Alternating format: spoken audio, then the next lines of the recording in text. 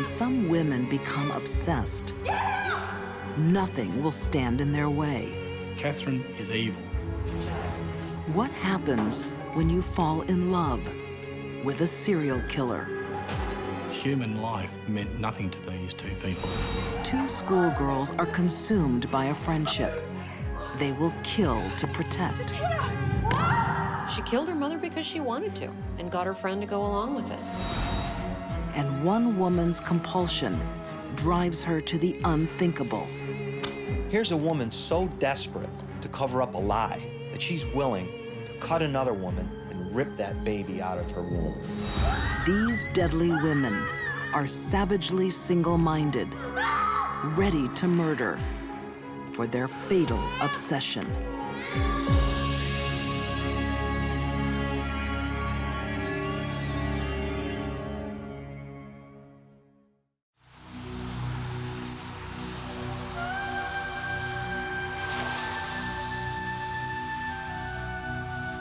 Obsession drives some women to unspeakable acts, as it did in Malvern, Kansas, in December 2004.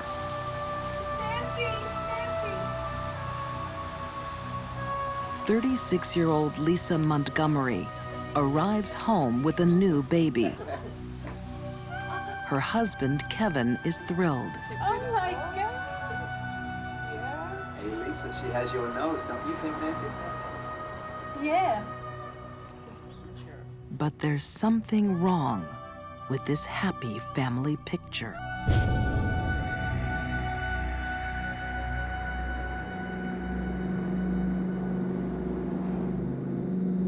The memory haunts Lisa's first husband, Carl Bowman. The images that run your head are horrible.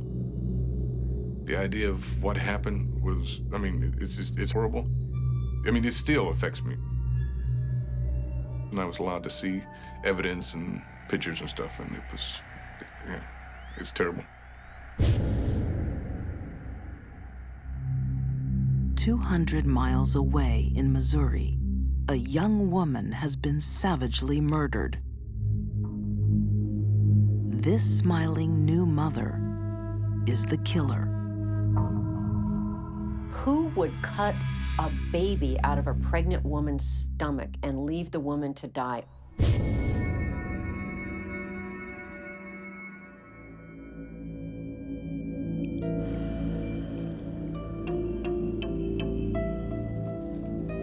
A few months earlier, excited mother-to-be Lisa Montgomery is preparing for a new arrival. She begins to buy diapers. She begins to buy baby items. I made some tea. Would you like some? Oh, no, thanks, Nancy. I'm fine. She tells the town, her husband, her children, everyone around her that she's pregnant. But what even her husband doesn't realize How far along are you? I'm in my third trimester. is this baby won't be coming. Lisa's pregnancy is a lie. You know, when I was pregnant, I was out here. You know, She lied through her childhood, Here's my ultrasound. through her teen years, through her adult life. Okay. I didn't mean anything. And one of the lies she perpetrated most often was, I'm pregnant. Lisa would say, I'm pregnant, I'm pregnant, I'm pregnant, but the baby would never come. And then would come another lie. I miscarried. Crime writer M. William Phelps discovered that Lisa Montgomery is an expert in faking pregnancies. She begins to wear baggy clothes. She begins to make doctor's appointments, fake doctor's appointments.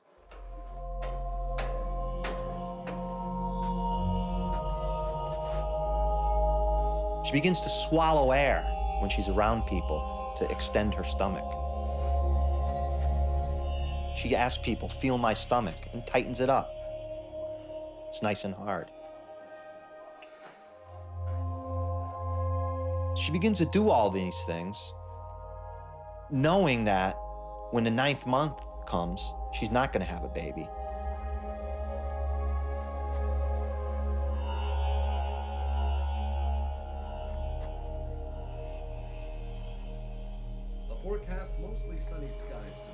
Lisa had 4 children in her first marriage,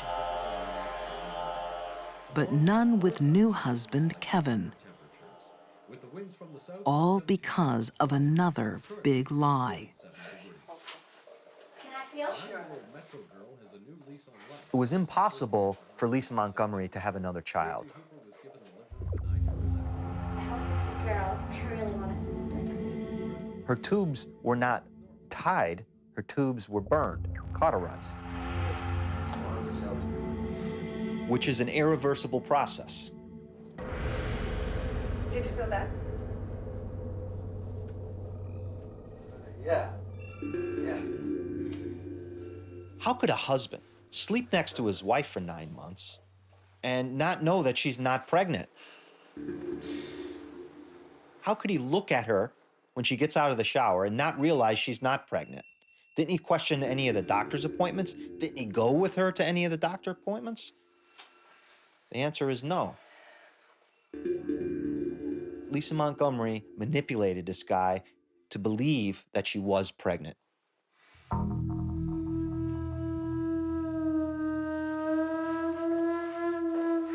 After her due date, Lisa's lies will be exposed to the world. But she has a plan. When she befriends Bobby Joe Stinnett online, a terrible idea takes hold. The one thing she notices about Bobby Joe is that Bobby Joe is pregnant. I think she looked at it as Bobby Joe would be in an incubator.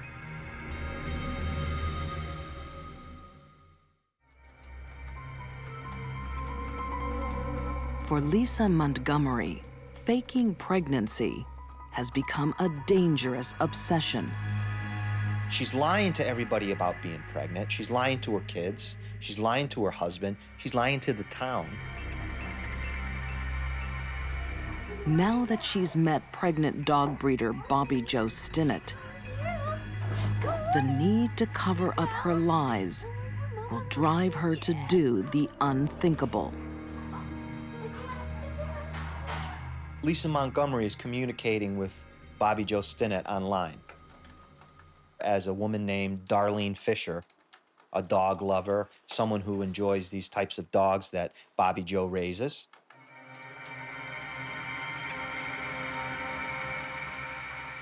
Darlene Fisher, AKA Lisa Montgomery, makes a date with Bobby Joe to look at some puppies.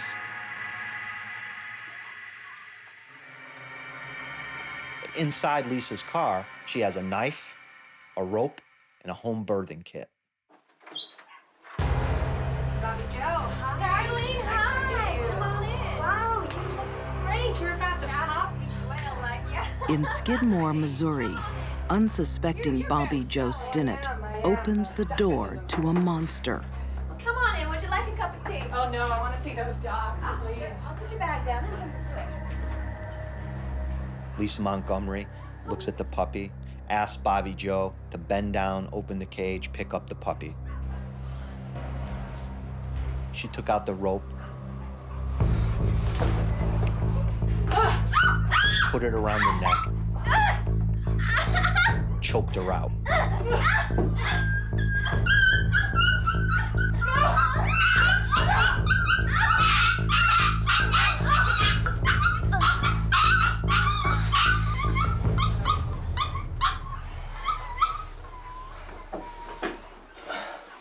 Lisa is ready to steal Bobby Joe's baby.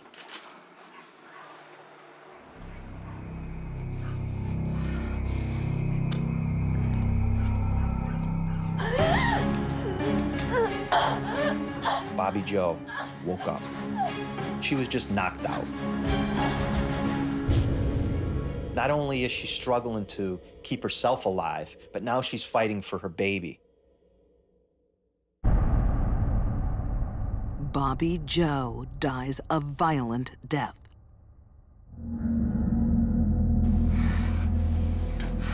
Her killer will now try to deliver her baby by cesarean section. One of the things that Lisa Montgomery did was watch a video on how to do a cesarean section.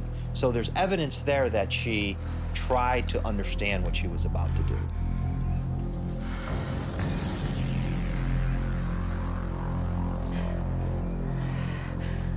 In order for this child to survive after the amateur cesarean section, the child would have had to have been at the end of the 8th month or the beginning of the 9th month.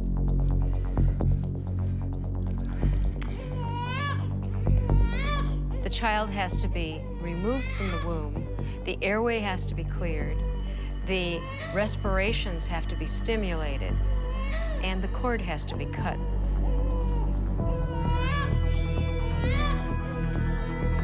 The 4-time mother knew just what to do. She has her baby. This child was very lucky to have survived.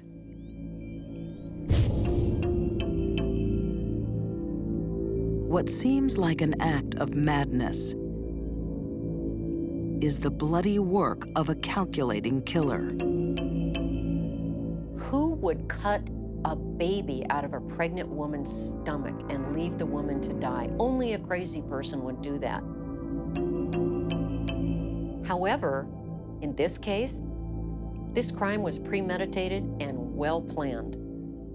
Lisa is not crazy.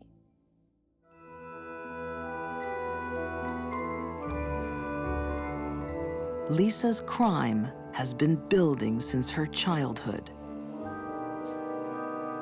She began to become an expert at lying. Pathological lying, sure, but more so lying to people in order to, get them to do the things she wanted done. But those lies would backfire. Lisa Montgomery's claim is that one of her stepfathers sexually abused her. She complained about being sexually abused, but no one would listen to her. Nobody believed her.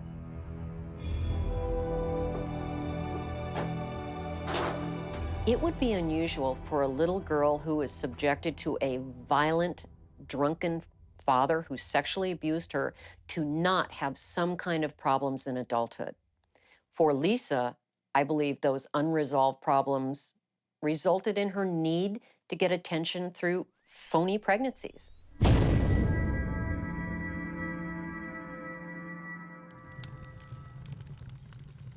One of the first to the crime scene is Sheriff Ben Espy.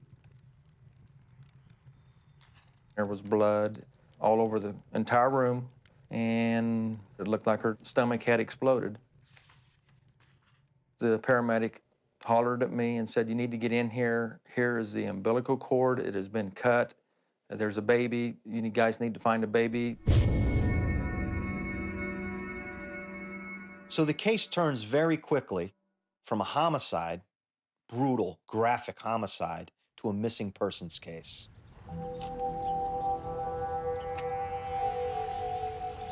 The hunt is on for the missing newborn. Nancy! An entire nation is placed on alert. Meanwhile, Lisa Montgomery, Kevin, her husband, they get up in the morning. They take the baby down to the local diner. They show off the baby. They're just one happy family cruising around town with their new baby. Well, guys, she's beautiful. Thank you. Go to the nursery. Lisa's new motherhood won't last long. The plundered body of Bobby Joe Stinnett gives up vital clues.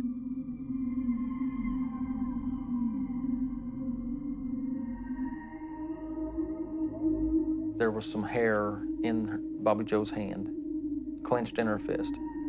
And that hair was taken and kept for DNA evidence, which did end up being Lisa Montgomery's hair.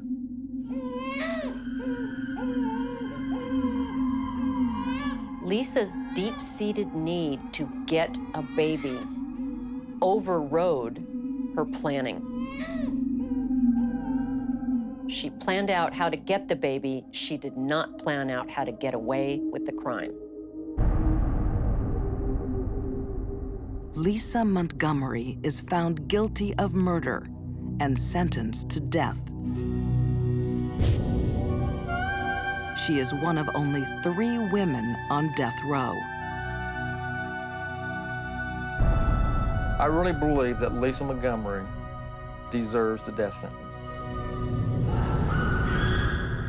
The brutality of this, and going into this young lady's home and cutting the child out, if anybody deserves it, she does. It wasn't done because she wanted that baby. That was not the point of it. The point of it was to cover up her lies. If there's one positive aspect to draw from this case, it's that the baby was returned to its father. And Zeb Stennett has that child in his arms today, and he can raise that baby as Bobby Joe would have wanted.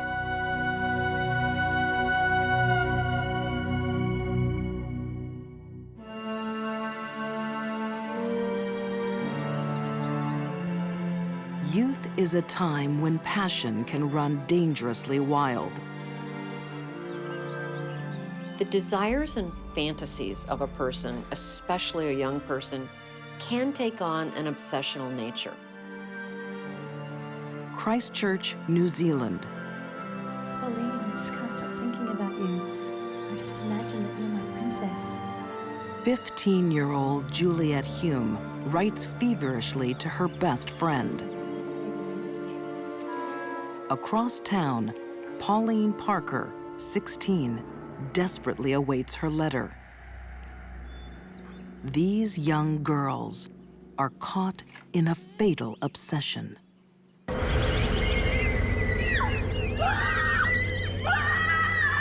This was a brutal murder. She didn't want her mother around. She hated her.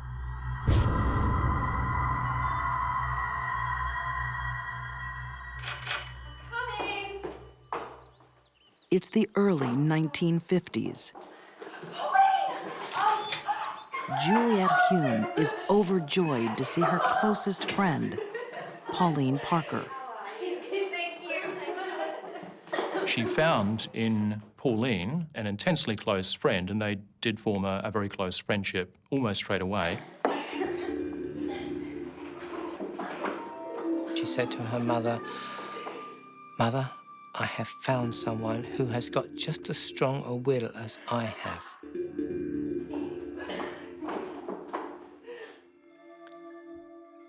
That's the start.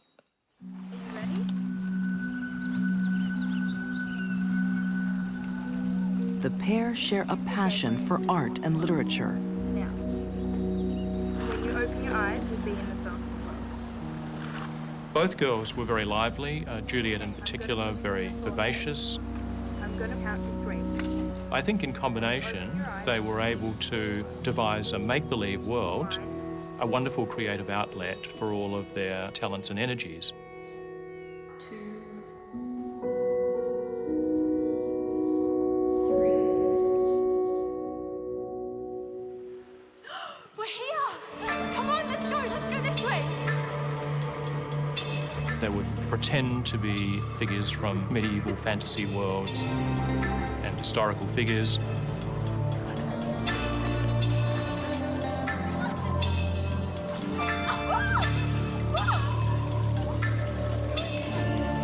It appears that in Juliet's case, she had an excessive and extreme fantasy life and appeared to be bad at assessing when to stop.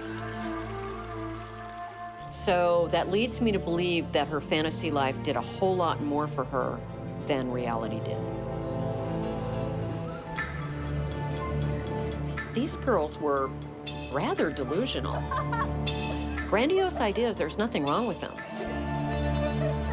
But when taken to an extreme form and not controlled, and the person basically loses touch with reality regarding that delusion, that's when they can become dangerous.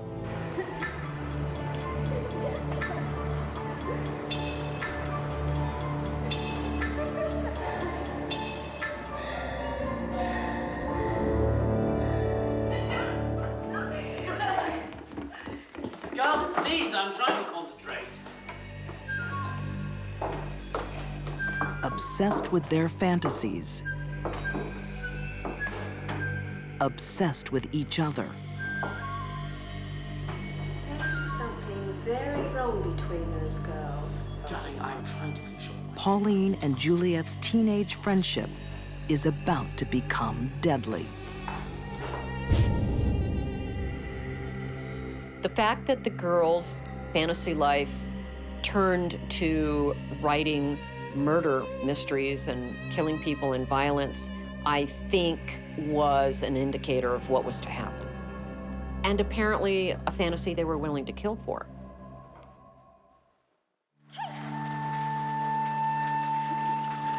Christchurch, New Zealand. Teenagers Pauline Parker and Juliet Hume lose themselves in a rich fantasy world. Your father and I have some very exciting news for you. Until their obsessive relationship is turned upside down. Darling, we're moving to South Africa. South Africa? Yes, With your mother? Juliet's parents announce they're getting divorced and leaving the country. Very exciting. I want to stay here with Pauline. Yes, we understand. And you'll make The other Hume friends. family was disintegrating, and Pauline and Juliet could see that they were going to be separated. Juliet, please understand. I don't understand. I want to stay here. Juliet will be sent to live with relatives overseas. I know, but I want to stay here. She's my best friend. She's pretty much my only friend. Well, of course, Juliet doesn't want to go. And then when it's determined that she has to go, she says, well, Pauline could come with me. But the only person who seems to be adamant that this was not going to happen What do you think you are doing? was Pauline's mother. And she says no. When she says no, she means no. You are staying where you are. We spoke about this. So unreasonable! They're emotionally bonded so tightly that facing separation becomes unthinkable. Get out of my room! Get out! Get out of my room! Get out of my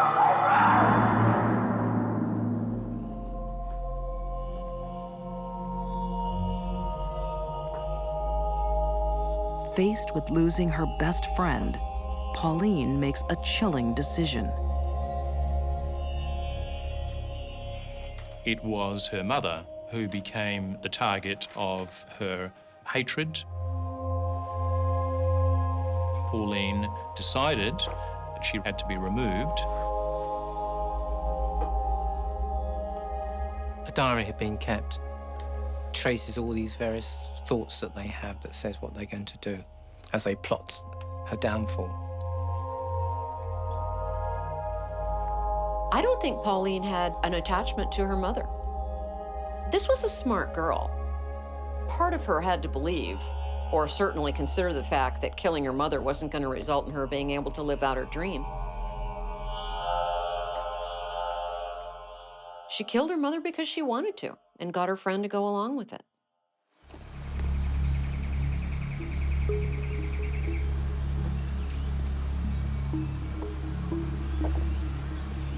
On a winter afternoon, the girls put their fatal plan into action.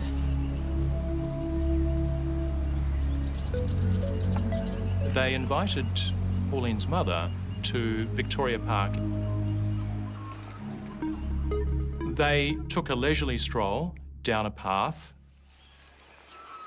and along that pathway, Juliet dropped a little ruby.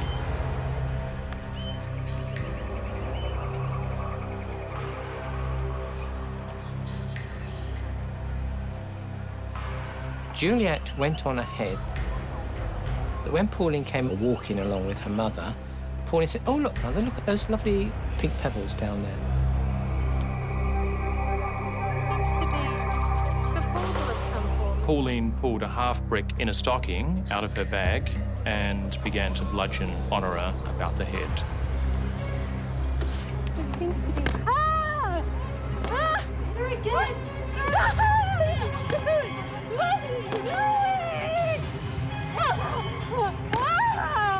They think it will be over in seconds. But it can take a lot of violence to kill. Just hit her. It would take repetitive blows. It would require that the outer bones of the skull be caved in and that the brain tissue itself become pulpified. The brain would start to bleed, and that the respiratory centers at the base of the brain would become altered.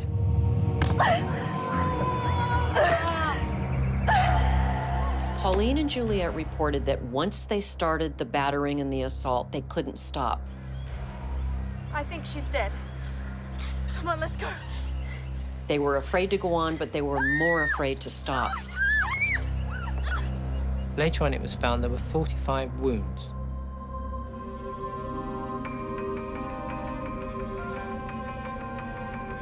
Juliet and Pauline have turned their darkest fantasy into reality.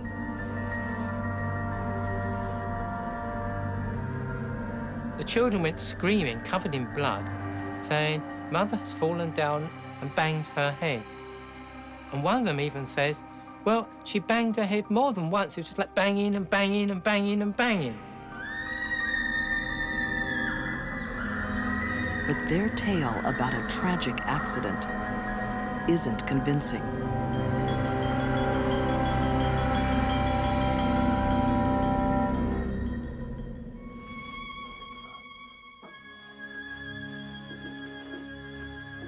The real story is found in Pauline's diary. What marks this case out as distinctive is that the diary actually documented a murder plan.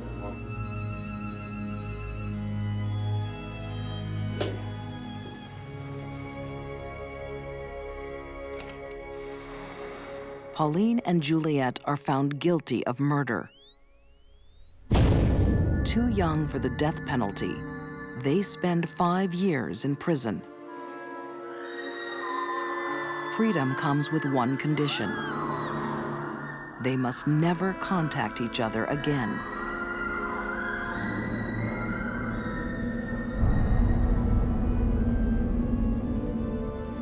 Today, Pauline Parker lives in England.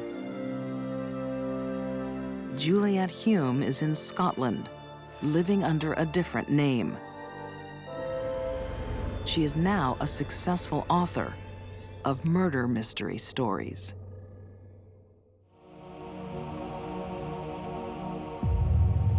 For some women, a fatal obsession becomes one man.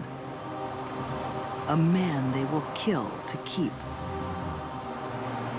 It happened in the city of Perth, Western Australia, in 1986. Human life meant nothing to these two people.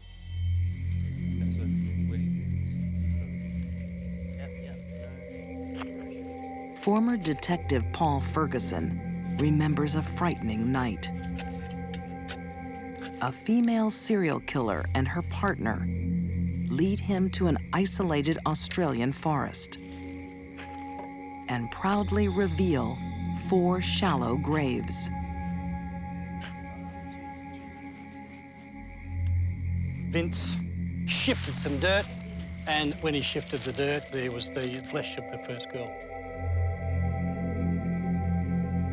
One disturbing moment stands out in his memory. She pointed to the gravesite and then spat on the gravesite. Disgusted. Absolutely disgusted. Few will forget an encounter with the killer Catherine Burney. I'll tell you, Catherine is evil.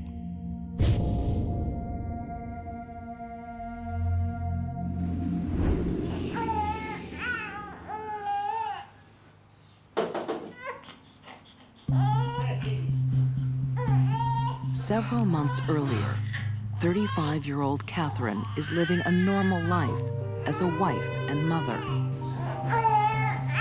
But ex-lover David Burney wants to rekindle their romance. She'd been seeing Bernie while she was still married, and after 12 years, she took off with him, and that's when David Burney led her down the path of homicide. Come on, let's go and have some fun. Catherine suffers from dependent personality disorder. It leaves her helplessly obsessed with a dangerous man. She believed that women were put on this earth to service and provide for men.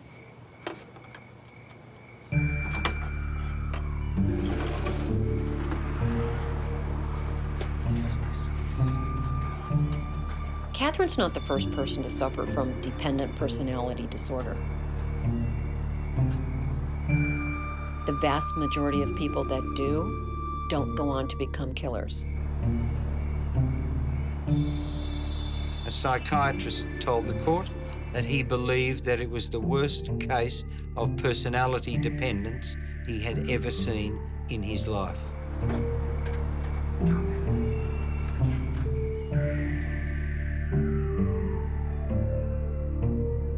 Researching Catherine's troubled life, writer Paul B. Kidd found a woman desperate to satisfy David's desires. I had sex almost all day, every day, at every given opportunity. There was no stopping David Burney. He was a sexual athlete. But David Burney needs more. His fantasies are dark and violent. Catherine would do anything David wanted. She didn't want to risk anything to displeasure him or lose him. And if his appetite extended to sex with other women, even captive sex slaves, that was fine with her. Hi. Hello, I'm here for some tires. When 22-year-old Mary Nielsen calls on the Burneys, G'day, love. How you going? she steps straight into their terrifying new game.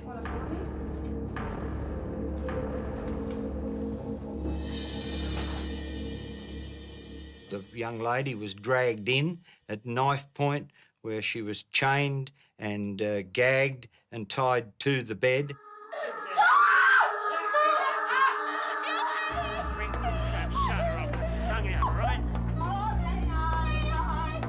David Burney raped her repeatedly while Catherine looked on, and they both got off on it.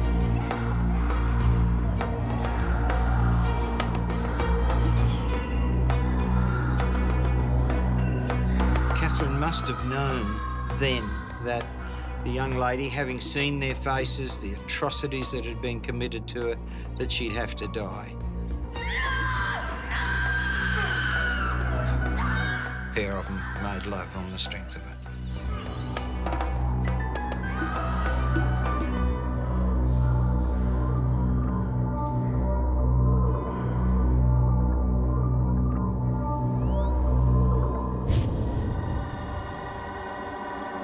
They were parasites.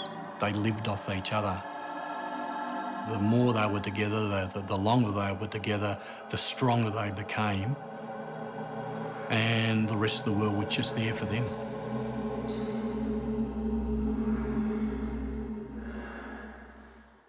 Their next victim was a 15-year-old hitchhiker. The girl had no hesitation into getting into the car with a man and a woman.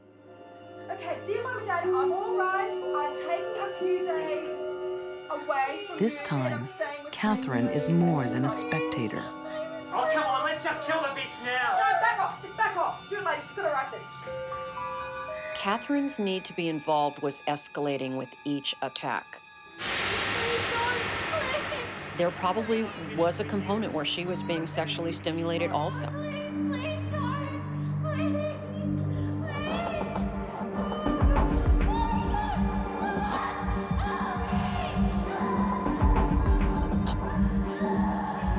She will do anything to please David Burney.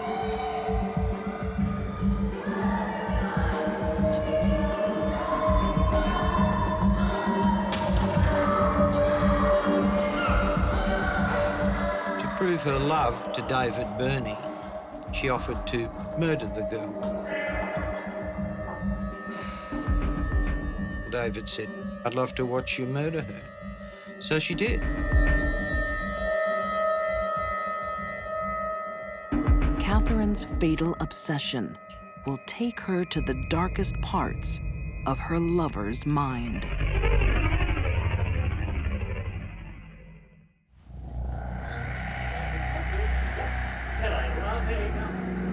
Catherine Burney is fatally obsessed with a serial killer. To prove her devotion, she helps him live out his deadly fantasies. She wanted to please him, but knowing that David was being turned on by this activity also, I think, stirred up a jealousy in her, and that's why she had no trouble destroying these women also.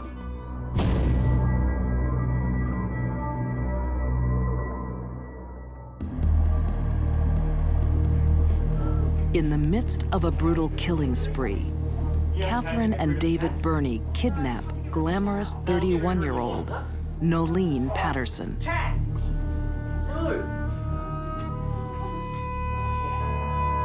Catherine knew immediately this one was going to be a problem. She was different. She was everything that Catherine wasn't. She had class. Yeah, no, we'll get rid of her in the morning, huh? No, not David now. No. David did not want to kill her. Kept her alive for 3 days, kept putting it off. And this brought up intense feelings of jealousy. David, look at me! Look at me! What? You get rid of her tonight. It's either me or it's her. No, Catherine Burney was seething, absolutely seething with rage. Okay. We'll Get off the bed, David! Get off the bed! Okay. I'm off the bed, okay? I want it dead. I don't want to have People that suffer from dependent personality disorder don't have a sense of self really at all. Promise you. We'll get rid of it tonight. They develop a feeling, a belief, they cannot live without the other person. And if that other person were to leave them, they themselves would die. Put the knife in my hand. I'll kill her now, eh? Long after they dispose of Nolene, Catherine's bitter jealousy lingers. Sorry. I love Kath.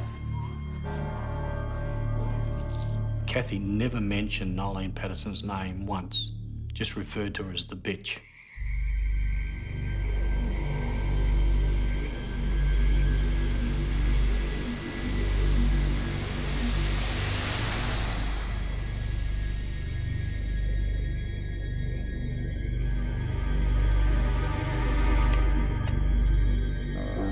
David's next move will horrify even Catherine.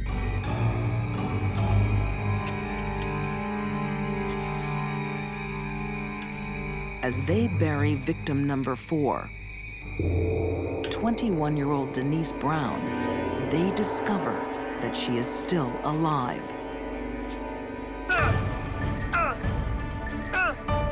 Catherine urged David to stab her again and produced a bigger knife, which David used to stab her in the neck and chest. No.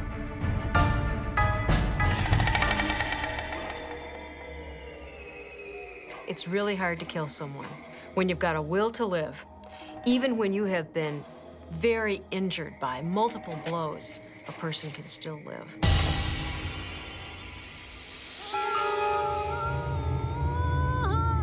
As they covered her over, she sat bolt upright. She wasn't dead at all. When she sat up in the grave, she was responding to sand being placed over her mouth or nose, obstructing her respirations. The most basic drive is to breathe. And even when your level of consciousness is altered, if there is sudden obstruction, you're going to do whatever you can to preserve your airway. David Burney, seething with anger. I'll fix her this time.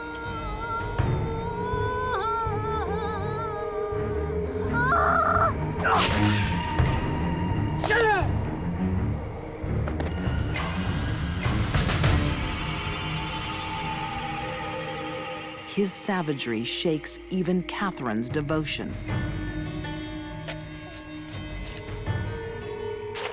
Catherine became, I think, frightened and repulsed by David crushing the skull of a victim. Catherine started having doubts that she could go on with the killing.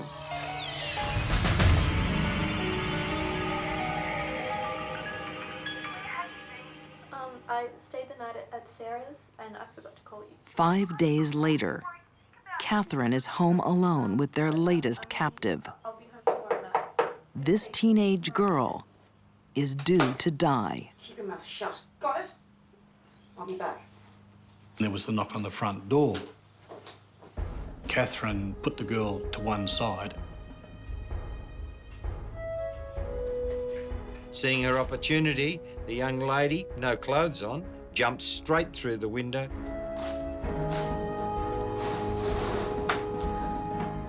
Did Catherine Burney leave the bedroom window open on purpose? We'll never know. Was the axe murder too much for her? Was it her way of saying, I've had enough? This is the end of this.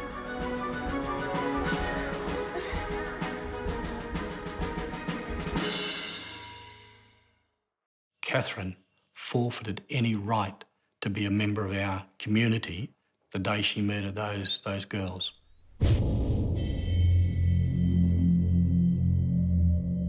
Catherine and David Burney are found guilty of murder and sentenced to life in prison, never to see each other again. In the courtroom, Catherine leaned forward and stroked the back of his hand, an act of devotion, caring, empathy, love. For most people, for me, what it represented was, don't forget me.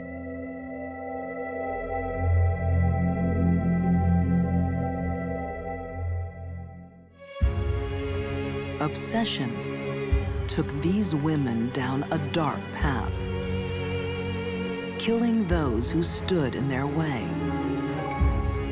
To cover up her lies, Lisa Montgomery stole a baby from the womb. Catherine Burney made an unholy alliance with a serial killer. And Pauline Parker's strange bond with Juliet Hume destroyed a loving mother. For these deadly women, a single-minded desire became a deadly focus. Murder was a means to an end when they were in the grip of a fatal obsession.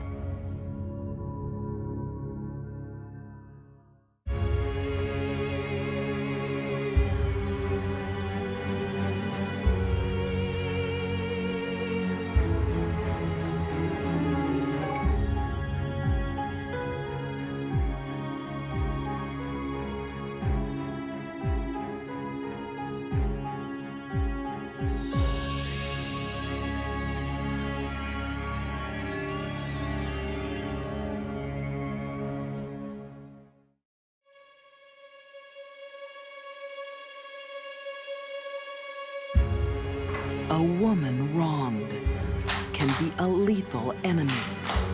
She had a single-minded passion, and it was to get her ex-husband in the grave. A jealous girlfriend takes bloody revenge. She said, I can't let you go. You're going to die. Daddy's little girl becomes his killer. She had to be looking him right in the eye, and she still did it. And an ex-wife completes her divorce with a gun. It was an incredibly cold-blooded killing. For these deadly women, it's payback time with a lethal vengeance.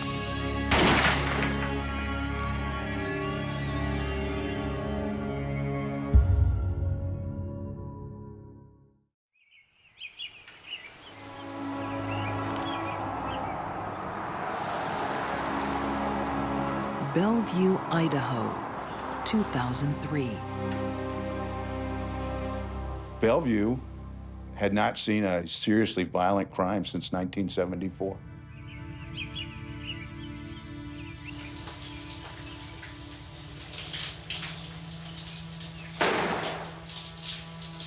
Diane!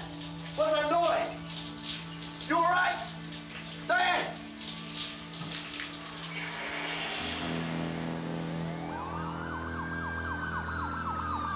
You could hear sirens all over the valley. I mean, I woke up to sirens. That morning, Marguerite Sowersby receives terrible news. It was totally disbelief that this could happen in such a small town. Alan and Diane were very well known, very well liked. They were active in our church. They were active in the trap shooting community. They were active with bowling. They were fun people. Now, at 6 a.m. in their own home, Alan Johnson and his wife Diane have been shot dead. We had our fights, we had our drunks, we had our DUIs, we had those kind of things. We did not have brutal gunplay. That just didn't happen. Not everyone is in shock. The Johnsons' daughter, Sarah, is strangely calm. Sarah was sitting on the fence, watching them bring the bodies out in body bags. And it was no different than her watching a softball game. It was very cold, very, so what?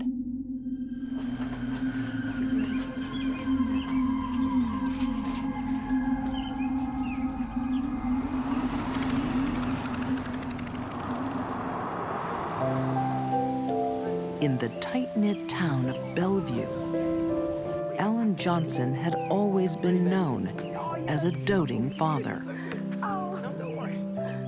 Alan was a sweetheart. He was like the brother that I never had.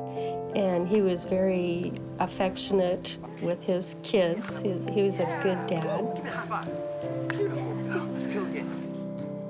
Alan's sister-in-law, Linda Vavold, said he had a special bond with his daughter, Sarah.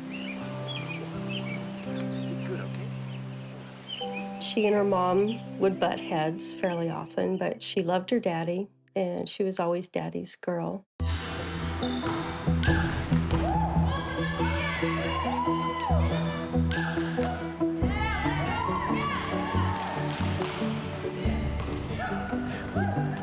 But 16-year-old Sarah has another man in her life. Bruno Santos was a high school dropout here in the Valley, an illegal alien. And Sarah started seeing him, and I didn't particularly care for him. Bruno is 3 years older than Sarah and known to police. Bruno was involved in some street narcotics activity. Nothing major, but enough that when he drove around, he got the blue light special. Maybe I'm worrying too much, but maybe I'm not. Maybe somebody needs to worry. She could be out with that Hispanic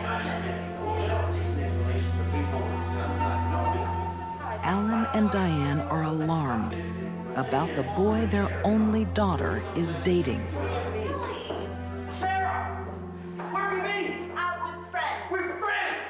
None of your business. That's Spanish, don't you? That's Spanish. Dad, even if I was with him, I'm 16 years old. I can do what I want. So they told Sarah that they did not want her to spend any time with him. I don't know who he is or where he comes from. Dad, I'm not your baby. Go! My baby, go! And so Sarah was pretty upset about that, and apparently she decided that she was going to see Bruno whether they wanted her to or not.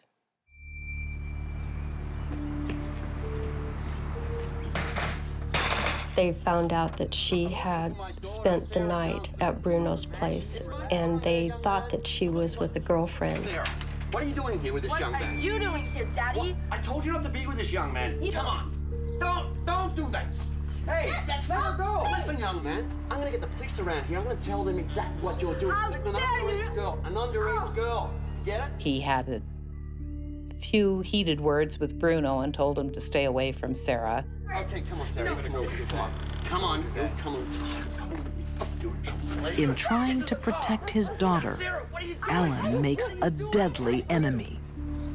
I had talked with Alan on the phone, and he was crying.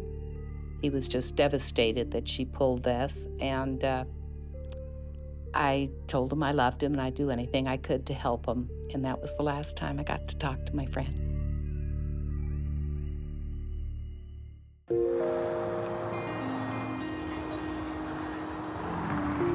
In the small town of Bellevue, Idaho, no one saw it coming. You don't want to believe it because it just can't be real.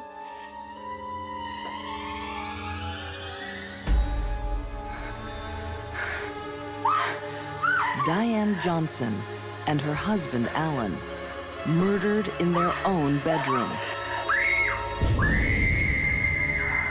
Their daughter, 16-year-old Sarah, calls for help. I received a call at my home from Blaine County Dispatch the morning of the homicide.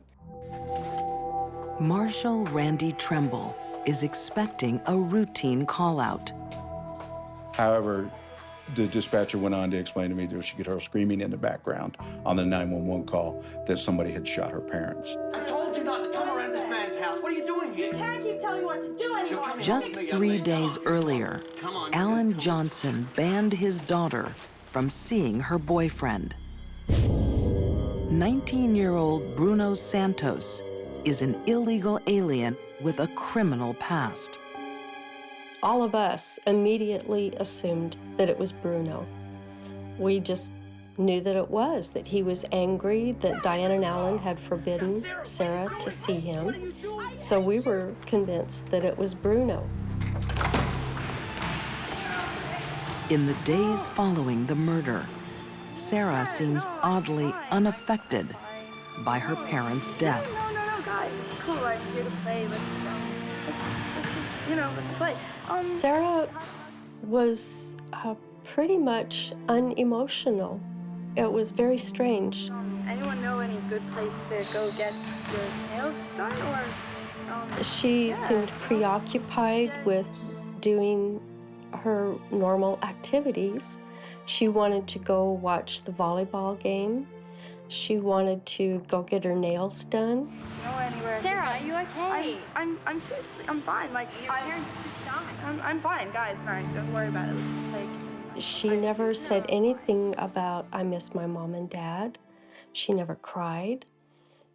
It was just like nothing there. Come on to this. Even more suspicious is what police find in her trash.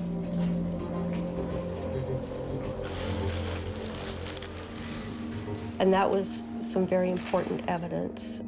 There was a bathrobe that had some blood on it and gloves.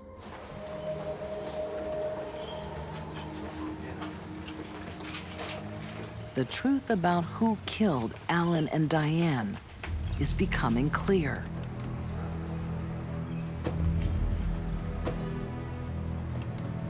From the moment I spoke with Sarah Johnson to where we are sitting right here, right now, I have no doubt Sarah Johnson killed her mother and father.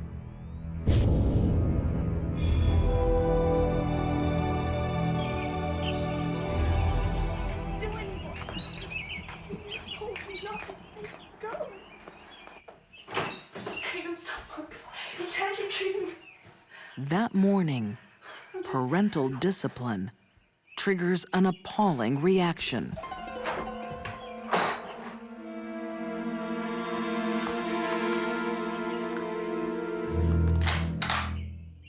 Sarah's ego would not allow her to ever accept defeat. She had to have the last word. She had to be seen by others as someone who was on top at all times. She was the kind of person, because of this, that would deeply resent being told what to do. Sarah's fury cannot be controlled. The only thing that we could surmise was that she was so in love with Bruno. And when her parents broke it off and said she was not going to see him again, he was not going to be coming around, that something just snapped in her. Sarah's mother never wakes up. According to the evidence, Diane had been shot while she was still in bed asleep. You're right. When Alan Johnson investigates, Oh my God! Daddy's girl takes her revenge. Alan had been shot facing the person that killed him. And if it was Sarah, she had to be looking him right in the eye. And she still did it. And that just was really hard for us to accept.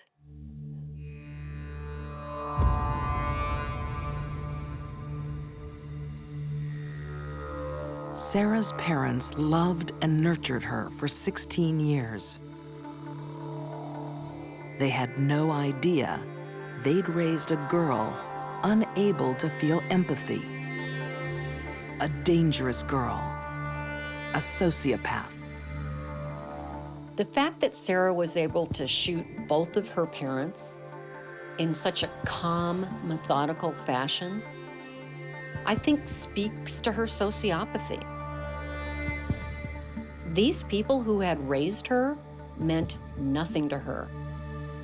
What they meant to her actually was obstruction, and killing them was easy.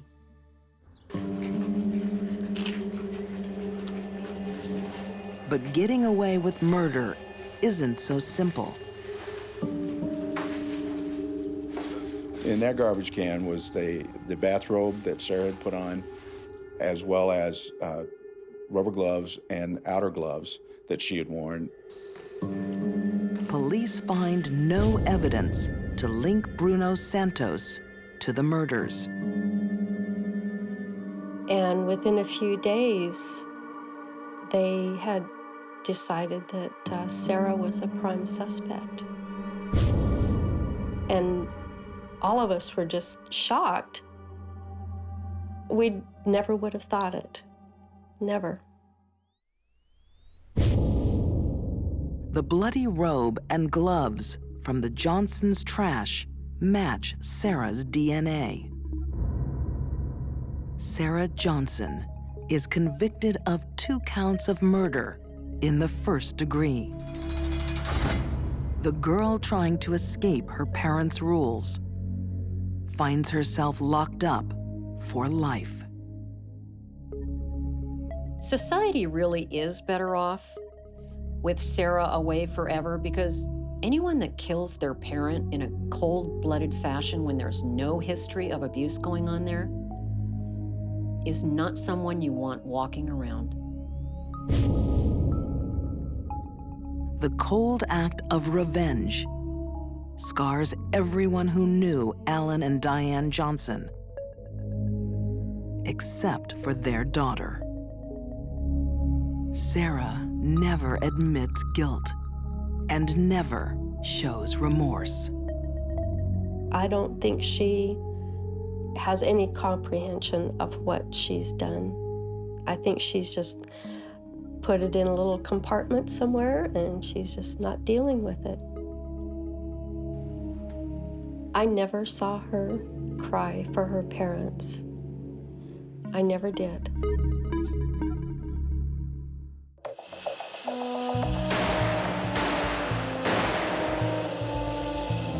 Revenge can transform a suburban mother into a calculated assassin. Wow, honey, you are a hotshot. This is a woman who was not able to take rejection on any level. Consumed by lethal vengeance, this mom's next target will be flesh and blood. It was an incredibly cold-blooded killing.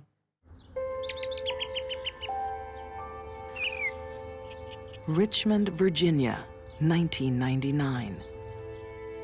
40-year-old Piper Roundtree is on a downward slide.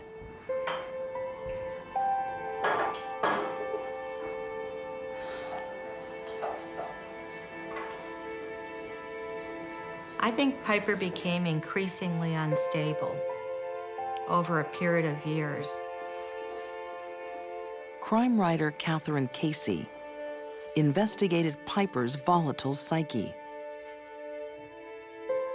Piper had a personality disorder, a narcissistic personality disorder. The disorder makes Piper self-obsessed, unable to see her own faults.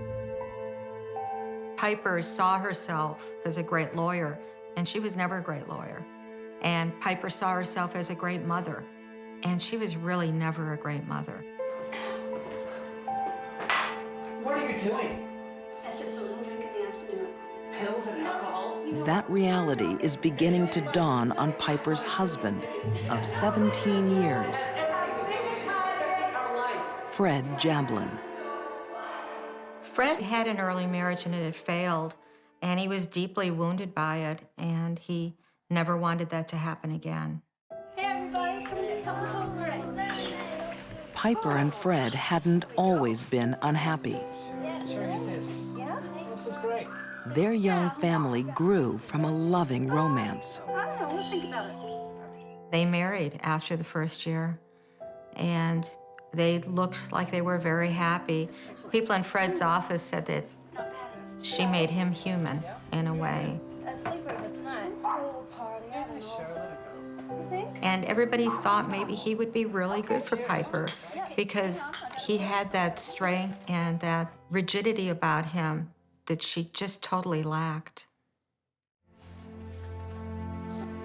But Fred is about to make a painful discovery. What are you doing? Hi, I'm getting What's ready this? to go. I'm going out for lunch with the girls. Nothing special. You're seeing somebody else, aren't you? God's sake, Fred. Fred learned that Piper was having an affair with a doctor in Richmond. And that was something that Fred couldn't turn his back on. Touch me. You know what, friend? I'm going out. Yeah, you know, that's fine. Yeah, just get out. Get out! Fred files for divorce and plants a seed of vengeance. Thousands upon thousands of married couples split up and divorce every year in this country, and rarely does it end in homicide.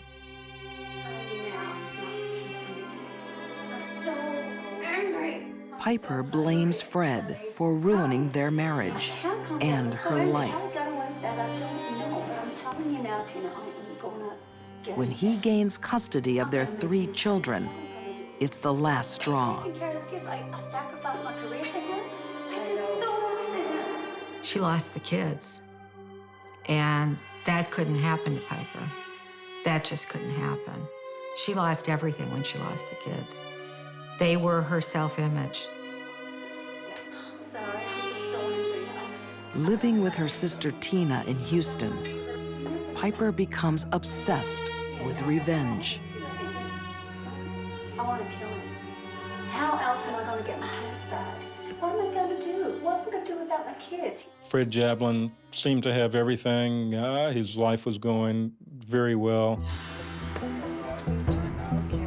All right, I'm gonna fix it right now. Let me just see. All right. Piper Roundtree's life was in disarray, and I think she was desperate without her children. I told you. Okay, excellent.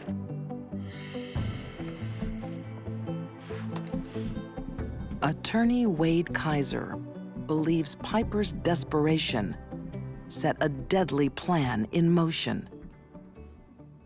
We know that Piper Roundtree visited a shooting range in Houston, Texas, the week before this murder. Piper practices with a .38 caliber revolver. Coldly, deliberately, she is rehearsing a homicide. Piper had a single-minded passion, and it was to get her ex-husband in the grave.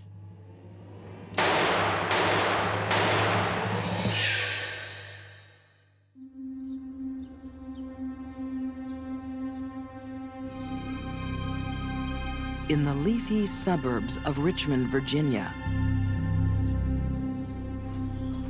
a body shot to death before dawn. It seemed like it was a planned hit or someone intentionally went there to kill him. The victim is Fred Jablin, respected professor, father of 3, recently divorced. A number of people had said, well, the first suspect I'd look at would be the ex-wife.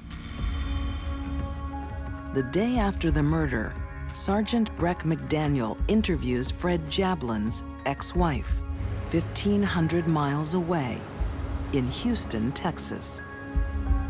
She was entrenched in the statement that I was in Galveston, I was in Houston, I did not leave Texas, and she didn't waver from that. She stuck to her guns and she wasn't changing it. Piper Roundtree is lying, concealing a crime of deep premeditation. I was a homicide detective for almost 6 years, working murders full-time, and worked on a lot of murders. And Piper's plan was the most elaborate I can think of. Excellent. Get this back to you. Yeah. Okay. Fred Jablin believes his ex-wife is in Houston.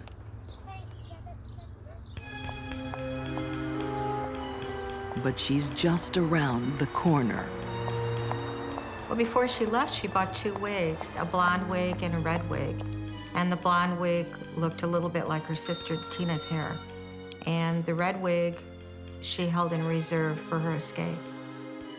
How can I help you? I'd like a rubber tonight, please. Sure, just a start. Can I get some ID? Piper has traveled to Richmond using her sister Tina's identity. And she uses a false name to sign in at a hotel. Here you go. Thank you. Enjoy yourself. The clerk at the hotel she stayed at nearby the murder scene commented on her behavior and how odd it was that she was wearing this wig and like she wouldn't make eye contact. So almost she drew more attention to herself in an effort to disguise herself than if she just behaved normally. The cell phone is another mistake. Piper was a cell phone addict. She was on the phone all the time. They were able to pinpoint them, and they knew that somebody was on Piper's cell phone in the Richmond area. No. Mom is in Galveston. We knew that she was the one using the telephone because her children had talked to her, recognized her voice. Okay, bye. Piper Roundtree is on a mission of lethal vengeance. Fred, I hate you. I'm going to get my kids back and you're going to be dead in your grave. I'm going to kill you, Fred. Her children will lose their father in a violent shooting. Because Piper has to place her own feelings first. Piper's a narcissist. She's a true narcissist. And a true narcissist really doesn't think about how other people feel. And in this instance, I don't believe she ever really thought it through. I don't think she ever realized the effect it would have on her children. She only thought about what would make her happy.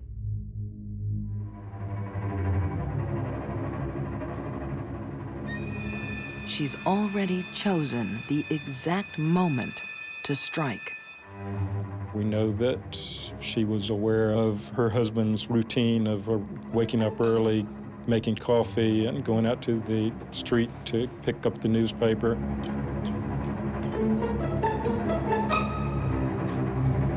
On this Saturday morning, the news is all bad.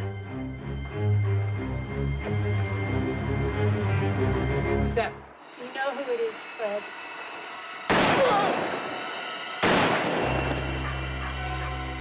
The last thing Fred would have seen was Piper holding that gun, and it was an incredibly cold-blooded killing. Piper flies back to Houston right after the murder.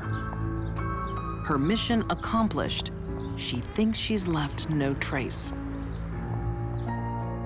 This is a murder by a classic narcissist. She was so arrogant in thinking that she could get away with this that she paid no attention to the details. She left a very long trail of circumstantial evidence regarding the purchase of wigs, the rental of cars, using identifications that not hers, of going to gun ranges to practice firearm shooting, things of that nature. Checking a gun at the airport on the way up there, but not checking one way on the way back. Clue. Piper is arrested just days after the killing. The evidence against her is overwhelming. She will spend the rest of her life separated from her children, behind bars. The most tragic part of this case is what she has done to the lives of her own 3 children. Not only did she take their father away in a cold-blooded execution-type killing, but the stigma of what she has done has got to weigh heavily on these 3 kids and will for the rest of their lives.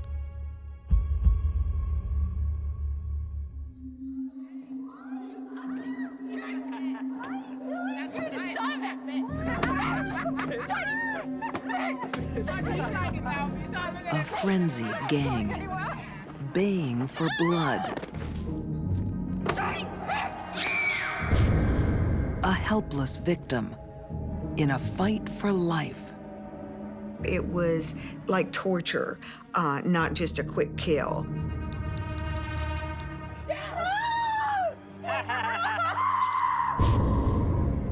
There was hardly any places about her face and body that didn't have a cut mark or slice mark.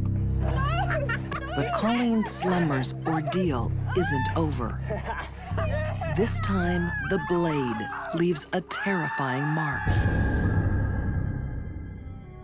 That pentagram was supposed to be the door to release her soul to Satan. Tonight, Colleen will die, and her killer will celebrate. There was an evil person behind those eyes.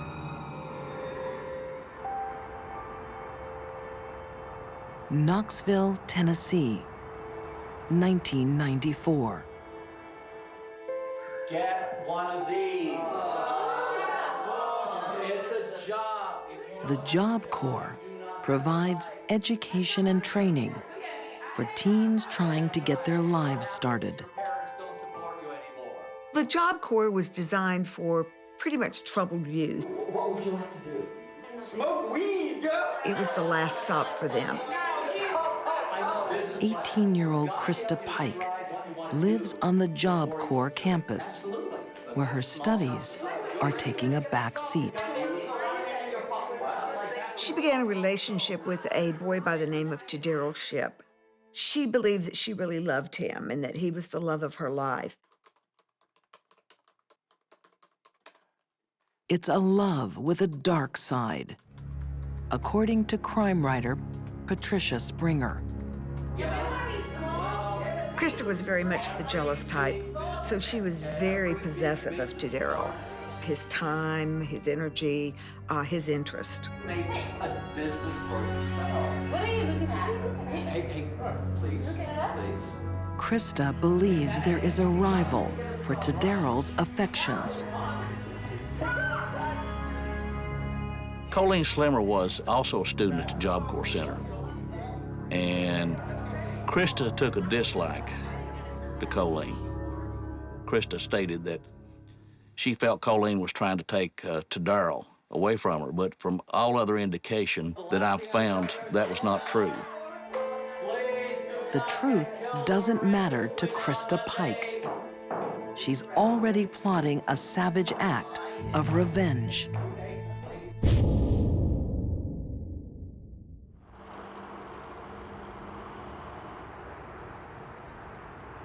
You would think in a sleepy town like Knoxville that you wouldn't see anything of that sort. Detective Randy York will deal with the aftermath of Krista Pike's awful rage. I couldn't justify what she did in my thought process, and I don't want to. Anybody that could, I would imagine, would be as crazy as her. Growing up, Krista had little family stability. Hey, sweetie, look what I got. What, Mom? You want to try some? I want some. Okay, okay, you can have some. Mom was more interested in partying than raising a child. All right, write me up, baby. Then as she got to be a teenager, Mom wanted to be more of a friend than a mother. And she smoked pot with Krista. Okay, you want to look up? Yes. Okay, hold on a minute. Krista was sent to her father. Her father didn't want her. He'd send her back to Mom. And so she was bounced around. Her grandmother actually raised her. All right, you having fun or what? When her grandmother died, that was sort of the ultimate abandonment for her. That was the only person that had ever really cared for her. Learn how to chill sometime. What do you do that for? It's more than parenting or drugs that makes Krista dangerous. It's her volatile mental state. I'm not trying to have a little girl time tonight. I don't want to have girl time. Don't. You're stupid. You're skank. I don't think Krista had a chance of being a normal person in our society. She certainly later in her prison years was diagnosed with a severe mental illness. The illness sounds benign, borderline personality disorder, but it means that Krista lives in a world of extremes, a place of all or nothing, of black or white, of love or hate. For a young person with an inability to handle their emotions in a mature manner, it's not much of a jump from jealousy to violence. Do you know Colleen? Yeah. That bitch, I hate her. Why? 'Cause she's trying to steal Tadaro. I just feel mean today. You know, I could kill someone. Yes, I could. I could kill someone. You don't believe me? Krista decided that she was going to get rid of the competition, so to speak. So she thought the only way to eliminate the competition was to kill her.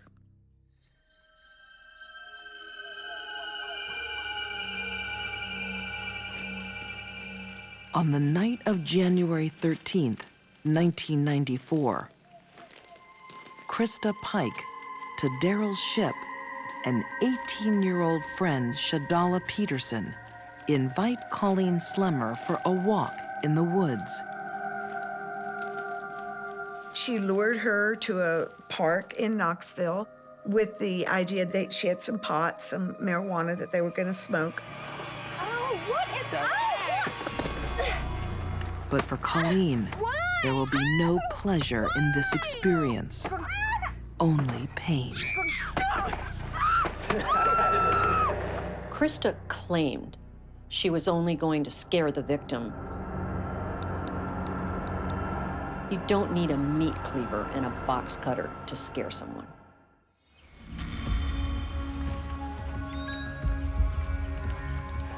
In Knoxville, Tennessee, a brutal crime scene. A teenage girl slashed, murdered, mutilated.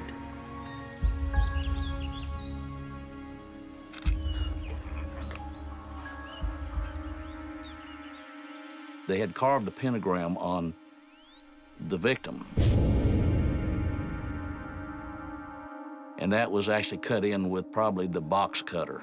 And that was while she was still alive.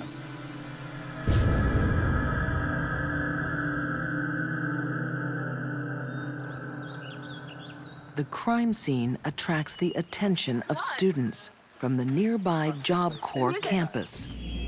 Among them, 18-year-old Krista Pike. Who is it? Who is it? She and two others actually came up and was questioning the officer about what was going on. Do you have any suspects? But at that time, we didn't know that she was part of it. What's your name, miss? That's none of your business. The symbol carved into Colleen Slemmer's body is also worn around the neck of her killer. It's a sign of Krista's devotion to Satan and her lover to Daryl Shipp. To Daryl and Krista consider himself boyfriend and girlfriend. He told me he'd been involved in satanic worship since he was 11 years old.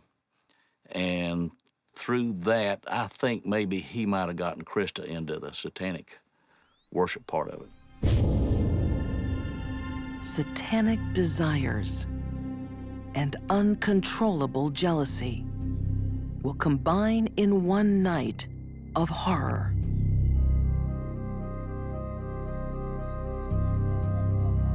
The evening before Colleen Slemmer's body is found, she follows 3 other students into the woods. I don't think Colleen had any indication that this was going to happen. Oh, what is Krista thinks Colleen is moving in on her boyfriend and wants to take revenge. She's brought to Daryl Shipp and Shadola Peterson as backup. Sometimes when people are in a group, they involve themselves in behaviors with the group that they would never do individually, ever. And sometimes that ends up in a group murder. Krista confronted Colleen about her relationship with Daryl. Colleen insisted that she had no relationship with Daryl, but Krista was so possessive of him that she wouldn't hear it. Krista draws a blade from her jacket. She called her a lying bitch, and she said that she was going to make sure that she didn't come around to Daryl any longer, and then she began cutting her. During the next 45 minutes, Colleen will be slashed over 300 times. In this case, I think all of the marks left on the victim's body indicate she was being punished. She was being punished by Krista, and Krista got her friends to go along with her. To Daryl Shipp is happy to join in.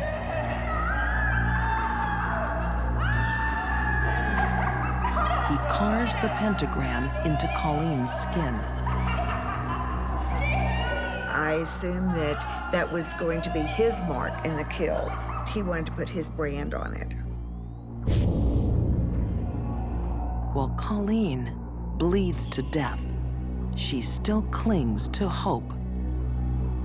And she said, if you just let me go, I'll hitchhike on to Florida. I'll go back home, just let me go. And basically she said, you know, I've already gone too far. I can't let you go. You're going to die. The last thing Colleen Slemmer sees is Krista Pike raising her arm. The death blow crushes Colleen's skull.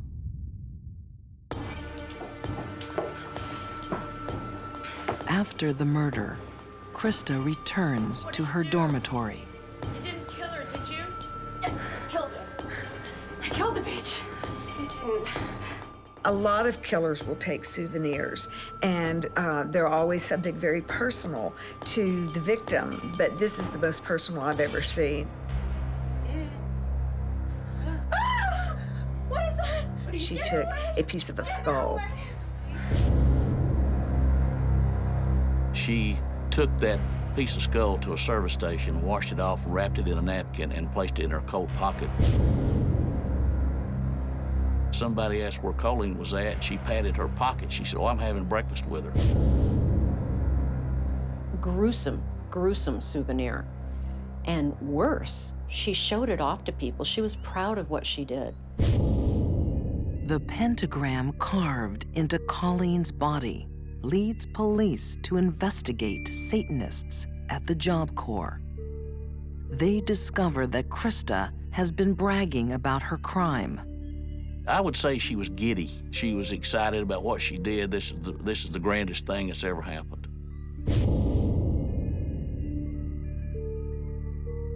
Randy York, the detective, was just stunned because she was euphoric, and she played out both parts of the kill for Randy. She would get down on the ground and she would squirm just like Colleen did, and then she would jump up and she would play her part as the killer and slash motions. So it was just that delight in what she had done. All three suspects admit to the attack on Colleen Slemmer. Shadola Peterson receives a 6-year suspended sentence. Daryl Shipp gets life. And Krista Pike is sentenced to death. At 21, she becomes the youngest person on death row in Tennessee. It did surprise me because most juries are sympathetic to young people for some reason. But I don't think the jury saw any hope for this girl. I think they heard all the details and the things that happened, and I think they saw her as evil. A craving for revenge and a dangerous mental illness made Krista Pike a brutal killer. She remains on death row and remains dangerous. I don't believe Krista has changed. I don't believe Krista can change. I think her personality is set. In prison, she has attempted murder again, and I think that that's who basically she is. And she can't possibly change that at this point in her life. For these deadly women, revenge was served with blood. Sarah Johnson turned a teenage tantrum into murder. Piper Roundtree wouldn't rest until her ex-husband was dead. And Krista Pike was a born killer, just waiting to strike. Once angered, they raged inside and hit back with lethal vengeance.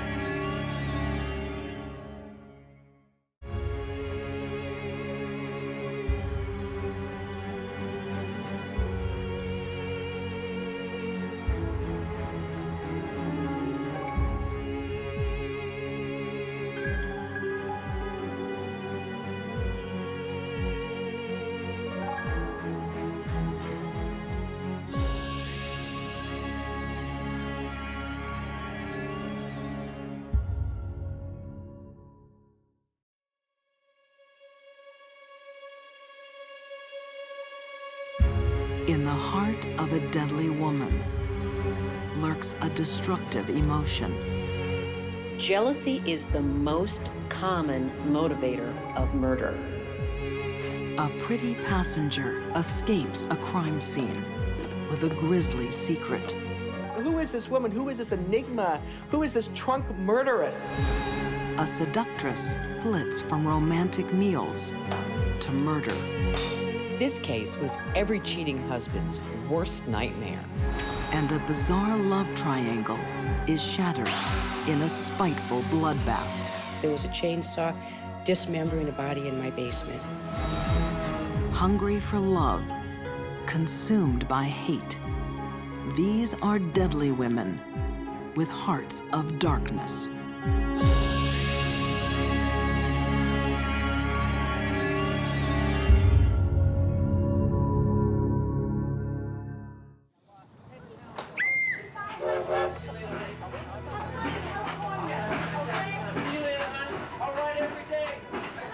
Jealousy is all too easily disguised behind an innocent face. Like the face of a passenger on the train to Los Angeles in 1931. She was beautiful, she was sweet, she was pleasant, she was nice. She was kind of everything you'd think a little minister's daughter would be. Her name is Winnie Ruth Judd. She arrives in a new city with a few pennies in her pocket and a suitcase full of secrets. And then they start discovering that the trunk is bleeding. When the trunk is opened, America will be left reeling. This is the biggest sensational case in the entire country. Papers all over the nation are writing about this unbelievable situation. The trunks, the bloody trunk. I mean, who is this woman? Who is this enigma? Who is this trunk murderess? It was frantic. No one knows the tale of Winnie Ruth Judd better than writer Jana Bommersback. She had every right to believe she would have a white picket fence and a nice little life, and that's not the way it turned out. Phoenix, Arizona. One night in 1931. So Jack popped into the office yesterday, and he said that they should be here about 8:30, so... Roommates Anne Leroy and Sammy Samuelson are in the mood to entertain. He said he was going to bring a friend. I wonder who he's bringing. We're here. Hello. Tonight, their guests include 26-year-old Winnie Ruth Judd. Oh, I'm Pete. Pete, this is Pete. Oh. She was one of the young ladies around town who played a bit and became involved with some very influential political people in Arizona. Winnie is having an affair with married businessman Jack Halloran. They called him Happy Jack. And he was, I guess, a man about town, maybe a playboy. Jack is well connected in Phoenix and likes to mix business with pleasure. Having a good time there, Pete? Oh, this is great. Jack Halloran was a tall, good-looking Irish guy who could take his booze and his women in great big doses. He was also a lumberman. He owned a lumber company in town. He was on the Chamber of Commerce. He was on all the city commissions. This was a dandy man, as handsome as can be, and he liked to party. But Winnie isn't the only one with eyes for Jack Halloran. And apparently all three of these women were crazy about this guy, and they all were trying to wheel themselves into the best position. We have the entire Southwest market covered. There was a disagreement between these three young ladies, probably over the affections of Jack Halloran. It's a disagreement that will turn deadly. Jealousy is the most common motivator of murder. Criminal profiler Candace DeLong has seen envy explode into homicide all too often. Jealousy can drive people to violent extremes because it cuts them to their core and it hurts, and the only way the person can stop the pain is to destroy their rival.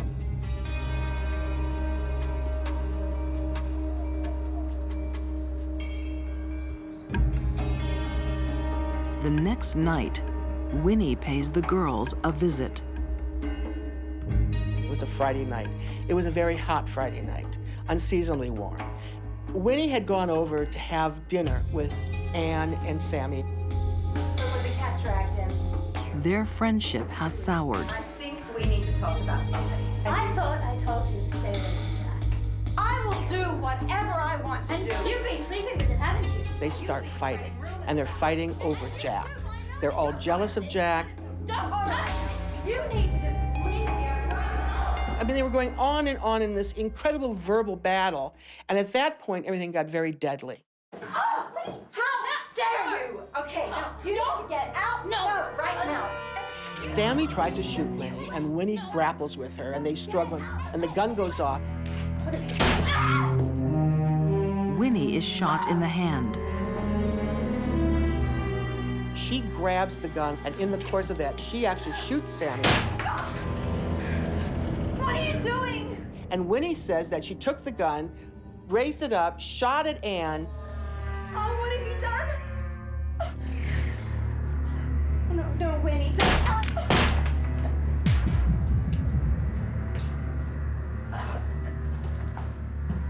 And realized that her two friends were dead.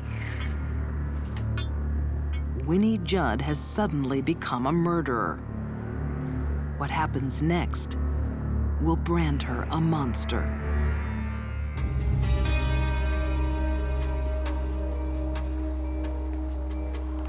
Phoenix, Arizona, 1931. The lives of two women have ended tonight,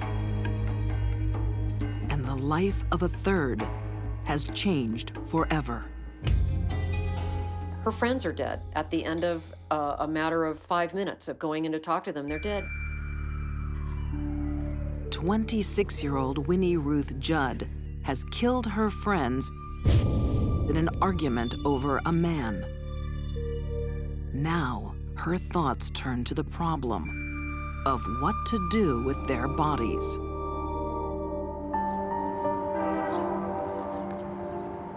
Union Station, Phoenix. A pretty passenger boards the train for Los Angeles. Can I help you with this, man? No, it's fine. No, I'm just gonna. No! And she checks the luggage, adds her luggage to LA, and gets on the train. She only has a few pennies for a tip for the porter. She obviously has no money. She can barely afford the ticket to LA. Winnie Judd has spent all night packing in a desperate attempt to conceal her crimes. Police surmise that she cut the bodies up and put them in trunks. She aims to dump the bodies in the Pacific Ocean. Winnie drives on the train all day and into the next night to Los Angeles. And she gets there and the trunks are unloaded. Her plan is about to come undone. Oh, the smell would have been overwhelming. Now, the big thing here is that those bodies were cut up, and particularly when there is a cut through the abdomen. When a loop of bowel is severed, all the bacteria that is present in that bowel is immediately out, very rapidly. So the whole process of putrefaction and decomposition is going to proceed at a much, much more rapid rate. These are my bags. Mr. Johnson, sir. Here is this trunk that's bleeding, and the bad guy thinks it's contraband deer meat. Just need to ask you a couple of questions. Is this your luggage? Yes. Because apparently that was a big smuggling issue between Arizona and California in those days, and he wants the trunk open. Can you tell me what's inside of it? Or just personal items. Okay, I'm gonna need to see the inside of that luggage. Just get the keys. Winnie knows her secret is seeping out. Oh, my brother has them. My brother has the keys. He's just at home. Well, can we call him? No, I'll just go and get No, really, you need to stay here, ma'am. She leaves, never to return. Eventually, they force open the bag. Oh! And he sees a woman's head. Oh my God!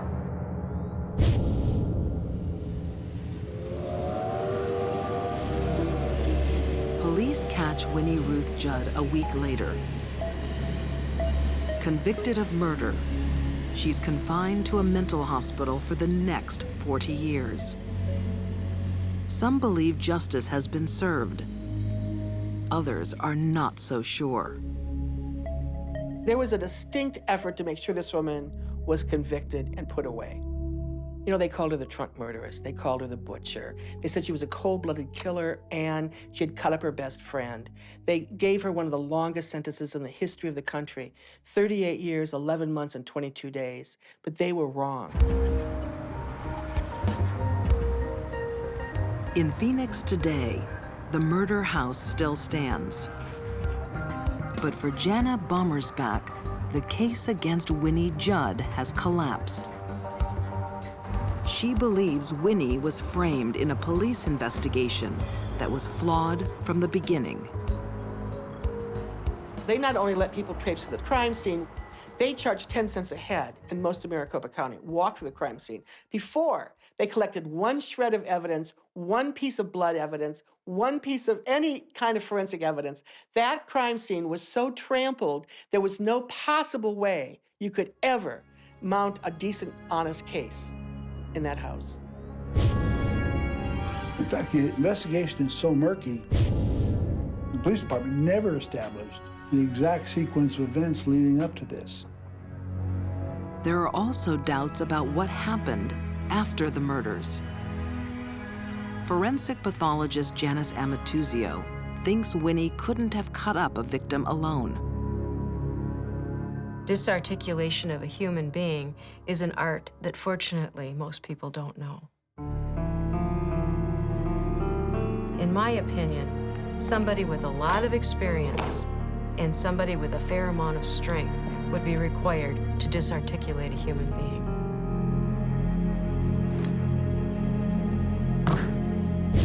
Ann's body was cut apart so precisely that they sewed it back together. It was not hacked to pieces like they said in the media. It wasn't shreds and shards of bone and flesh. This thing was dissected. It looked like an operation. Only a surgeon could have cut apart that body. Oh my God. Jana thinks the body was dismembered by a surgeon, organized by Jack Halloran. Obviously, this woman did not do this crime alone. You had to be a nincompoop to think that. You had to be blind, deaf, and dumb to even consider that Winnie Ruth Judd, on her own, killed these women in cold blood, disposed of these bodies, dismembered this body, took the trunks, the whole thing. It was absurd. And what they were trying to cover up is who else had helped her, like Jack Halloran. Is it a case of a powerful man framing a vulnerable girl? Listen to me. Go to your apartment now. Go! In the 1930s, women didn't have much in the way of power, even in this country. They had rights, but they didn't have the power, they didn't have the authority, they didn't have the influence. And it's easy to see how a young woman who had been involved with the married man and ended up on the wrong side of a gun with both her friends dead could be easily framed and sent away. Winnie Judd is finally released in 1971. Age 66. Returning to Phoenix, she finds a town divided about her guilt. But Jana Bommersbach has no doubts. She befriends Winnie and comes to believe in her innocence. Winnie Ruth Judd passed away in 1998, surrounded by friends and people who loved her and cared for her, and who by now knew that she was not the horrible woman that history had said she was. Murderous butcher, or framed innocent. The truth about Winnie Ruth Judd may never emerge. All that's known for sure is her problems began with a jealous heart.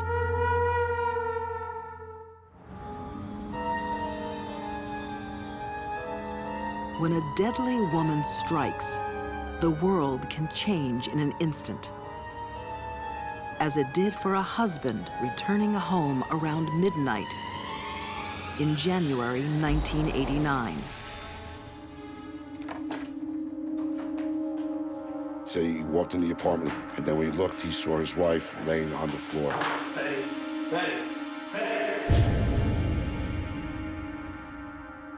And that's when he discovered an enormous amount of blood. Paul Solomon calls 911, but it's too late. Hello? His wife is dead. I think my wife's been shot.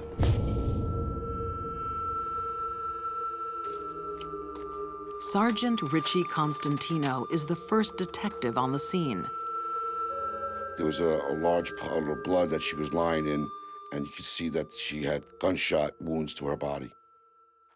A seasoned New York cop, Constantino quickly has a prime suspect. Any type of homicide, you'd always look at the person who saw the victim last and the person who found the victim. And that person was Paul Solomon, the husband. Police sense Solomon is hiding something. His wife, Betty Jean, had the same feeling earlier that day. Yeah, I'm going bowling. Remember? Paul tells his wife of 15 years he is going out with friends.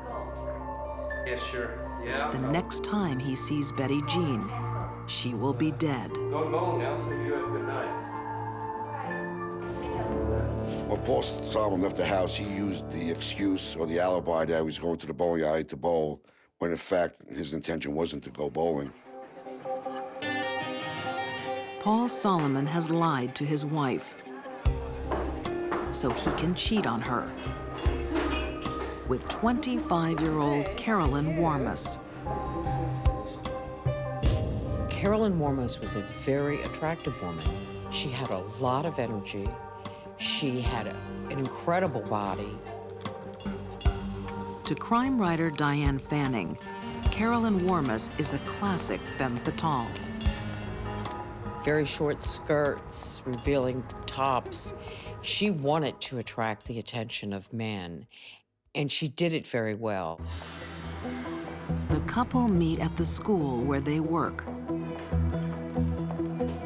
Carolyn doesn't mind that Paul is married. That is part of his appeal. She had a thing for married men, and that was who she preferred having relationships with. And Paul Solomon was not the first one, most serious one, but not the first.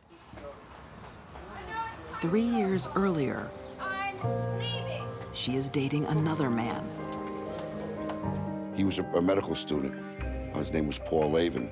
And she dated him and had a very torrid affair, even though he was engaged.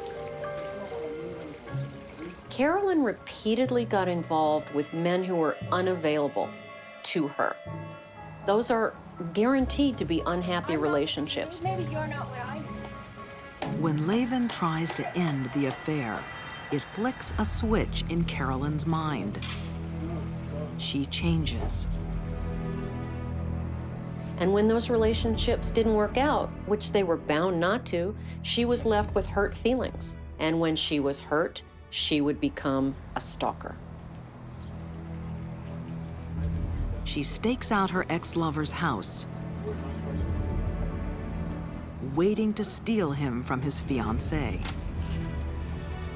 She used to send notes to Paul Lavin saying she was pregnant, and in fact she wasn't, trying to get him to be with her. Those phone calls yesterday, that was her again. I really think she thought she could win him back if she just persisted in stalking him and harassing him. That doesn't work for most people, but I think she thought that it would. Lavin is angry. He wants Carolyn out of his life. They had to get a restraining order against her so they can get married. Carolyn has fought for love and lost. Next time, it will be different.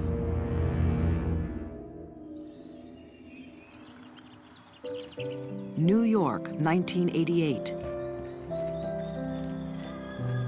Carolyn Warmus has attracted another attached man, Paul Solomon.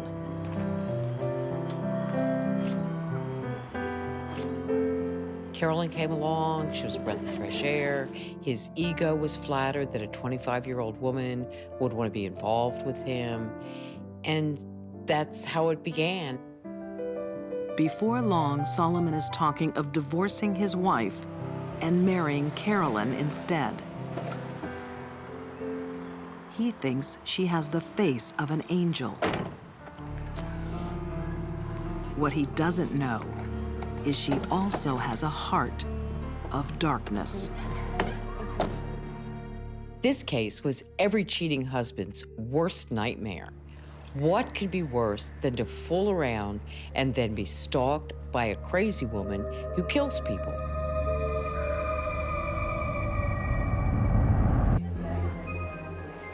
Treetops Lounge in Yonkers, New York, 1989. A place where couples can indulge in secret affairs, away from prying eyes. Couples like Carolyn Warmus and Paul Solomon. It was a secret because Paul Solomon was a married man, and he kept the affair quiet, obviously. Paul doesn't know it yet, but there's no need for secrecy anymore. His marriage ended a half an hour before, in a hail of bullets. She's dangerous. If I was Paul Solomon, I'd be concerned. Solomon's lover is a pretty girl from a privileged background, and a woman consumed by a destructive desire. Carolyn wanted to break up other marriages. She wanted to be the reason a man left his wife. It was the way to give meaning to her life if she could be the seductress who took the man away. Carolyn's greatest desire remains unfulfilled. She's been dumped by a series of attached men, starting with the first man she ever loved. Carolyn lost her father out of her daily life when she was a young girl. Her father left the family to go with another younger woman. And I think that set into motion some serious psychological problems for Carolyn because she felt abandoned by her father. Every time a man leaves, she feels abandoned again. When Paul Solomon starts to pull away, she decides it's time to fight back. When she found out that he wasn't going to divorce his wife, she felt that she had to take matters into her own hands, and she did. It's a Sunday evening in 1989. Carolyn calls Paul Solomon and asks him to meet her at Treetops Lounge. His wife, Betty Jean, is home alone. Meanwhile, Carolyn is sneaking over to the house. No one's sure how she got in.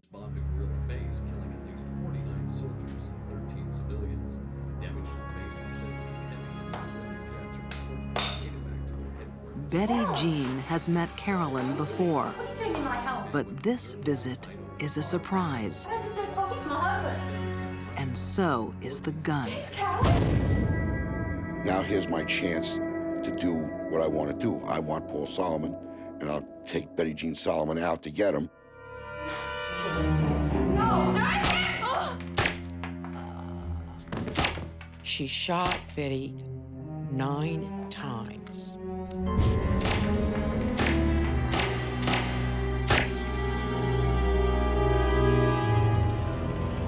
She wanted total destruction. She was in competition with Betty Jean, and she wanted her destroyed. 10 minutes later, Carolyn Warmus meets her lover. Good, how are you? She's just fired 9 bullets into his wife.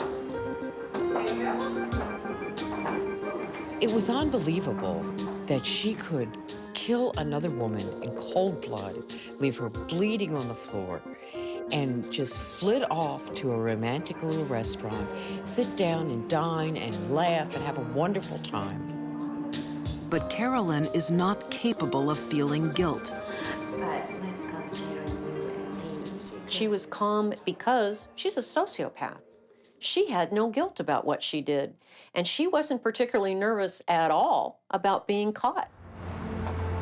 At last, Carolyn has Paul to herself. She has fought for a married man and won. Now it's time to celebrate. And they left together, and in the parking lot, they went to Carolyn Warmus's vehicle where they engaged in sex.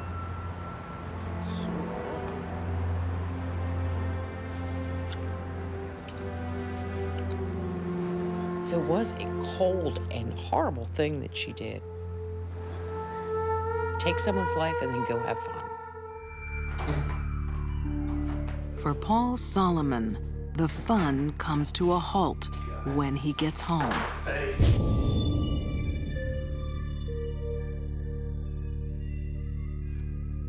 To Detective Constantino, Solomon is evasive.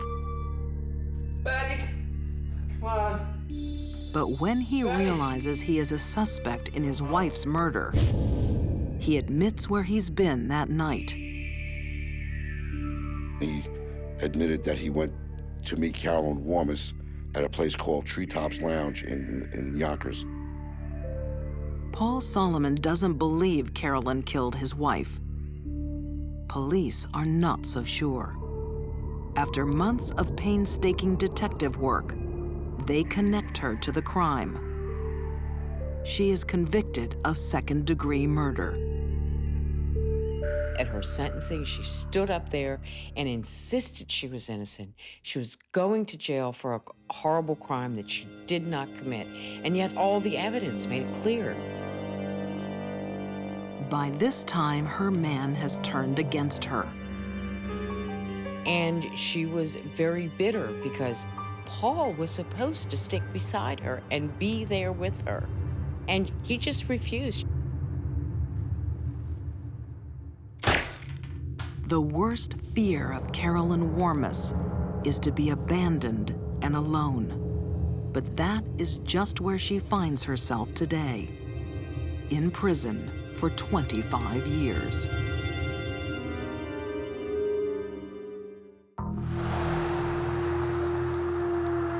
A heart of darkness can turn an ordinary home into a house of horrors. Jackie Chesmore has seen it happen. I just want to advise to other people, beware. You cannot trust people. They may look innocent, they may have a smile, but check their behaviors, their references, because there's a lot of bad people out there and they may be living in your home. In Jackie's basement, blue paint covers the stains of a grisly crime. But memories can't be painted over so easily. I was just totally disgusted, totally blown away when I found out there was a chainsaw dismembering a body in my basement. It's something that I certainly will never forget.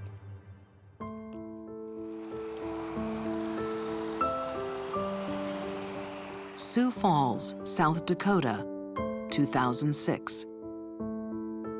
Detective Troy Duncan investigates the disappearance of a local deaf woman, Darlene Vandergiesen. The majority of missing person cases we have, the people turn up and there's a logical, reasonable explanation of where they had been. But Darlene's disappearance has her family fearing the worst. Darlene's parents, family, and friends were gathered at Darlene's apartment, trying to put their heads together, trying to gather their wits to try and figure out where Darlene might be. Dee Vandergiesen welcomes a visit by her daughter's friends. One of them is Darlene's killer. She embraced Darlene's mother.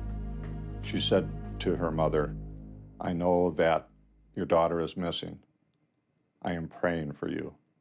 I pray for her safe return." She said these things to Dee Vandergiesen within hours of having dismembered Darlene's body and disposing of it in a dumpster. The previous spring, the sun is shining in Sioux Falls. For Sally Collins and fellow deaf woman Daphne Wright, the world seems a happy place. Sally was a friend of Daphne's, and she had moved in at the same time Daphne had in August the year before.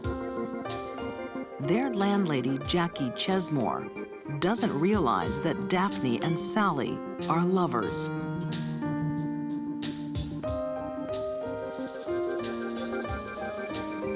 Deafness is the common bond that unites the couple. Local journalist Joss Vergis discovers that for Daphne, deafness has also been a barrier. Daphne was the first deaf child born to hearing parents. Her father was an alcoholic. Her mother used limited signing to communicate with her and didn't really learn sign language until Daphne was in high school. So it was not a pleasant upbringing. Daphne's childhood made her feel unwanted. It lays the foundation for a dangerous insecurity. I think Daphne was on a path to explode one day on someone.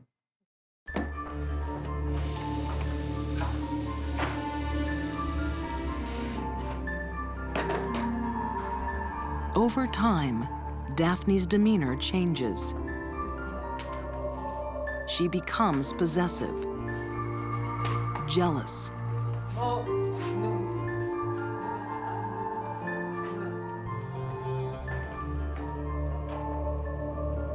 Daphne could be kind of jealous and controlling and angry at times.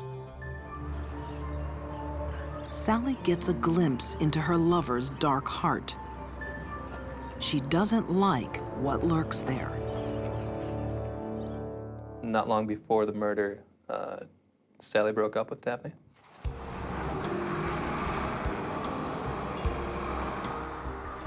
A month after their breakup, Daphne visits Sally at her new apartment. She wants to make amends. But there's a problem. Sally has a new friend, Darlene Vandergiesen. She was a deaf woman. She lived alone. She was a very popular employee with her colleagues. State's Attorney Dave Nelson would later prosecute Darlene's killer. One of the tragic parts about this case is that so many of us who were involved in it never got a chance to meet Darlene because she sounds like she was really a remarkable woman. She may have been remarkable, but to Daphne, she represents one thing: a threat. Daphne Wright was wanting to reestablish the relationship with Sally Collins, and she believed Darlene Vandergiesen was a threat to being able to accomplish that. Got to a point where she felt that the only way she was going to be able to reestablish that relationship with Sally was to remove Darlene Vandergiesen from the picture.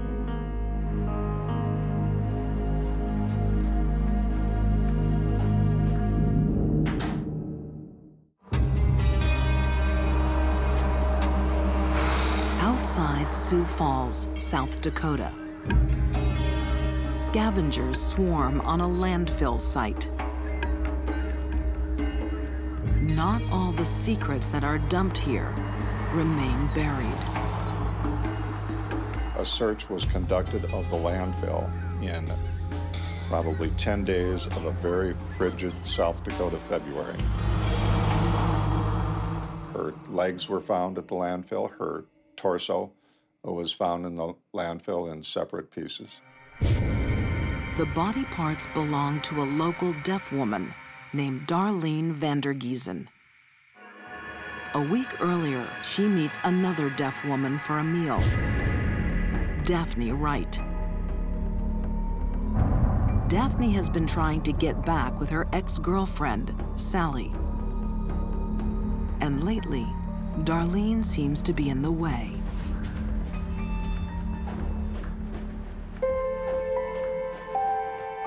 Daphne became jealous of the relationship between Sally and Darlene, and she took extraordinary steps to try to keep Darlene away from Sally Collins.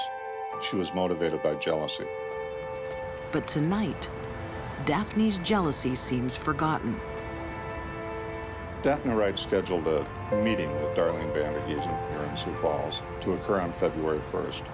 She did that ostensibly to meet Darlene to plan for a birthday celebration or a Valentine's celebration for Sally Collins.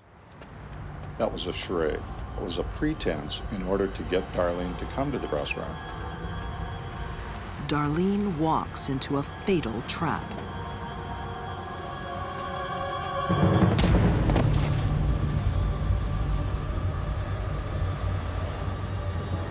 No one really knows what's happened other than the two people involved, but police suspect that Daphne somehow forced Darlene into her truck and took her to her home, killed her somehow, and then the gruesomeness happened after that. At the time of the murder, Daphne is living at Jackie Chesmore's house. One afternoon, she sees Daphne in the basement, dragging a large bundle. And it looked like something was rolled up in there. And I looked down there, and my first thought was, what is this? And I almost went down there. I asked her if she needed help, and she immediately signed no, she needed no help, and signed me to go away. Jackie is haunted by what might have happened if she descended those stairs. I do believe if I had gone down there, I would have had to either been complacent with her and help her take the body out, or she would have taken care of me also. Daphne would have had to have done something to keep me from talking. Daphne doesn't dispose of the body right away. For 2 days, it lies in the basement. She's waiting for something. The defendant was broke. She had no money. She received a government disability check, coincidentally, on February 3rd, that Friday. So at that point is when she finally had enough money to go out and purchase a chainsaw, $53 at the hardware store. Now, Daphne can get to work. Daphne could have taken the body to a ditch or a dumpster area, something. She chose to wait because she wanted to chop her up. Evidence of the intense rage within her. Her weapon of choice splatters DNA clues from floor to ceiling. Clues she will try to hide. A week after the murder, police investigate threatening emails sent to Darlene before her death. They come from Daphne Wright's home. Daphne Wright was questioned by law enforcement about a week after the disappearance of Darlene Vandergiesen. She told them a pack of lies. In Daphne's basement, police find some grim evidence. We found in the concrete floor what we thought were cut marks that could possibly come from a chainsaw. They found fresh blue paint on the walls. It became clear that it was used to cover something up. They later figured out that there were tiny bits of Darlene's flesh in there, flesh and bone.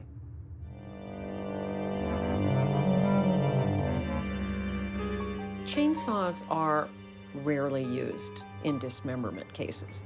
They may be popular in Hollywood movies, but in fact, in real life, they're not used very much. So when we do see it, it certainly makes big headlines and paints the murderer as particularly evil and gruesome. Parts of Darlene's body turn up in a Sioux Falls landfill. Others in a roadside ditch. Clues from the body and the crime scene prove Daphne Wright's guilt. We had evidence of motive, we had evidence of opportunity, we had physical evidence, we had the defendant's own statements, we had DNA, we had a tidal wave of evidence against this defendant. Daphne Wright was convicted of 2 counts of murder in the first degree. A deaf woman who had a difficult childhood. Daphne Wright killed to defend the only love she'd known. But when jealousy entered her heart, it clouded her vision. She thought that Darlene Vandergiesen was out to destroy her relationship with Sally Collins. That was not true. Darlene was heterosexual and known to date men. The motive for her murder was unfounded jealousy. Darlene and Sally Collins had struck up a friendship. They obviously enjoyed playing cards together and doing things together, but we believe they were only friends. There was no intimate relationship. It was all in Daphne's head. That tells me that Daphne had a very dark and dangerous rage growing inside her, probably for a long, long time. For Daphne Wright, the guilty verdict means life behind bars. For Jackie Chesmore, it means freedom from a life of fear. When Daphne was sentenced, it was exhilaration. I knew that she would never come back to my home. I knew I would never have to worry about her coming back to my house and doing anything to hurt me.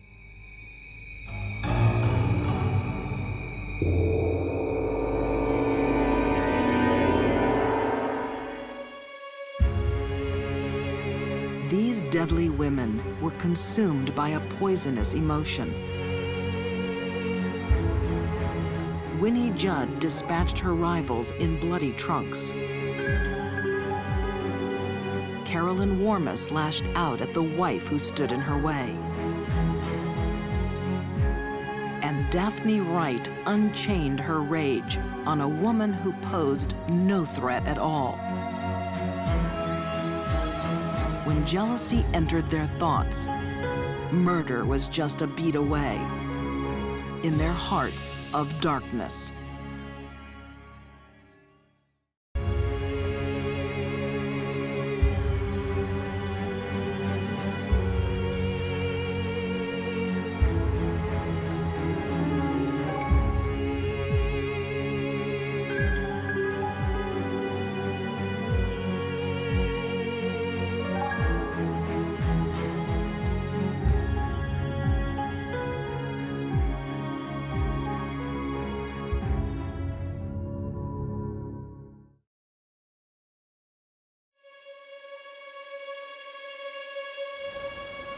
When a mother kills her own flesh and blood, she breaks a sacred bond. I had to accept that they weren't coming back. How can we comprehend a woman who drowns her 2 young boys? In a dark car, they're floating and they're screaming for their mother. That is not how Jesus teaches us to behave! A deadly delusion drives a mother to destroy the family she loves. She held them down. They fought her for their lives. And a killer mom's lie alters medical history. His paper was used for almost a quarter of a century as a license to kill.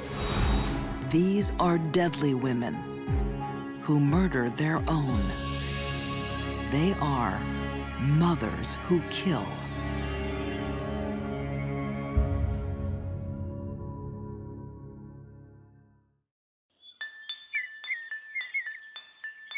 It's 1964 in upstate New York. Newlyweds Tim and Juanita Hoyt look forward to the birth of their first child.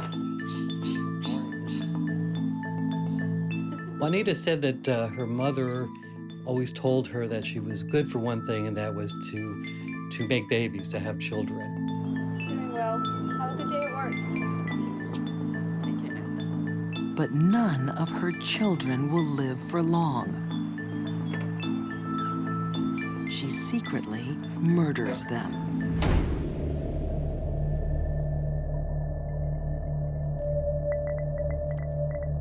Her first victim is 3-month-old Eric.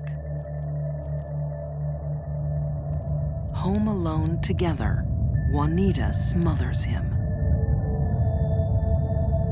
Smothering an infant is, unfortunately, a very easy thing to do, and it shows no marks.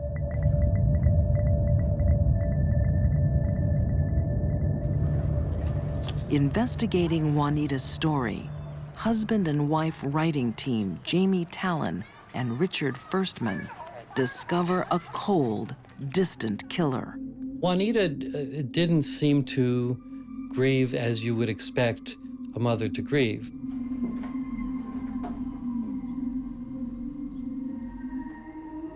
You know, when you have a baby, you take the baby in your arms, you hold the baby. She would never do that. She was very distant. If you look at pictures, she kept them, you know, at arm's distance. At the time, Juanita's coldness goes unnoticed. 3 years later, she strikes again, taking 2 lives in just 2 weeks. Her 6-week-old daughter and her 2-year-old son. I don't think you can even call her a mother. Anybody who takes their children away cannot be called a mother. No one suspects Juanita, especially her husband, Tim. Instead, murder is misdiagnosed as illness, a frightening new disease taking young children in their sleep. The doctors call it SIDS. SIDS is sudden infant death syndrome. And basically, this is a diagnosis that is given to children under 1 year of age who die in their crib, who die while they're asleep. The only time a forensic pathologist will certify a death as due to SIDS is when they've ruled out all other possibilities.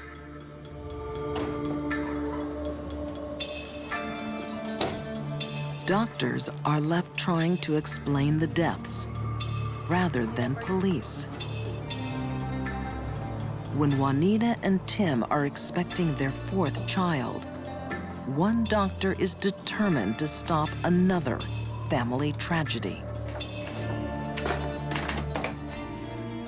Dr. Alfred Steinschneider was sort of recreating his research world to understand why babies die inexplicably for no apparent reason. And along came Juanita Hoyt. Here he could follow the 4th baby, and maybe the key to unraveling SIDS was in his hands. Juanita's new daughter, Molly, is monitored at Dr. Steinschneider's sleep clinic. She was a happy little girl. She was just a joy to have around, you know, just a sweet little girl.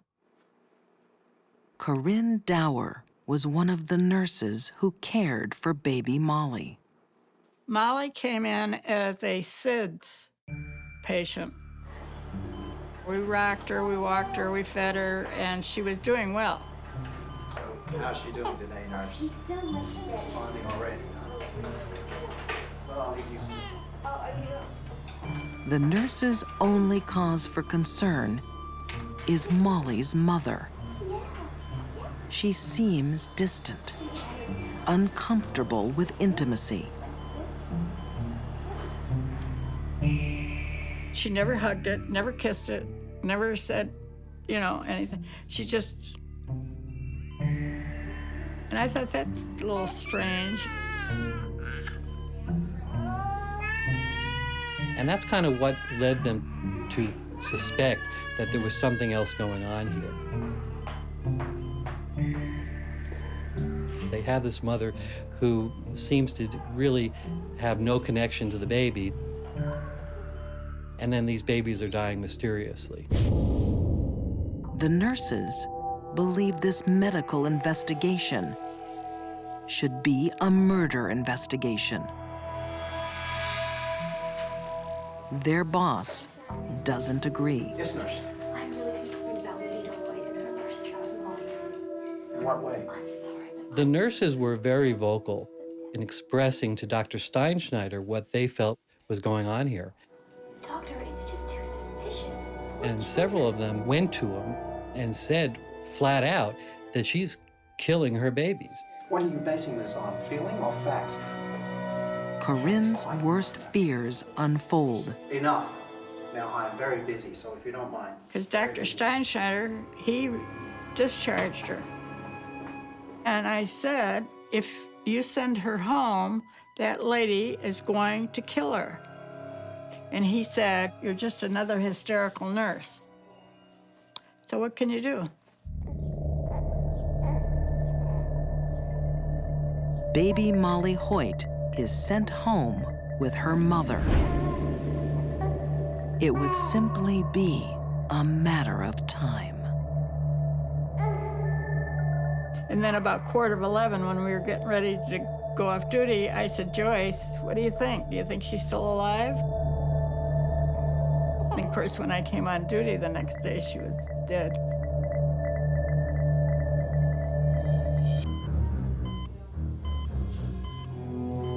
Juanita Hoyt has mysteriously lost 4 children in 4 years. Her doctor blames sudden infant death syndrome. Oh, isn't he adorable? Her nurses have the correct diagnosis. This mother is a killer. The nurses suspected it, but they had no power to investigate. Look, I've heard enough. And people didn't want to believe that a mother would kill her own children. When Juanita has her 5th child, SIDS researcher Dr. Alfred Steinschneider thinks he is on the cusp of medical history. He was looking for families with these multiple deaths because he wanted to bring the next child into the laboratory to see if there was any way that they could figure out why babies die of SIDS. The doctor is developing a breakthrough theory that SIDS is hereditary. Juanita Hoyt's tragedy seems the perfect case to prove it. See you, big fella. After monitoring the newborn in his clinic, he sends him home with his mother. The nurses protest. But Dr. Steinschneider is determined to prove his theory.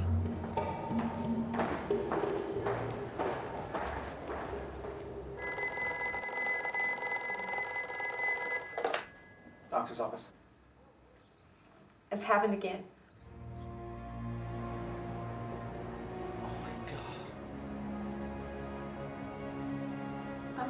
Is there something wrong, Doctor? They wept when he died. Noah Hoyt has died. This one nurse said she couldn't even look at Dr. Steinschneider. I warned you. She said, I told you so. I told you so. Medical research allows another murder. You really can't distinguish between SIDS and what they call a gentle smothering.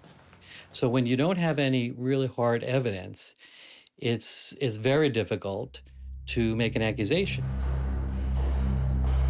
With every tragic death, Juanita Hoyt gets more attention. It's exactly what she wants. She suffers from a disturbing psychological illness, Munchausen syndrome by proxy. And this is basically where women, it's almost always women, will cause illnesses or even deaths in their own children in order to gain sympathy and attention for themselves. Juanita Hoyt is, you can't think of a more a classic case than hers. But in 1971, Juanita isn't diagnosed or investigated. Dr. Steinschneider publishes her case as proof that SIDS is hereditary. He becomes famous as doctors around the world follow his research. Steinschneider had the chance to intercede, to save these babies, and yet what he did was take these cases, take these deaths, and turn them into a theory that was fraudulent.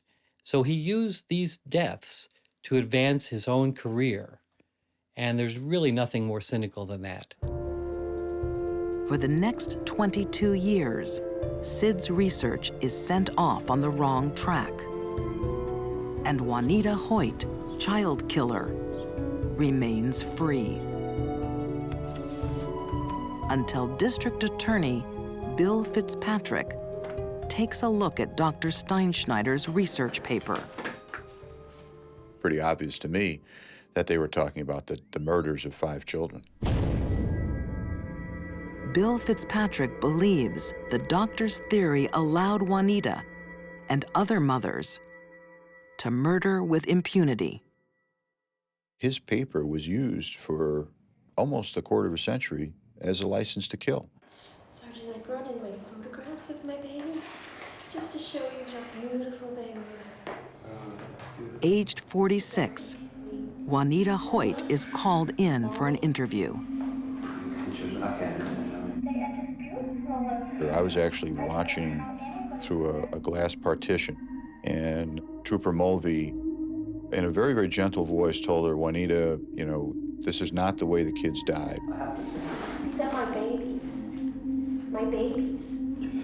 In our wildest dreams, we didn't think we would get a confession.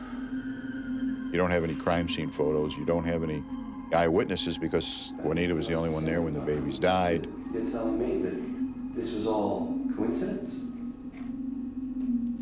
And there came a time where she, you know, put her head down for a second. I'll never forget these words.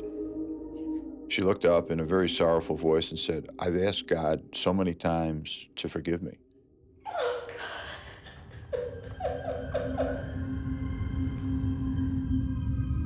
In 1995, Juanita Hoyt is convicted of 5 murder counts and sentenced to 75 years in prison. Dr. Steinschneider's theory is in tatters. SIDS does not run in families, but murder does. Instead, SIDS research refocuses on infant sleeping positions with amazing success. They suggested something called the back to sleep movement. And what was found was stunning. The incidence of SIDS dropped from 5.6 per 1,000 deaths to less than 0.5 per 1,000 deaths. In other words, only 1 infant death in 2,000 births. This has been amazing. In 1998, Juanita Hoyt died in prison of cancer. This murderous mom helped mislead SIDS researchers, costing countless lives. She gave an alibi to other mothers who would kill their babies. And she murdered her own 5 children. This was a woman who craved a lot of attention. A sad person who nobody really understood the complexity of her sadness until it was too late.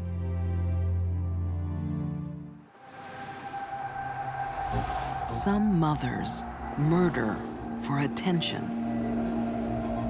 Others kill for love while under a deadly delusion. On a summer's morning, a young family are playing happily in their living room. But these 5 children are in terrible danger. Their own mother is tortured by a monstrous urge. She wants to kill them. There was all these crazy things going through her head, driving her to places that she didn't want to go. No one could believe that a mother would do this. No one has ever encountered a mother like Andrea Yates. It was just absolutely incomprehensible. This is the whole symbol of motherly love turned upside down.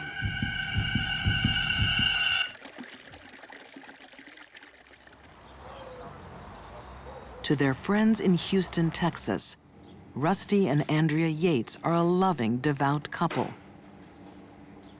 I believe we got it right here. There's no question but that there was a bond of love between the two. Andrea was extremely devoted to Rusty. Everything, at least from the outside looking in, appeared to be as normal as one family could be. But Rusty Yates has extreme religious views. This was a guy who firmly believed that women were secondary to their husbands. A woman had to submit to their husband. Their whole purpose in life was to have children. And so, I mean, that's why she had 5, 7 and under. It was whatever God blessed them with, that's what they had. Now then, you lads, you can call me Sergeant, just like you can call Jesus. Each of their 5 children is named after a biblical character. Noah, age 7, John, 5, Paul, 3, Luke, 2, and Mary, 6 months. Jesus looks at us all the time, and he knows when we're bad and he knows when we're good. Andrea pays a heavy psychological price for her repeated pregnancies. Noah, come back, please. I told you, come back to the circle. Come back here and listen to the story. Andrea had mental issues before she became the mother of 5 young children. Having all those children added so much stress to her life that her psychiatric illness flourished. Former FBI profiler Candace DeLong has seen Andrea's illness before, postpartum psychosis. As a psychiatric nurse, I treated many women who had this disorder. That's Satan listening to you and talking to you. Now you listen to Mommy. A woman becomes so severely depressed after the birth of a child that the depression spirals down into a psychosis. They are really out of touch with reality. These women may hear voices or become delusional.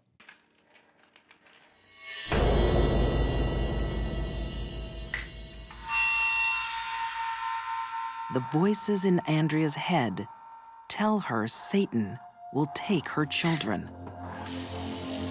She thought that she was a bad mother, and because she was a bad mother, all of her children were going to go to hell. Author Diane Fanning sees each new child adding to Andrea's psychosis. Russell once found her in a bathroom holding a knife up to her throat and ready to commit suicide. No! So she had a serious mental health issue. That is not the way.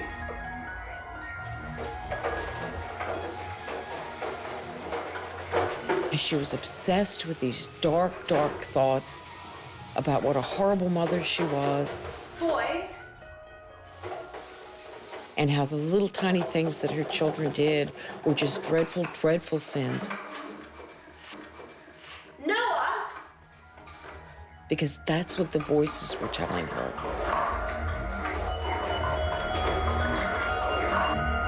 Noah, quit it! That is not how Jesus teaches us to behave! What about this one? For 2 years, she is in and out of psychiatric treatment. But the healthcare system limits her stays. The mental health professionals did not feel that she should be leaving. The insurance ran out, and there was no way they could pay for it without the insurance. Psychiatrists also warn against having any more babies. Husband Rusty has other ideas.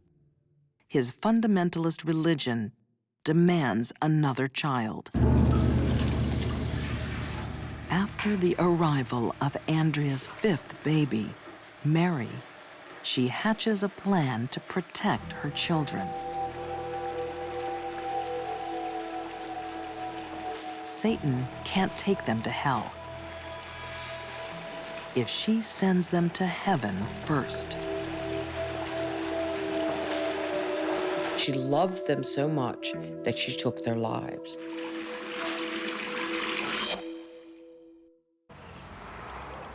In Houston, Texas, Rusty and Andrea Yates have a new addition to their family. 6-month-old Mary is their 5th child and first daughter. Her birth will trigger a terrible event. It was a fairly rapid decline in Andrea's mental health after the birth of Mary.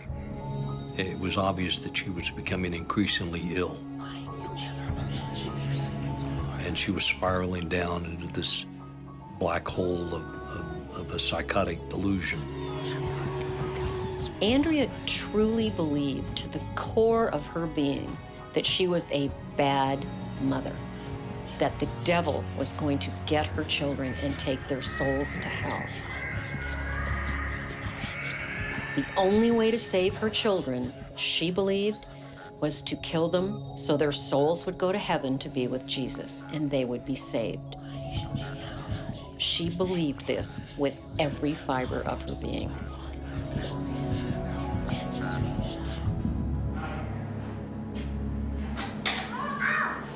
No, take that out of your brother's mouth. On the morning of June 20th, 2001, Andrea acts on her deadly delusion. Sit down now, come on, honey. Let's just leave those for kids. Huh? No, you come and take charge of your mother, yeah? I gotta go, huh? Rusty kissed the kids goodbye, not realizing that it was the last time he would see them alive. And he leaves for work.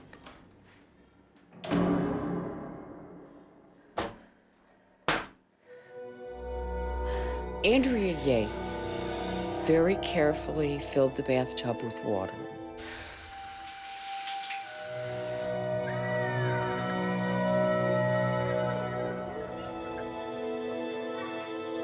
One by one, Andrea takes her children into the bathroom.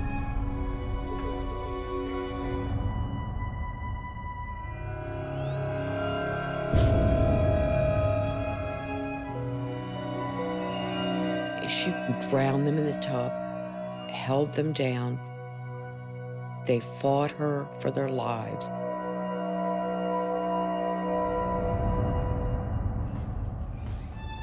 Noah, the eldest, is the last of the 5 children to die. As she drug him back to the bathroom to drown him, he kept saying, "I'm sorry, I'm sorry, I'm sorry." Because like little children often do, Noah took the guilt onto himself. Because we all, when we're little, think our parents are perfect. And whatever we do, we deserve it. Tenderly, Andrea places her children's dead bodies together, clasping baby Mary's hand in her brother's. It's almost as if little brother is taking care of baby sister on the road to eternity. Andrea absolutely believed she was saving their souls. There's no question about it.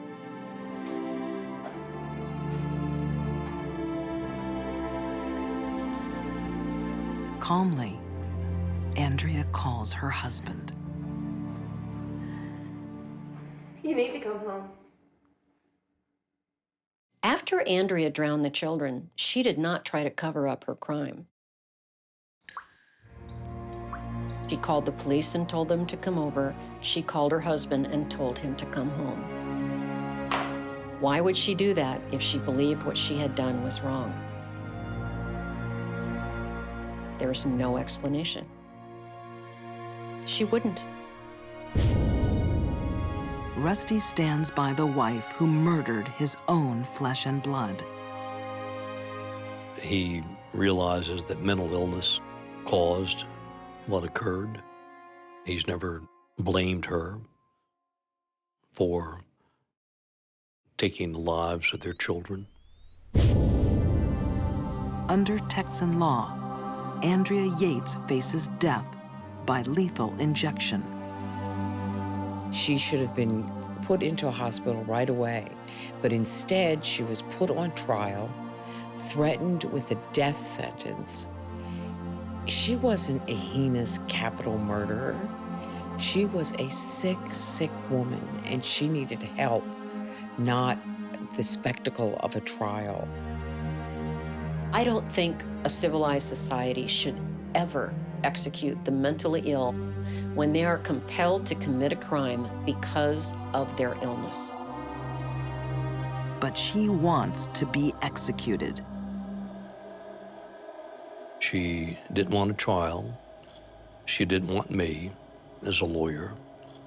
She wanted to go immediately to death row because she believed in her unreal world that Satan lived within her. And by being executed, she would save the world from the devil. Andrea Yates escapes the death penalty. In March 2002, she is sentenced to life in prison. There is so much tragedy in the story of Andrea Yates. 5 children had their lives taken away before they really had a chance to live them. That is just so inconceivably horrible. 5 children at once. Andrea, too. She is a victim of her own mental health. She will never, ever recover from this.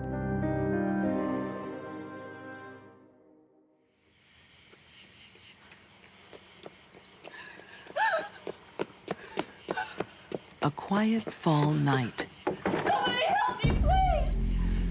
Somebody! Shattered by a mother's frantic screams. Her 2 children have been kidnapped.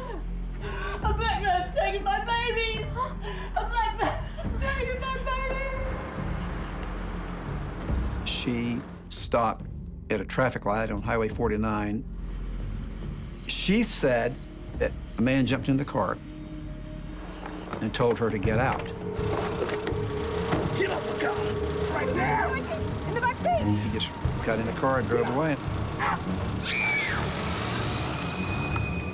I try not to even think about what those kids faced because it can become overwhelming. I can't! I can't!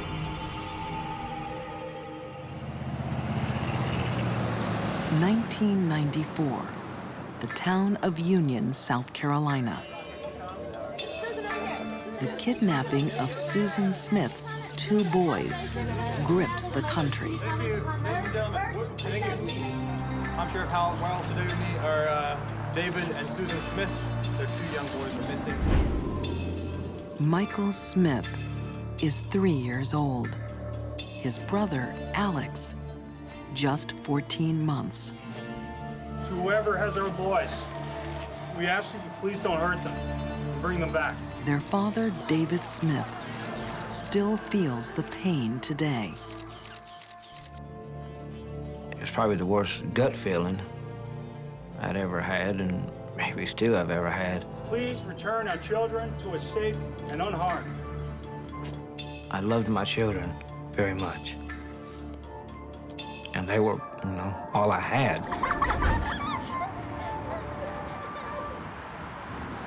The boys disappear at a time when David and Susan's marriage is in trouble.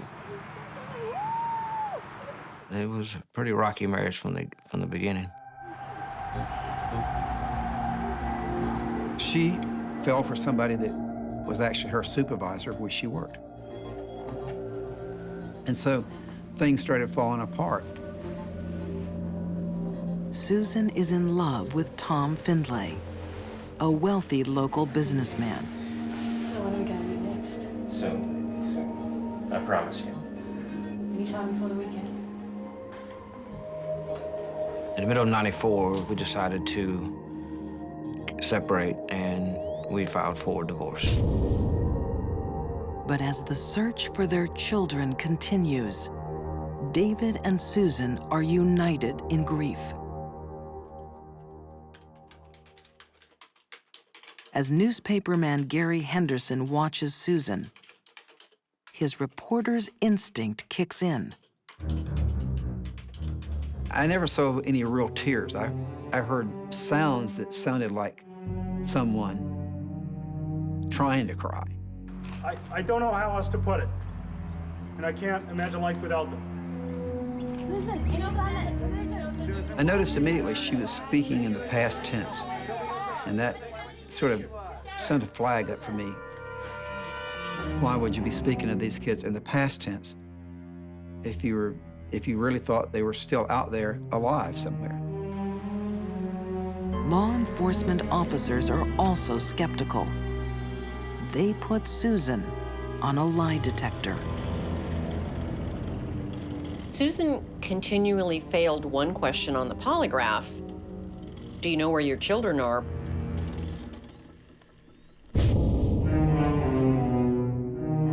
To me, it was she was failing it because she was distraught.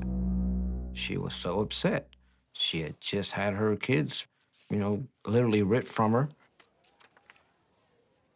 But prosecutor Tommy Pope is becoming suspicious.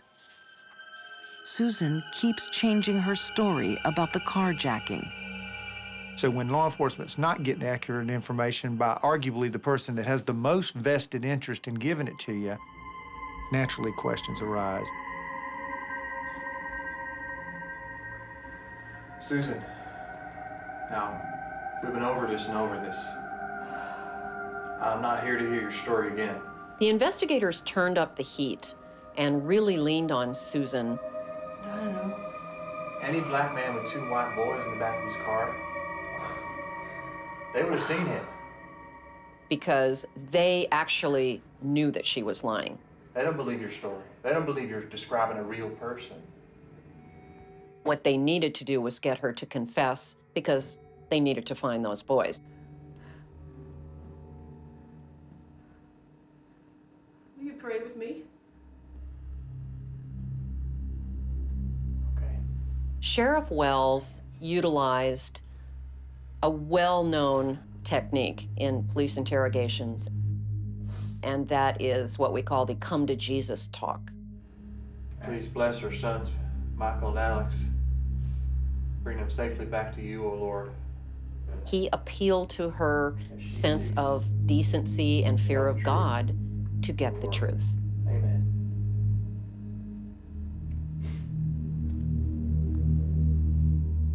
After 9 days of lies, Susan admits to the awful truth. I killed my boy. I drove them into the lake. And I threw them in. I drove them into the lake.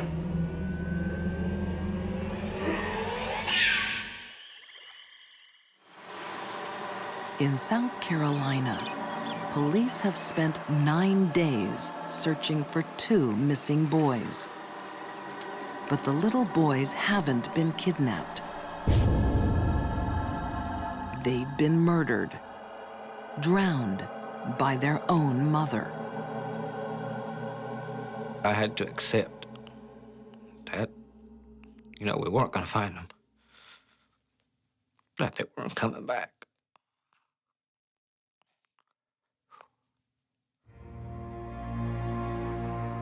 David Smith now knows the terrible truth about what his wife has done.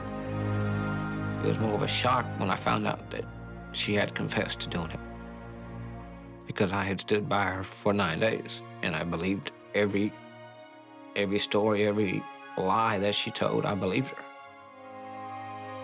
It was hard to look at her and believe she could have done something like that.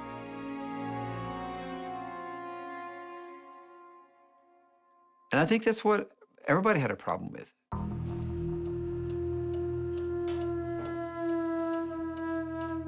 The vast majority of mothers who kill their children do so accidentally in a fit of rage.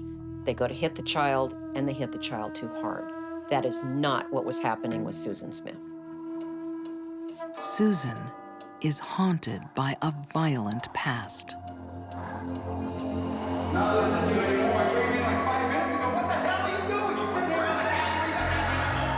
A lot of things happen to Susan that don't happen to other people.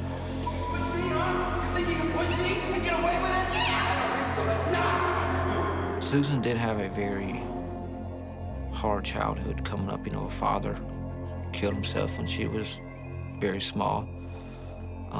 She was molested by her stepfather.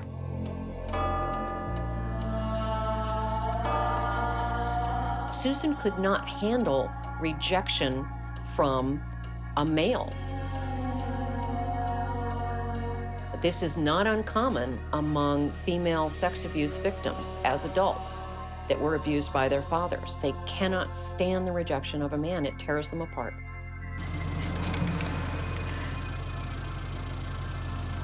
On the day the boys disappear, Susan suffers the rejection that she dreads. She was hoping to marry Tom Finley. Tom Finley wrote her a letter and told her that he didn't want kids. And so that was a problem for Susan because she really wanted to marry Tom Finley.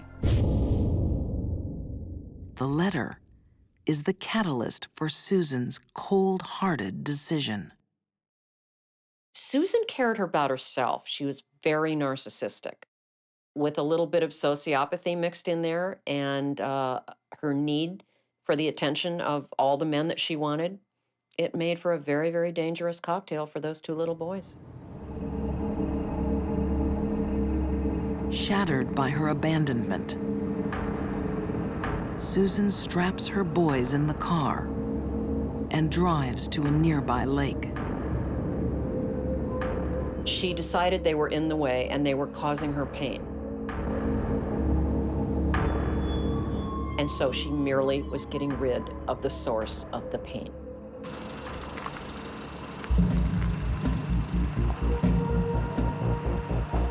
Susan stopped at the top of that ramp, which is a pretty good fall down to the lake.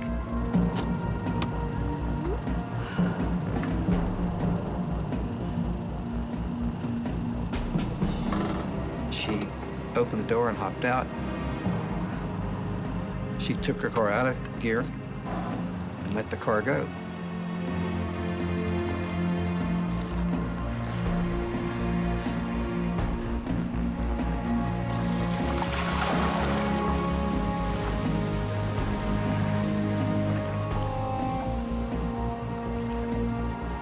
She said that when the guy took her kids, that they were screaming, "Mommy, Mommy." I bet they were. In a dark car that's now rolled down into the lake, and they're floating, and they're screaming for their mother.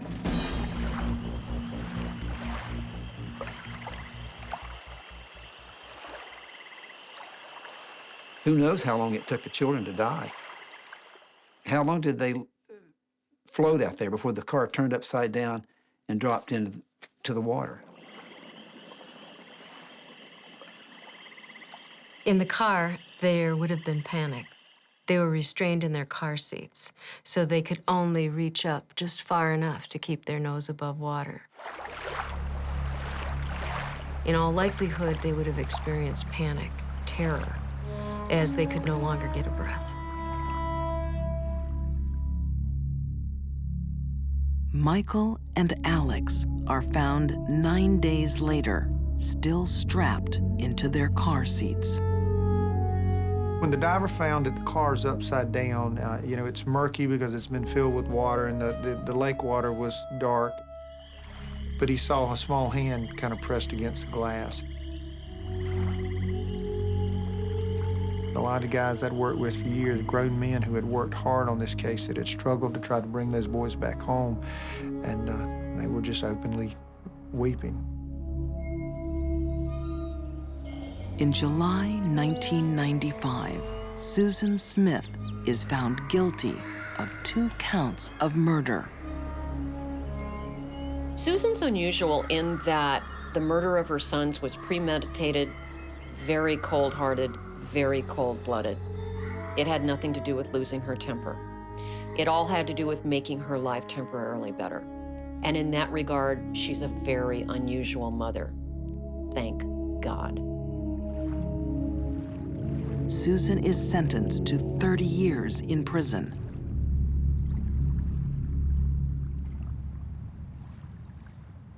David Smith still lives every day with what she did. There's no answer to give somebody on how to deal, especially with the loss of a child. You have to find it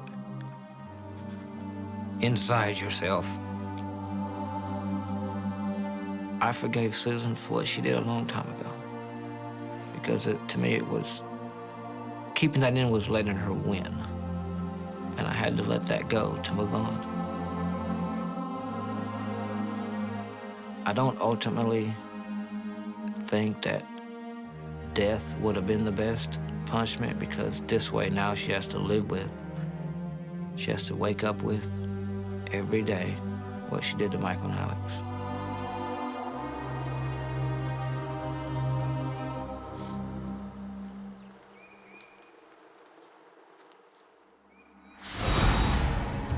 These deadly women defeated their strongest instinct. Juanita Hoyt lived half her life with the most awful secrets. Rejected by her lover, Susan Smith responded with a terrible sacrifice. And Andrea Yates was so deluded, she drowned her 5 children to save their souls. Most women would die to save their children. But for these mothers, the drive to protect was defeated by an urge to kill.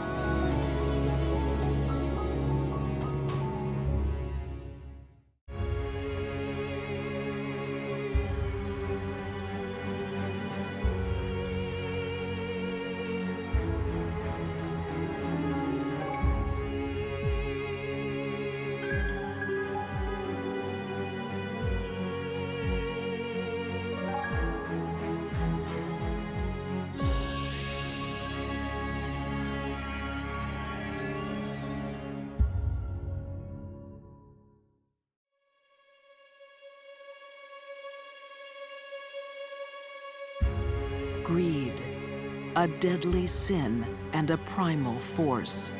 Greed is one of the strongest motivators of murder. A desperate businesswoman kills for cash. She would do anything to get it, including murder.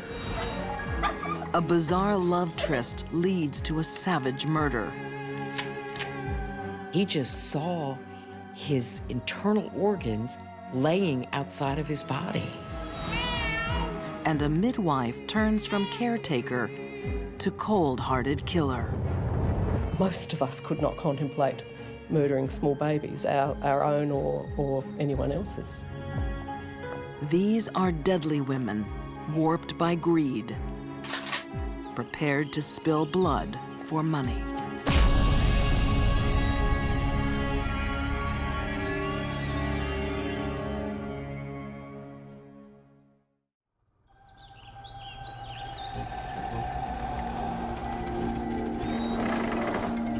On an isolated farm in New York's Catskill Mountains, What are you doing here? a confrontation. This is private property. The owner thinks she's caught 2 trespassers. I'm sorry, I cut you. The truth is much more frightening. The intruders are killers. she's face to face with a deadly woman who has a taste for money and murder. Eva Koo. Eva Koo is like a natural predator. Money was Eva's primary motivation, and she would do anything to get it, including murder.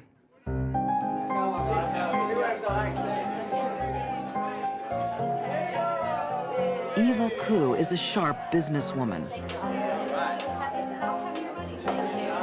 At the height of Prohibition in the 1920s, she runs the busiest speakeasy in town. Little Eva's Place, it was called. Lots of loud music, lots of women, lots of alcohol, and everybody visited Eva Koo's place that wanted a good time. New York playwright Isaac Rathbone has turned Eva's sordid life story into a stage production. The story of Eva Koo is the story of survival. You have a woman who wants to survive on her own, and she will go through any means necessary to survive. There are stories of her having the sheriff's department and the police in her back pocket by offering them alcohol and women so that they would kind of turn a blind eye to her operations. Eva's Place is home to a cast of characters. The resident barfly is Eva's slow-witted handyman, Harry Wright. Harry Wright, or as he was known around the town, Gimpy Wright, was an older man in his 50s who lived with his mother. He was crippled, he was an alcoholic. There are stories of him drinking himself stupid, so to speak. With his mother now dead, Harry is in Eva's care. You have a side of Eva that takes in kind of lost souls. A lot of people who hung around the inn were alcoholics, were desperate women looking for a way to make ends meet. One such woman is Martha Clift, who's found a surefire way to make a little extra money. Martha was very subservient to Eva, and it's very apparent that she did whatever Eva told her to do. Before long, that will include murder.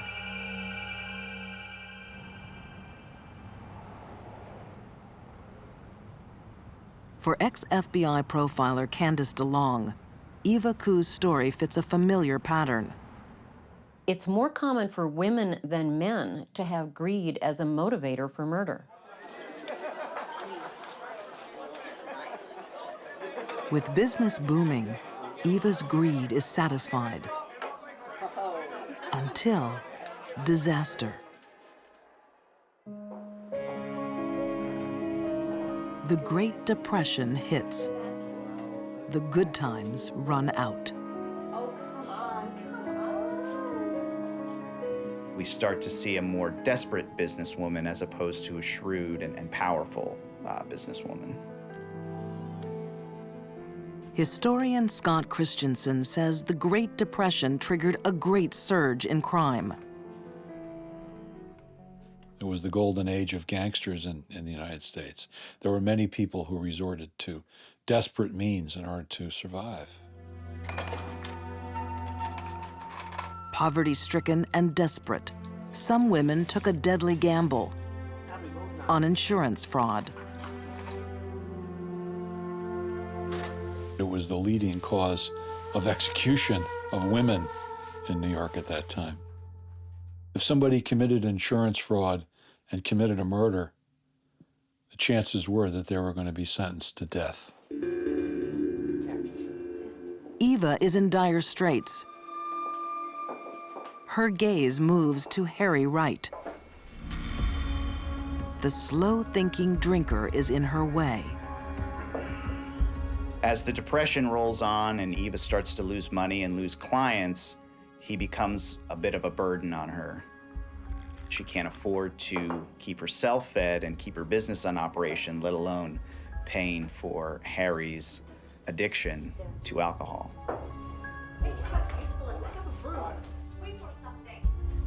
By 1933, as Eva has hit rock bottom economically, she decides that she is going to take out an insurance policy on Harry Wright and murder him.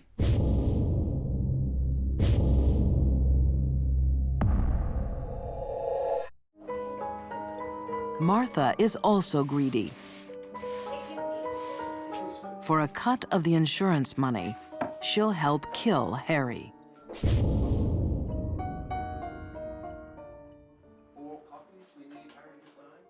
It begins at the insurance office.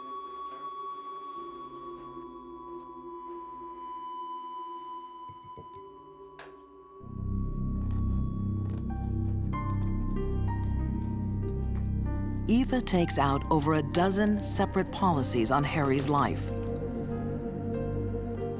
She took advantage of him as much as anyone could. If he dies accidentally, she will receive around $12,000.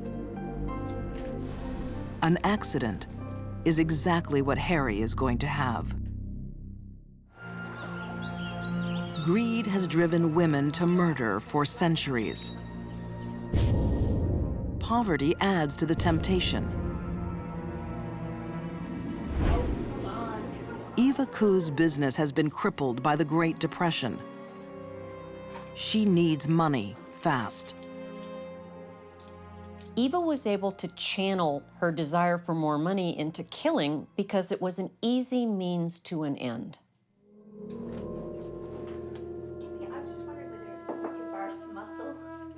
Harry Wright has a price on his head.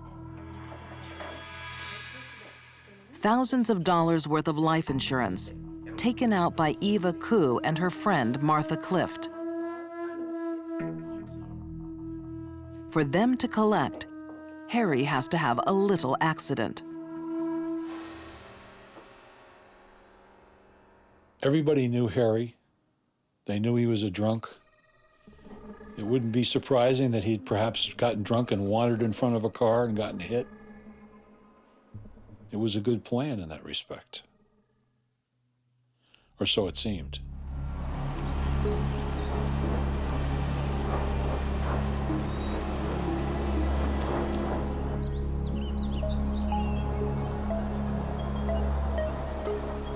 Eva and Martha drive Harry to a deserted farm on nearby Crumhorn Mountain. Crumhorn Mountain was very desolate at the time. It was very isolated.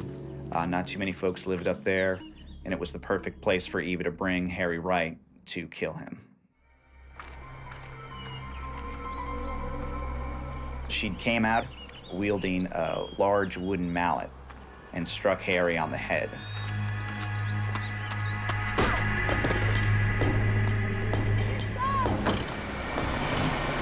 It's alleged that Harry Wright's last words were to Eva, and he said, "My God, I can see why you brought me up here now." But this insurance job has to look like an accident.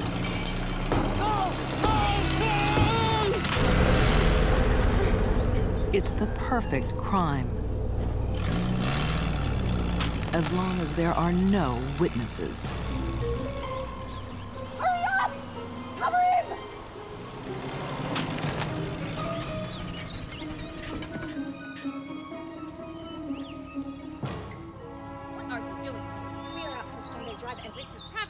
When angry farm owner Iva Fink suddenly turns up, I'm sorry, I had to relieve myself. Eva decides attack is the best defense.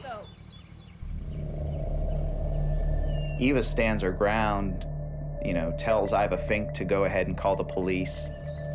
It was a real gutsy confrontation. You have a nice day.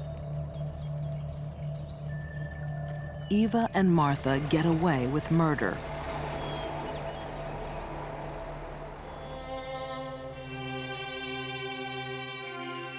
They dump Harry's bloodied body in a roadside ditch, just a few hundred feet from Eva's inn. The coroner's verdict? Hit and run. It seems the awful truth will be buried with Harry. Eva then went to cash in the insurance, and it was at that point that the problem developed. Nice to see you again, Miss Koo. Eva is a little too eager to get her hands on the money. The insurance agent, looking into the claim, It's warm, isn't it? apparently became suspicious.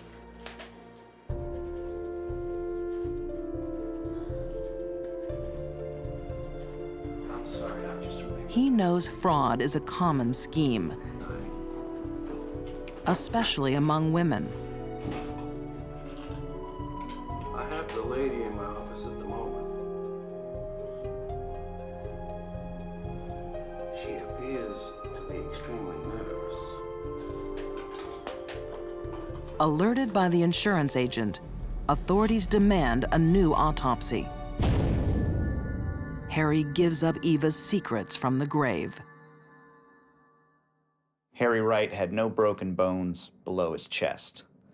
His rib cage has collapsed on his lungs, and he had an injury to the head caused by the mallet. They thought that was a little suspicious for a hit and run, seeing he had no injuries to his legs or to his hips. It's a theory confirmed by forensic pathologist Janice Amatuzio. There's a different pattern we see when an individual is standing upright and is struck by a car. And those injuries usually are on the lower extremities, they're on the feet, the ankles. We look for what are called bumper fractures. However, if they're laying on the roadway and a vehicle just simply drives over them, the injuries are distinctly different. We don't get the bumper fractures to the lower extremities. We tend to get the crushing type injuries. Forensic evidence is bringing Eva's grand plan undone. And when Iva Fink reports her odd encounter on Crumhorn Mountain, the police make their move. After 2 days of interrogation with no sleep, no food, no drink, Martha Clift confessed, but said that Eva had killed Harry Wright.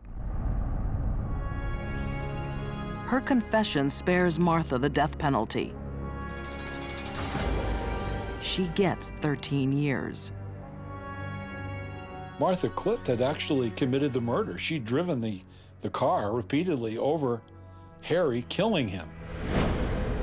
He was not yet dead from the stroke of the mallet. She'd carried out the murder as much, if not more so, than Eva. Eva Koo is not so lucky. Found guilty of first-degree murder, she is executed in the electric chair on June 27, 1935. There are two sides of Eva. One is a very caring and giving person. The other one is a cold-blooded killer. It was a shame that the darker side, I guess, had taken over, and she had decided to kill this man who she swore that she would care for and nurture and protect. To me, that's the saddest part of this story.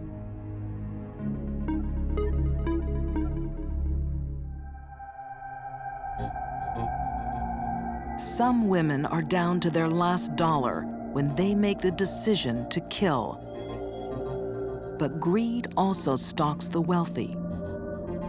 Sometimes having everything is not enough. She is really, in my mind, a very despicable human being.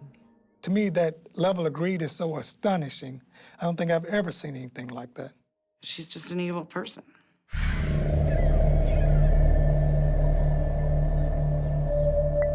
1999, the opulent suburb of Toro Canyon in Austin, Texas.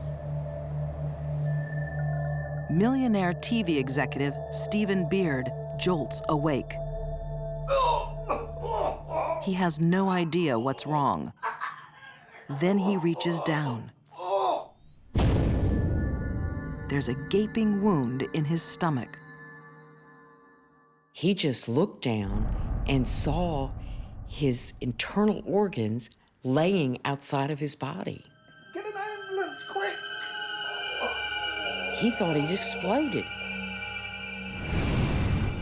Paramedics fight to save the 75-year-old. I had a call from emergency. Please tell me what's going on. Steve! Woken by the commotion, Stephen's 37-year-old wife, Celeste, arrives from her separate bedroom. No one is sure what has happened until police find a vital clue. Stephen Beard has been shot. When there is a shotgun blast to the abdomen, multiple pellets are going to be perforating the stomach, causing leakage of hydrochloric acid. The pancreas, causing leakage of all of the digestive enzymes. And then, perhaps most importantly, multiple shots to the intestines is going to cause leakage of bacteria. It's a very slow and painful death. Ballistic tests on the shotgun shell lead police straight to the killer. Tracy Tarleton, a friend of the family. But this is no open and shut case. It's a sordid web of sex, lies, and money. One that draws in crime writer Diane Fanning. They knew that Tracy had pulled the trigger, but they suspected someone else was involved. But Tracy just wouldn't talk. Why? Why did you do it? We have significant... Tracy has a secret. I've been through this before. I thought it was the way we could be together. She's in love with the dead millionaire's glamorous young wife, Celeste. But Celeste Beard is not the woman Tracy thinks she is. Celeste Beard had a very rough childhood. There was a lot of instability, alcohol abuse in the family, and she really had it rough.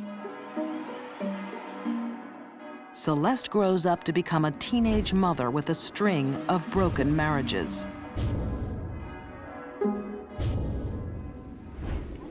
Sir, Mrs. Beard, how are you today? Would you like some... By her mid-30s, Celeste is a struggling single mother working at the Austin Country Club. Desperate for money, and lots of it. It's a beautiful day out there, isn't it, Mrs. Beard? To use the old-fashioned term, Celeste Beard was a fortune hunter, and she was determined to make her way in the world on the back of someone else. You're lucky, aren't you? You have a wonderful, wonderful husband, sir.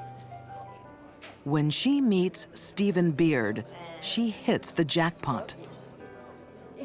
At the time, Stephen was married to Eloise, and from everything everyone has said, they had a wonderful, happy marriage. Then Eloise died of cancer. And when that happened, Celeste knew what she wanted.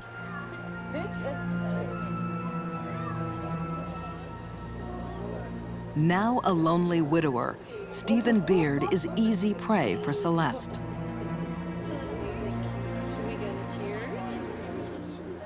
She paid attention to him. That's what he needed at the time the most, was someone to pay attention to him. And he just went hook, line, and sinker. To daughter Becky Beard, Celeste's motive is obvious. I think it was money. I think Celeste was after his money. But Stephen is entranced, becoming husband number 4.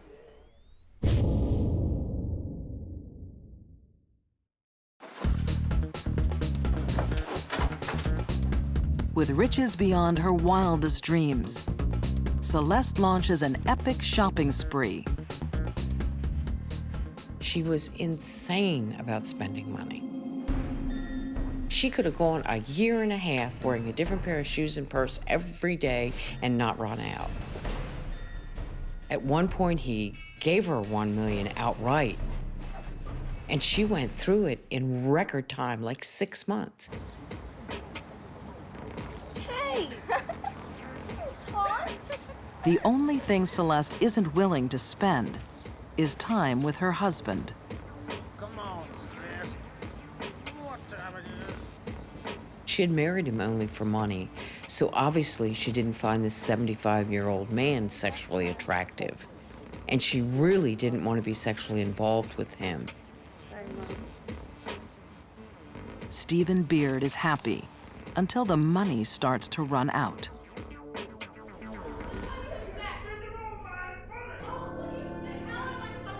He wants to cut off her cash supply.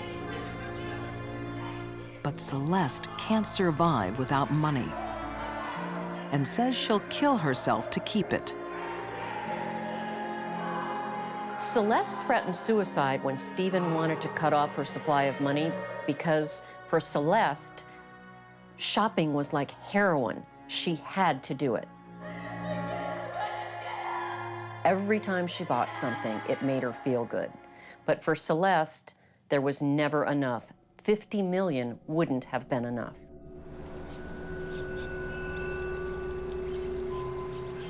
Suicidal, Celeste is committed to a psychiatric hospital. It's a fatal move. Waiting there is an unstable patient looking for love. It's Tracy Tarleton, Stephen Beard's killer. Celeste Beard is a fortune hunter. Her prey is millionaire husband Stephen Beard, but he's getting jumpy. When Stephen threatened to take away her credit cards, it threatened her very self-esteem. After threatening suicide, she's placed in psychiatric care and meets Tracy Tarleton.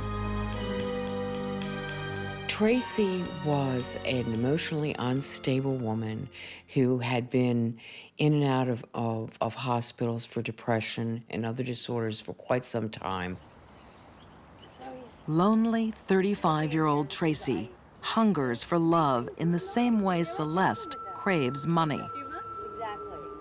She's infatuated with this glamorous new patient.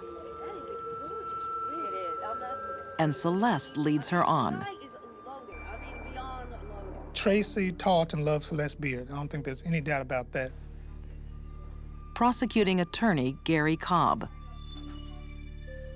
Celeste Beard, I don't think ever loved, maybe didn't even like Tracy Tarleton, but she was willing to engage in a lesbian relationship in order to get what she wanted. Celeste used sex to get what she wanted, and what she wanted was money. Outside hospital, the affair intensifies. And it's anything but a secret. We had pictures of them together looking like a couple. We had evidence that they were going to shows together. We had evidence that they were going to couples counseling together. We had evidence that Celeste Beard had brought Tracy a particular kind of ring to wear to cement their relationship. Celeste can't stand her millionaire husband, Stephen, even drugging him so she can sneak out. But she can't afford a divorce. Because Celeste had signed a prenuptial agreement, she was only guaranteed a minimum amount of money if she divorced Stephen. And he had already given her that money and she'd blown it. Well, Miss Tracy is a sharpshooter. Blinded by greed, she makes a decision. Stephen has to go. The solution for her was, if I kill him, I can have a lot of money and it'll all be mine. In Lovelorn Tracy, Celeste has found a willing accomplice. I think for Celeste and Tracy, they had a master-slave relationship. Celeste was the master, Tracy was the slave. Tracy's master has a job for her. Celeste planned the killing out very carefully. She drugged her husband's drink to make sure that he fell asleep.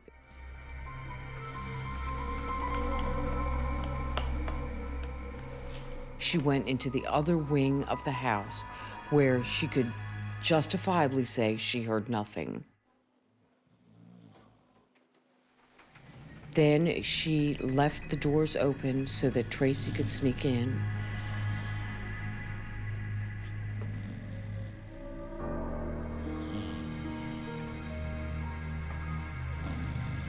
Tracy has her own reasons for wanting Stephen dead. He's the one thing standing between her and true love. Tracy's faith is absolute. She assumes Celeste will get rid of the evidence.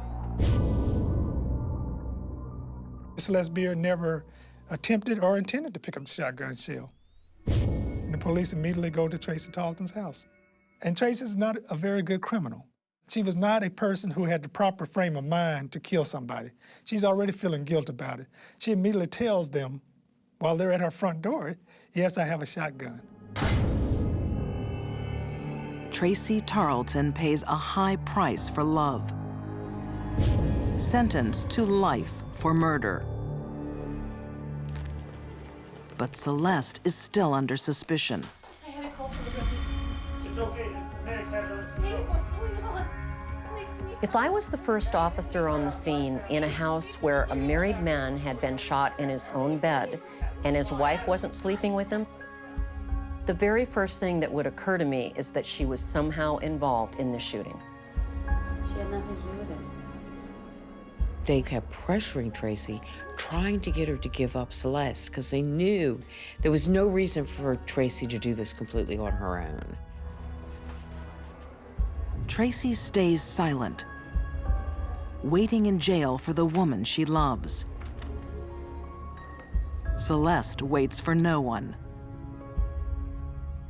She has Stephen's money. Now she wants more. It was not till a year later that Celeste went and married husband number 5 in Aspen, Colorado.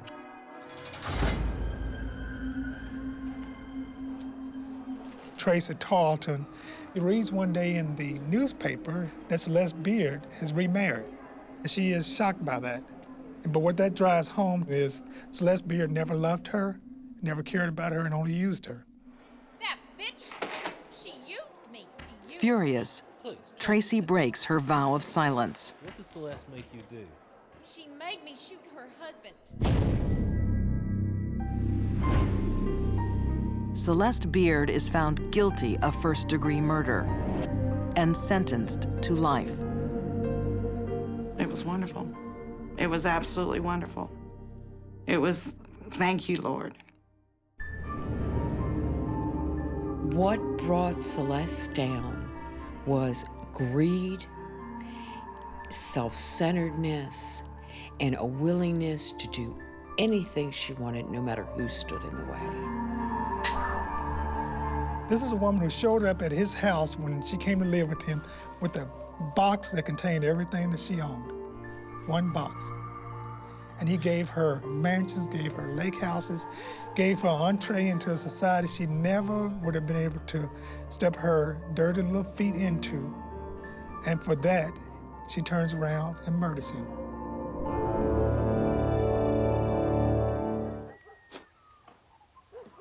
Sydney, Australia, 1892. In a working-class suburb, plumber James Mahoney is digging a backyard trench. He found more than the pipes that he was looking for. It looks like a bundle of rags. But inside, the tiny body of a dead baby. It's a gruesome mystery. Whose child is it?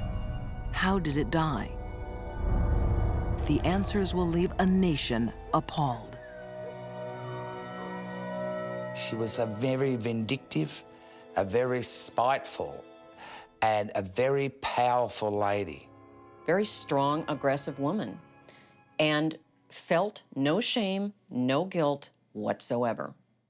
Most of us could not contemplate murdering small babies, our own or anyone else's.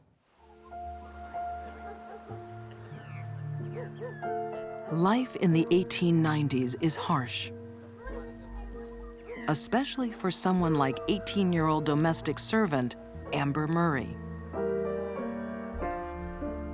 Unmarried and pregnant, shunned by society, Amber will be forced to give up her baby. Having a child out of wedlock was frowned upon. The women who chose to go ahead with the pregnancy rather than have a risky abortion, when the bub was born, they would leave it with people they called baby farmers.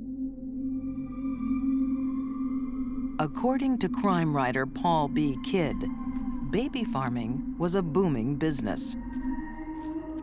The mother would pay them a weekly allowance to mind the child, and then when the child was old enough, they'd reintroduce it, boy or girl, back into the family as a niece or a nephew.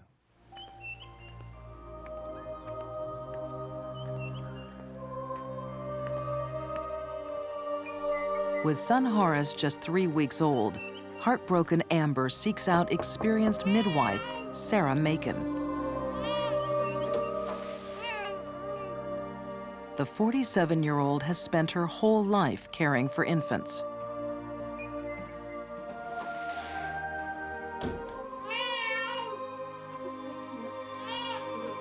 Sarah and her husband John will add the baby to their growing nursery for a fee. After the initial payment, it's 10 shillings a week. The vast majority of the baby farmers were good and decent people, midwives who looked after the children on the allowance that the mothers gave them. Don't you worry about little Horace, he'll be all right. John is reassuring. It won't be forever. She can visit any time. But Amber has made a tragic mistake.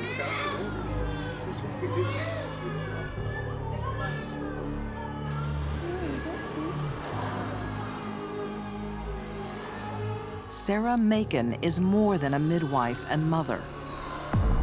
She's a murderer.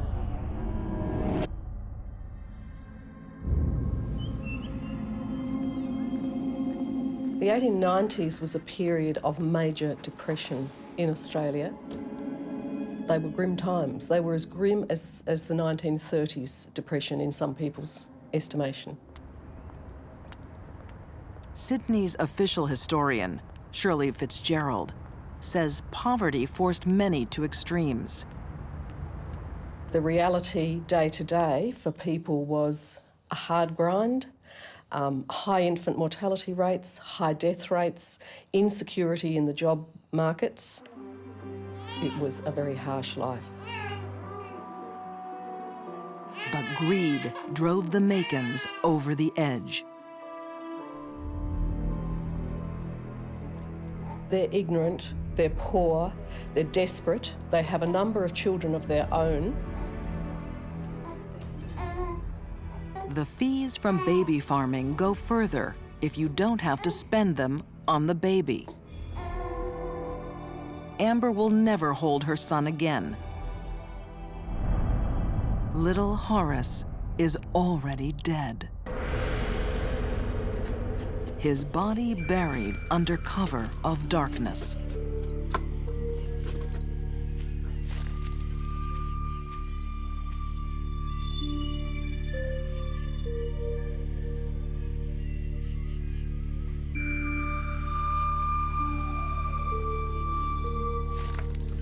In order to kill another person's baby just for money, someone would have to be a stone-cold sociopath.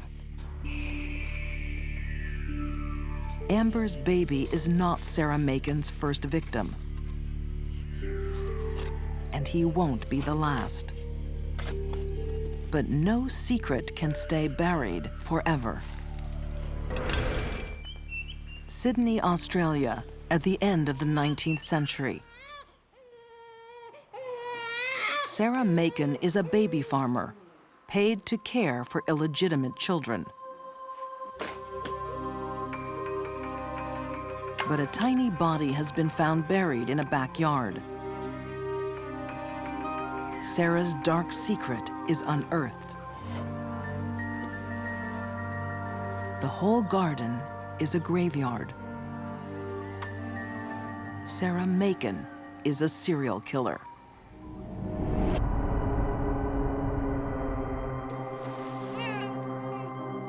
Seven little bodies came in, 7 little bodies went out the back door into a hole in the ground. It had never been determined if they were buried alive or how they really died. The manner in which Sarah disposed of the bodies of the babies, as if they were nothing more than a piece of trash, speaks to the core of her being. She felt nothing. She didn't even have enough regard to bury these babies properly. Once the babies are dead, the Macons collect more payments. To keep one step ahead, they are constantly on the move.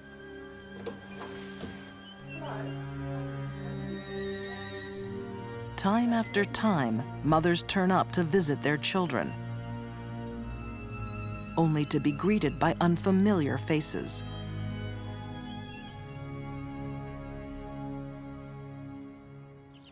Good afternoon, Mrs. Macon. Would you mind if we ask you a few questions? Thank you.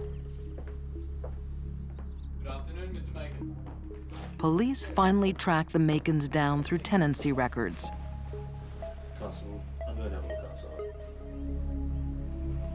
Those same records reveal they have moved 25 times in 18 years. And previously, you were living in Lawrence Street. My understanding is that you are baby farmers, is that correct? The police excavated in at least 3 of the backyards where the Macons had lived at various times. Had any more children under your care? They found babies ranging from fairly recent burials back to those who were only skeletons, so clearly they had been engaged in this operation for quite some time.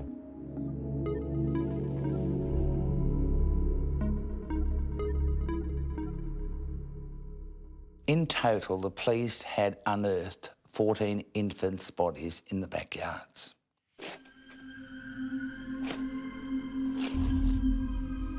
For Sarah Macon, babies are an easy target. They are weak, unable to fight back.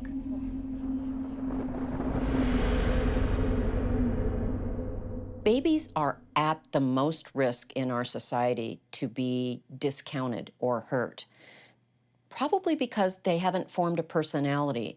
Sometimes people just don't see them as persons.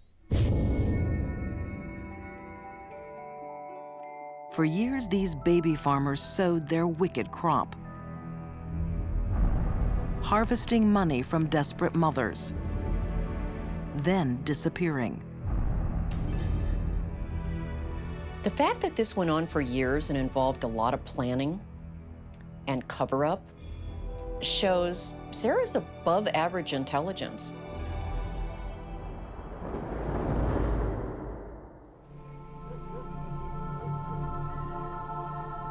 Police may have caught Sarah Macon, but there's a problem. It was very difficult to get a conviction because the fact that you've got babies buried in your garden doesn't actually prove that you have murdered them. In the end, Sarah is betrayed by just one of her 14 victims. Amber Murray's little boy, Horace. In the case that the Makins were convicted for, the baby had been buried only 2 days after having been delivered as a apparently healthy baby, and the woman was able to identify the clothing that the baby was buried in. Sarah and John Macon are both sentenced to death. John dies on the gallows. Sarah is shown the mercy she never showed her tiny victims. Her death sentence is commuted to life behind bars.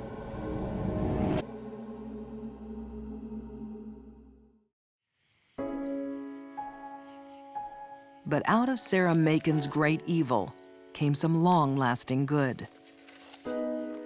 It led to a change in the way the state saw its obligation to its children, and it resulted in the development of child protection and child care legislation.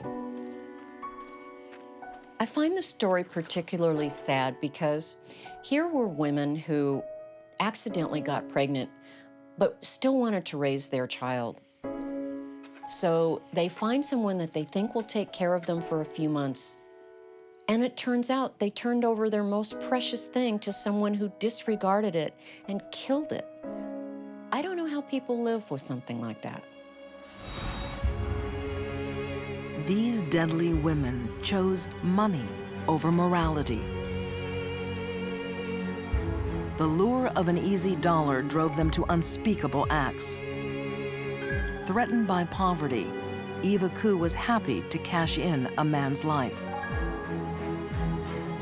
Celeste Beard had everything, but was destroyed by her own insatiable greed.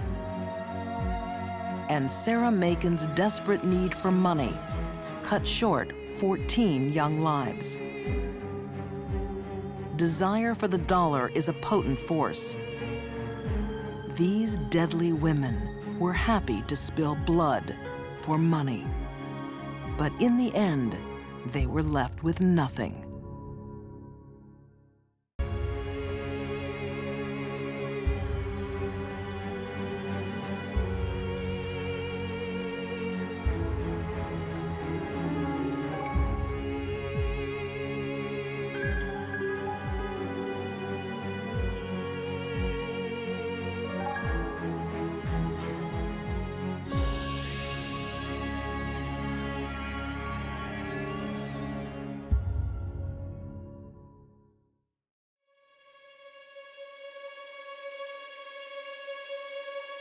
Some deadly women become bad. Others are just born that way. There is such a thing as pure evil. A glamorous housewife swaps the suburbs for a life of crime. She was amazed at how she felt murdering her husband. Behind the badge is a killer cop. She's the most cold-hearted person I've ever dealt with in my life. And an innocent girl is tortured by a monster. The pain that she endured can be compared to the pain that Christ endured when he was crucified. For these deadly women, killing comes naturally. You deserve it. Because they're born bad.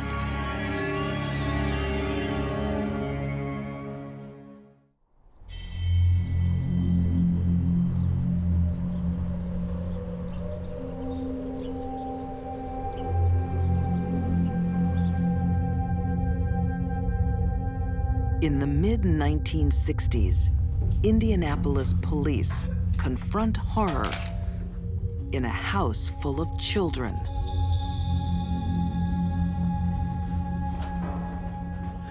She's gone. The girl is emaciated, covered in bruises and burns. Cigarettes had been put out on her body. 100 of them. This young girl was tortured. It was a horrible, painful trip into death. Unbelievable. How was that? 7 words are carved into her flesh. I'm a prostitute and proud of it. I need to know what the hell is going on here. Suddenly, a girl comes forward. She says, "You get me out of here, and I'll tell you everything." Her story will shock America and unmask a sadistic killer. How could a sane person do what they did to this girl?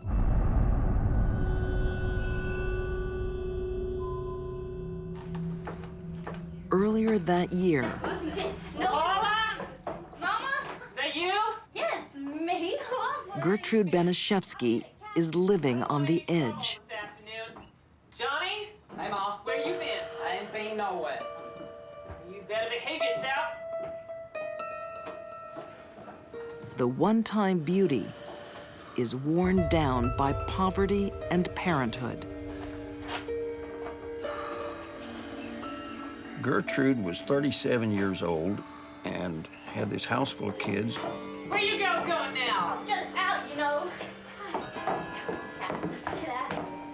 She had practically no income. She had some child support, which was not a lot in those days.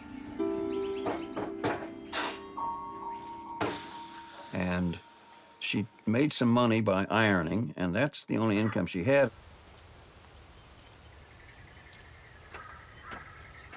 Natty Bumppo was a young Indianapolis reporter when he investigated the Banishevsky case.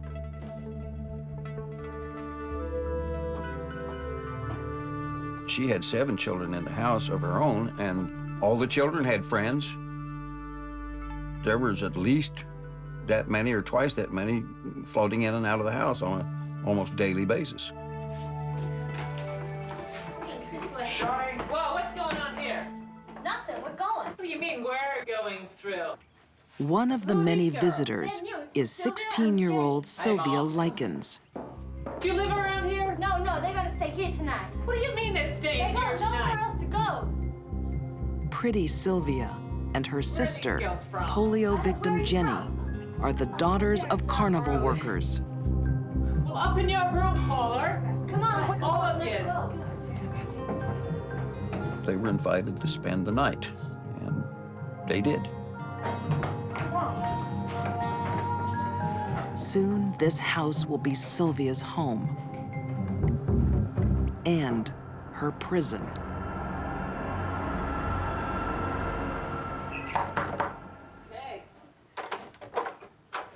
Hey, I'm looking for my daughters. When her father, Lester, meets Gertrude, he makes a fateful proposition. Here they are now. Hey, girls. Well, come on in. He asked Mrs. Banishevsky if she would board the girls for him while they went out on the carnival circuit. Now we got plenty of room here. She said yeah, and negotiated a price of $20 a week. That's great. That sounds great. Now there is one thing. Now I'm gonna need that $20. All right. I'm gonna need it up front. All right. Okay? Because I don't know that Gertrude Banishevsky ever made a rational economic decision in her life. This certainly wasn't one. Yeah. I got $20 right here. I'm sure she resented the burden, even though she had agreed to take it on. All right. Now I'm gonna need the money every week. Sure, I mean, we'll be on the road, but I get it to you. I need it on time. You know, I get it to you. Well, I want to Lester has made a grave mistake. I promise. Okay, because I want to take those girls to church. Gertrude is the last person you would leave your children with. Okay. She was cold, distant sometimes, giving one the impression that she's not exactly there all the time. In 1965, psychologist Edward Strain gives Gertrude Banishevsky a simple diagnostic test.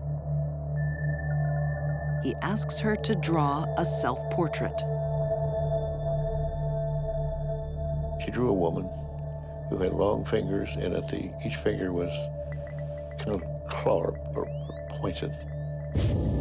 which is suggestive of sadism, hurting people. The diagnosis I came up with was hysterical personality with overdetermined sadistic trends.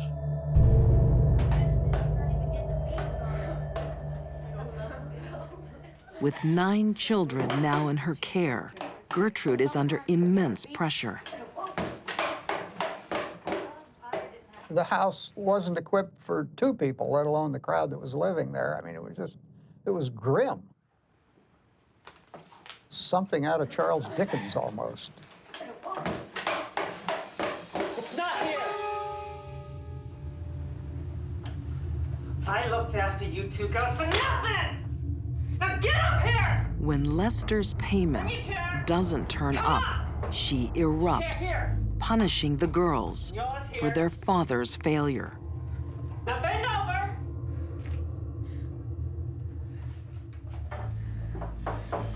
You bitch! But this is not just anger about the money. Gertrude enjoys it. What's important for the sadist isn't so much the infliction of pain on their victim, but the thrill they get from knowing that another person is suffering at their hands. That's what turns on the sadist. You ready now, Jenny? No, Jenny. Just... Bend over! For Sylvia, it's just the beginning. I'm not finished with you yet.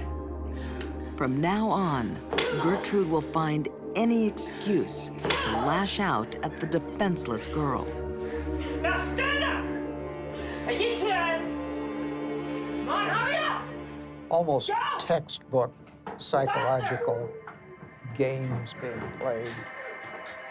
Get that smirk off your face, Johnny. Gertrude playing those in her own mind, projecting, scapegoating. That's very much what was going on there. If that check isn't here next week, we'll do this all over again. You got it?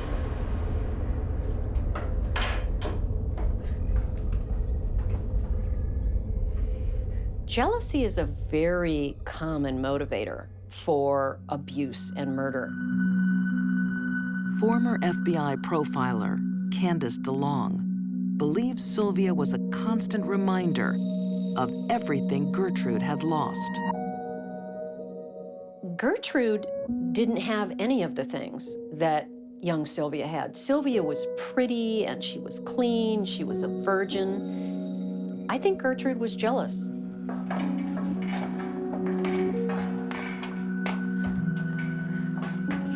Jealous and cruel, You're a dirty little slut! Gertrude will recruit innocent children You can stay down here till you learn your lesson. Shut up! in a sadistic vendetta against Sylvia Likens. The pain that she endured on a daily basis, I think, can be compared to the pain that Christ endured when he was crucified. But he went in a day.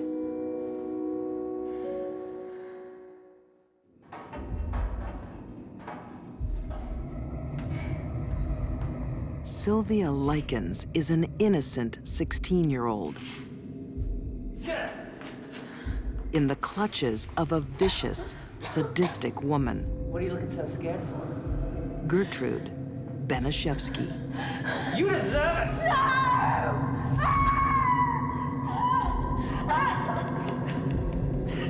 I think she knew everything she did.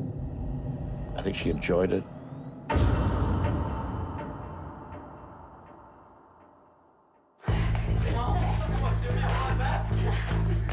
She doesn't act alone. Gertrude cruelly manipulates her own children, turning them into willing torturers. It's not unusual in child abuse cases where a household has many children in it that the abuser singles out only one child for the physical abuse. and engages the other children in committing it and acting it out for the abuser.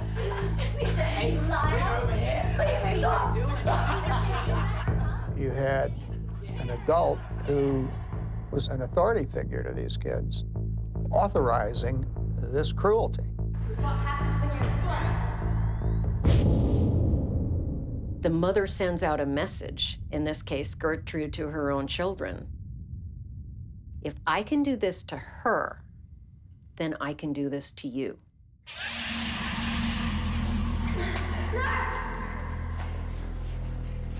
Worse is yet to come. Put it down. Try that. Goddamn little slut. You burned my daughters. Now I'm gonna burn you. Harley! When Sylvia is accused of spreading rumors, You see this? You gonna get this? Gertrude's sadism finds new extremes.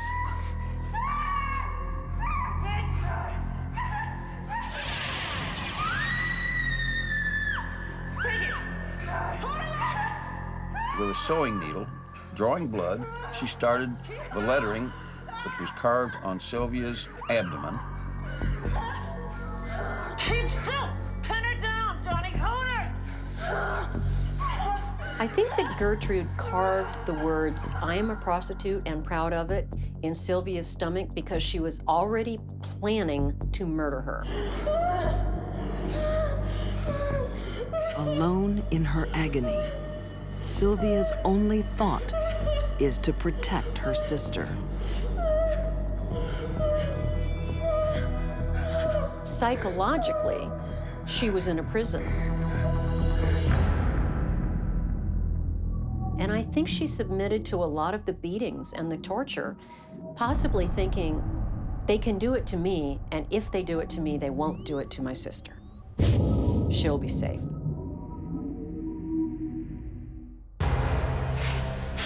Get up. Come on. Get up. Now sit down. The beatings are leaving Sylvia We're gonna weak, write a letter. her body wasting away. We're gonna write a letter to Mr. So Gertrude and Mrs. makes a Lycans. desperate plan to cover up her crimes.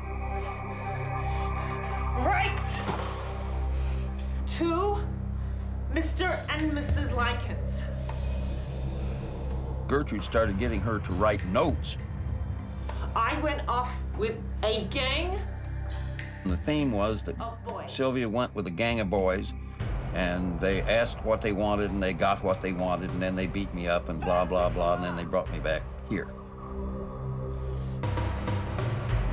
Come on, Sylvia, right, goddammit! After 3 months of Gertrude's pitiless brutality, At midnight. Sylvia is powerless to resist. They said they would pay me. Sylvia had become something like a concentration camp victim. Good. At some point, she lost the will to live. I don't want to see you again.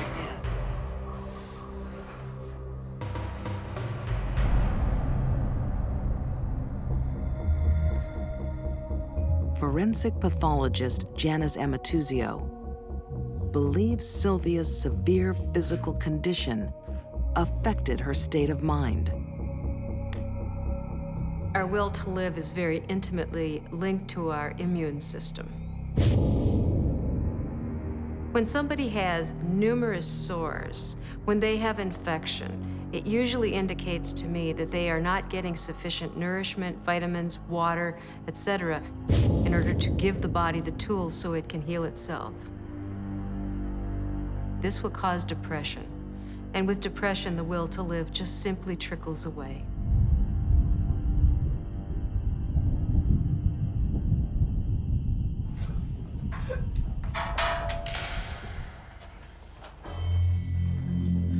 She's gone.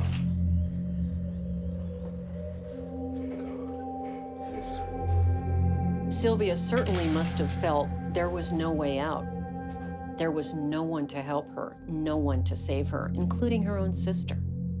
What the hell's this? Oh, God. Gertrude rallied the troops that being her children and the neighborhood children, and told them what to say when the cops got there. This time, Jenny Likens won't obey. I need to know what the hell's gone on here. Get me out of here and I'll tell you everything. She couldn't save her sister, but she can help catch her killer.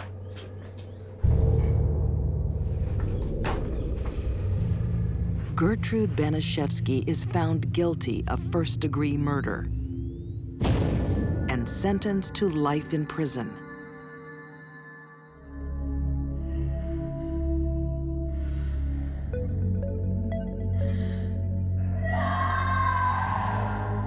I think Gertrude tortured Sylvia to vent her own anger and frustration. She devalued Sylvia in her mind, and it made her feel good. I've never seen any human being who did what she did and enjoyed it as well.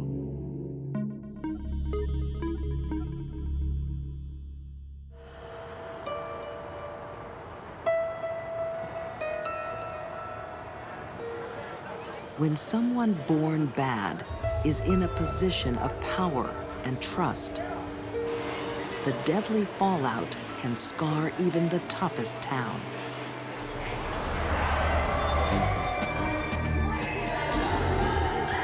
It's 1995. In a New Orleans restaurant, a brother and sister plead for their lives. They know their attacker. She's been their trusted friend and protector. Now, police officer Antoinette Frank is their executioner. I think she's evil and sick and the most cold-hearted person I've ever dealt with in my life. Antoinette Frank was the last person in the world any police department should have ever hired.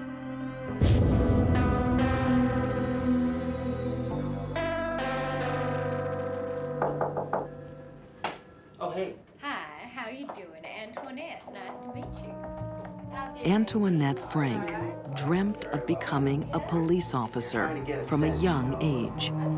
Why do you want to join the force? It's always been something I've been keen on, and I just really want to help with, crime and that sort of thing, and think I'd be just the perfect person.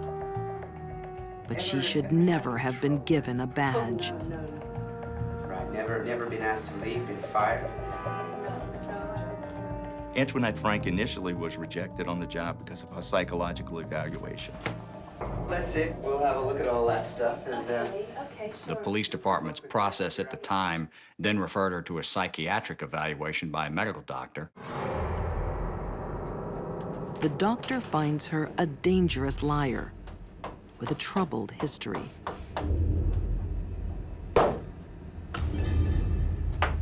But Antoinette will not be denied.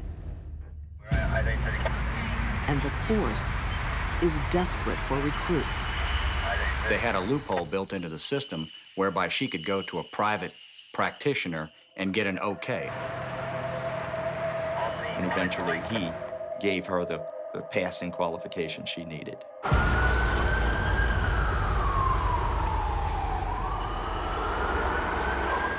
Once in the field, it's clear this 23-year-old isn't cut out for life on the force.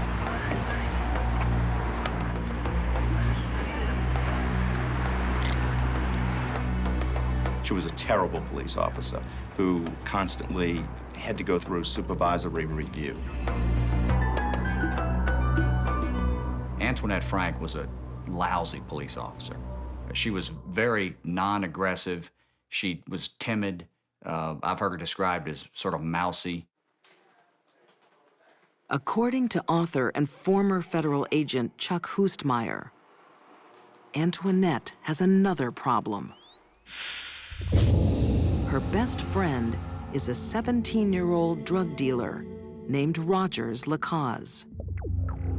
She got him a cell phone, she got him a pager, she bought him clothes. She just doted on this kid. Antoinette used to take Rogers Lacaze riding around in her police car when she was working.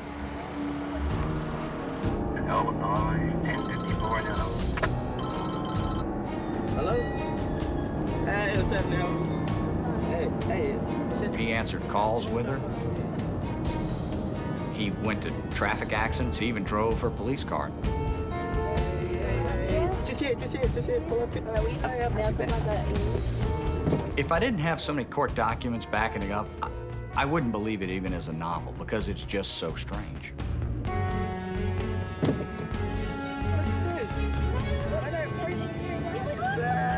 I think Frank was attracted to Rogers Lacaze because he was young and he looked up to her and she could dominate and control him.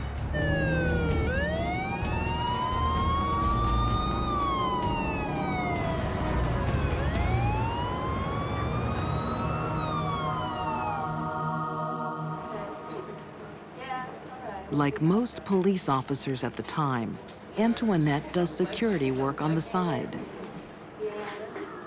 She guards the Kim An Vietnamese restaurant.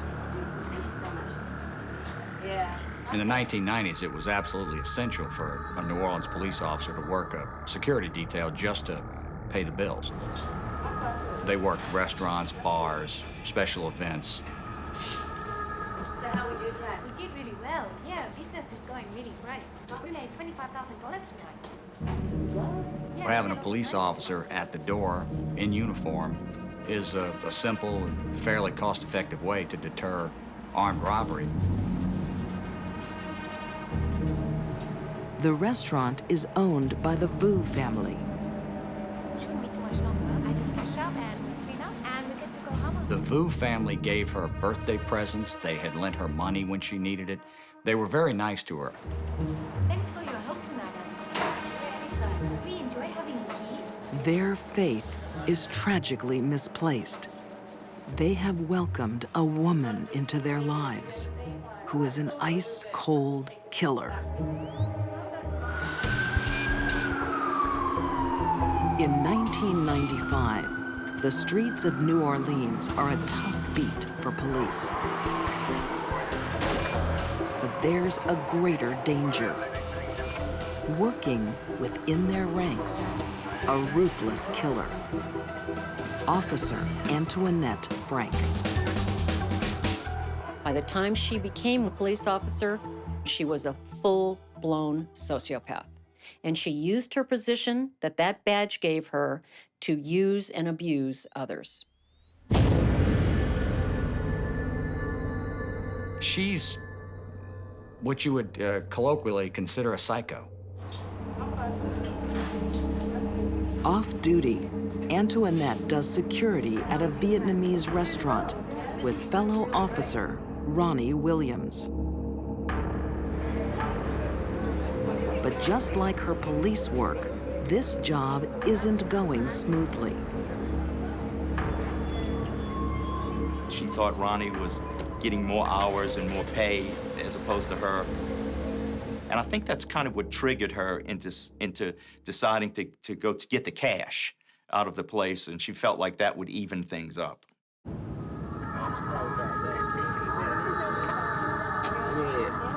That's okay. With her criminal sidekick, Rogers Lacaze, Antoinette plots robbery and deadly revenge.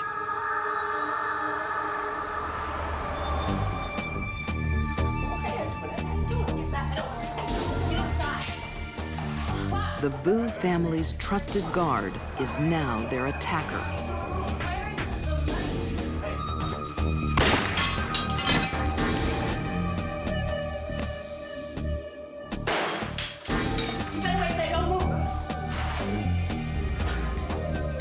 Officer Ronnie Williams, a father of two, dies instantly.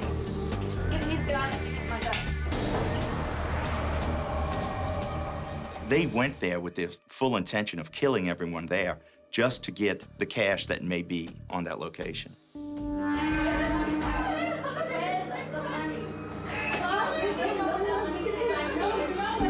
From their hiding place, Chow and Wok Vu watch in horror as their siblings are cornered by a monster.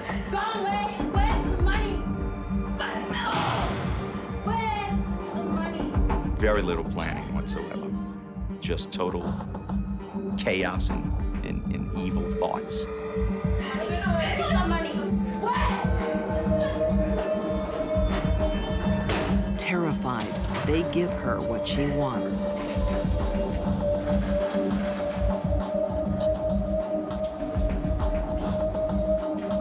The survivors actually could tell us they heard them begging for their life.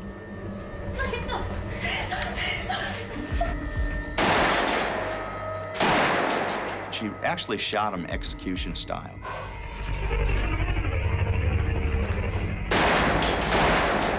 They were on their knees, on the kitchen floor, and she fired 9 bullets into them.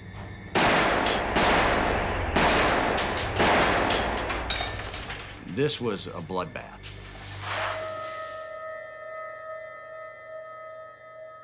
I mean, here you have an active police officer committing murder, and one of the victims is another police officer. It was unheard of. It made me sick to my stomach. I could have vomited because the thought that a fellow police officer could kill another officer for the sake of money.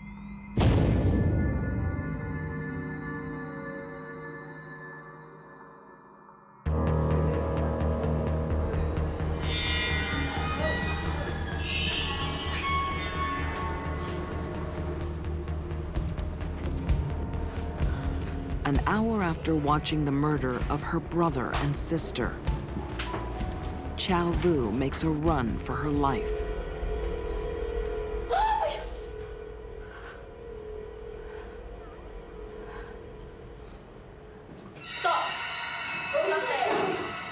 Antoinette has returned to make sure there are no survivors. But Chow Vu is lucky. Police arrive just in time.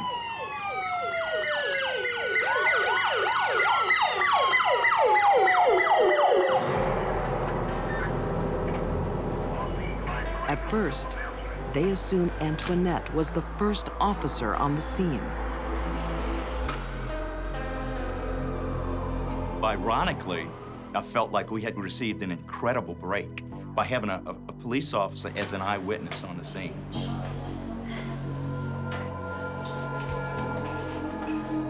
Shaking in terror, Chow Vu finally reveals the awful truth. The killer is Officer Antoinette Frank. It does take a particularly vicious, cold-blooded person to just gun down 3 helpless people who knew you.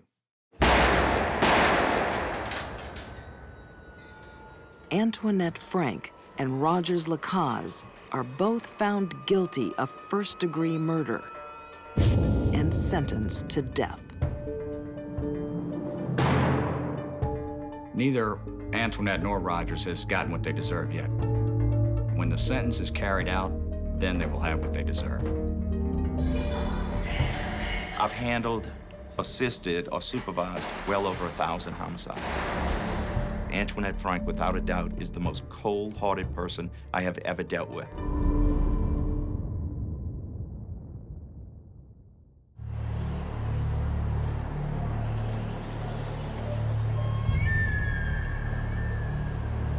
For some women, killing can become a lifestyle choice. Most people that get involved in violent crime had horrendous childhoods and suffered a lot of abuse. Other people that get involved in violent crime were just born bad.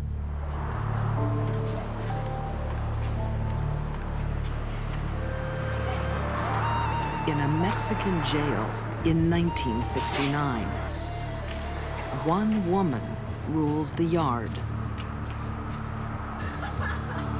fearful inmates have given her a special name. It was La Pistolera, which roughly translates into the woman gunfighter.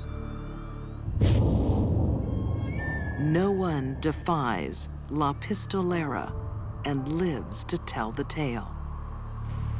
She took what she wanted.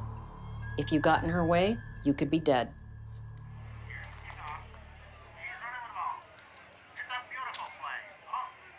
Nine years earlier, in Independence, Missouri, Oh, yeah. Come on. 20-year-old Sharon Kinney is locked in a loveless marriage.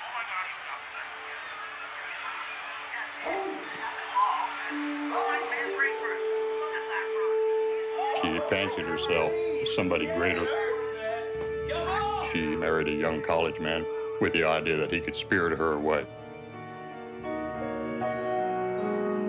He was going to be her knight in shining armor.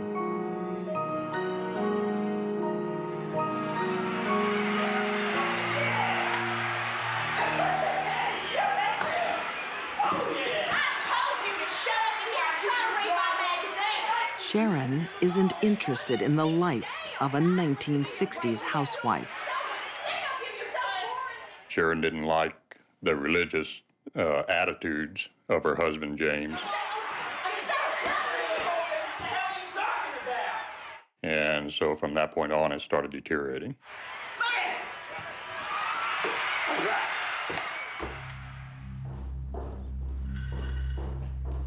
Is that you, Sharon? Husband James wants a divorce. I'm talking to you. Well, you're not talking to me? Oh, hey. Well, you don't His say wife is more interested in cashing in his life insurance with a bullet.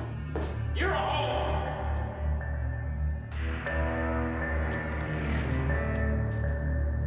$25,000 in 1960 was a lot of money. And she wanted the money. Plus, she wanted to be able to continue her promiscuous lifestyle without hindrance from her religious husband.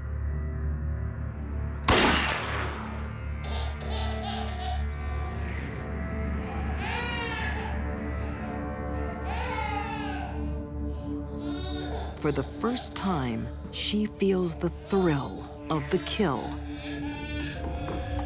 It won't be the last. She was amazed at how she felt the adrenaline rush of murdering her husband.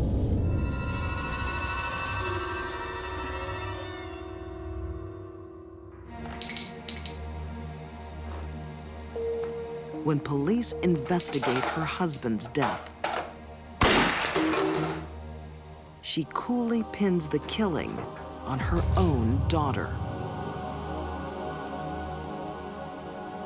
She called the police department and said that Dana Kinney, James's 2.5-year-old daughter, had accidentally shot her father while she was playing with the gun.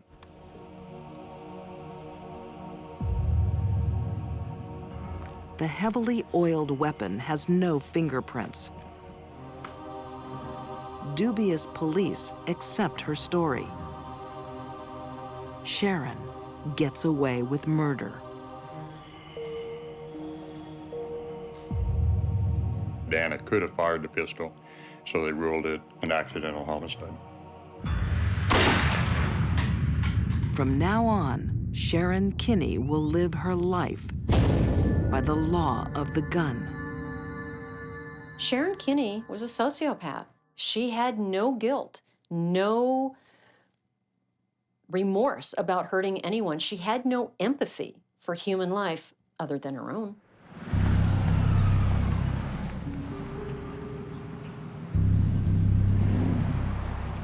One month later, widow Sharon has her insurance payout, a new life, and a new man. Car salesman Walter Jones. Walter was married to a very beautiful woman named Patricia, and they had 2 children. Sharon wants Walter all to herself. Well, I thought that maybe we'd get married and have a family. Already married. Well, leave your wife. I'm not leave my wife. I got responsibilities. She announced to him then that she was pregnant. He threw a fit. For yourself. I'm not having this conversation with you. Walter Jones is playing with a deadly woman. She'll get her way with murder. Sharon Kinney wanted what Sharon Kinney wanted, and she wanted it now. I hate you!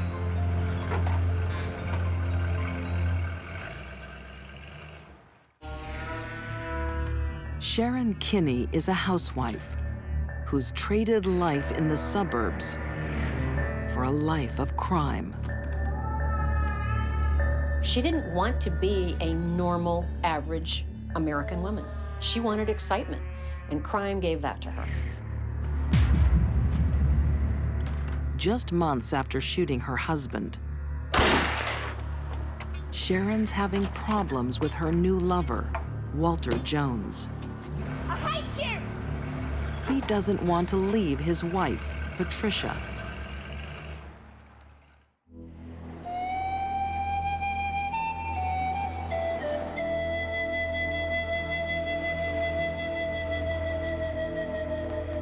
Sharon has a solution to people like Mrs. Jones. She kills them. Get out of the car. Get out of the car. Just do it. Get out. She lures Patricia to a secluded lane. Move around to the front of the car. Keep moving. This deadly sociopath doesn't think twice before taking another innocent life. Get down. Turn around.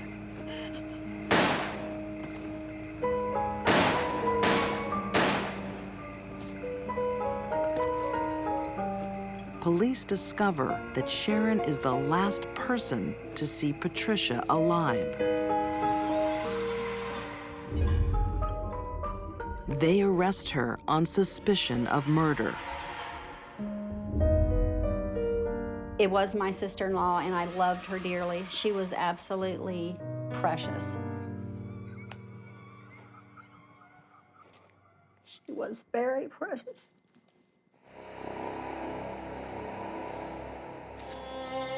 Walter Jones' sister Joyce was just 12 when Patricia was killed.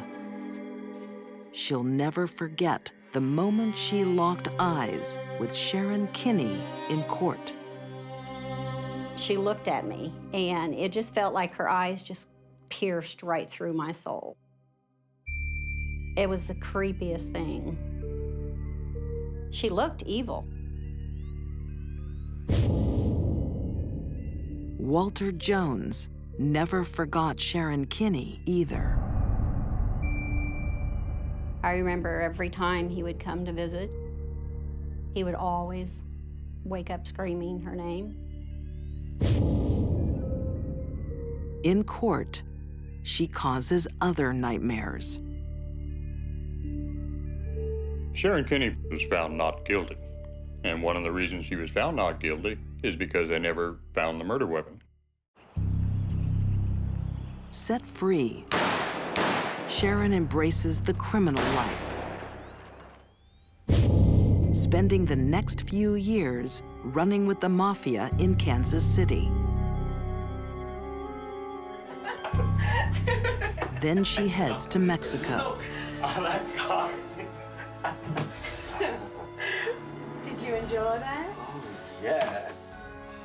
What else would you She meets a man by the name of Francisco Paredes Ordonez. want to have some more fun? Yeah. He's met the wrong girl. This was her chance to mug this guy, take his wallet and his car keys, and head back north.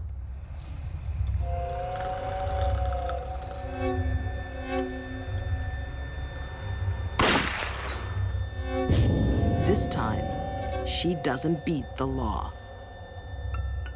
Sharon was very flippant. Yeah, I'm going to get out of this. Yeah, I'm invincible. Yeah, I'm bulletproof. A Mexican court finds Sharon Kinney guilty of murder and gives her 10 years in prison.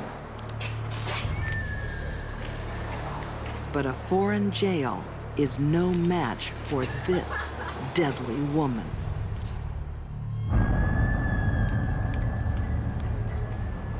On December 7, 1969, upon the conclusion of a very busy visiting hours, visiting Sunday, when the guards did a bed check of all the cells, Sharon Kinney's cell was empty. The one they call La Pistolera is gone. That's quite a feat, and she pulled it off. That's the kind of person she was. Nothing could stand in her way, not even prison. No trace of her has ever been found. I do not believe she's dead. I believe that anybody as smart and crafty as Sharon Kinney would still be out there.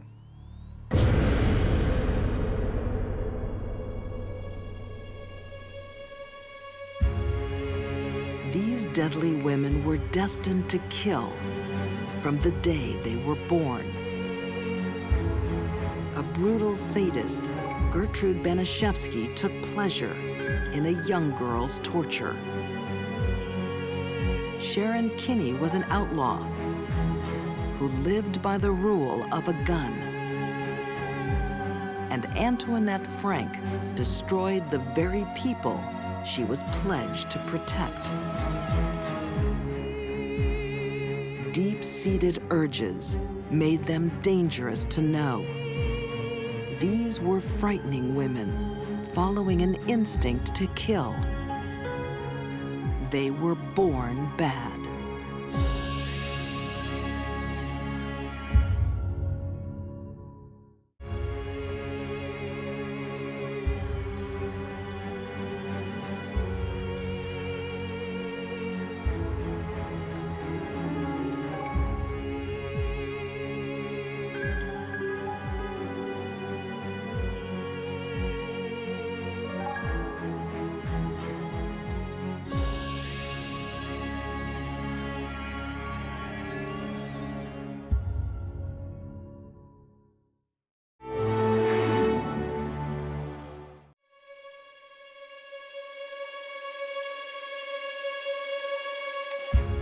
When a woman kills for the first time, she can become hungry for more.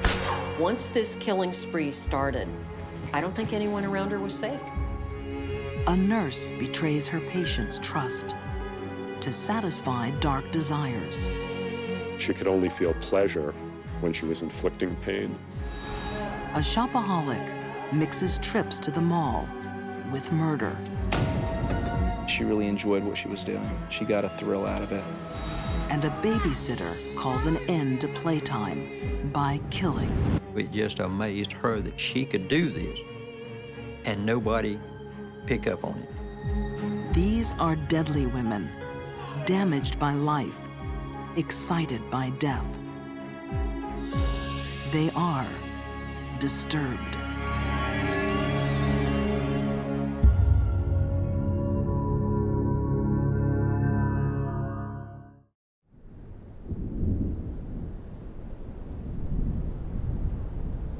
When a mind is disturbed, death and pleasure can become entwined.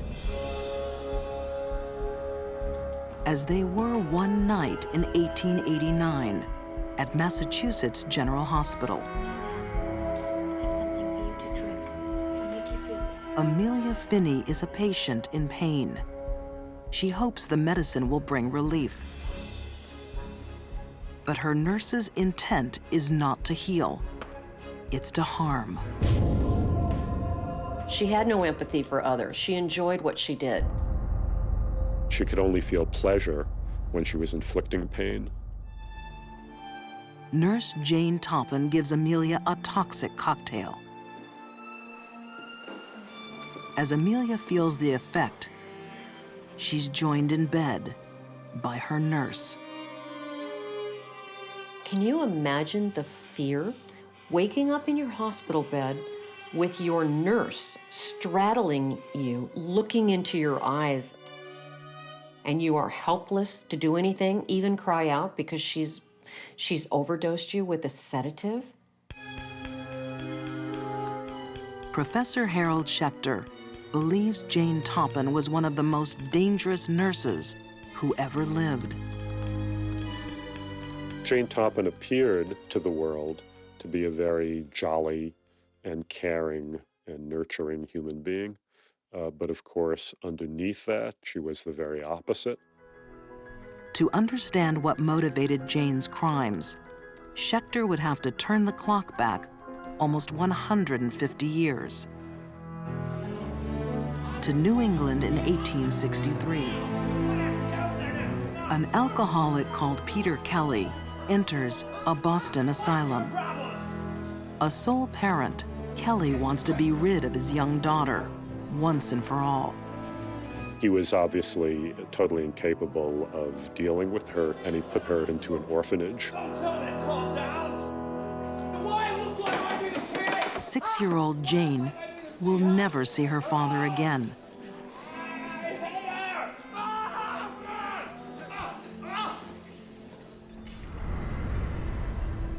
A well-to-do family later takes Jane in, but she is not treated as an equal. Well, she was taken into this family called the Toppins, but she was never formally adopted, even though she took their name. The Toppins have a daughter the same age as Jane. But while Elizabeth is lavished with affection and gifts, Jane is treated like a servant. What are you doing here? Go away. Finish sweeping. Jane feels excluded. Something in her mind is changing. Beautiful. She is becoming disturbed.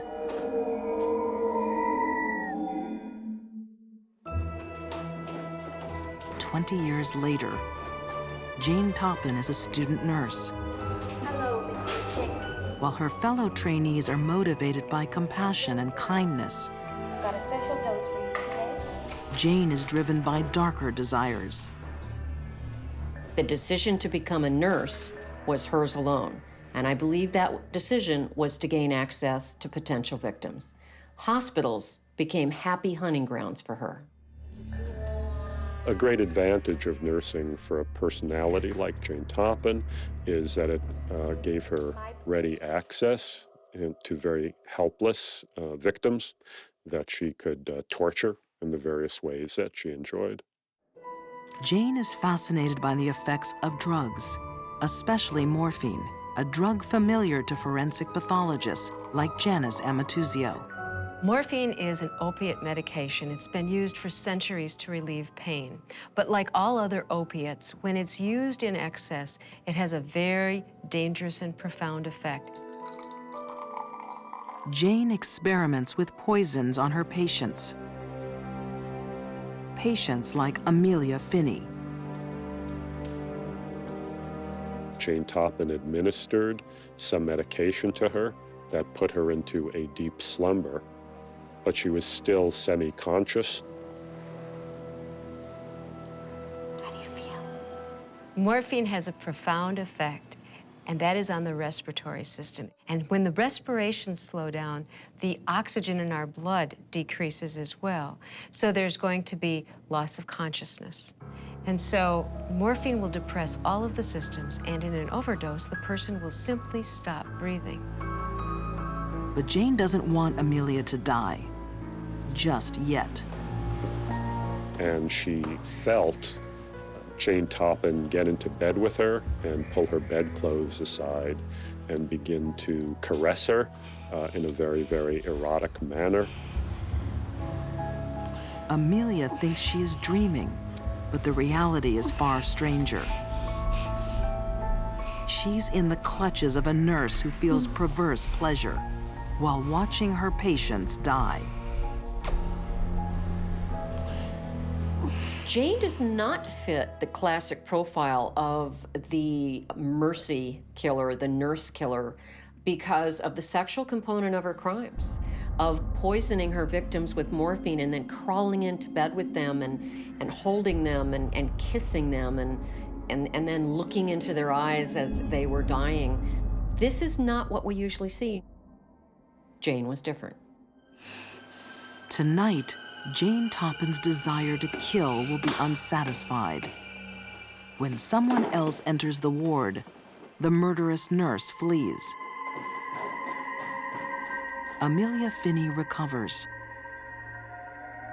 Only years later would she realize how lucky she was that night. Her nurse would go on to become the most prolific female serial killer in American history. She wanted to be the best and the most famous in the world, the highest body count. She might have achieved that. Jane Toppin is known to have murdered 31 of her patients. She may have killed dozens more. Nobody had ever encountered a female murderer, or really even a male murderer, who had killed so many victims so cold-bloodedly. Jane is so disturbed it doesn't matter who she kills. Where there is death, she finds pleasure.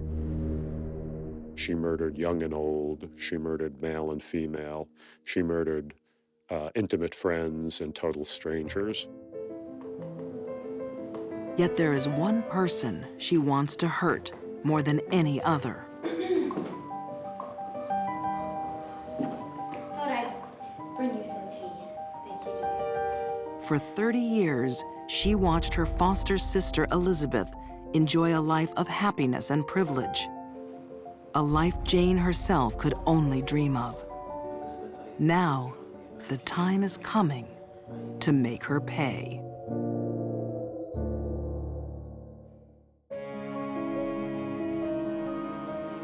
In the summer of 1899 on Cape Cod, Massachusetts, Elizabeth Brigham has mysteriously fallen ill. Her foster sister Jane appears eager to nurse her back to health. She was a very, very successful private nurse. You know, people just thought that she was a very caring human being. But Jane Toppin is not what she seems. She will kill 31 people and become America's most prolific female serial killer. Her latest target is her own foster sister. The primary motivation seems to have been this long simmering resentment of a foster sister who had always seemed to receive so much better treatment from life than she herself had. Go away. Finish sweeping. Jane's jealousy of Elizabeth begins in their childhood. When Elizabeth marries a wealthy vicar, it intensifies. Once again, Jane feels left out. Psychopaths like Jane Toppin, who feel they've been horribly mistreated by the world from a very, very young age, grow up to feel the need to take revenge on the world in turn. For Jane, this revenge will be sweet and slow.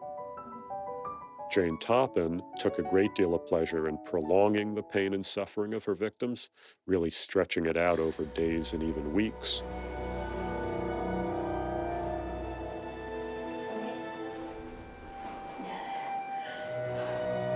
A lot of killers are not sadistic. Jane was. She actually derived pleasure seeing the pain that she had inflicted on others. That is sadism. Jane's sadism climaxes as Elizabeth takes her final breaths.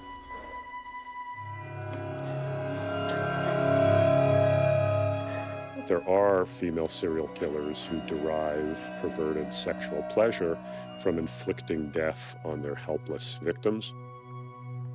And Jane Toppin fell into that category.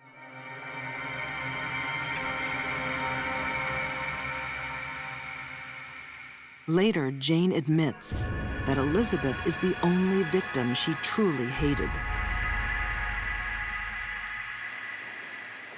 This murder had a clear motive, but what about Jane's other victims?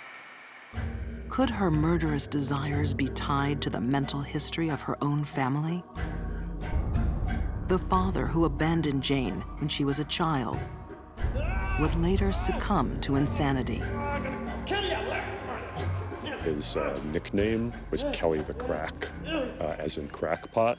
And there were these stories that at one point he sewed his own eyelids shut. But while Jane's father suffered psychotic episodes, losing touch with reality, Jane herself had no such symptoms.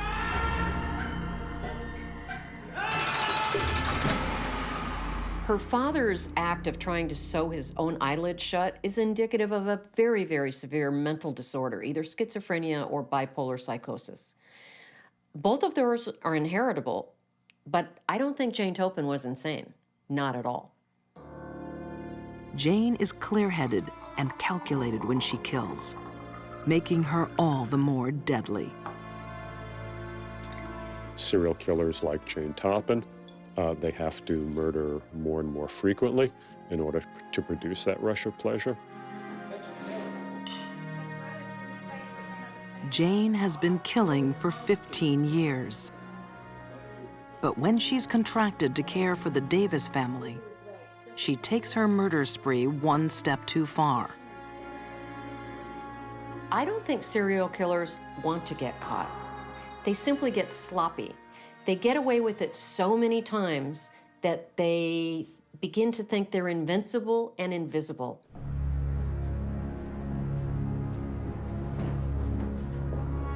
Jane is supposed to keep the Davises safe from harm. But one by one, over a period of 6 weeks, she kills them.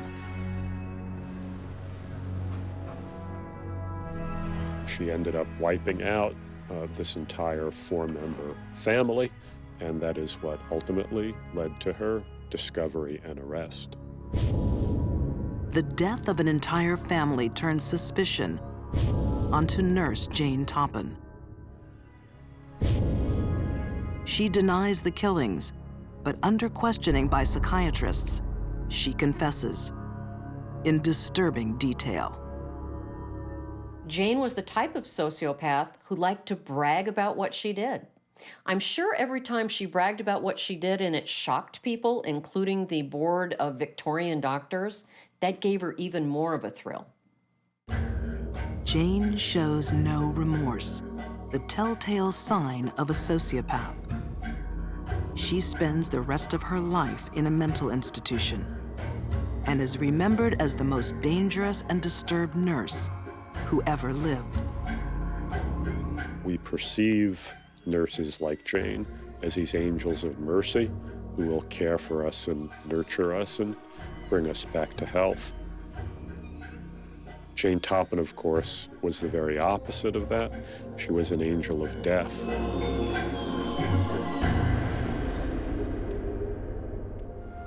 A disturbed mind can lash out when it's least expected.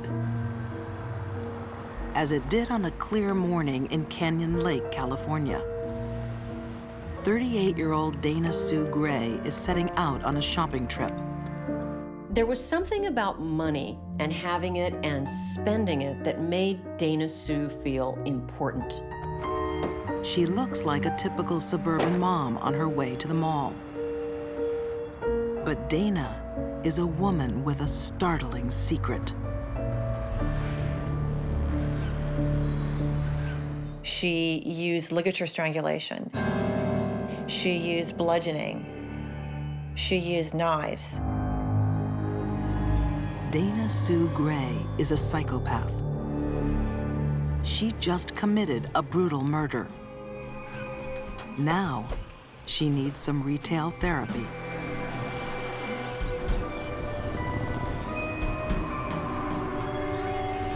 Detective Joe Greco will never forget the gruesome crime scene Dana Sue Gray left behind that day in 1994. It was a shock because it was only my second homicide case as a detective, and it was overwhelming. 66-year-old June Roberts has been strangled and bashed with a bottle. It crossed my mind that I had a serial killer on my hands. No one has ever seen a serial killer like this one. class all her own. The killing spree begins 2 weeks earlier. Norma, are you there, dear? The community was very affluent, and they didn't have a lot of homicides. Alice Williams has not seen her neighbor, Norma Davis, for 2 days. Where are you, dear? She's concerned the 86-year-old has fallen ill. The reality is far worse. A neighbor came by and found her body. The neighbor was never the same after that. The brutality of the murder also shocks crime writer Kathy Braidhill. Norma has been stabbed. A fillet knife is buried to the hilt in her chest. The handle of another protrudes from her neck. The blade inserted so deep, it has almost severed Norma's head. We didn't have a lot of information. The only piece of evidence that we had was in the entryway of the condominium. Found a faint shoe print on the floor of the condominium, and it was a 6.5 size shoe. The shoe print would later be traced to a former nurse named Dana Sue Gray. Dana Sue Gray was in her mid-30s. She loved thrill sports. She loved rock and roll. As a young woman, Dana enjoyed skydiving. But increasingly, it's her personal life that's going into free fall. Dana's life right before the murders was chaotic. She had a lot of emotional setbacks. She had had a miscarriage. She had also sunken into depression and alcoholism, and she was accused of stealing drugs from her job as a nurse. Fired from her job.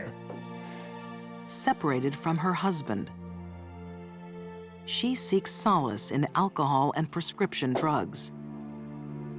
We really don't know why she had started to use drugs. We're thinking perhaps it was because of the depression from the miscarriage. It could have been any number of things. But when the drugs don't work, there is one thing guaranteed to make Dana Sue feel good. Spending, purchasing made Dana feel high. It reduced her anxiety. It became compulsive, and it got way out of control. Dana Sue is hundreds of thousands of dollars in debt. Her disturbed mind is becoming desperate. Desperate enough to kill. Once this killing spree started, she was clearly out of control. And I don't think anyone around her was safe. 2 weeks later, 66-year-old June Roberts answers a knock at the door. Hey, June, I was wondering if I could... Recently widowed, June welcomes the visit by a family friend. Little does she know, she has admitted a killer into her home. A killer who leaves her boyfriend's 5-year-old son waiting outside. I think the fact that Dana Sue had her lover's 5-year-old boy in the car with her, waiting outside in the car while she went into these homes and killed these women, really speaks to the coldness and how little she thought that what she was doing was wrong.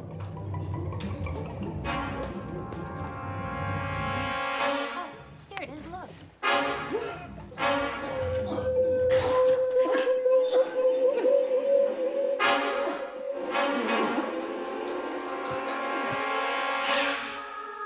It was very brutal. The victim had been strangled with her own telephone cord and actually tied to a chair. And she was struck so hard it fractured her skull.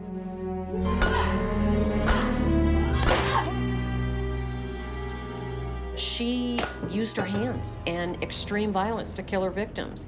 We don't usually see this in female serial killers. We usually see poison or gun. With a gun, you can kill someone from afar. Dana Sue wanted hands-on. But perhaps just as shocking as the murders is what Dana chooses to do next. She didn't even go home after she killed these women and lay low for a while. She just needed to get to the mall. Canyon Lake, California, 1994. 38-year-old Dana Sue Gray is in the mood to be pampered. Dana was so meticulous about her appearance, and she always went to a salon for services, for manicures, pedicures, hair color, cotton color, all of that. Beauty treatments make Dana Sue Gray feel good. But lately, she's found another activity that gives her a thrill. Murder. Dana is halfway through a month-long killing spree. Her first stop after killing her second victim is the mall. What was taken from June was her checkbook and her credit cards, and right after the murders, Dana went out and she got a beauty treatment and she went shopping. She immediately went out and drained their bank accounts and used their credit cards on high-ticket items, hundreds and hundreds of dollars, with a little kid in tow. Her boyfriend's little 5-year-old with her, thought nothing of it, thought nothing of it. Despite being hundreds of thousands of dollars in debt, Dana Sue is obsessed with spending money. Dana Sue's issues with money are reported to have existed when she was a girl. Her brother described this. She said, "I had to spend, it made me feel good." But the feeling wouldn't last, so the behavior became compulsive. She would repeat it to get the high again. Psychologists have a term for compulsive shopping: oniomania. But it is not the only reason Dana kills. Dana didn't take any rings from the victims or some valuables from the home that were obvious. So I don't think anything was motivated there by money. The next attack reveals more about Dana's motives. 2 weeks later in Lake Elsinore, California, 57-year-old Dorinda Hawkins is working alone in an antique store. Dorinda was working at the time Dana had walked in and asked about picture frames. Just wondering how much this one is. This is actually $55. Do you do gift wrapping? Yes, we do.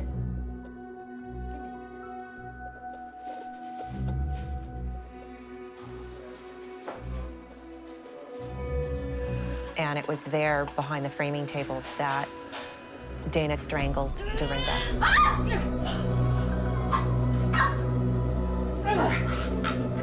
Dorinda was begging for her life when Dana was strangling her. And Dorinda told her, "You can have anything you want, take the cash. You know, I have 8 kids, just let me live." And Dana told her, "I'm not doing this for the money." She said that twice. And that really gives you an insight into what Dana was thinking when she was committing these crimes. Thinking Dorinda is dead, Dana Sue steals just $25 and flees. But Dorinda is still alive.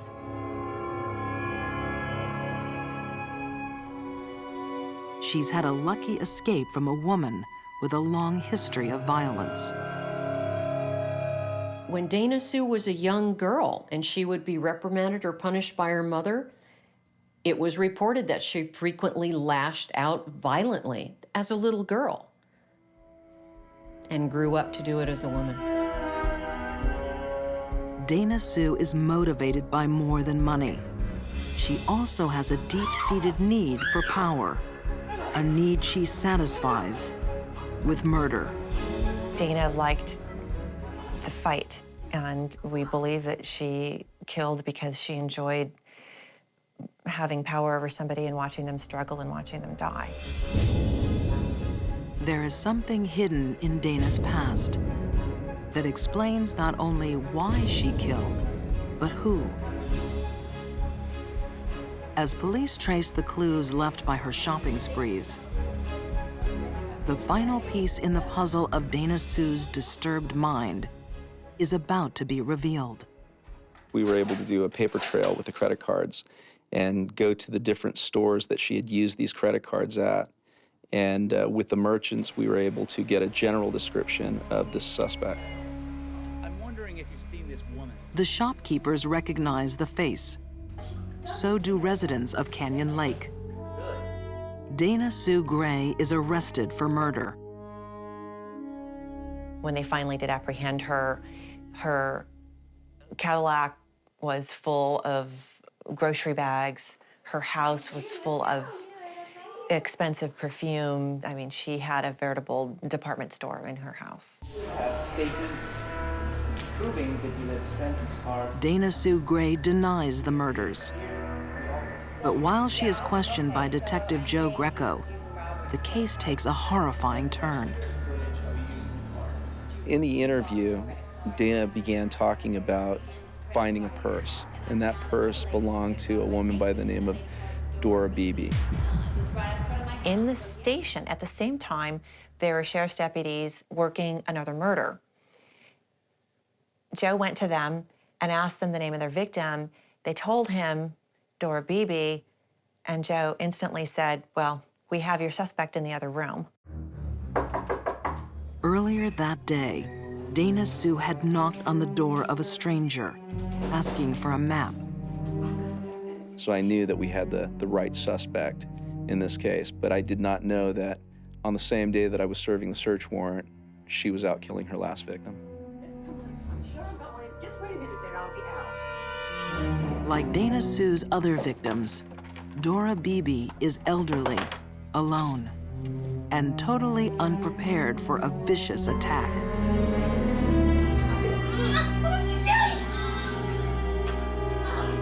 Dora Beebe was found murdered inside her home. She was beaten with a clothes iron, and her skull was fractured. To psychologists, the attack on Dora Beebe is the final clue in a revealing pattern. All 4 of Dana Sue's victims were elderly women. Women old enough to be her mother. Dana Sue had a lot of unresolved anger toward her mother. I think these older women that Dana Sue killed represented her mother, and she was just unleashing rage and anger. To avoid the death penalty, Dana Sue Gray pleads guilty to multiple murders. A desire for money, a need for power, and a hatred of her own mother. Dana Sue Gray's disturbed mind made her a ruthless killer who will spend the rest of her life behind bars. Then when you look at her history, and you see how violent she could be as a child with her mother when she was reprimanded, this was a murder spree in the making for 30 years. She enjoyed doing things that were risky. She was a thrill seeker, and I think that she really enjoyed what she was doing. She got a thrill out of it.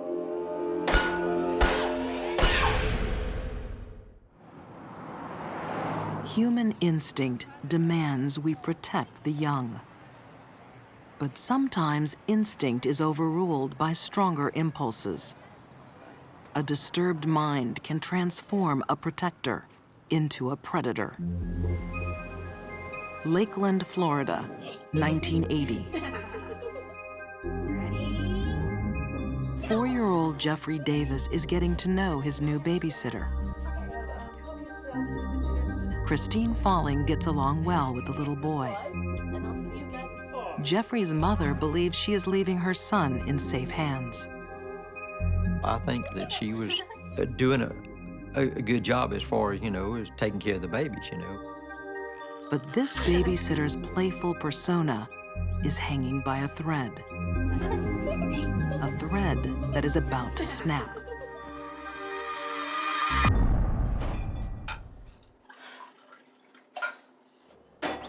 Christine, you okay? When the mother of Jeffrey Davis returns home, she walks into a nightmare.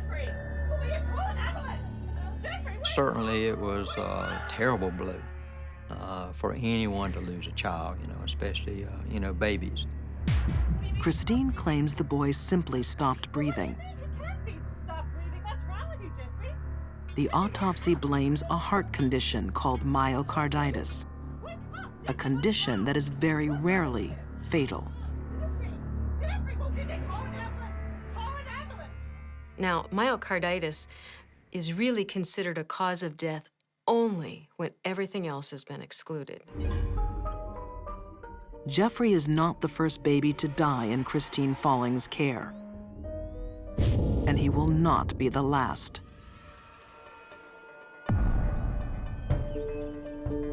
When the deaths are reported to the sheriff of Calhoun County, Buddy Smith, he knows something isn't right.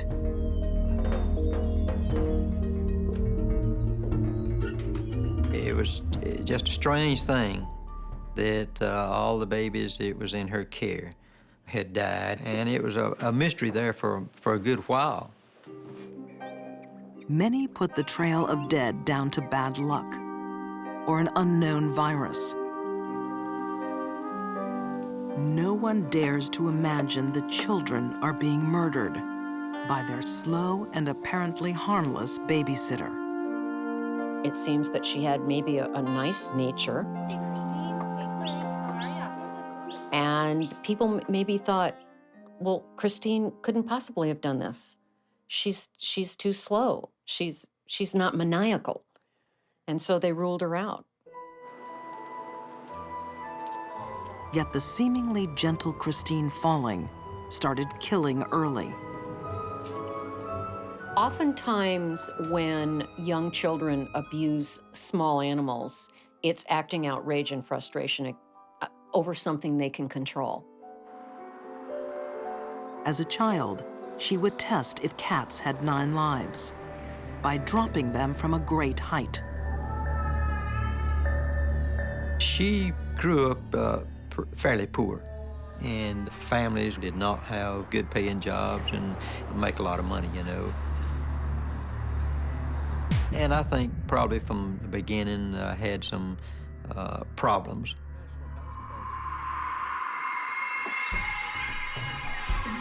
Local police were well aware that Christine didn't have a happy childhood. She was abused sexually and physically. I recall the former sheriff, W.C. Reeder, worked a case where the child was taken to the hospital. And the first word he got from the mother was that she had gotten run over by the car. And he got to checking into it further and found out that this child had been beaten pretty bad with a bottle. Because of Christine's family situation, the early life poverty, the low IQ, I don't think she stood a chance of having a normal life. Poverty and abuse leave their scars on Christine. But they are not the only reasons she becomes a killer. By the time she turns 18, Christine Falling is a ticking time bomb.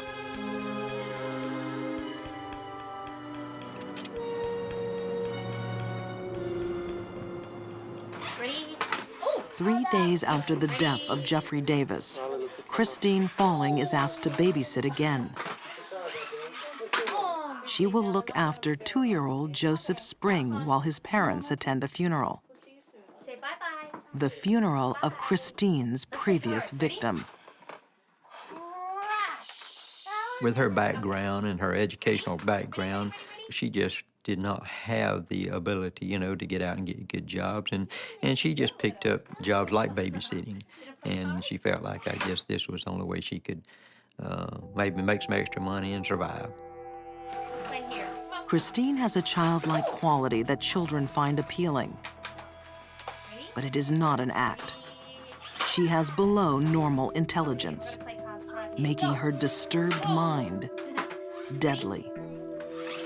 People with very low IQs, such as Christine, tend to also have a low frustration level. And they will sometimes lash out in an irrational rage. When Joseph starts to cry, Christine feels her nerves fray. Then the voices start. Voices only Christine can hear. The voices are not usually very nice. They say horrible things, they suggest horrible things. Auditory hallucinations are a symptom of a well-known psychiatric condition. Schizophrenia is a disorder of thoughts and thinking, and it's very difficult, if not impossible, for the schizophrenic to know if the voice is real or not. Shush!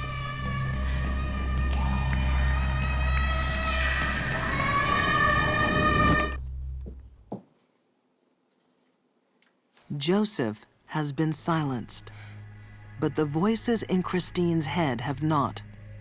Soon, they will instruct her to kill again.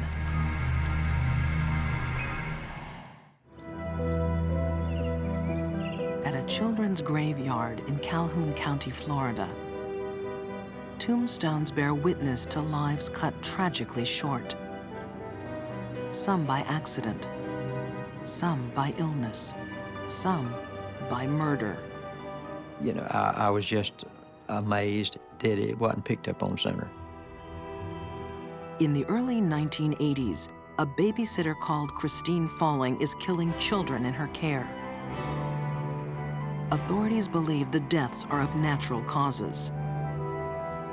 She never gave a good explanation as to why, other than she'd saying these babies would start crying and she couldn't get them to hush. Leaving a child alone with Christine Falling, even for a moment, can be a deadly mistake. As her stepsister, Geneva Burnett Daniels, is about to discover.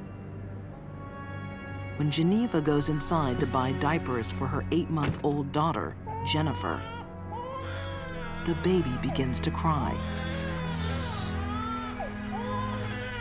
People such as Christine can't handle it when things don't go right. And sometimes they will lash out or attack whatever it is that's making them upset. Christine's low IQ means she is already reaching breaking point.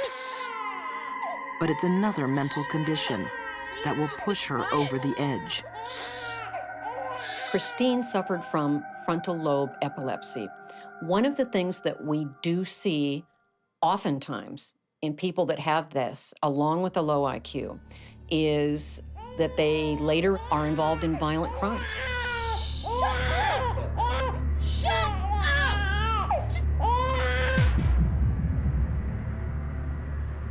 Like Christine's other killings, this one leaves no trace. Sometimes smothering may leave no clues whatsoever, particularly if smothering, which is blockage of the airways, is caused by placing something loose or fluffy, such as a soft blanket or a pillow loosely over the mouth and nose. It may leave very few clues.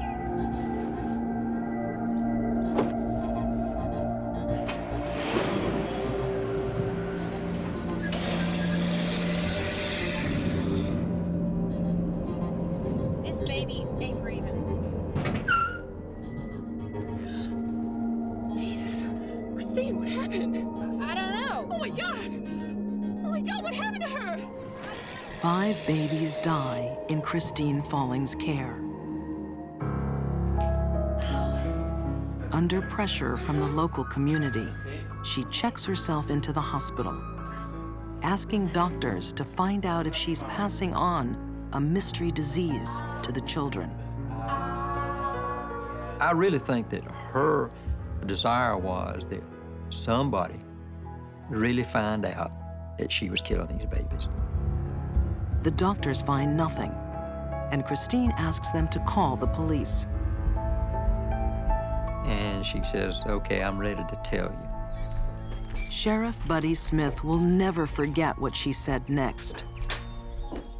She said she had a way of choking these babies without leaving any signs. But she said, you know, it just amazed her that she could do this and nobody pick up on it. Christine admits to smothering 3 children. Police believe she also killed 2 other infants and a 77-year-old man. Poorly educated, mentally disabled, and brutally abused, Christine Falling's future has never been bright. And now she will spend it behind bars. I was pretty much convinced after working this case that is, if you're mistreated by your parents or someone else, then you tend to be the same way whenever you get grown. She's often said in her incarceration, I think back, I wonder why I did this. I don't see her as a sociopath. I see her as a very poor soul, who, by the way, needs to remain in prison. For these deadly women, murder became a habit too strong to resist. Nurse Jane Toppin found pleasure in her patient's pain. Dana Sue Gray's lust for money and power made her murder on the way to the mall. And Christine Falling let her anger explode on kids who couldn't fight back. Life dealt them suffering, and they returned it in kind, driven to murder by minds that were disturbed.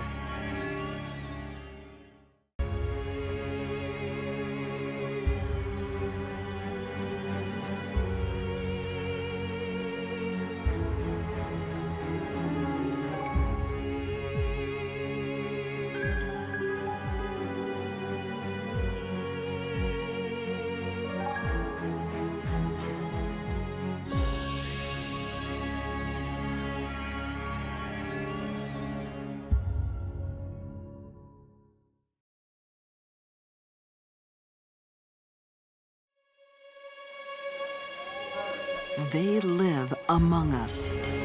On the surface, completely normal. Beneath, deadly. Cunning, manipulative, users and abusers of other people. The smile of a suburban mom hides the soul of a killer. You can't ever say never. The unimaginable did happen. My friend killed her husband. The life of the party has a secret life at home. Who would suspect anybody that nice of murder? And who would suspect 2 little old ladies of a monstrous crime? I've never worked a case where human beings were housed and cultivated and fed for the singular purpose of being executed. These are deadly women in disguise, their murderous thoughts hidden behind the mask.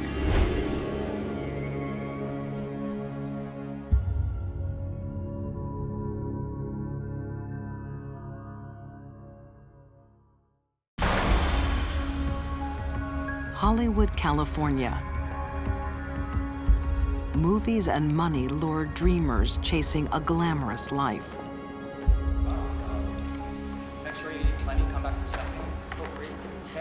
But in the back alleys of Tinseltown, dreams turn to despair.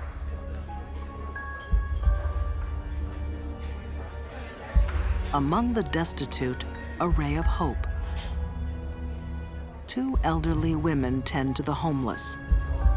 Helen Golay, age 73, and Olga Rutterschmidt, 75. They made them feel warm, secure, comfortable, fed, clothed. But there's a sinister side to these Good Samaritans. They felt no guilt or shame for what they did, which enabled them to do it so well and for so long. Helen and Olga have no charity and no mercy.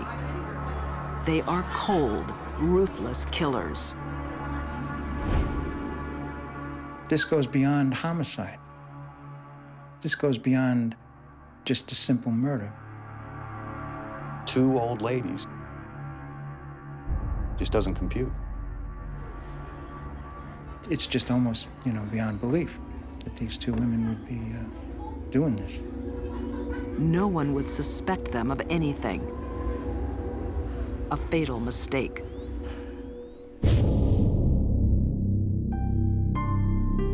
June 2005. A broken body lies in a dark alleyway, victim of a hit and run. It was a man who was hit by a motor vehicle in Los Angeles by accident.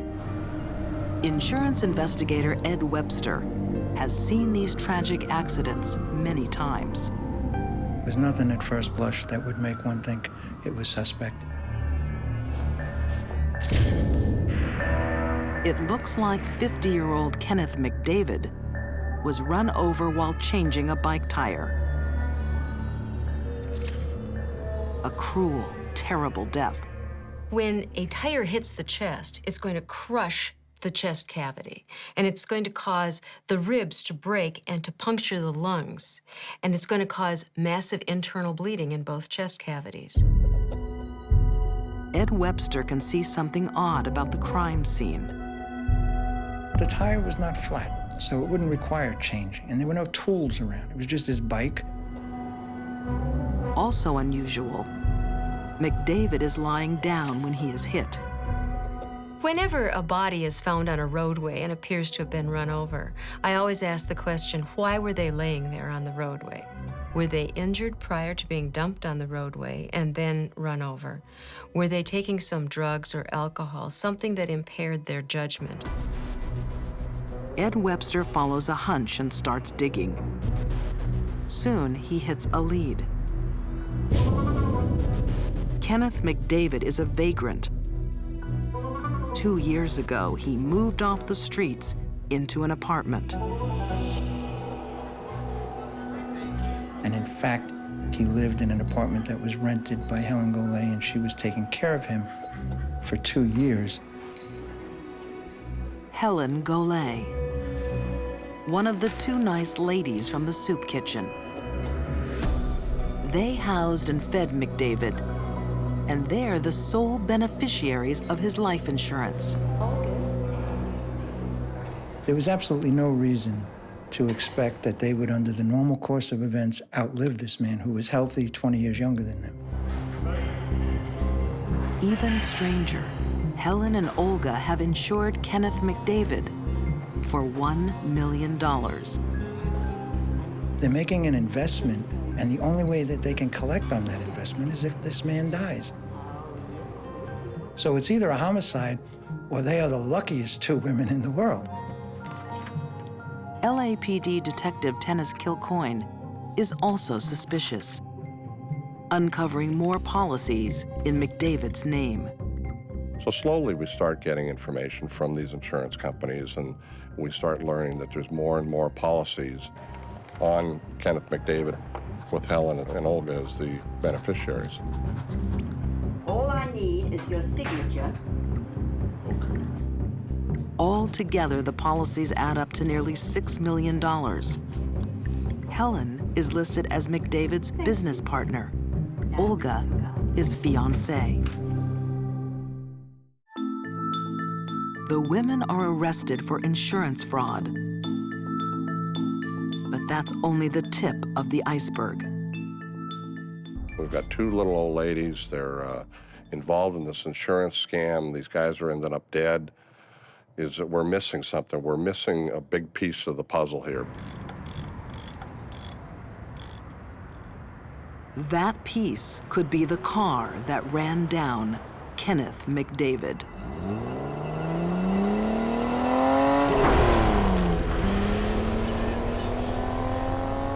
There was a surveillance video on the corner, and they actually had captured the vehicle going down the alley. CCTV vision helps connect the car to Helen Golay.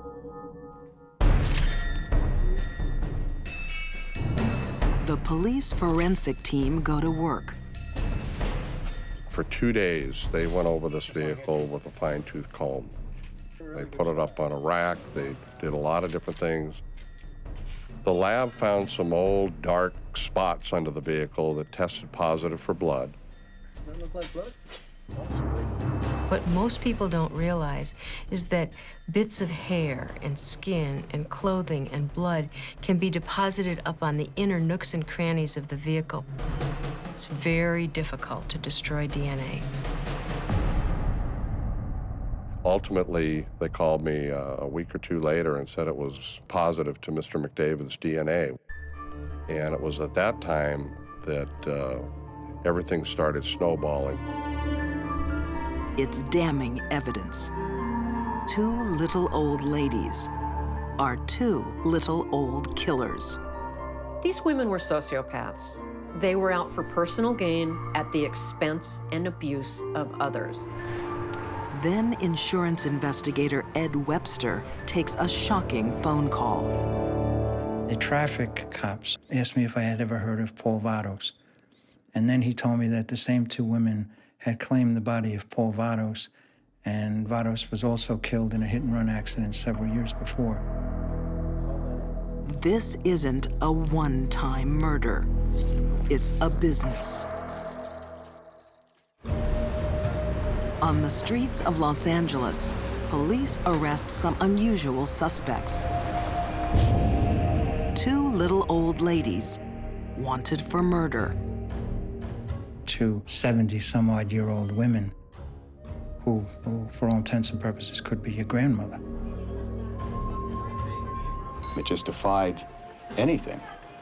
At the age of the perpetrators, you know, frankly, the gender of the perpetrators, the helplessness of the victims, the amount of money involved, the cold-blooded nature of the killings.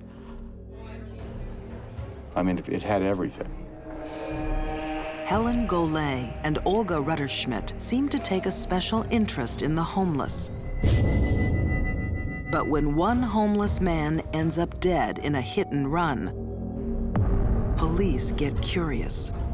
We had really put a nice little puzzle together. We found the vehicle that they used. We connected Mr. McDavid's DNA to the undercarriage of the vehicle. LAPD also discover a motive. Helen and Olga have insured Kenneth McDavid for nearly $6 million. They proved to us what they really are, just common thugs. These 2 seniors, aged in their 70s, have killed before. An LAPD officer makes a shocking connection. 6 years earlier, another homeless man was found dead in a Hollywood back alley. Mr. Vados was killed in an almost identical fashion. Run over in an alley, dark, in the middle of the night, appeared homeless, and 2 little old ladies had come looking for reports and information. Sure enough, when the file was pulled, the same 2 little old ladies were identified as Helen and Olga. Now come on, this is going to be your new home. The truth is unthinkable. Victims are being raised like cattle for the slaughter. You're going to have food. I've worked a lot of cases. A lot of cases where people have done horrible things. I've never worked a case where human beings were housed and cultivated and fed and groomed for the singular purpose of being executed. Tea for Ken. Sure, milk and sugar, Ken? The men are groomed for 2 years to beat California's state insurance law. Under the law, life insurance policies are difficult to contest on the company's part after 2 years. For LA Times reporter Paul Pringle, few stories horrify like the hit-and-run grannies. One of the most chilling things about this case is that Helen and Olga could have a relationship with these victims for so long, a close relationship, even a caring relationship, and apparently never come close to bonding with these people, and then to murder them in cold blood. Helen Golay's appetite for money knows no bounds. Helen was pretty well off and had a lot of real estate investments and lived in a high-end neighborhood and was doing very well for herself. She didn't need to do this. her concerned charity worker act is just a mask. She actually despises those less fortunate. Helen looked down on anyone that wasn't an individual of wealth and substance. They didn't matter. And if someone doesn't matter, it's certainly easier to kill them. Olga was always striving to be more like Helen and try to impress Helen. But Olga was just as culpable and just as evil as Helen. Together, Helen and Olga's callous, cruel natures only feed off each other.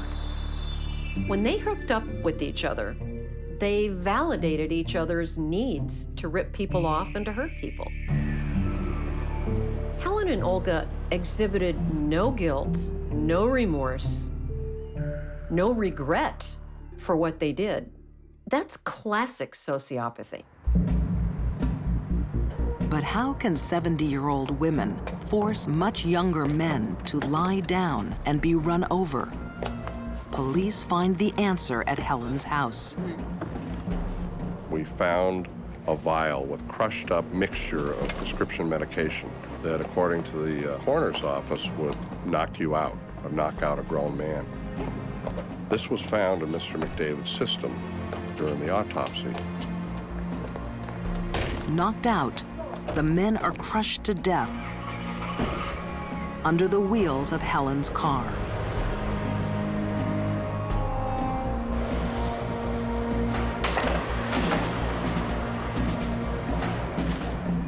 It's the final act in a long, disturbing murder plan.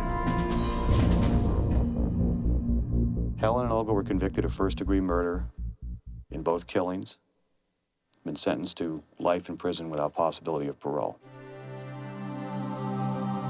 Helen Golay and Olga Rutterschmidt have their mask of kindness stripped away. Kind old ladies are cold, monstrous killers. The motive was purely money. They had no personal interest or satisfaction in killing these people. This case is off the charts. I keep coming back to that 2-year period that they had to sort of ranch these victims. Never bonding, no empathy, no sympathy. As soon as the clock ran out, they killed them.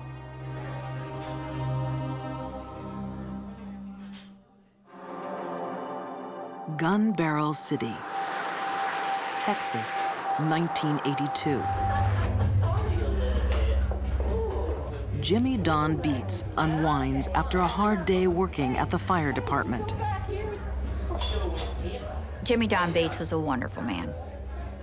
He was loved by so many people. I'm Jimmy. Hi, Jimmy. Nice to meet you, Billy. Just an old country boy that everybody had a lot of respect for. Also at the bar, a lively waitress named Betty Lou Barker. Betty Lou takes a shine to the laid-back Texan.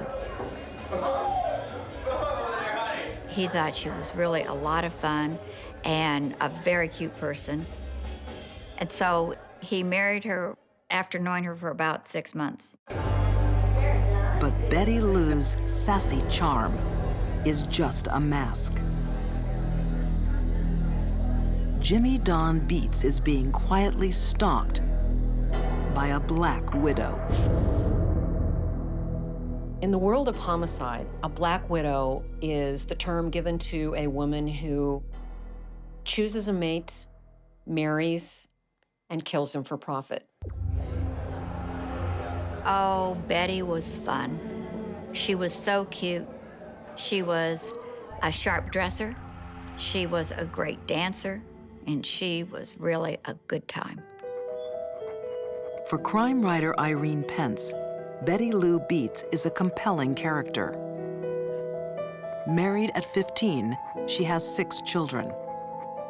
After she had the 6th child, she thought that staying home with a lot of children was not fun. And so that's when she started going to the bars and meeting other men.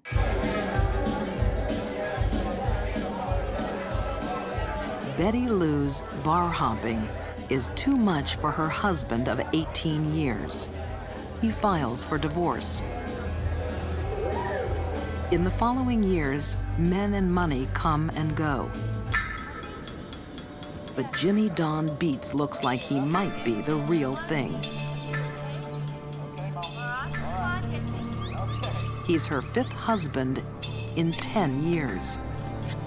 He had been divorced for a few months, and he was looking towards an early retirement and didn't want to be retired and alone. Early in the marriage, Betty Lou has a special request. She wants a wishing well built in the front yard. How long is this well gonna take, Jimmy? Black out, woman. We'll be done when it's done. Her devoted husband is happy to help. He showed such love for her, and she was so sweet to him. That sweet nature is all a facade. Betty Lou was capable of showing people her good face, the people that matter to her. She would smile at them, make them feel good about themselves. Who would suspect anybody that nice of murder? Jimmy Don Beats is in serious danger. He has just dug his own grave. Jimmy Don Beats is a down-to-earth Texan fire captain. Sounds like a proposition. Married to new wife Betty Lou, he's just a few years from retirement. I think everybody at that time in the department knew Jimmy Don Beats. A chaplain at the Dallas Fire Department, Denny Burris worked alongside Jimmy Don. Very responsible individual who had one quality that seemed to rise above a lot of other people in common sense. But common sense isn't enough to see through the mask of a killer. Black widows don't have too much difficulty putting on a mask and appearing to be an ordinary person to everyone around them. Sociopaths can do that quite well. They don't hear voices. They're not delusional. They're not killing for fun or for sex. It's a cold-blooded event. Betty Lou Beats is a lady with many secrets.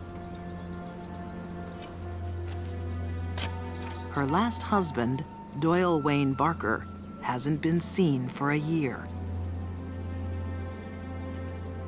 Because he's buried in Betty Lou's backyard.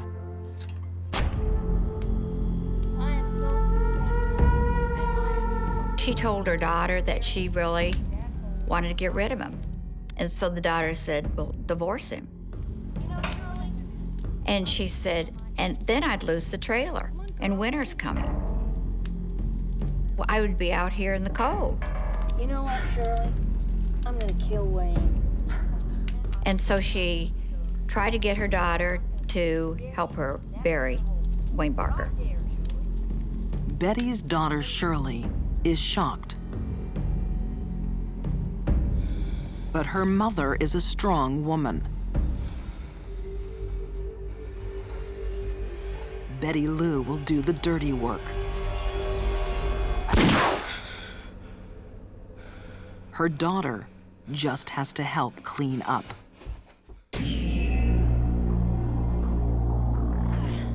Betty's state of mind was calm, cool, and collected. Good riddance, Wayne. These were not crimes of passion. Within a year, Betty Lou has a new husband and a new reason to kill. With a husband, if he had money, she could get it by murdering him, then she would murder him. Well, go on. Make a wish. Oh, making a wish. He was probably the wealthiest of her husbands. He had a house that was all paid for, a boat that was all paid for. There was a lot of monetary gain to kill Jimmy Don. 6 months into their marriage, Jimmy Don goes missing. I received a call that morning that Jimmy Don had apparently drowned in an accident out at Cedar Creek Lake. His fishing boat is found drifting on the lake, empty. While the search goes on for days, no body is found. All that remains is an air of suspicion. They found it very strange that Jimmy Don turned up missing in the first place because he was a very careful boater. He didn't take any chances. Betty didn't act normally for a grieving widow. She made the statement, if they don't find Jimmy Don, when can I expect to begin receiving benefits? For me, it was like just kind of aghast that she would even ask something like this. This is only the third day that we've been out there. Is it gonna be big enough, Jimmy? It'll be big enough. Jimmy Don Beats is not at the bottom of the lake. It's gonna be beautiful. You wait. When it's finished, After 4 days building Betty's wishing well, he falls into bed, exhausted. The Black Widow moves in for the kill. Bye-bye, Jimmy.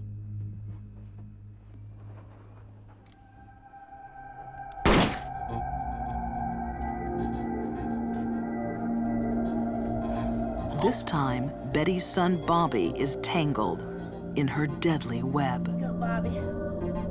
She has her well, Go there, Jimmy. and now she has her wish. A husband buried beneath it. Bye-bye, Jimmy. Bobby? Bobby? Bobby was so afraid that something was going to happen to his mother, knowing now she had actually killed her husband. There, is that his medicine? Is that his collar medicine? Betty gets Bobby to finish the crime. It's to put in the boat, Bobby, okay? It's to put in the boat. He takes Jimmy Don's fishing license, his glasses, and his heart pills, What's the fishing license? puts them in his boat, and sets it adrift on the lake. Put it in the boat.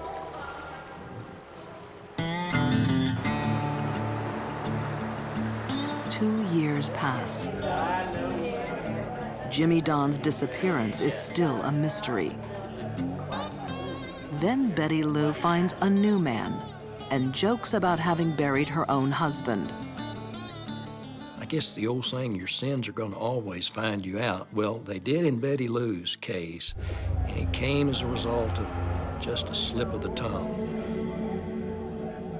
Betty Lou's new boyfriend also has loose lips. He takes the news straight to the police. The person that I spoke to informed me that Betty Lou actually told him that there was a body buried under her porch. So that was my first solid clue. Detective Rick Rose pays Betty Lou Beats a visit.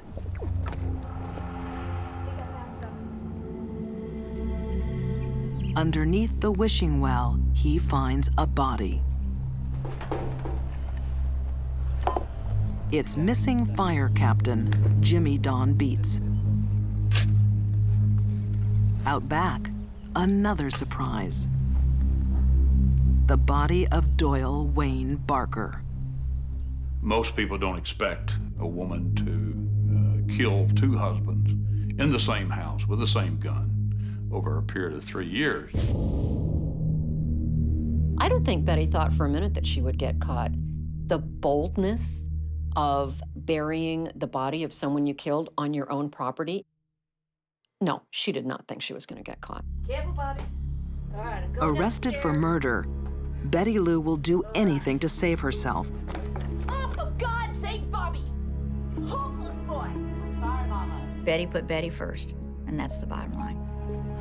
She turns on her own children, trying to blame them for the murders. I don't think she cared. I don't think she felt any empathy for her victims, nor did she have any empathy for what her kids might have been feeling involving them in this. The trial jury finds Betty Lou guilty of 2 murders. My visit with her at the trial is something that I don't think in my mind's eye will I ever forget. I don't know how you can describe the eyes of that lady. Her stare was just a glaring type of stare. And her eyebrows weren't raised, but they were just staring. Betty Lou's deadly past is finally exposed.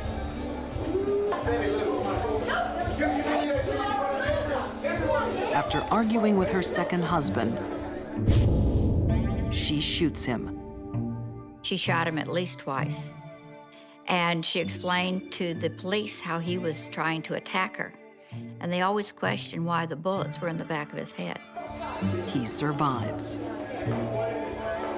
Husband number 3 also has a lucky escape.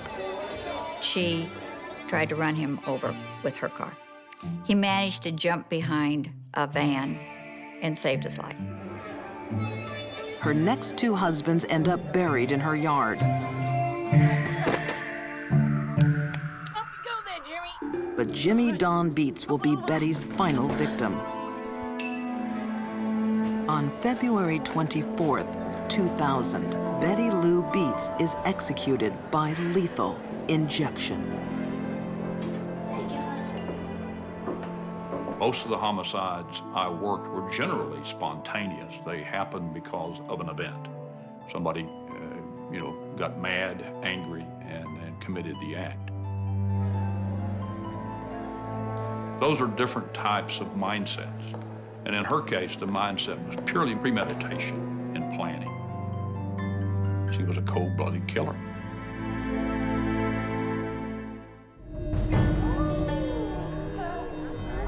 At a resort in Maryland, a wife is poisoning her husband in the middle of a crowded room. This murder is just theater.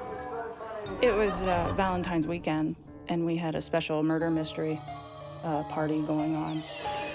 Enjoying the mystery dinner, Kim Rico and her husband, Steve. The play is called The Bride Who Cried. Guests are caught up in the tale of a new bride killing her groom.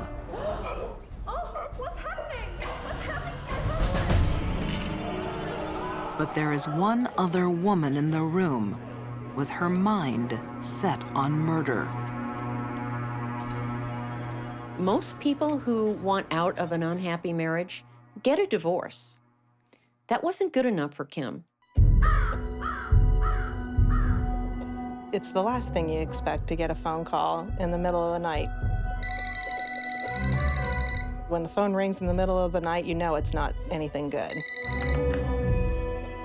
My wife answered the phone, kind of roused me a little bit and said that there was an incident in Steve and Kim's room.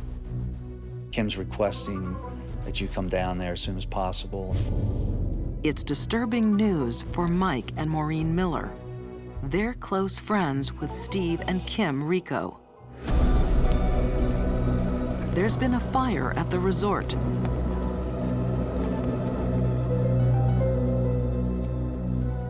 Elaine Phillips had just finished work for the night. A woman was coming into the door, going to the front desk. Yeah, anyway. Sunday. And she mentioned that her room was on fire. My room is on fire. The woman is Kim Rico. She was very calm. She wasn't talking whatsoever.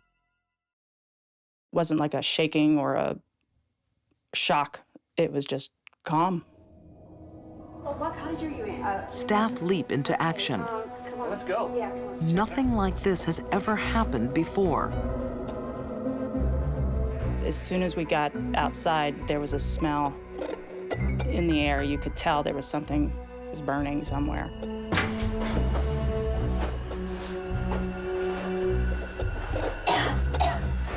Oh, God.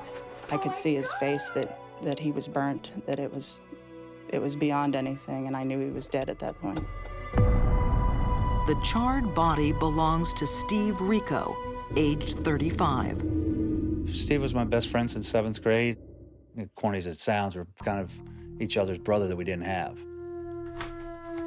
Distraught, the Millers rush to check on Steve's wife, Kim. I didn't expect her to be anything less than just an hysterical woman whose husband just passed away. She was the exact opposite, just exact opposite. On the day he dies, Steve Rico is desperate to save his marriage. Kim's just laid it on him that, you know, I want a divorce. A few months earlier, Mike took a troubling phone call from his good friend. He was upset, I mean, crying. I could hear his voice quivering. I mean, he didn't want to lose her. That was his life. The Millers had introduced Steve and Kim. Kim was a very gregarious type personality. She was very outgoing, very friendly. Everybody liked her. My wife set up a double date. He was kind of smitten by her. He thought she was attractive. Just basically hit it off, and from that point on, started dating. Soon they marry and have a daughter. 9 years on, Steve is still in love. Can you help me? What are you, a baby? But Kim is no longer the bright, outgoing woman he married. She is cold and distant. Kim's true Valentine is not Steve Rico. It's a 23-year-old Marine sergeant named Brad. She's having an affair. Kim wrote Brad a letter the day that she left for her weekend with her husband about how much she loved him and couldn't wait to spend her future with him. Steve has no idea about his wife's betrayal.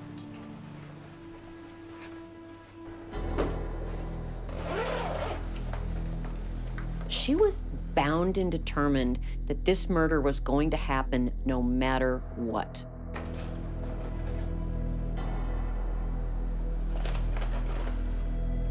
This suburban mother is a cold, calculating killer.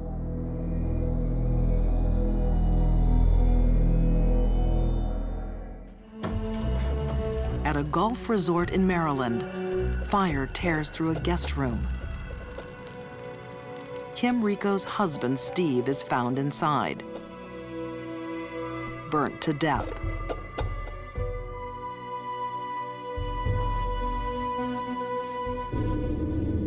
Prosecutor Robert Dean says it all looks like a terrible accident.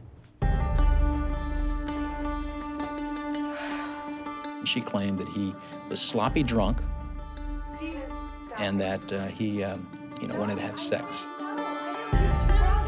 So she said they got into an argument and she left for a few hours. Stop it! No! And she said she drove around and got lost. And that she then returned to the cottage and saw that it was full of smoke. And then she reported the room was on fire.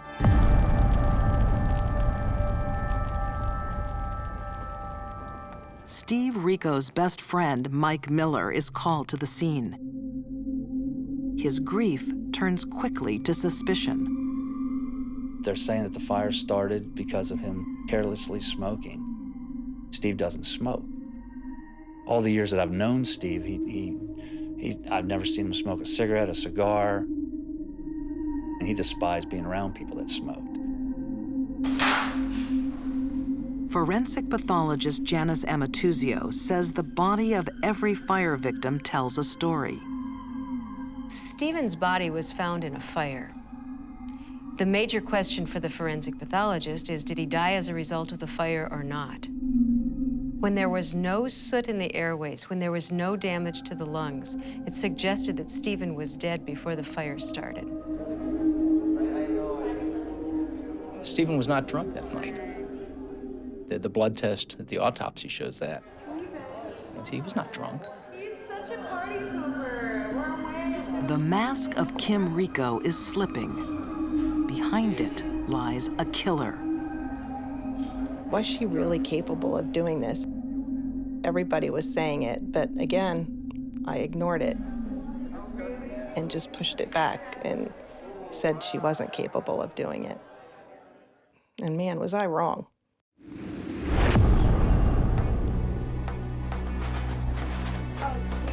Police follow a lead to Kim's workplace. Kimberly Rico was what they call a scrub tech. She worked in the emergency room of local hospitals in the Washington, D.C. area. She has access to a very dangerous drug. She did indicate that she knew how to end her husband's life and that she could actually get her hands on a substance that would kill him. A deadly substance used by anesthesiologists in emergency and operating rooms. Succinylcholine. This would be the only logical explanation as to what brought about Stephen Rico's death, because there was nothing else wrong with him. His body organs were in fine shape, there was no trauma. It had to have been this. She had to have carried through her plan.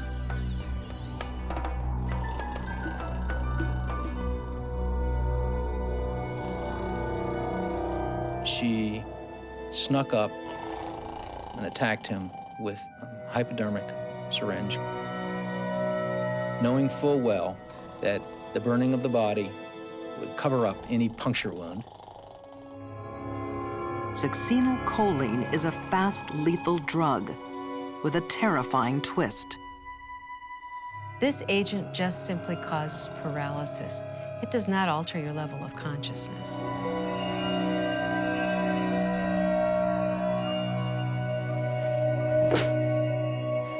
It basically suffocates you as the paralyzing agent, so he would have maintained consciousness while he was suffocating. I really wonder what Stephen must have felt when he realized he couldn't move. Panic, I imagine. There is no way that succinylcholine can paralyze terror.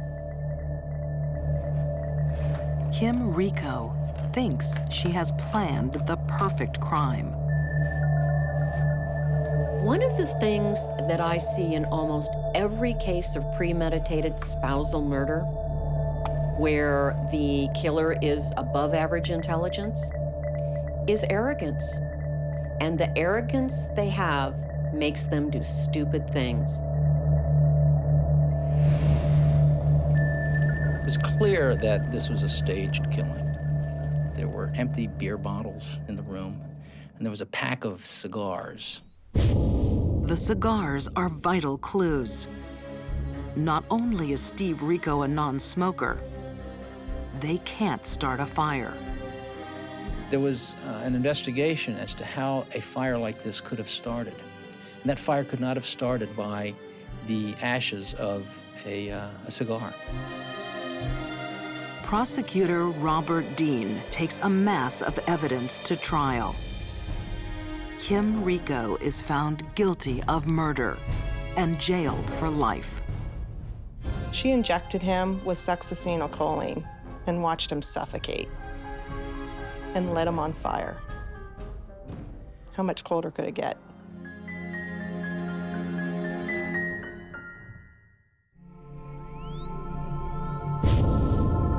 I think one of the saddest things about this story, it really touched me how much her husband truly loved her, didn't want to lose her, and was doing what he could to try to make things better.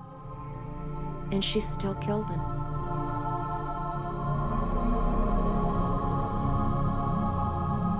The murder of Steve Rico shatters many lives.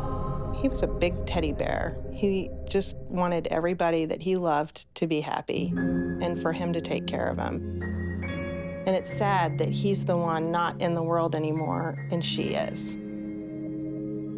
My best friend, and the fact that he's not here anymore is pretty hard for me to take. And there is another victim, Steve and Kim's young daughter. Because of her mother's obsession with this younger man, because of her mother's desire to get herself out of this marriage. This little girl, lost her father and lost her mother, too. Her child is a victim of her crime and is forever going to wonder what side of the family is telling her the truth. Is it true that her mother was unjustly accused? Or is it true that she is a cold, manipulating, calculating murderer?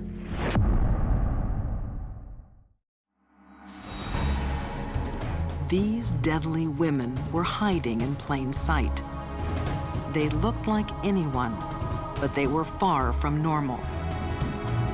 Betty Lou Beets was a black widow, luring men with a smile. Instead of divorce, Kim Rico chose murder. While Helen Golay and Olga Rutterschmidt were just little old ladies, helping desperate men to die. You'll never notice them until it's too late. Lurking behind the mask are the coldest killers of all.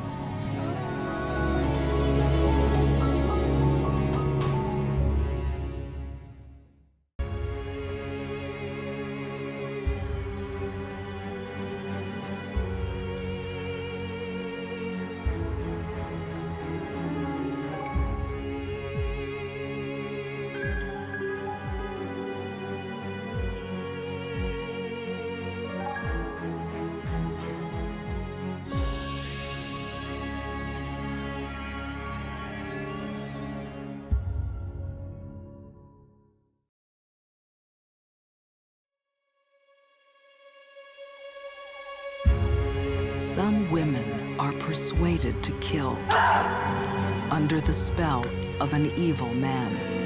It was horrendous, absolutely horrendous. Charles Manson turns hippie girls into bloodthirsty killers. I think she really enjoyed writing in the blood of her own murder victim. A vulnerable single mom falls for the wrong guy. Who would have thought a woman could commit a crime so brutal? And a dark devotion leads to sadistic child murders. This little girl screaming for a mummy and asking to go home. It was awful. These are deadly women who don't act alone. They're under an evil influence.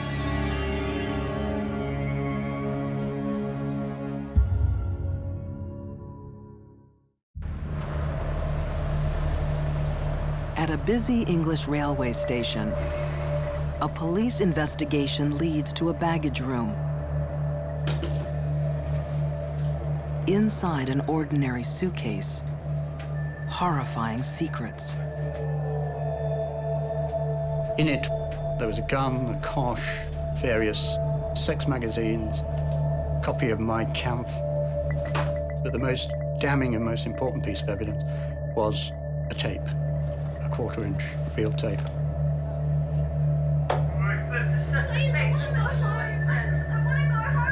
On the tape, a terrified girl begs for her life. This little girl is asking not to be tortured, screaming for a mummy and asking to go home. It was awful.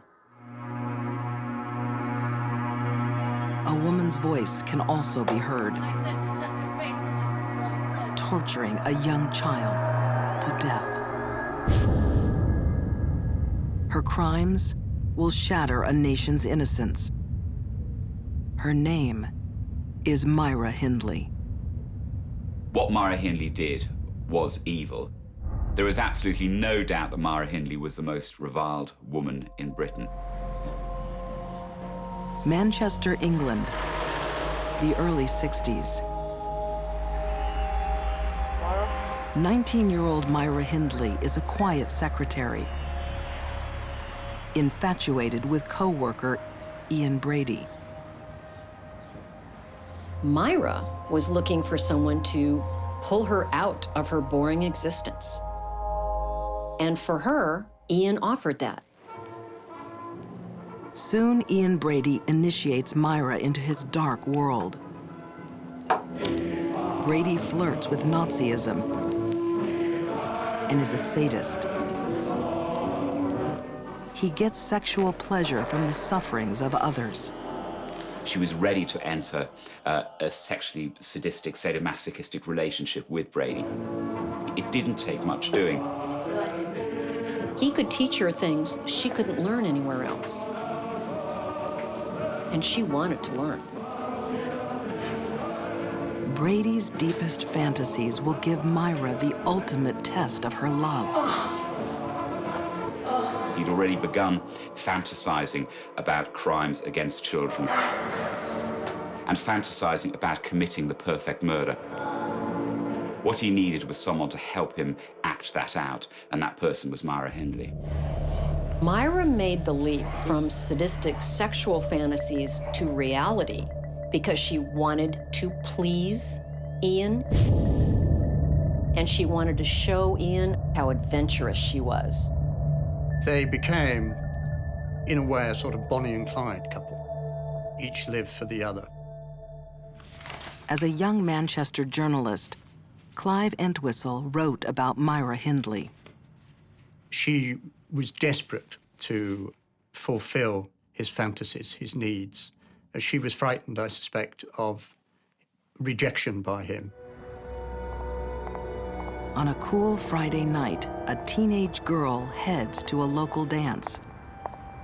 Brady had decided that he wanted to kill. Pauline Reed was their first victim. 16-year-old Pauline Reed knows Myra and her family. Myra offered to give her a lift and said to her in the vehicle, "By the way, I've lost the glove on the moors. Would you like to come with me and help me look for it?"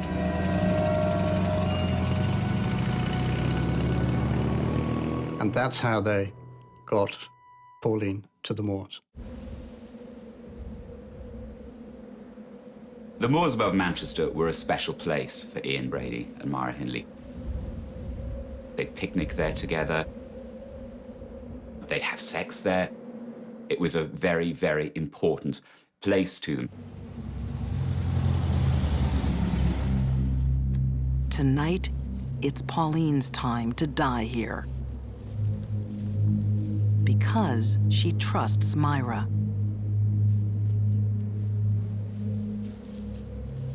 Ian Brady was awkward. He was not the kind of person a child would trust. There was no way they'd have got into a car with him. Without Myra, he would never have become the mass killer that he did.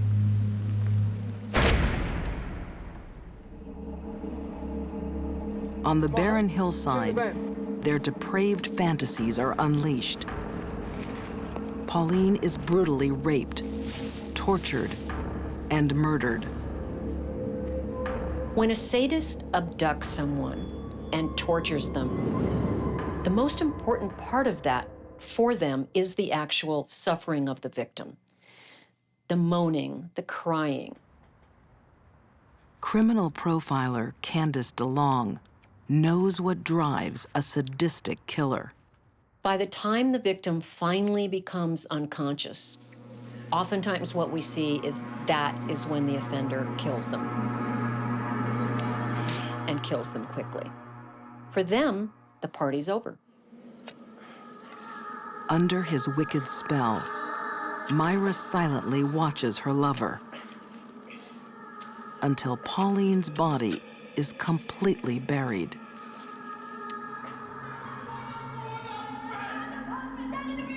One of the clues to Myra's sadistic nature lies in her past. She's exposed to violence from an early age. Her father, Bob, boxing champion and barroom brawler, is a hard man. He used to beat her a lot. Her father was a very, very powerful influence on her life. What happened to you? She'd had basically a very tough personality type to start with. Keep them up. No, you do it to me. If you then combine that with a violent childhood, a childhood in which someone is taught how to fight, how to be aggressive, Hit me, Lou. Come on. then you end up with an unusual personality type. That's what I'm talking about. Myra fell in love with Ian because she was comfortable with violent, explosive men. In fact, she was attracted to them. For her, Ian equaled daddy, and she always wanted daddy's love. It's a love that Myra will kill for. The bringing together of Myra Hindley and Ian Brady unleashed an appalling set of criminal acts.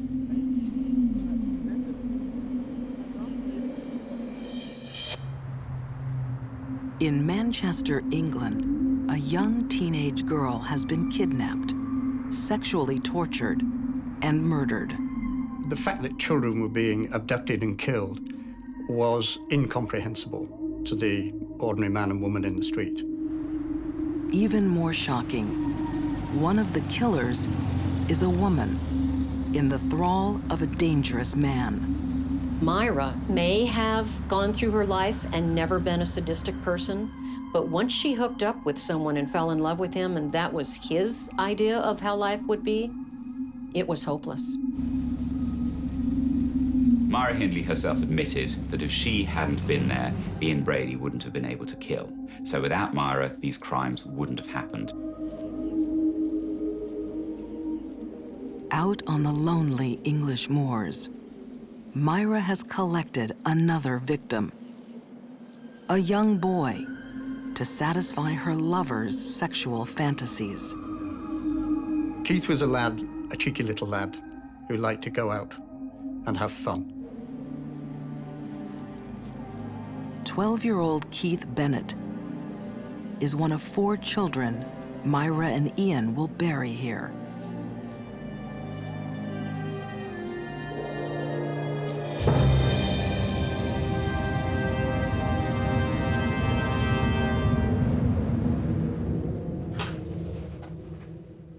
Keith's mother is Winnie Johnson.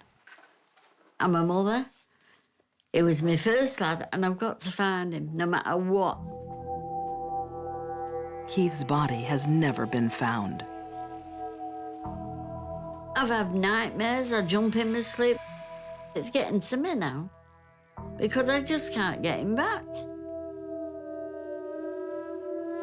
Winnie will never forgive Myra Hindley. She shouldn't be on this earth. She shouldn't even be in heaven. She should be in bloody hell as far as you can send her. While Winnie Johnson holds on to her memories, Myra and Ian create their own.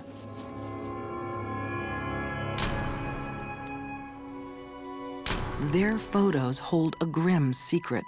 Myra, you ready? A tiny body lies beneath Myra's feet. Myra and Ian returned to the crime scenes. The question is, why are they returning? In the case of a sadist, they return to relive the memories.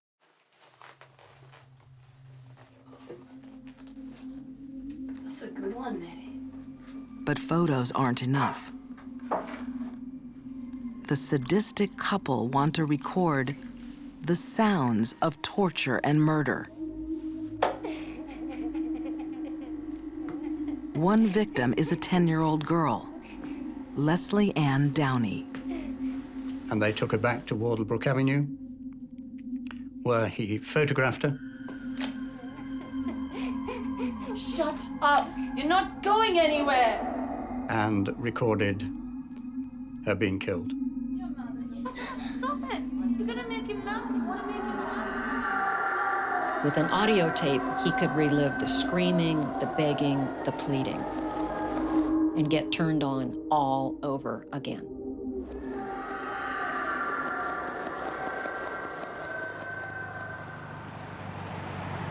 Cold, confident, and insatiable, Myra and Ian's killing spree becomes bolder. So he started to take these slightly mad risks, if you looked at what had happened before and how carefully planned he'd been. Dirty little bastard. Their next victim, Edward Evans, is invited to his own death. This one's been the messiest one yet. In their living room. Evans was 16, 17, and he picked him up in a pub in Manchester. They also invite Myra's brother-in-law, Dave Smith, thinking he'll join them. Smith had no idea. He walked into it totally cold, totally unaware, and suddenly found he was involved in the most horrific scene with blood all over the place, a man's head being smashed in. The killers have taken one risk too many. Hey? Afraid for his life, Dave Smith calls the police. Yes, may I speak to the police?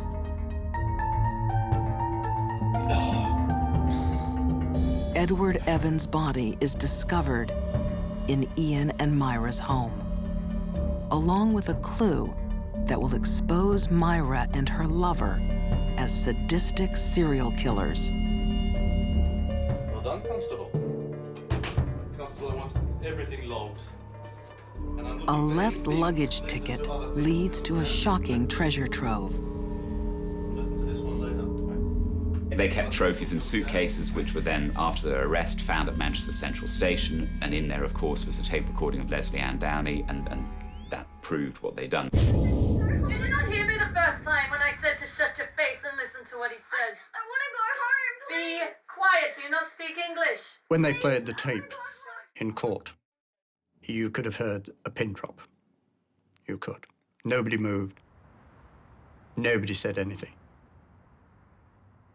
Afterwards, there was a long, stony silence as people reflected on what they'd just heard. The suitcase contains other gruesome souvenirs. Gravesite photos. Now, police know where to search. For over 3 weeks, the police searched the moors. As I arrived, they had just excavated Leslie Ann Downey's body. And there were no such things as body bags in those days. I looked in and saw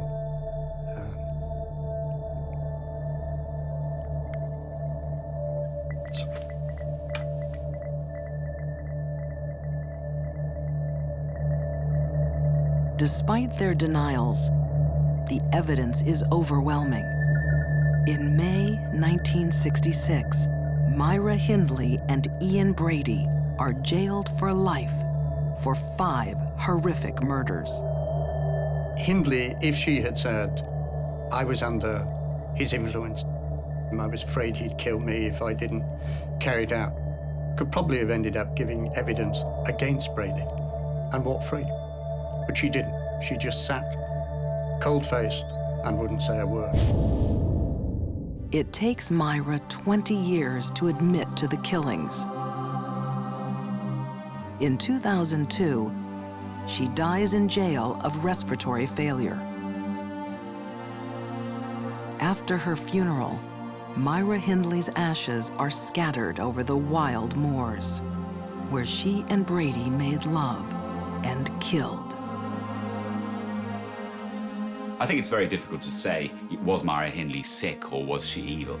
She had a violent father. She met a sexually sadistic man who desperately wanted to be a serial killer. All those things came together and made her carry out some evil, appalling crimes.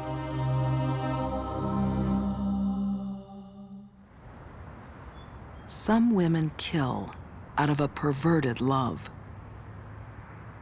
Others murder under a deadly illusion. Southern California, 1967. The summer of love is in full swing. At a hazy hippie party, one man dominates the room. We were all searching for something, and they were searching for something, and they apparently found it in him.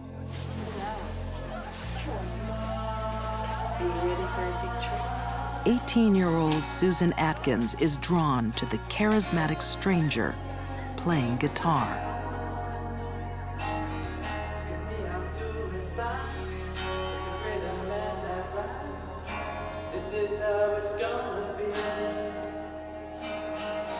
I think for Susan, Charlie was finally the man who saw how wonderful she really was. And together, they could do great things. Susan is being seduced by Charles Manson. Charles Manson, if nothing else, is a master manipulator of people. He ran into all these young people who were very naive and looking for something different than what their families and society could offer them. He knew that, and he used that to manipulate them. At 32, Charles Manson has already spent half his life behind bars. Prison has taught him how to manipulate and how to con. He played on people's weak points. He was con smart. He learned in prison how to play people, and he played on all these girls. Teenage runaway Susan Atkins is searching for a better life. Susan Atkins was probably the most troubled of the young women. She had been arrested, she had run away from home, and she really was kind of a discarded person. She was looking also for an answer in her life, and it came from Manson. At Manson's trial, reporter Linda Deutsch saw another young woman who fell under his dark influence. Patricia Krenwinkel was she was kind of a lost soul when Charlie Manson found her. She had had some drug problems, and as she would tell it, she met this magical man who played a guitar and who lured her into his spell. She comes across a man who is an expert at manipulating women. She didn't stand a chance. All those watching, we don't need them. Tom isn't needed. See, everything's a play act. Everything's like a movie. I want you guys. Charles Manson used a few things to influence and control the people that eventually became his family. Tom isn't needed. One of them was drugs. Another one was he fed into the part of their ego that needed someone to accept them and to guide them. The other thing he used was the permissive attitude at the time. Manson uses mind control. He's been in there too long. He is rewiring his cult to commit a crime that will shock the world. They had been so completely and thoroughly brainwashed by Manson that they did whatever he wanted them to do. His followers must murder and show no mercy.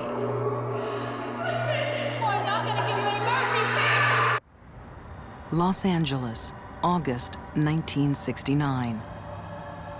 On a hot summer's night, a bloody chapter in history is about to be written by Charles Manson. The Manson murders were the most shocking crimes that had hit Los Angeles. The people who were killed were famous. But Manson won't do the killing. His girls will murder under his evil influence. You, I'll take a look. You come with me. With the help of fellow cult member Tex Watson.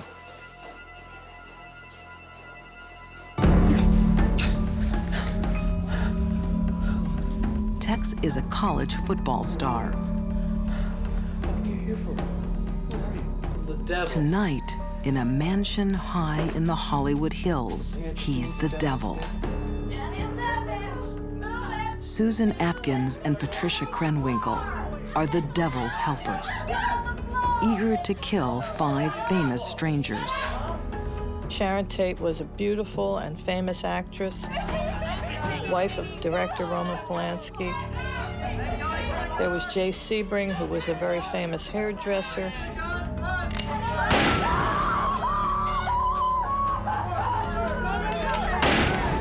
Abigail Folger, who was an heiress to a coffee fortune. For the victims, it's a night of unimaginable horror. At the hands of Manson's followers.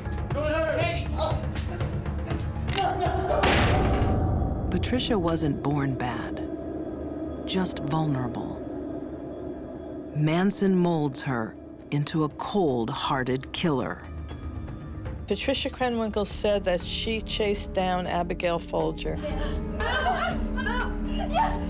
on the lawn of the house. Patricia, who had a knife and who ultimately stabbed her to death.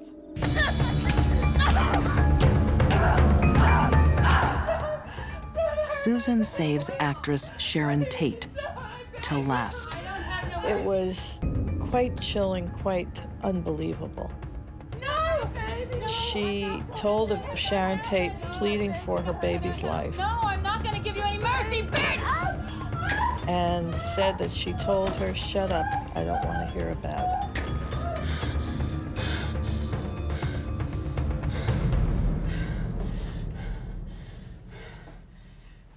Finally, using Sharon Tate's own blood, Susan scrawls the word pig. The Tate murders are part of Manson's insane prophecy. Helter Skelter. Helter Skelter was basically a race war between blacks and whites in the United States. Charlie felt that whoever won, he was going to be the leader. But it wasn't happening fast enough for him. So he instructed his followers to go into these affluent neighborhoods and murder these people. The night after the Tate killings, Manson wants to murder again. Yet another young woman will help him. 19-year-old Leslie Van Houten, a little girl lost. Leslie Van Houten was the most unlikely Manson family member. Leslie was very beautiful. She was a homecoming princess in her hometown of Monrovia. And she would have been something wonderful had she not gotten into drugs. Leslie played a very active part in the murder at the LaBianca home. Manson and Tex Watson have tied up the victims. Supermarket owner Lino LaBianca and his wife, Rosemary.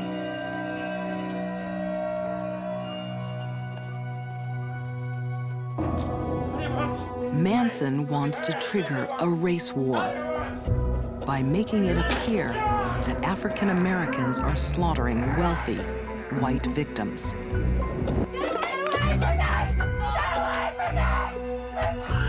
Tex and the girls fulfill his evil plan. Come on! Leslie Van Houten, homecoming queen, helps stab Rosemary to death. She talks about stabbing Rosemary, but doesn't really seem to accept the responsibility for the death.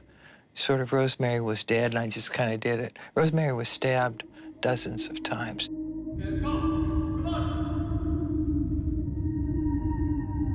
The word war is carved into Lino LaBianca's flesh.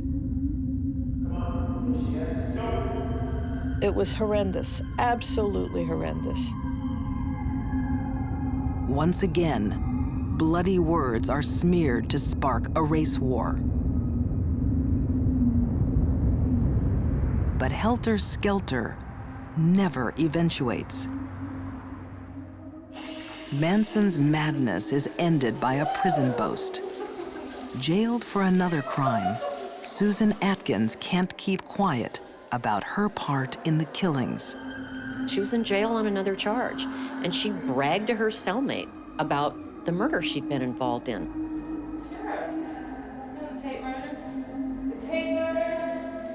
This boastfulness actually broke open the entire case. Charles Manson and his followers are charged with murder over the Tate and LaBianca killings. When he was on the stand, he said that he had learned something important in prison. He had learned to tell people what they wanted to hear about themselves. And that was his magic. If you wanted to hear you were beautiful, he told you were beautiful. If he wanted to hear you were smart, he told you were smart. That was how he lured people into his web. In April 1971, Charles Manson, Leslie Van Houten, Susan Atkins, and Patricia Krenwinkel are sentenced to death. But the death penalty was outlawed shortly after, and all of the sentences were commuted to life.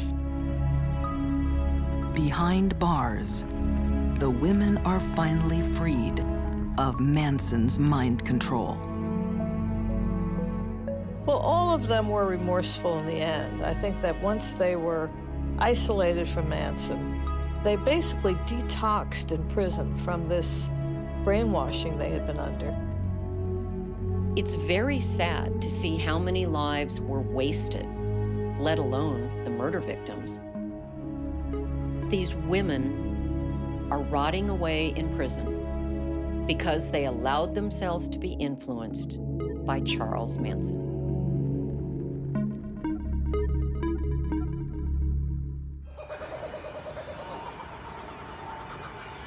Melbourne, Australia, 2005. A summer's day full of promise shines down on a car full of dark secrets. There was a rancid smell coming from the car, 'cause it's quite a warm day. The abandoned vehicle arouses the suspicions of a park worker. Inside the trunk, a grisly find. No one could have heard her cries for help. She had no chance. There's another surprise. After 5 days locked in the trunk, the woman is still alive. Hello? Hello, can you hear me? Hello? I couldn't believe that she was alive, but she was. What will shock everyone is who did this and why. Who would have thought a woman of that profile could commit a crime so brutal and cold?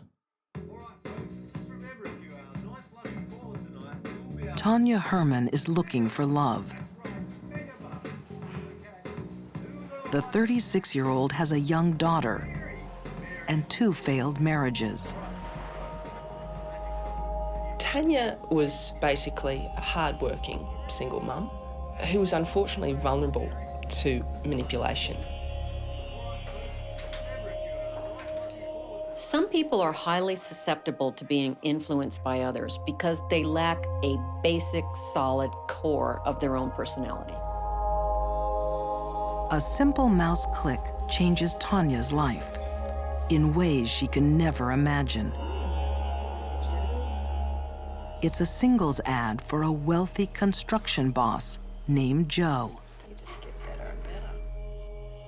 But journalist Carly Crawford knows the real Joe is a devious serial womanizer. Joe Corp was a basically deceitful character. His life was one lie after another. Hello, beautiful. How are you?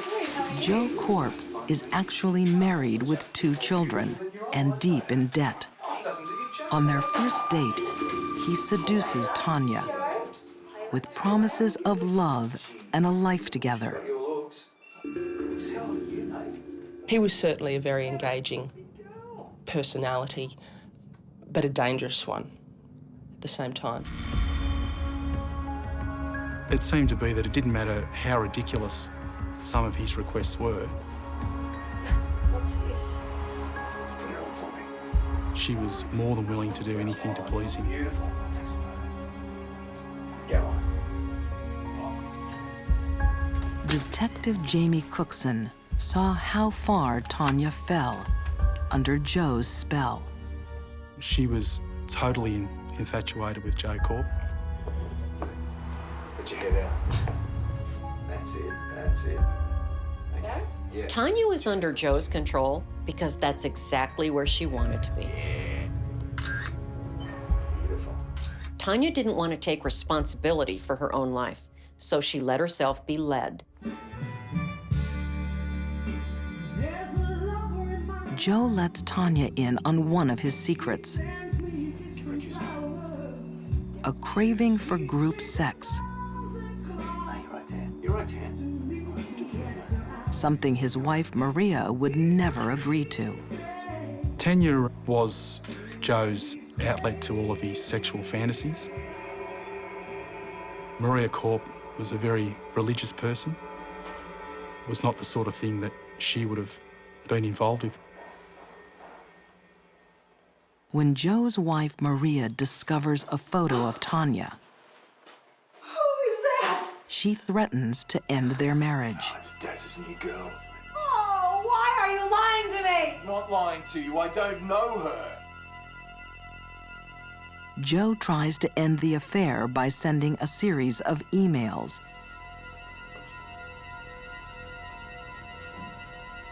Faking his own death. That correspondence said that he died in a car accident in Barcelona. But Joe changes his mind. He wants her back. And despite the heartbreaking lies, Tanya returns to his side. It didn't matter how much Joe lied to her about things, she would always forgive him. Joe's action of faking his own death to a woman who was deeply in love with him and then re-emerging and saying he was only injured was a master manipulation of her heart. With Tanya hopelessly in his thrall, Joe comes up with a more sinister plan. He wants his wife, Maria, to die at the hands of Tanya. To retain his affections, this is what she felt she needed to do. She felt she had no other choice.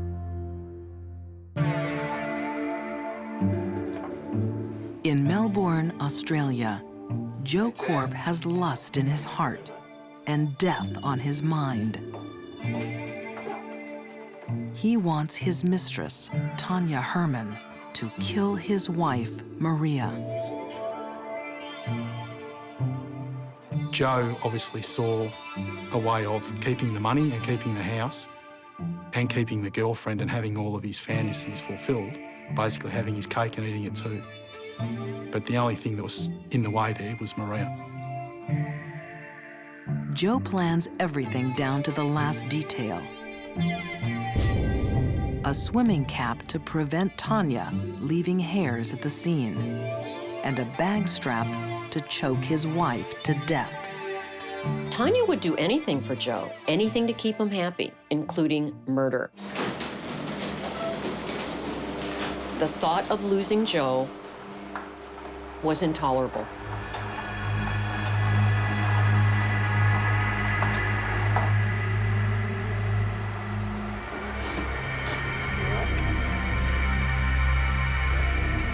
Joe Corp lets Tanya into his garage to lie in wait for Maria. his chilling parting words. And don't let the bitch come out of here alive.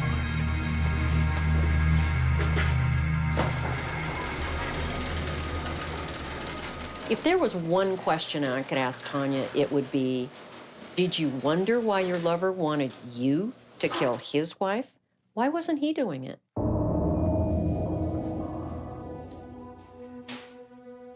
Maria came out to get into her car in the garage to go to work as she normally did every other day. Tanya snuck up behind her, placed the bag strap over her neck and started to strangle her.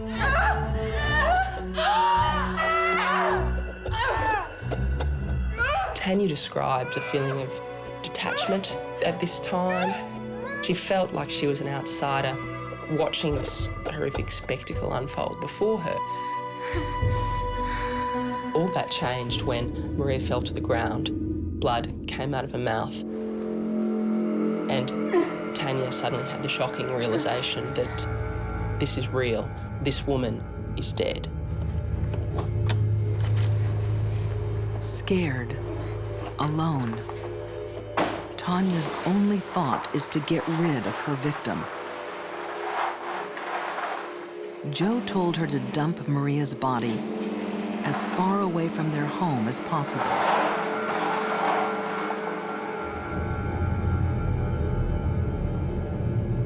Then she hears sounds coming from the trunk.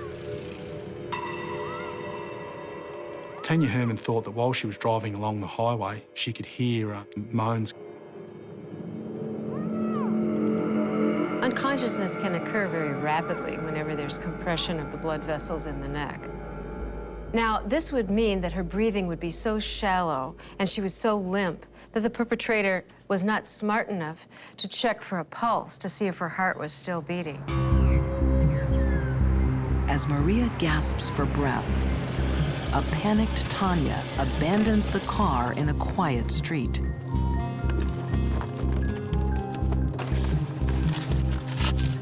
Tanya Herman was manipulated, yes, but it doesn't excuse what she did. She killed a woman in cold blood. She knew what she was doing, and she took steps to cover up the crime. But Tanya's obsessive love has blinded her to other risks. Joe had an alibi. He was at work when the crime took place. Tanya had no such alibi. Joe didn't supply her with one. As police close in, Hey, come over here, quick! Joe becomes a prime suspect. He blames Tanya for the murder. She was shocked. He's prepared to testify and he's prepared to stand up in court and say... She felt betrayed, and she washed her hands of Joe from that moment. Tanya murdered for love. Now she realizes that Joe's love is a lie.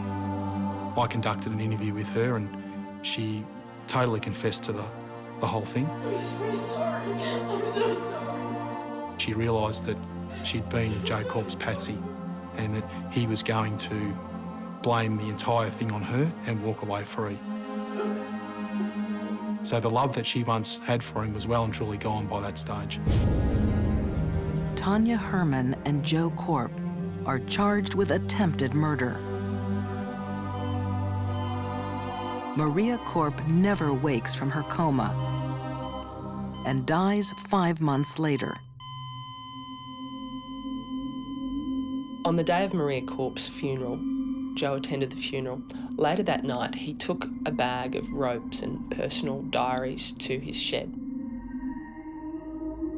And he hung himself. Once Maria had died, we were going to upgrade the charges from attempted murder to murder against Joe Korp. So he took the coward's way out and committed suicide.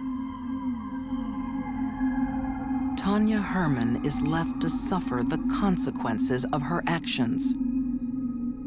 In July 2006, She is sentenced to 12 years in jail. In many ways, there are two victims in this story. One was Maria Korp, the other was Tanya Herman. I think it's safe to say that had she not met Joe Korp, she would not be in jail now. When these women were asked to kill, they all said yes. Myra Hindley slaughtered innocent children to satisfy her lover's perverted bloodlust. Charles Manson's women went on a bloody rampage, their minds in the grip of an evil preacher. And Tanya Herman took another life, believing it would better her own.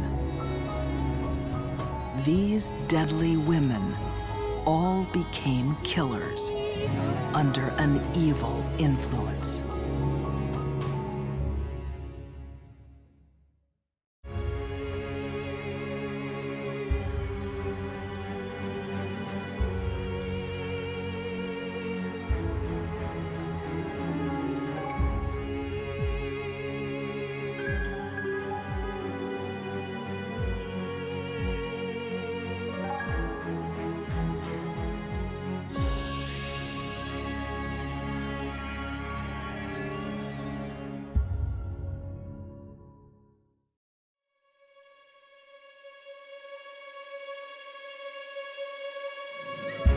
Childhood is meant to be a time of innocence.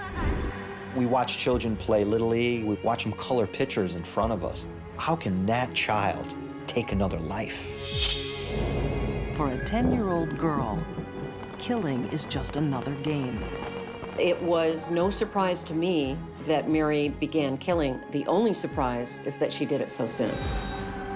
A schoolyard plot ends in murder without mercy. She started reciting the Lord's Prayer. Obviously, she knew she was going to die. And teenage passion explodes in a bloody rampage. I will prove to you how much I love you by killing my grandparents. These are deadly women who are not yet women.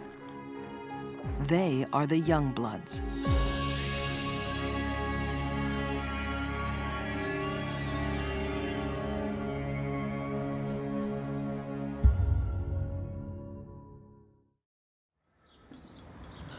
Northern England, late 1960s.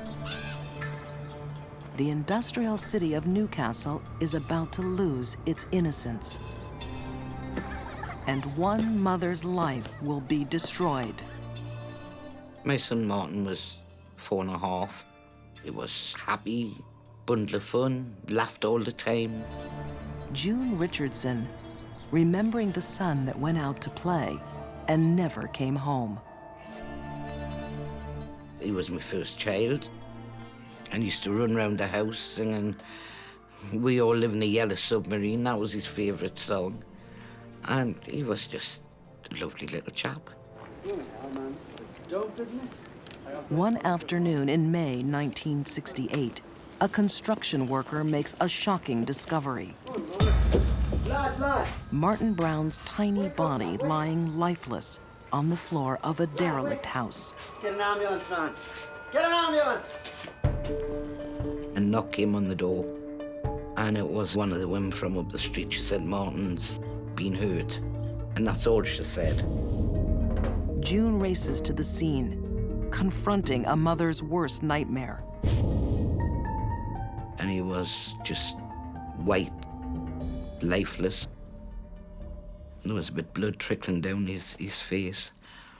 I knew he was dead then. The autopsy shows no marks on the body or evidence of poisoning. His death is ruled accidental. Only one person knows this isn't true. An angel-faced girl, age 10. Mary Bell is Martin Brown's killer.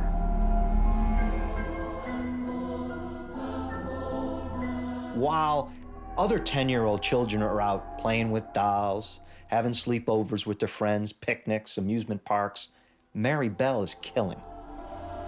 Crime writer M. William Phelps has studied Mary's case closely. He can see why no one would suspect a child. We watch children play Little League. We watch them color pictures in front of us in a coloring book. How can that child take another life? It's just unfathomable. Ex-FBI profiler Candace DeLong is also surprised. Normally, little girls just don't kill. Young female killers are very rare. We see it more in male killers who will focus on killing animals and grow up to kill people. But young girls can be much more dangerous. Young female killers, sometimes they kill animals, but generally they'll go for people a lot sooner than little boy killers will. When Martin Brown runs into Mary Bell on a sunny May afternoon, he has no reason to fear her. Martin thinks he's going to play a game.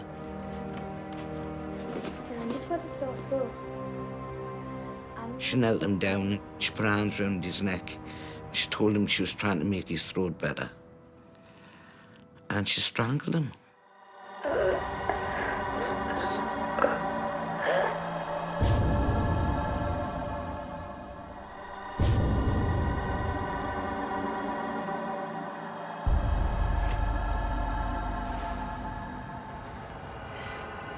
It doesn't take much pressure at all. As a matter of fact, the younger the child, the easier it is to do. Forensic pathologist Janice Amatuzio knows just how Mary was able to kill without being detected. Sometimes, if suffocation or strangulation are done gradually or lightly, there may be very few external marks. Mary gets away with murder. But does a young child realize what they've done? A child's personality and brain are still developing, so they are going to lack the ability to fully understand what they're doing. They may understand that they're killing, but not why or the consequences, that the person they're killing is not going to wake up. Mary seems to understand death all too well. She makes a macabre visit to Martin's grieving mother. About 2 days after, a knock came at the door. And it was Mary Bell standing at the door. Hello, Mrs. Hutchinson. And she said, I've come to see Martin. And I just turned around and I says, I'm sorry, darling, but Martin's dead. Oh, no. Oh, she says, I know he's dead. She says, I want to see him in his coffin.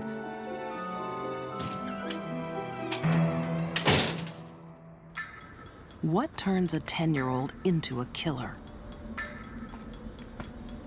Mary carries many more dark secrets than the death of Martin Brown. And she wants people to know. She tells kids in school, she even tells a family member, but no one seems to believe her. She wrote a diary where she actually drew the way Martin was lying in the house. And she put on, I killed Martin Brown, you'll never catch me. She also writes an eerie message. I murder so that I may come back. Mary will be back. Something is driving her to kill again. I believe that Mary knew that killing was wrong, but she chose to do it anyway. She's just kind of putting her toes in the water, if you will. She's just testing the water. She wants to kill. She's developed the instinct to kill. Mary Bell watched all the grief of my grief, and then she goes out a few months after and does it all over again.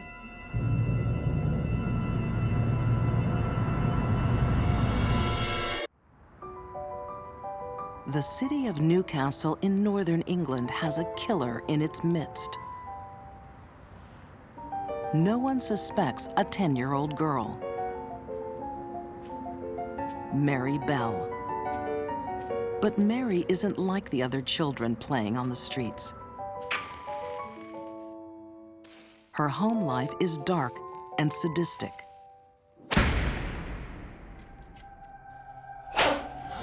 The mother was a well-known prostitute in the town.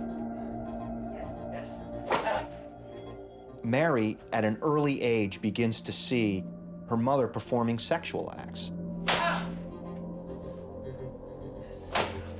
And many of the sexual acts that she performed were violent sexual acts. Betty Bell was 17 when she gave birth to Mary. She made many attempts to abandon her child and even tried to poison her with pills. Mary became a killer because of the horrible things she was subjected to at the hands of someone who was supposed to love her. Mary's mother made her the killer that she became.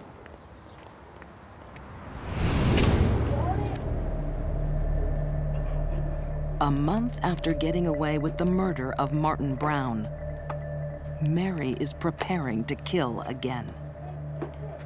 Mary Bell was known to be a bully with other children.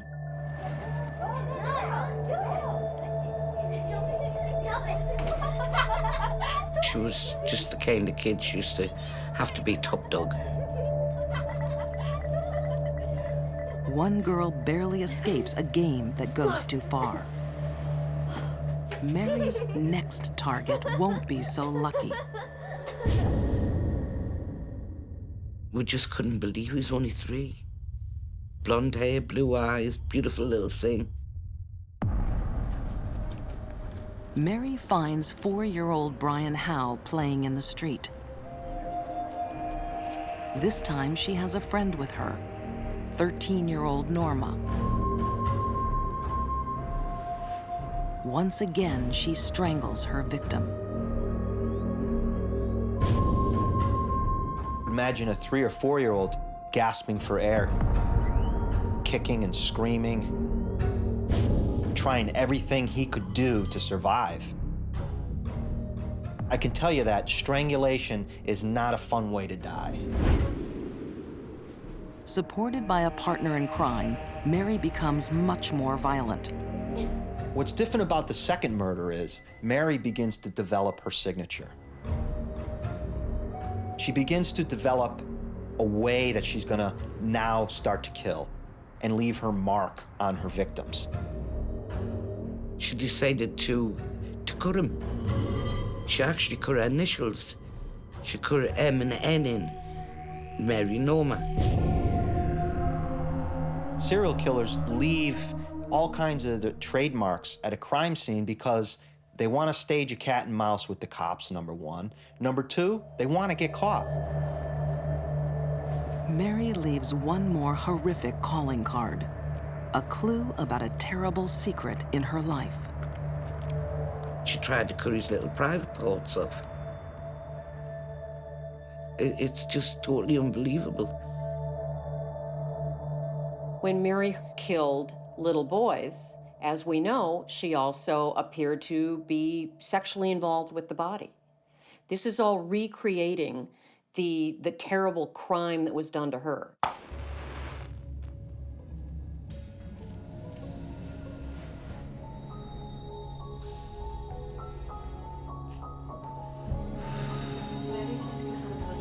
Mary's mother, Betty Bell, had done more than expose her young daughter to violent sexual acts.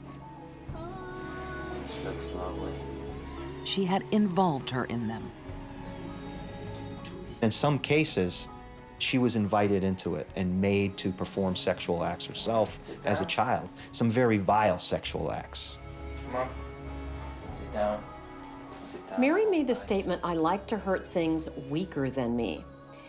In hurting things weaker than her, she was recreating when she was the weak one being hurt by an adult, either sexually or physically.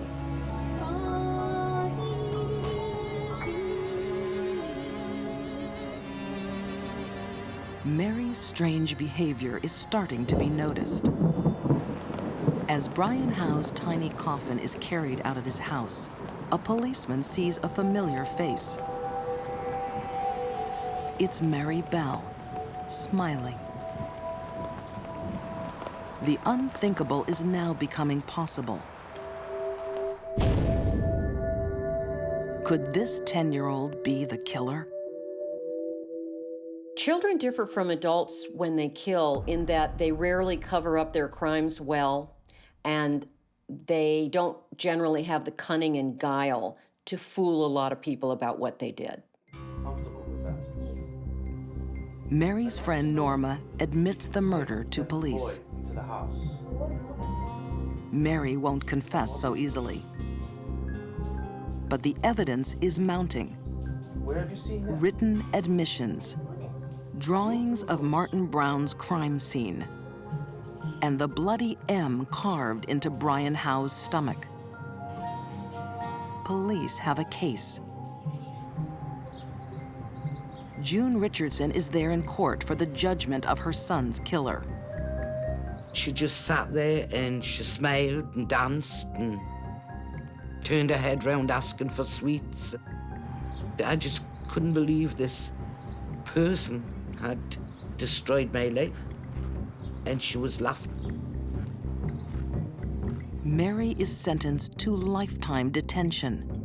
But because of her age, the judge orders it to be reconsidered as she grows older. The court never hears the details of Mary's family life. All the things that Mary's mother did to her, trying to overdose her with tranquilizers, abandoning her, and then eventually involving her in sex acts with her clients, her prostitution clients, basically were the underpinnings of creating a monster. The only big question regarding this case is why wasn't Mary's mother put in prison for the rest of her life? After 12 years in juvenile institutions, Mary is deemed safe to be released on parole. Today, she has a new identity and lives in anonymity. She also has a child of her own. She has never offended again. I think she should have served the rest of her life in prison. And I certainly disagree with her being able to have children or grandchildren. I don't know if you know, but it is Mother's Day today, and I'm missing a Mother's Day card.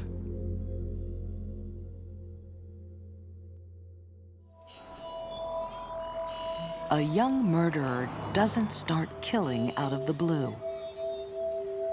It's hard to accept the warning signs from a child, but missing them can be deadly. Fayetteville, Georgia. A quiet, sleepy city of God-fearing folk.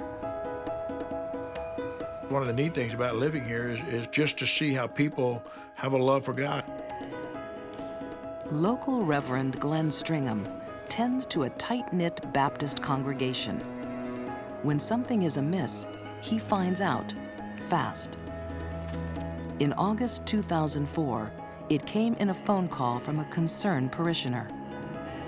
She called me on the phone. She said, Glenn, she says, I don't know what's going on, but something has to be happening at the Colliers. I've been trying to call them. I can't raise them. I'm not sure what happened, but something's going on. Carl and Sarah Collier are in their 70s. A kindly couple who rarely miss a Sunday in church. Both of them very outgoing, very helpful. If we were going somewhere, they were first on the scene. They didn't wait for somebody to ask them. They were first to help. Reverend Stringham's congregation are about to face a test of faith and forgiveness. The Colliers have been found brutally murdered in their home, stabbed over 20 times each. This crime scene in particular was probably the most bloody, horrifying, violent crime scene I've ever seen in my life. Adding to the horror, the identity of one of the killers. It's the victim's granddaughter, Holly Harvey. She is 15 years old. Holly is one of the most dangerous teenage offenders I'm aware of. She was not a Sunday school girl. She was not a girl that would adhere to the Collier's rules. Holly wanted to do what Holly wanted to do, irregardless of any rules and regulations set forth by the Colliers. Author Dale Hudson needed to know, what turns a teenager into a killer? In researching a book on the case, Dale soon discovers that Holly Harvey's problems began at home. Her mother and her father had divorced at an early age. Holly was left to the care of her mother. There were a lot of parties. There was a lot of inappropriate social behavior, a lot of immoral behavior, and Holly was pretty much left to herself. It only gets worse when Holly's mother is jailed on drug charges. The Colliers do what they think is right and take in their wayward granddaughter. But the strict rules of a retired Baptist couple are not for her. She was not a child that was going to be obedient. She was accustomed to living her own life. Holly's mother, Carla, allowed her to smoke marijuana. Carla allowed her daughter to live a promiscuous lifestyle without any boundaries. It's a lifestyle that's incubating a killer. Although there are plenty of sullen teenagers, not all of them have the childhood history that Holly did. Holly was hell-bent for a path of destruction starting much earlier in her life. This was in Holly's soul long before the night it happened. Boiling with anger and resentment, Holly finds a soulmate, 16-year-old Sandy Ketchum. There were a lot of similarities between Holly and Sandy. They both grew up without the parental guidance that most children get. They both grew up in a dysfunctional family. They had been abandoned by their parents and left to their own. They sought solace and they found comfort in each other.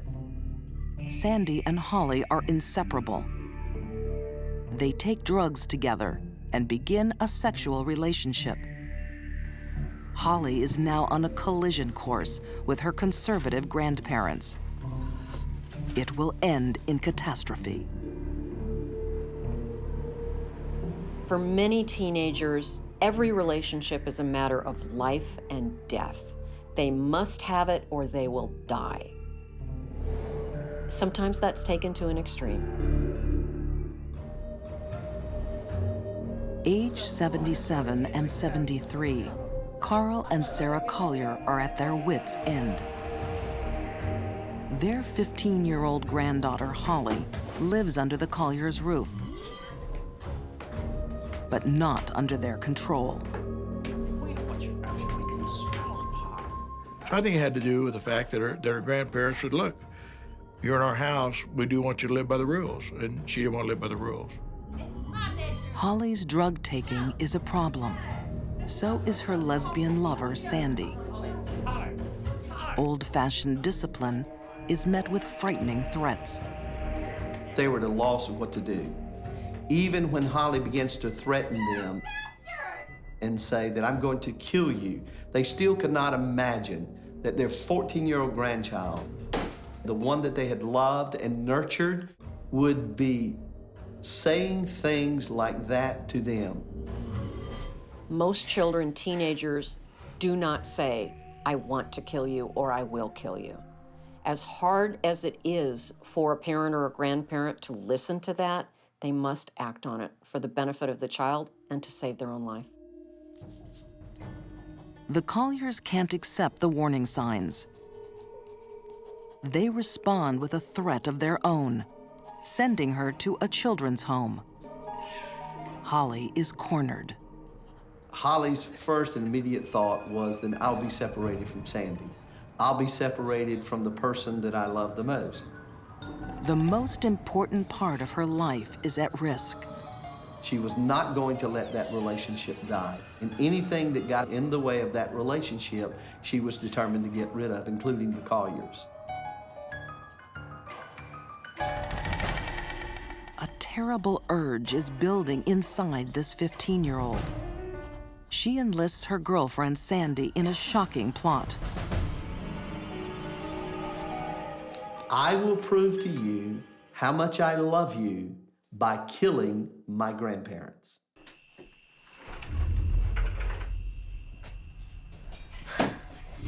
On the eve of the killing, Sandy sneaks into Holly's bedroom, and their deadly plan takes shape. Part of Holly's plan for murder was to compose a to-do list. On her forearm, she wrote 4 words. These were her cue words for murder: kill, keys, money, and jewelry. The to-do list that Holly wrote on her arm indicates a level of extreme detachment from the violence that was about to happen.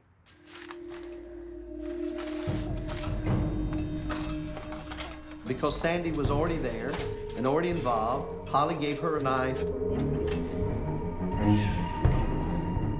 Holly knows the smell of marijuana will lure her grandparents downstairs. She instructed Sandy to hide behind the bed. It would be an ambush of 2 with a large butcher knife against a defenseless and an aged couple.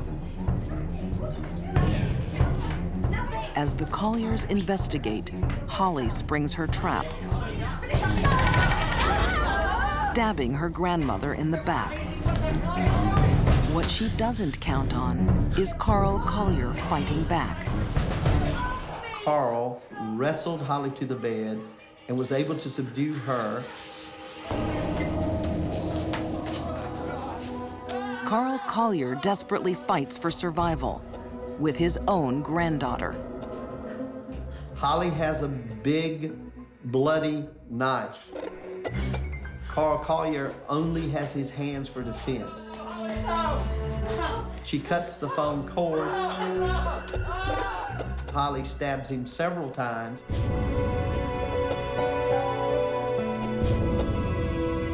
Holly isn't finished.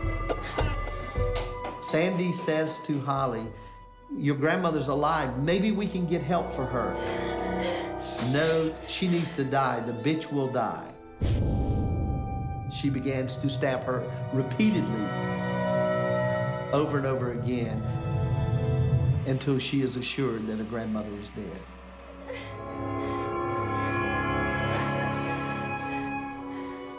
Dripping in blood, the 2 young girls stand in a scene of shocking devastation.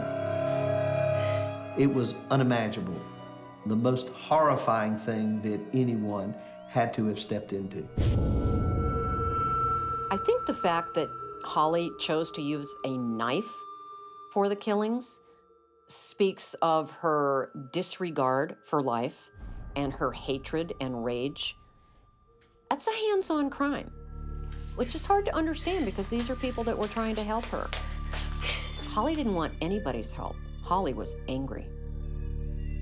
Sarah had 35 stab wounds, and Carl had 23.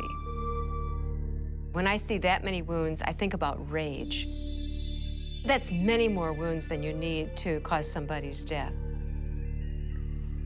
And it says to me that an individual was either on drugs, their mind was altered, or that they were incredibly angry. The image of these grandparents who took in this problem child, the image of them running from her, probably holding their hands up to stop the knife from going in their bodies, it's one of the worst things I can imagine. Holly and Sandy have checked off part 1 of their brutal to-do list. They quickly run through the next 3 items: keys, money, jewelry. It seems organized, but young killers are still children. they rarely think beyond impetuous short-term goals. Their plan cost 2 lives, but soon they run out of ideas. Holly and Sandy's crime was a reflection of what was going on in their heads, which was pretty much nothing. It was poorly thought out, poorly planned, poorly executed. They drove over to the friend's house, reported to the friends the reason that they were bloody was that they'd been accosted by someone and had been attacked by someone. But later on, they confessed in a very giggly manner that they had actually killed Holly's grandparents. The friends are horrified. It's not long before police trace their truck and their cell phone calls. Holly and Sandy's dream of a new life of freedom is over. Holly very much resented authority. She very much resented people who wouldn't let her do whatever she wanted to do.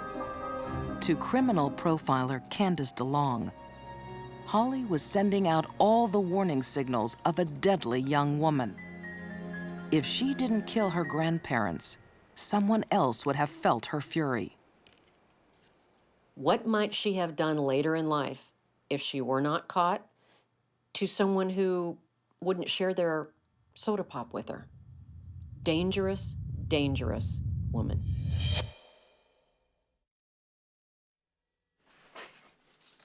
Broken and remorseful, Sandy Ketchum is jailed for life. Defiant to the very end, Holly Harvey now serves 2 life sentences. The very thing that she fought against, she is now going to be subjected to for the rest of her life. She has someone telling her when to get up, when to go to bed. She has rules that she has to follow. It is ironic, the very authority that she fought with the Colliers that she's subjected to now and will be for hopefully for the rest of her life.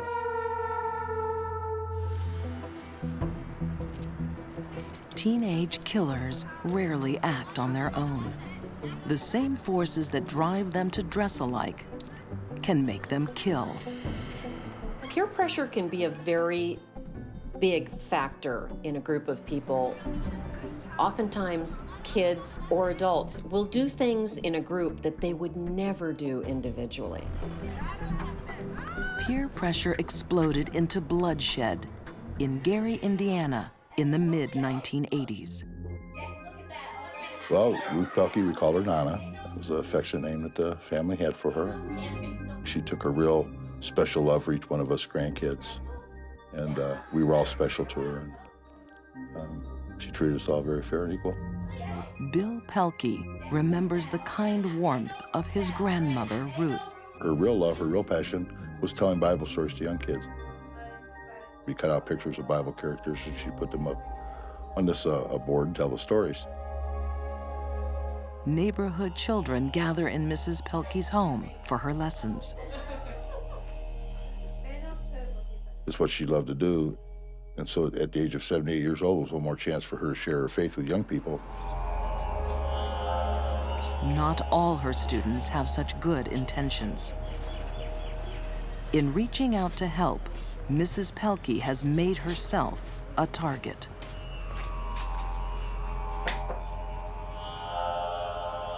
When these 4 girls knocked on her door and said they want to take Bible lessons, Nana said, "Come on in."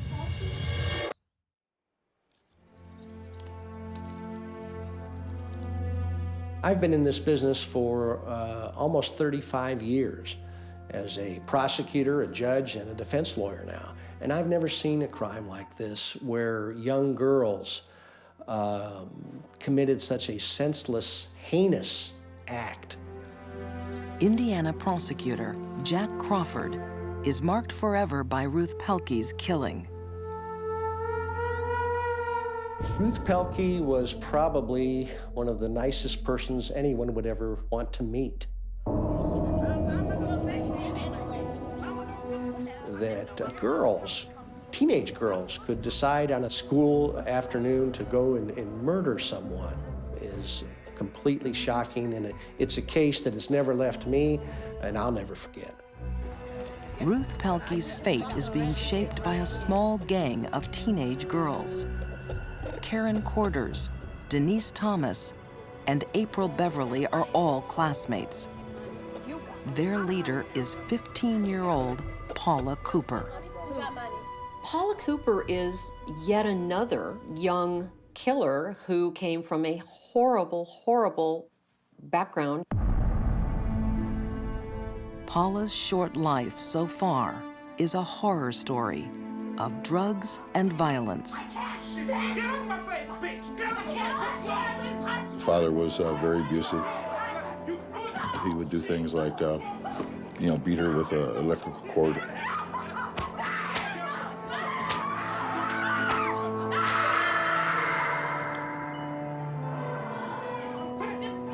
She was in and out of school. She watched her mother being sexually assaulted.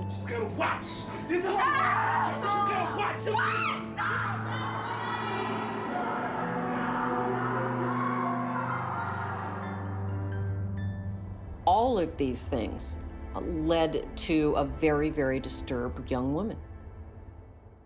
And I think that Paula learned one thing well by the age of 15, that was how to hate. Paula Cooper's hate is about to erupt. Paula planned it with 3 other young girls who were high school classmates of hers. And they had had a discussion amongst themselves about places where they thought they could get some money. Do y'all even have money? You wanna go IK, you don't have money? You got money. I don't have money. I didn't got money. And one of the girls, April Beverly, came up with the idea that she knew a Bible studies teacher in the neighborhood who she thought might have some cash on hand. Mrs. Pelkey is far from wealthy, but the 78-year-old is trusting and defenseless. I'm April. The perfect victim. Paula Cooper was on a path of destruction. She wanted to kill someone. They chose to kill someone who was helpless, someone they knew they could talk their way into. Ruth Pelkey opens her door with love in her heart. But she innocently lets in seething hate.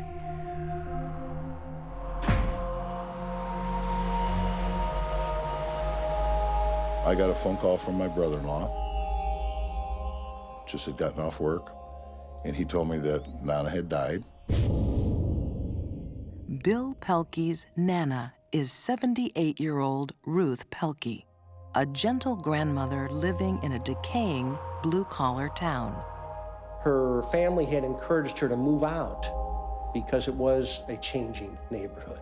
But she was so committed to the young people there, she wanted to stay and offer her Bible studies classes to the teenagers in that area, which she did, of course, for free. In 1985, 4 girls knock on Mrs. Pelkey's door, asking about Bible school. She already knows April Beverly from previous classes. The girls are welcomed in. Schoolgirls from the 9th grade are about to become a pack of killers, led by Paula Cooper.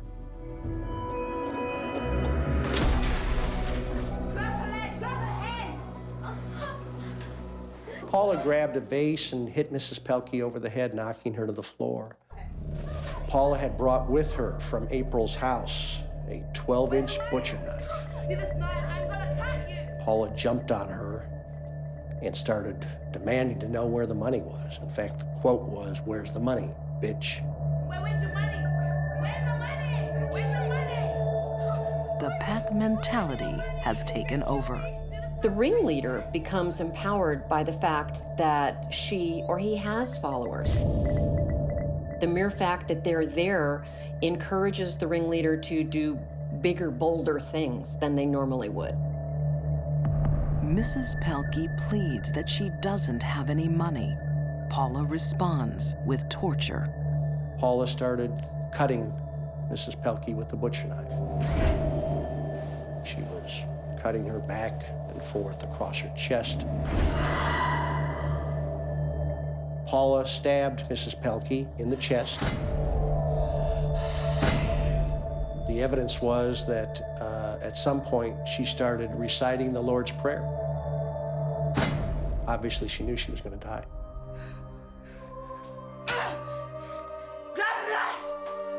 And it's Paula Cooper who orders her death. Paula told Karen to push the knife through Mrs. Pelkey's body, which she did. And in fact, the knife made an indentation in the floor. It was a horrendous murder.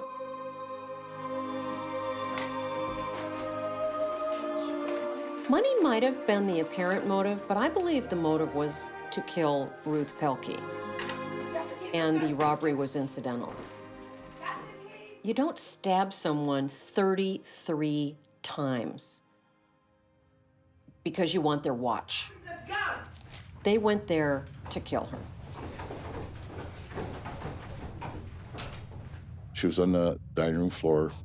That's where my father found her body.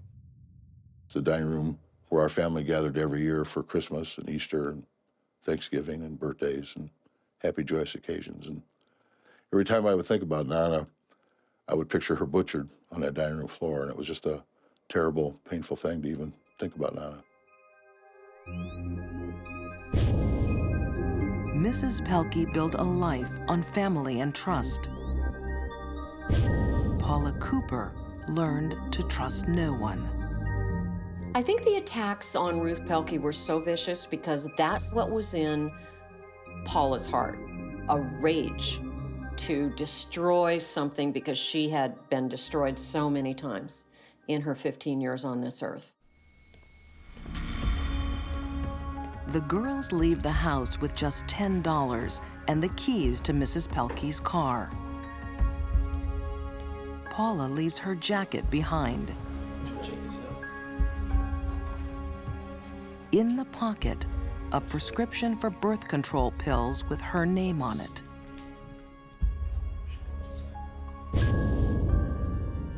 Young killers are rarely hard to catch. Most young people think they're not going to get caught at anything. Shoplifting a candy bar, let alone murder.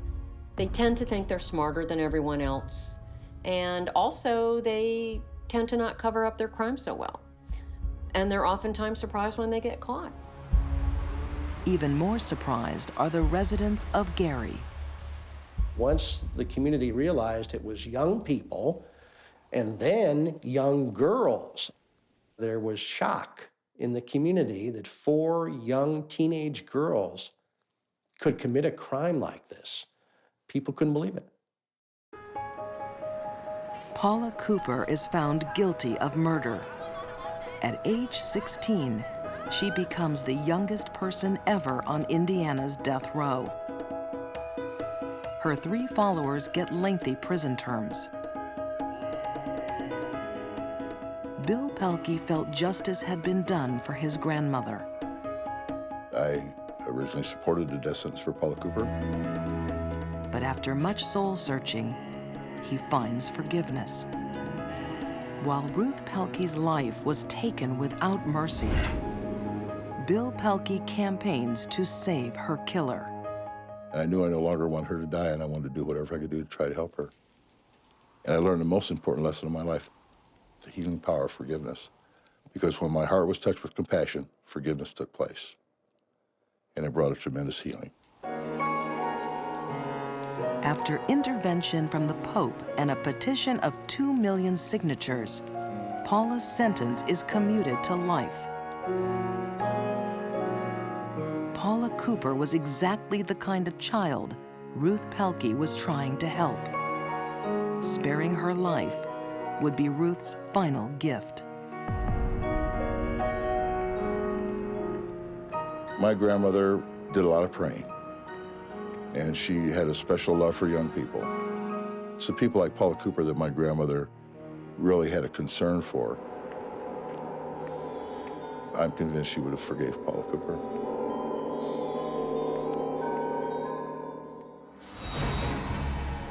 These deadly women became killers while they were still girls. Scarred by abuse, they were young, impetuous, and dangerous. Haunted by her dark past, Mary Bell killed to take control. Holly Harvey brutally lashed out at authority. And Paula Cooper's boiling hate destroyed an innocent victim. Young girls act on impulse. They don't consider the consequences. And often, they're beyond suspicion. That makes the young bloods some of the deadliest women of all.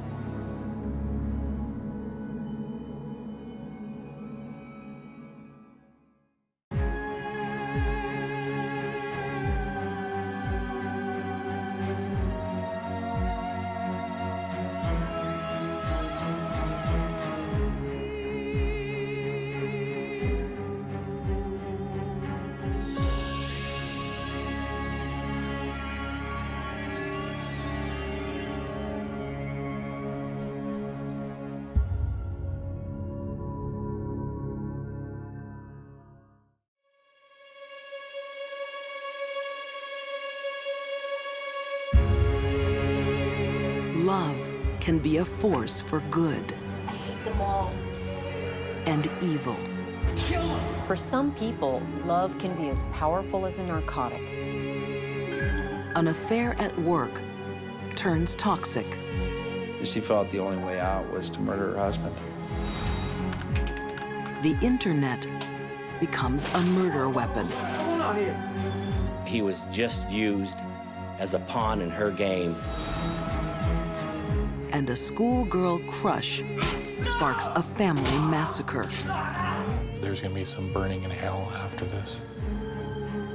These are deadly women, breaking hearts and destroying lives, all in the name of forbidden love.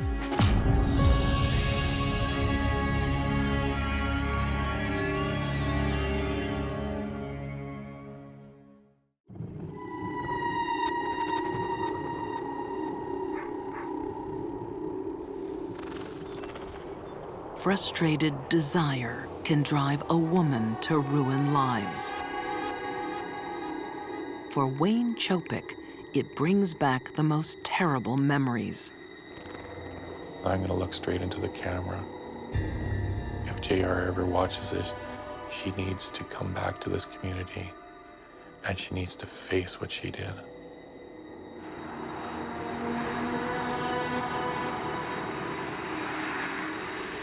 In 2006, the town of Medicine Hat, Alberta, Canada.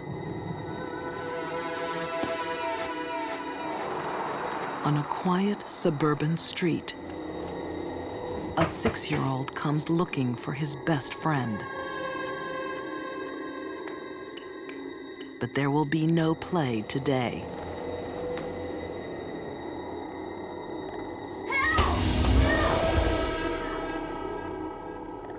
It was a bloodbath in that basement.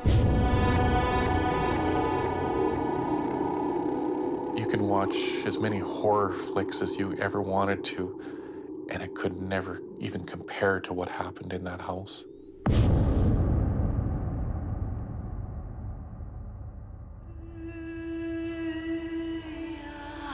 A husband and wife lie dead, their bodies covered in stab wounds. The police didn't know what to make of this scene when they arrived. Was it a murder-suicide, a domestic situation? They had no idea. Upstairs, their son, just 8 years old, is also dead. Blood coated every surface of that room, all his little toys, his bed sheets, everything. The scene was so horrible that the officers were absolutely traumatized. Years later, testifying in court, they broke down on the stand, remembering that little boy dead in his bed. But that little boy has a sister. One of the officers noticed a family portrait sitting on a side table. When he took a look at it, there were 4 people, so there was a girl missing. Police think the 12-year-old daughter has been kidnapped by the killer. No one can guess the truth, because the truth is unbelievable.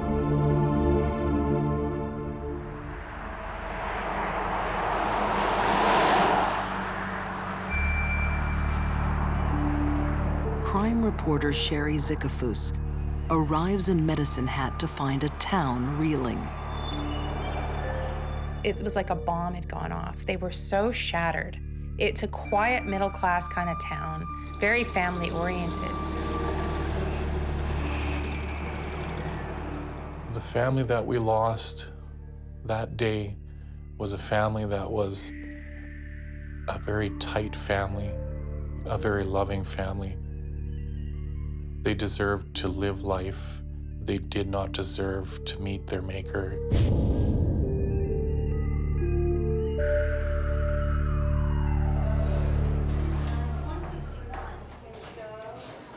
Just hours after the murders, police searched the missing girl's school locker.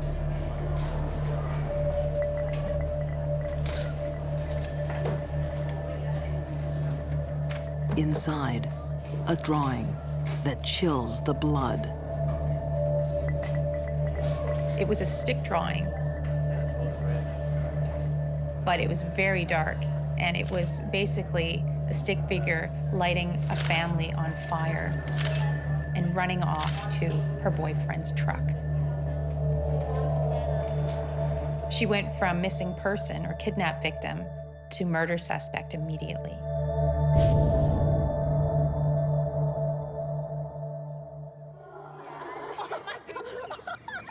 It's incomprehensible. Could a 12-year-old schoolgirl really be responsible for slaying her own family? Oh, wait, go back. Oh. JR was a typical ordinary Catholic schoolgirl. Teachers said she was quite a diligent worker and, by all accounts, just a very typical, unassuming girl. Until she discovers a dark side. She started becoming interested in the goth movement. I think she was really drawn to their darkness, the artistic nature of their makeup and their dress. While her friends were obeying the Catholic school dress code, she was more interested in chains and shorter skirts and fishnet stockings, what she'd seen other kids at the mall wearing. So disappointed. You know you're not supposed to wear that at school. But this is more than fashion. Waist. What is that around your waist? It's a belt. Well, you know JR is acting strangely. The sweet little girl has fallen in love with every parent's worst nightmare.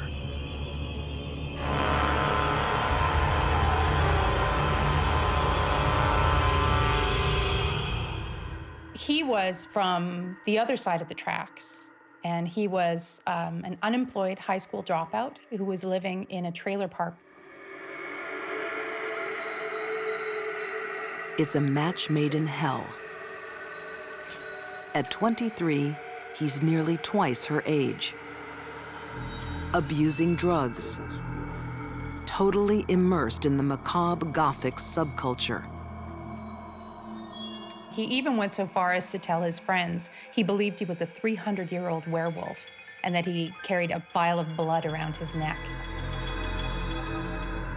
JR looks and acts older than her 12 years.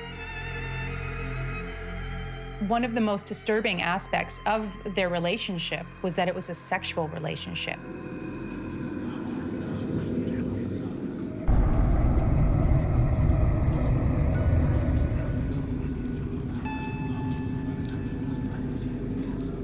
Driven by forbidden love, JR completes a Gothic transformation.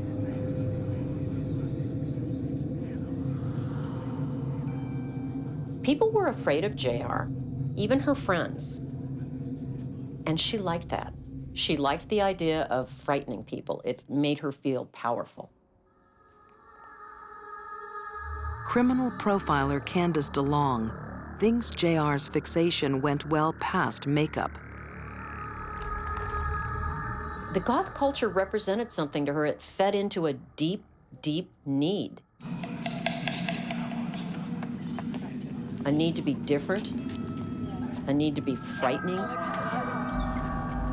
a need to control other people.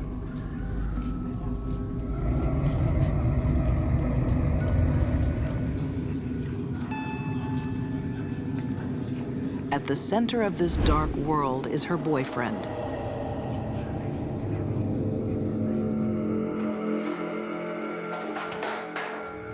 Where the hell have you been? None of your business. It is my business. The relationship was secret for a very long time, but once it was revealed to her parents, it drove an even bigger wedge between them.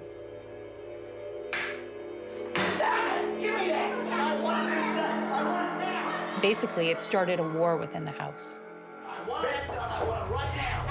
It's a war that will claim 3 innocent lives.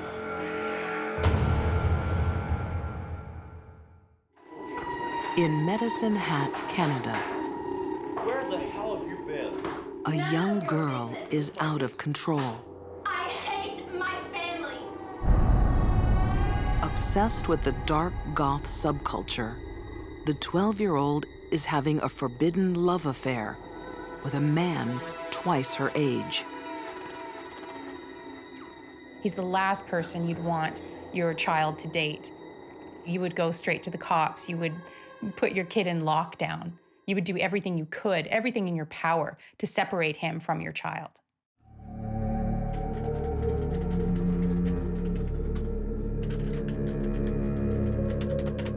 When JR's parents intervene, her affair and her anger move online.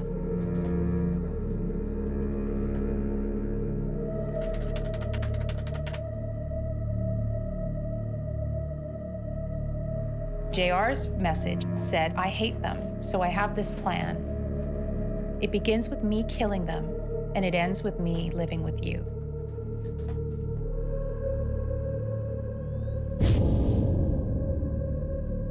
JR found in her boyfriend a man, an adult, in her eyes, that she could control. He found in her someone that looked up to him, and the combination was toxic. I hate them all. What's wrong? His favorite movie was Natural Born Killers. The scenario within that movie's opening moments is a young man murdering his girlfriend's parents to give her freedom. You know, go there with a knife and just kill him, you know? Just stab him. He began to equate that with the task that JR was ordering him to do.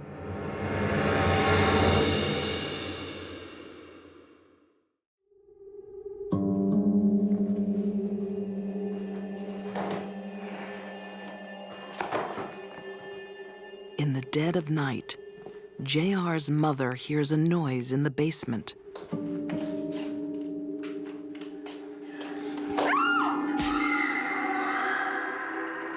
Imagine getting to the bottom of the stairs and being faced with a nightmare dressed all in black and carrying a great big knife.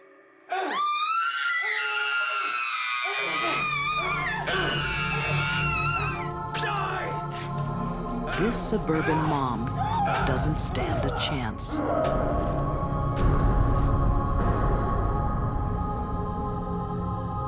Her friends described her as a lioness, but there's no way she was any kind of match for a man wielding a knife and high as a kite, ready to kill. No! JR's father launches his own attack. But he's doomed from the first knife blow. One of the real problems with the sympathetic response to stabbing is that with the increased heart rate, increased blood pressure, you're going to bleed more rapidly. So you're going to weaken very quickly.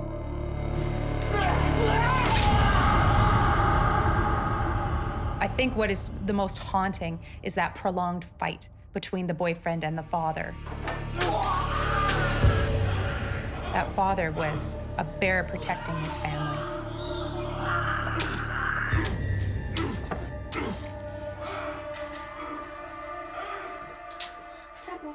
Upstairs, Go to bed. JR holds her terrified brother.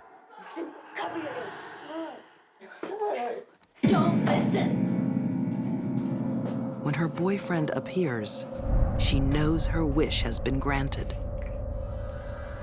Her parents are dead.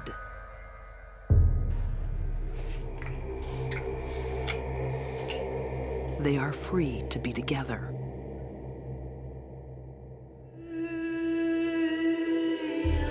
But there's no place in their new world for an 8-year-old boy.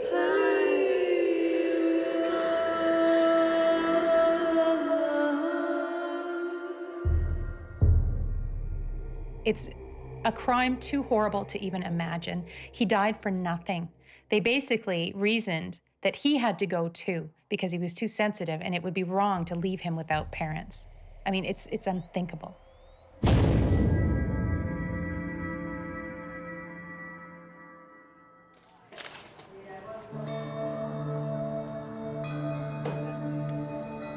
The young couple's freedom doesn't last long.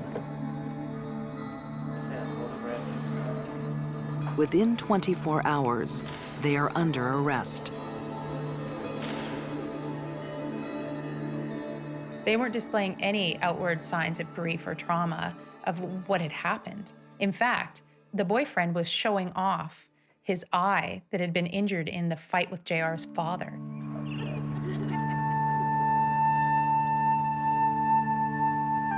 The deepest devotion of two parents was no match for the frightening power of forbidden love.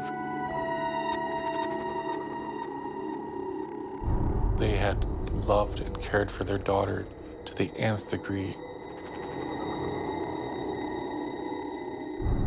There's going to be some burning in hell after this.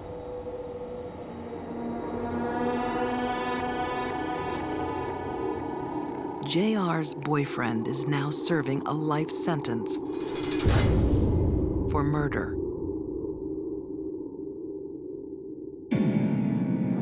Under Canadian law, JR's true identity can't be revealed. Found guilty of 3 counts of murder, she receives the maximum juvenile sentence. 10 years. People were outraged by that sentence, but that is the way Canadian law is set up. It's set up to rehabilitate young people, not so much to punish them. In 2016, at age 22, JR will be released back into the community. I think any child who kills their parents when there is no evidence of abuse from parent to child should be locked up forever. There really is no hope.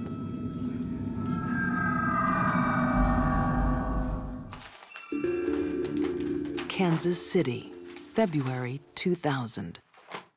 Former homicide detective Jerry Cassidy prepares to die. Consumed by shame, he can't go on living with what he did in the name of forbidden love.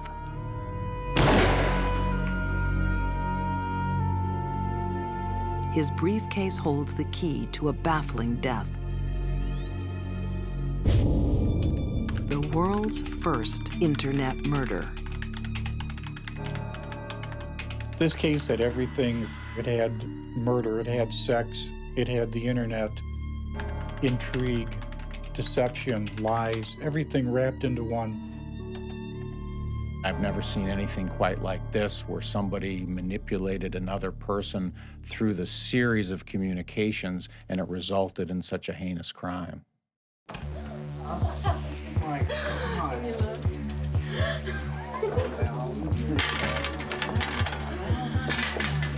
Reno, Nevada, a few months earlier. Jerry Cassidy is enjoying a wild weekend with a wild woman he met online. Cherie Miller represented that she was a wealthy businesswoman from Flint and that she was in the auto parts business. 27-year-old Cherie Miller is gorgeous. The fact she's married only adds to the excitement. Cherie told Jerry that her husband was involved in the mafia.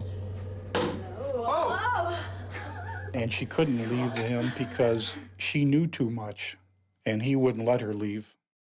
Two winning. Lonely Jerry doesn't care. He's been down on his luck too long.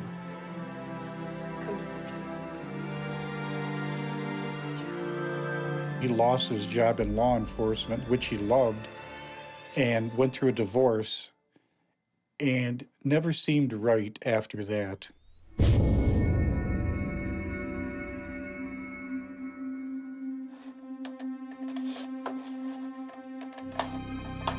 Cherie goes home to Michigan. But their forbidden love continues to flourish online. Cherie and Jerry launched into a series of emails and internet discussions, probably thousands over the course of a few months.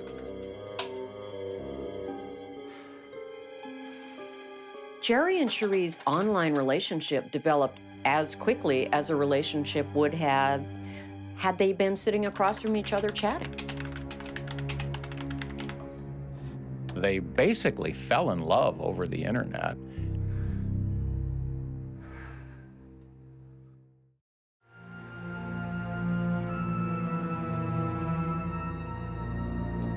As Jerry Cassidy falls under Cherie Miller's power, she begins a campaign to control him. He was manipulated. He had no idea that most of the content of these emails were lies.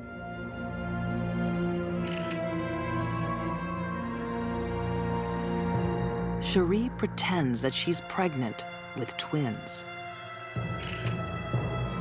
And he is the father.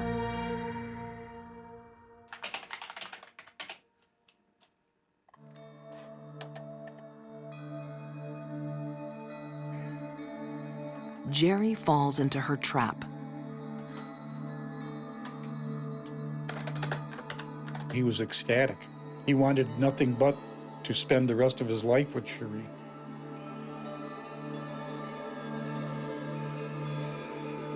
It's all a lie.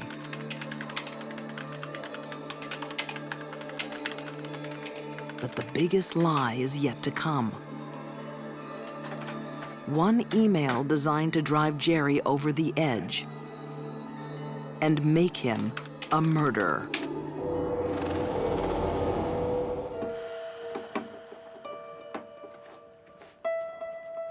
In the anonymous world of the internet, lies are easy to tell.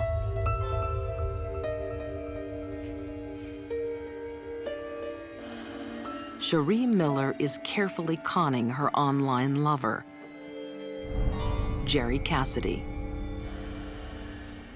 She was just somebody who was trying to be like a puppeteer and move the pieces along to her satisfaction. Cherie was able to control Jerry because he wanted to be controlled. She found in him a dupe.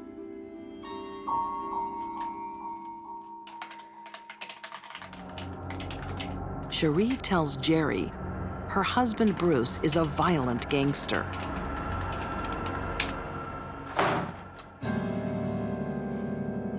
None of this was true.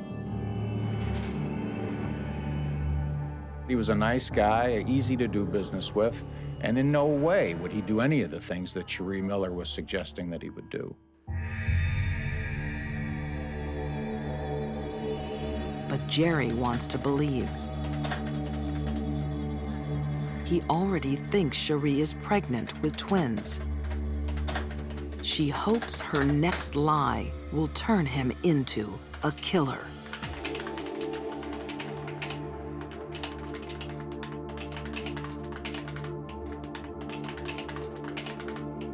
The turning point in all this was when she said that her husband had beaten her specifically so that the twin babies would be killed.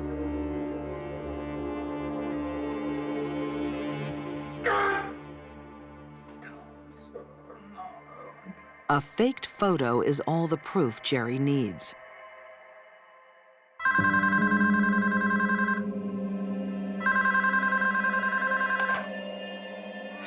Cherie. That's when he decided he was coming to Flint to take care of business. I'm coming there, Cherie. I'm coming there, goddammit!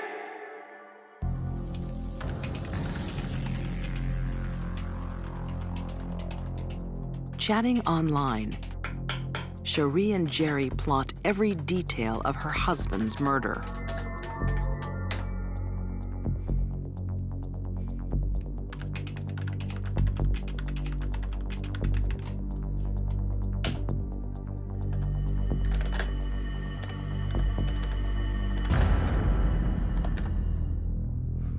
She used sex and the internet to manipulate Jerry Cassidy in a way that infuriated him enough that he became from a good citizen, a former police officer, to became a killer.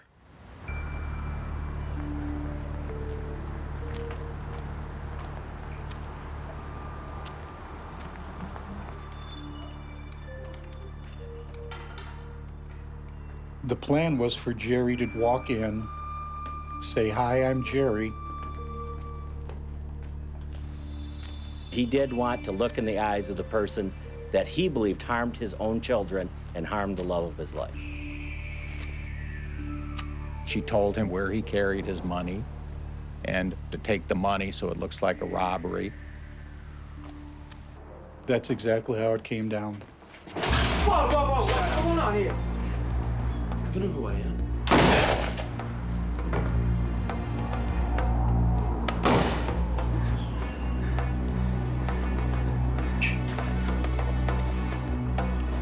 The police were baffled at first. They thought it was a robbery gone bad. And the case went unsolved for quite some time. Cherie was never really a suspect in the murder.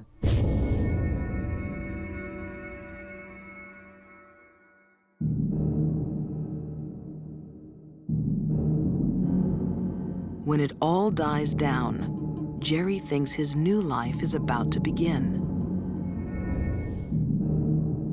But Cherie has already moved on. He came back to Flint, Michigan, right to Cherie Miller's house, and at that point had found that Cherie Miller had already moved in her new boyfriend.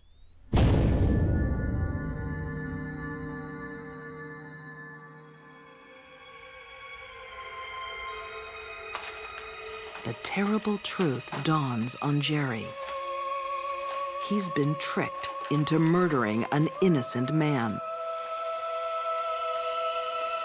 He actually had killed for what he thought was the love of his life. He was just used as a pawn in her game to kill Bruce and not have any ties back to her.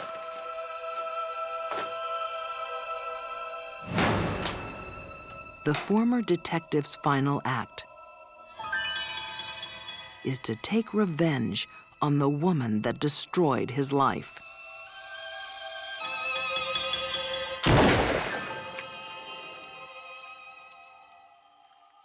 In the briefcase was a 8-page instant message printout that detailed how Jerry had driven to Flint and killed Bruce Miller.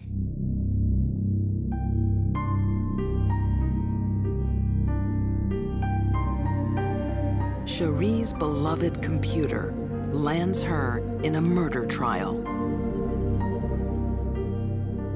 Her testimony was nothing but one lie after another, but she was caught in every single lie because we were able to produce for her all the emails, all the chat room conversations, all of the instant messaging that she had done.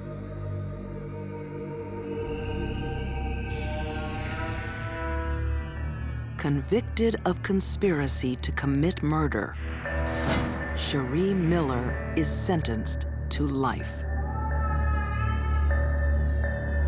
Everyone that knew Cherie was not surprised that she was able to manipulate someone to do this for her.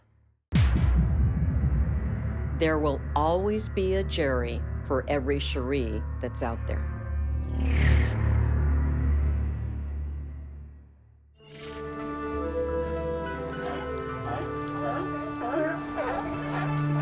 La Jolla, San Diego, November 2000. Hey, I'm home. 24-year-old Kristen Rossum discovers an eerie recreation from her favorite film, American Beauty.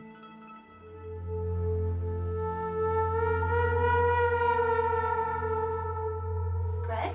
Husband Greg is sprawled on the bed. Greg. Rose petals strewn all over his body with a wedding picture of the two of them dramatically displayed. She went to the bed and found him cold and not breathing, so she called 911. It looks like suicide, but they've only been married a few months.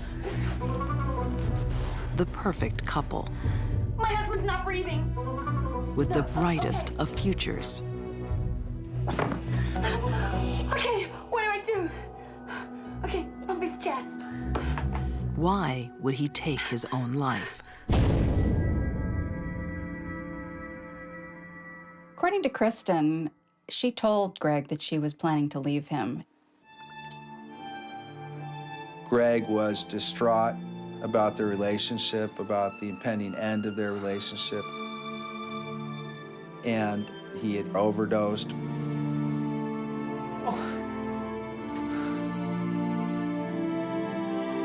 The authorities were going to buy off on this idea that Greg had just taken drugs that ultimately killed him.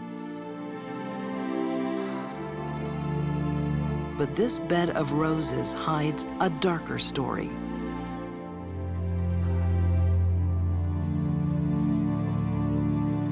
Brilliant, beautiful, young woman, but obviously with a troubled and perhaps evil side to her.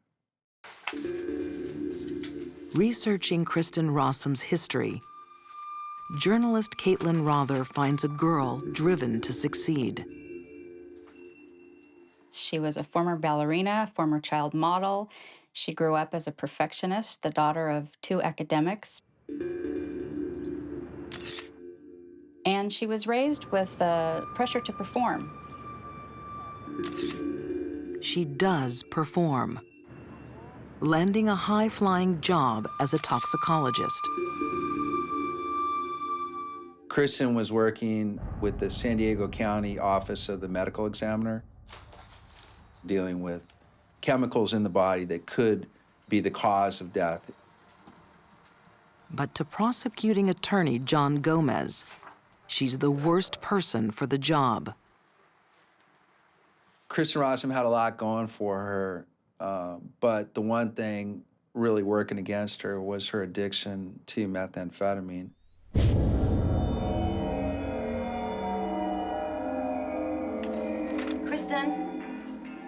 Kristen was 16, and she started using methamphetamine when a friend introduced it to her. And she just felt this euphoria, and she'd wanted to use it again. Can you clean your room?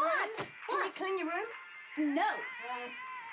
People can be addicted after even one dose because it causes a rush of euphoria. I might just do that.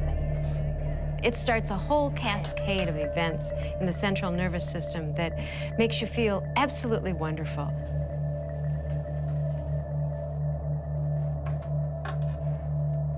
Once addicted, users are on a deadly downward slide.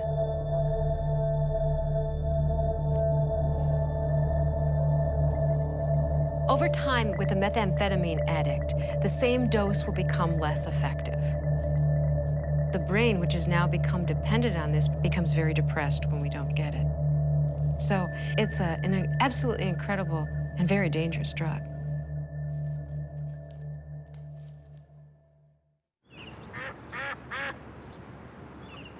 Growing up, Kristen has trouble shaking her addiction. But a new boyfriend brings new hope. Greg DeVillers was a nice boy from a nice family, the son of a doctor. It was love at first sight, at least for him. Kristen did have some doubts about getting married to Greg. She spoke with her parents, and they thought, well, he was so good for her. They thought he was her saving angel because he helped her get off meth. So they were encouraging her, and so she went ahead with it.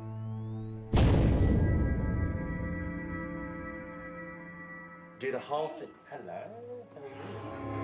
Only months after the wedding vows, Kristen is surrounded by new temptation. Her workplace is a candy store of drugs and forbidden love. Divorcing her husband would have been messy, and everyone would have eventually known she was leaving her husband for another man. By killing him, she could assume the role of the tortured, grieving widow. Kristen Rossum is a glamorous 26-year-old who appears to have it all. A successful career and a doting husband. But forbidden love has turned her life into a lie.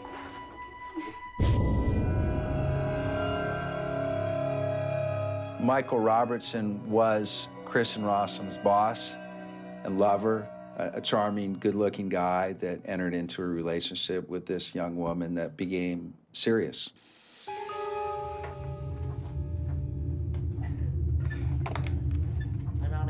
Kristen and Michael were carrying on their affair in emails, in cards, and in letters. Have a good night. And they could also be seen just looking at each other adoringly. So people in the office knew that they were having this affair.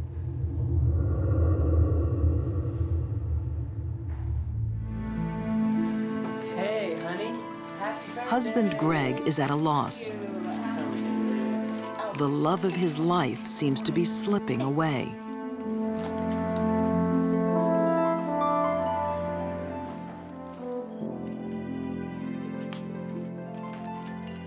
He discovers she's back on drugs.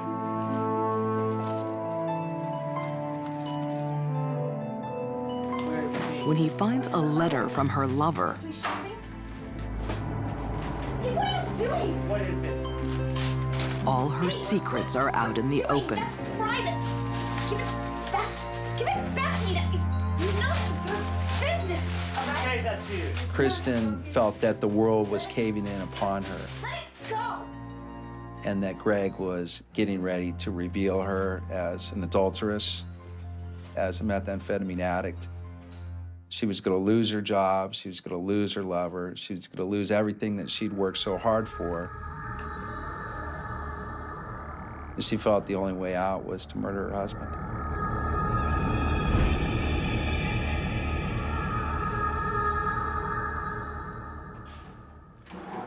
She's a toxicologist with detailed knowledge of deadly drugs. Her weapon of choice is a substance called fentanyl. Fentanyl has the same effect as heroin, except it doesn't have the euphoria associated with heroin. It's not normally picked up by routine opiate screens because of its chemical structure. And Kristen's workplace is full of it.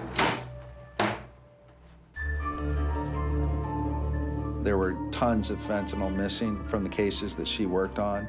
There was also a fentanyl standard that was used for testing that was missing.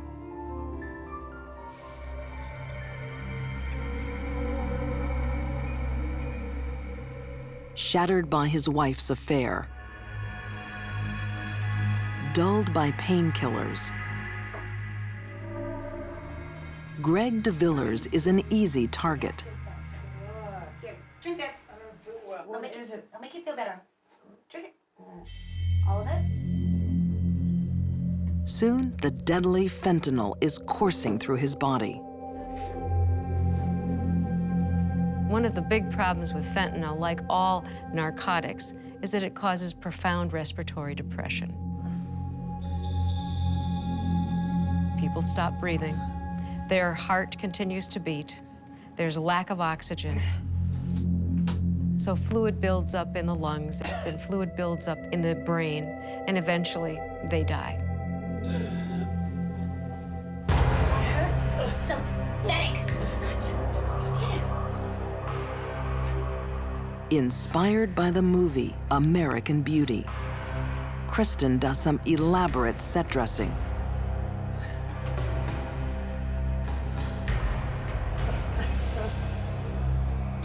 Do you remember this, Greg? Do you remember? Hey! The crime scene indicates to me Kristen's flair for the dramatic in her life.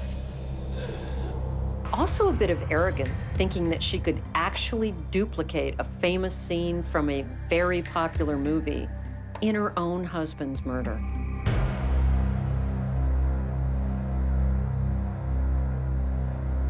It looks like suicide. The medical examiner agrees. Kristen had used fentanyl to kill Greg, knowing that her coworkers would investigate the cause of death, that they didn't test for fentanyl. Kristen knows that going in. That's why she chose fentanyl.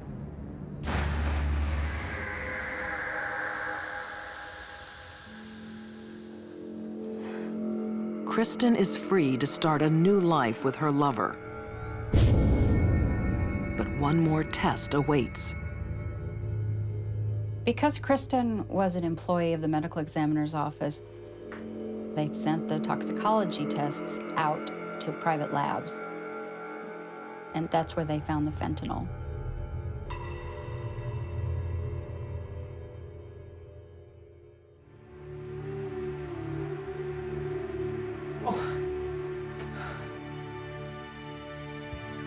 It seemed like the suicide of a lovesick man.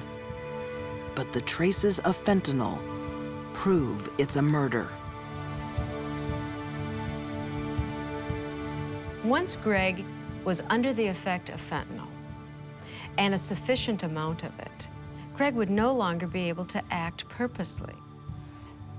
His respirations dropped because of the drug, which would mean that the amount of oxygen to the brain would also drop, and there could be no meaningful activity.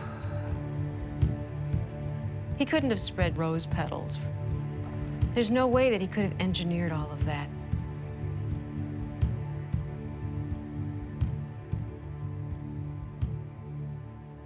Had that crime scene not been so elaborate, and had Kristen not been going for the dramatic in that crime scene with her husband, she might not have drawn attention to herself. Kristen Rossum is found guilty of first-degree murder and sentenced to life in prison.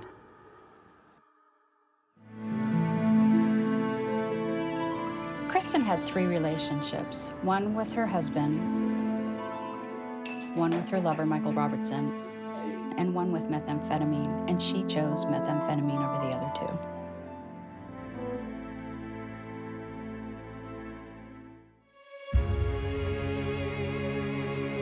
2. Illicit desire drove these deadly women into a world of murder. JR's schoolgirl fantasy spawned a night of terror. Kristen Rossum was torn between 2 passions, men and methamphetamine. And Cherie Miller turned internet fantasy into a lethal reality. Consumed by lies, deceit, and death. They sacrificed everything on the altar of forbidden love.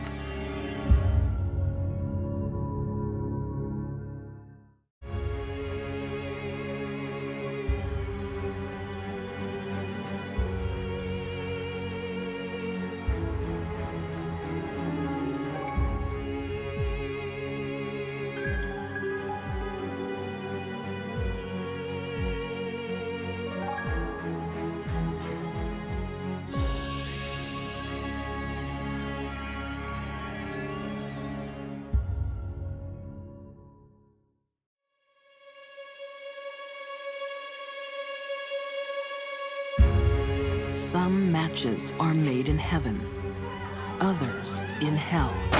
When they got together, they were like a stick of dynamite, the wick and the gunpowder, and boom. Obsessed by sex, a housewife lures girls to their graves. In the end, I was expecting to die. A single mom trades her lonely life for a blood-soaked romance. No matter how fat she was, no matter how bad she was, he loved her no matter what. And a thrill-seeking couple get their kicks from murder. When you look into the eyes of pure evil, you know that if you don't do something to stop it, it could come after you. These deadly women seal their murders with a kiss. They are lethal lovers.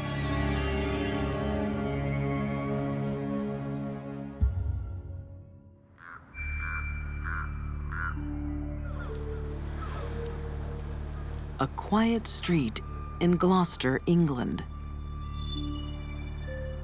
Behind closed doors,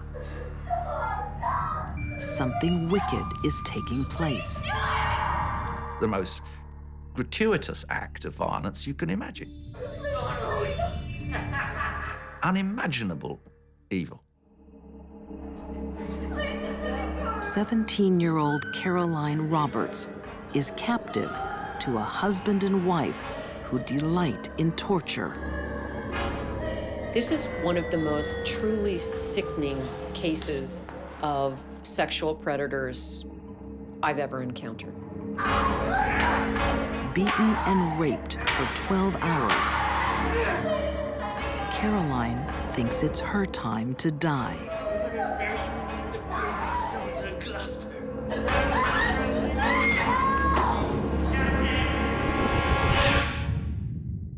The night that they had me, it was at Rose's hand that I nearly died. She's the one that smothered me. Never be the same once you've been in there and gone through that.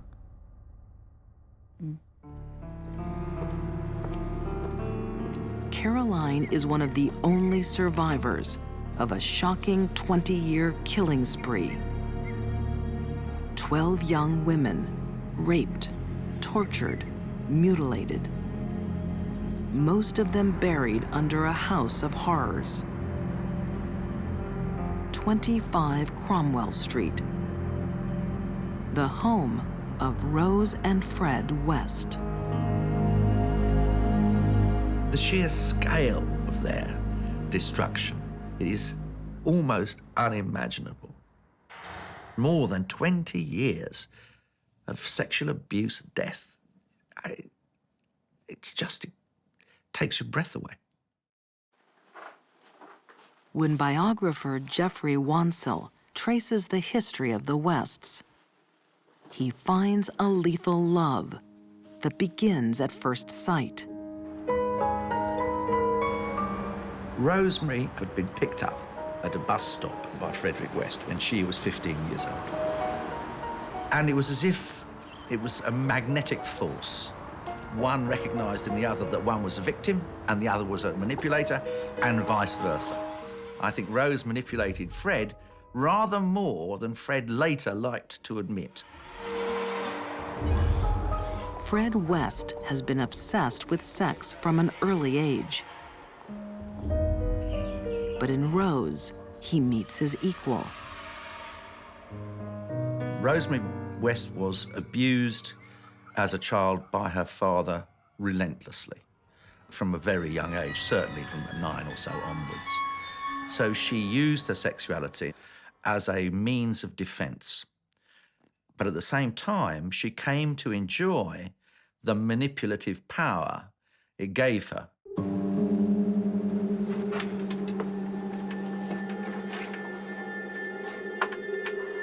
Sex will come to dominate the lives of the Wests. But the pleasures of an ordinary marriage are not enough for them. Frederick West had no problem with sharing Rose. He did it for many years with many different people. The sexualization of Rosemary West was something that became addictive, an addictive aspect of her personality, which in turn was egged on, made even more incendiary by West, which just becomes a forest fire. You cannot stop.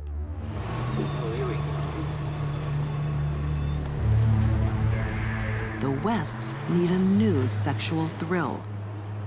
They comb the countryside, Who's that up ahead? hunting for hitchhikers, and find Caroline Roberts. Why don't you hop in? We'll give you a lift. No, come on, jump in the back. My instinct was not to get in the car, but my other part of me that was saying, don't be rude. You know, give them the benefit of the doubt. Caroline's split-second decision will change her life forever. 12 hours of being sexually assaulted, beaten, and raped, finally. In the end, I was expecting to die. Hearing someone outside, she sees her chance to escape.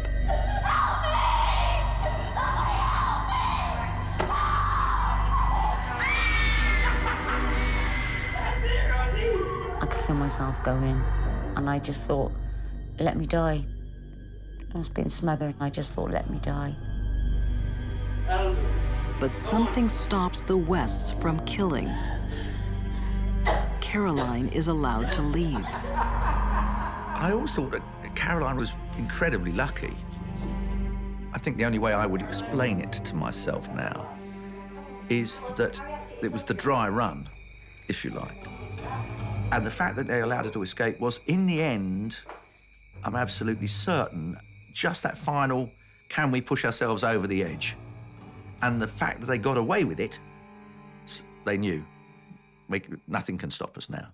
The Wests are convicted of indecent assault over the attack on Caroline Roberts. But they're only given a small fine and allowed to walk free. The next girls taken prisoner by the Wests will not be shown such mercy. Every time another body was brought up, it just made the guilt I felt for surviving worse every time. I think they probably did a bit more each time, but they had to get rid of the girls because I told.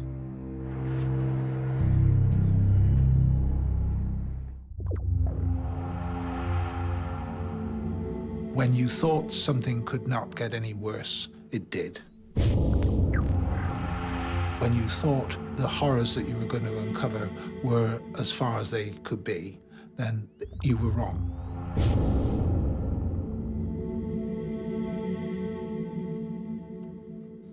Detective John Bennett was lead investigator on a case that will haunt England for generations. This series of crimes shocked everyone that came into touch with it in any shape or form. For years, Fred and Rose West have been getting away with murder. Rose West was a wife, a mother, a landlord. She lived in the community. She talked to neighbors. And no one would want to suspect that a woman could be involved in the deeds that she was. The secret other life of Rose and Fred is spent stalking the English countryside, Nice short skirt. looking for young female victims.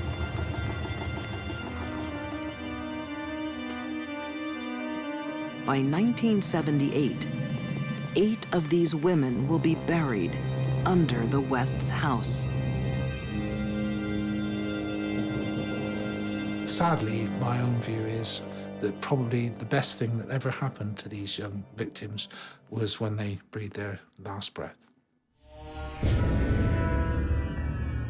Before they're killed, the captives of the Wests are sexually tortured for days, even weeks. Frederick West was a genuinely evil man who had no conscience whatever. He simply saw adolescent young girls as prey, rather as a fox would see a hare, and took great delight in seizing them and then toying with them, rather as a cat would with a mouse. Fred's sadistic desires are only eclipsed by his wife's. Rosemary West would be involved in sexual activity day in, day out, non-stop, in every sort of depraved form that you can imagine. But Frederick West would like to think he was of that ilk, but he wasn't. Eventually, she became more insatiable than he was, and certainly more violent than he was. The argument that Fred was the spark that set her off, otherwise she'd just have remained plain old Rosemary Letts, has never washed with me. I believe that in that communal garden, blousy woman lurks someone truly horrible. Rose and Fred will even kill their own flesh and blood. It's only getting worse. I don't know what to do. 1987. Daughter Heather is caught telling some of her parents' secrets. You have had your last warning. I didn't tell anything. I can't trust you anymore. I promise I can't trust you anymore. No one was safe around them, including their own children. Just like the 11 women who have gone before her, Heather will be killed.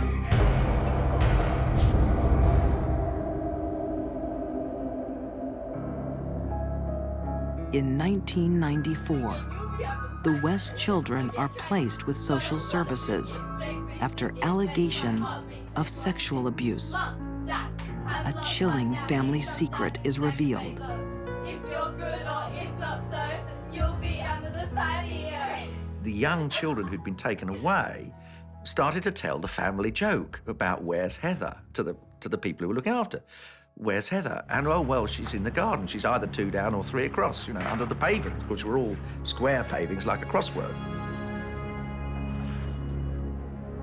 When police dig at the West's house, they're sickened by what they find.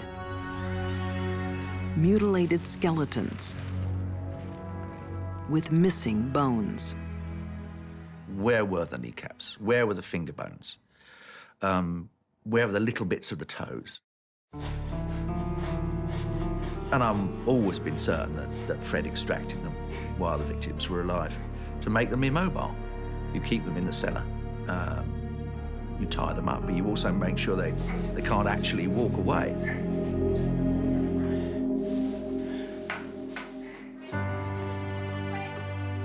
The Wests are arrested. Within days, Fred admits to 9 murders. I think it absolutely astonished, horrified Britain, and I think it does to this day. Fred escapes trial by committing suicide. A Accused of 10 murders, Rose pleads innocent. At one stage during the evidence, she tried to show that she was tearful when they were questioning her about Heather. Those that were sitting at a distance may have thought there were tears there. I was sat within 3 to 4 feet from her and looking at her at the time from the side. And just as the past, there were no tears. She may have wanted to cry. The tears didn't exist. Almost 25 years since she escaped the Wests, Caroline Roberts watches as Rose is sentenced to life in prison. I don't think she should ever be set free again because she lured a lot of those young girls to their deaths. You know, and I think for some of them it was most probably a blessed ending for them from what they'd been through, if my experience was anything to go by.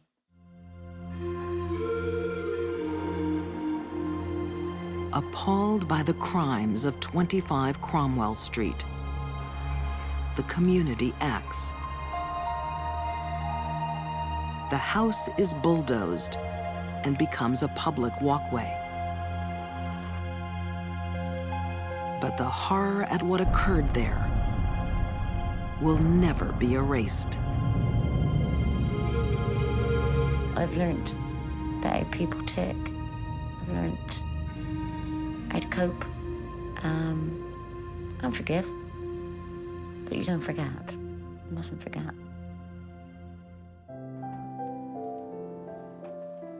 A lonely night.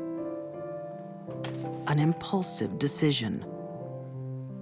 She wanted a man in her life. She wanted to love somebody. She wanted someone to love her. But this search for love will lead down a dark road. When two people come together,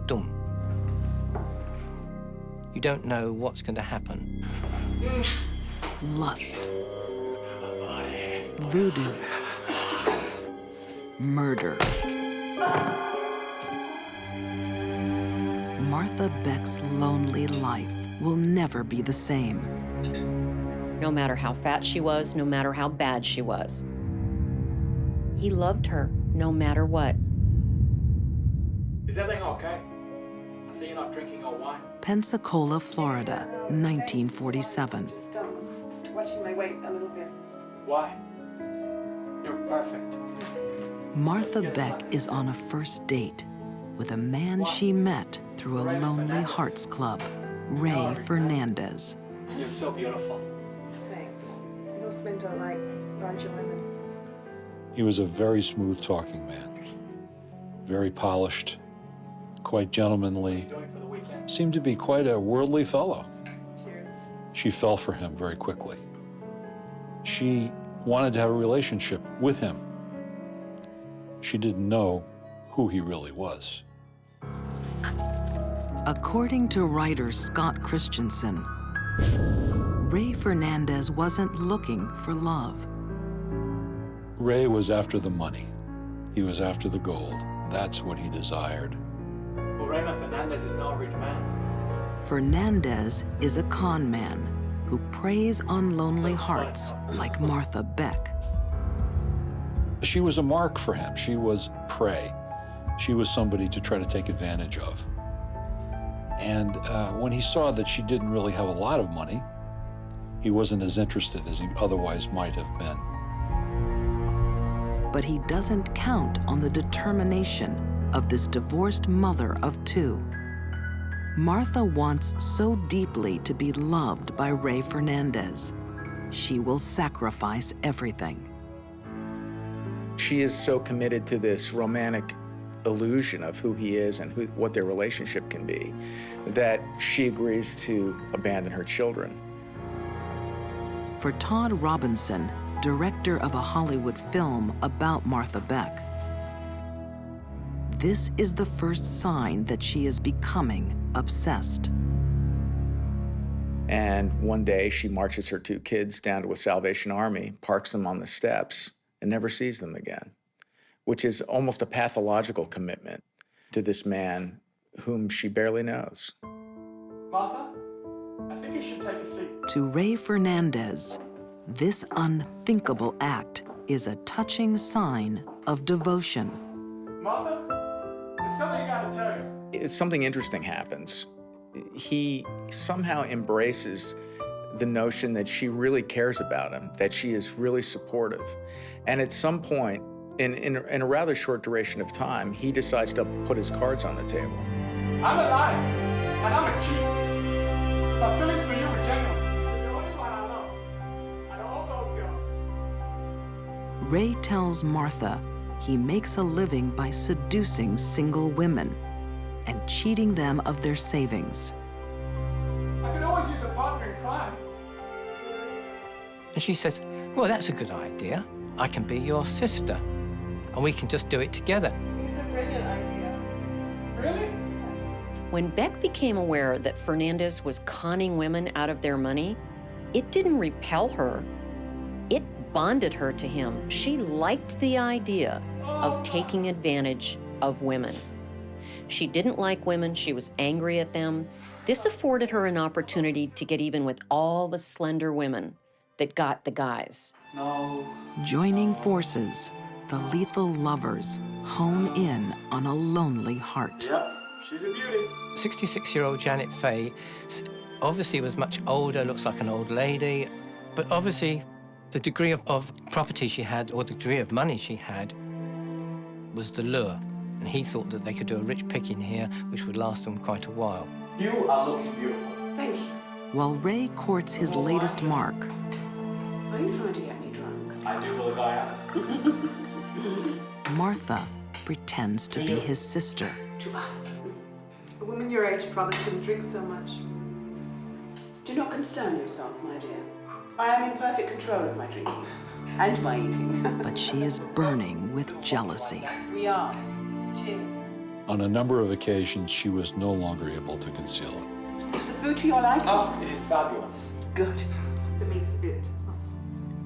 And it led to explosive results. It is a beautiful wine. A woman of your age shouldn't be drinking so much. Long Island, New York, 1947.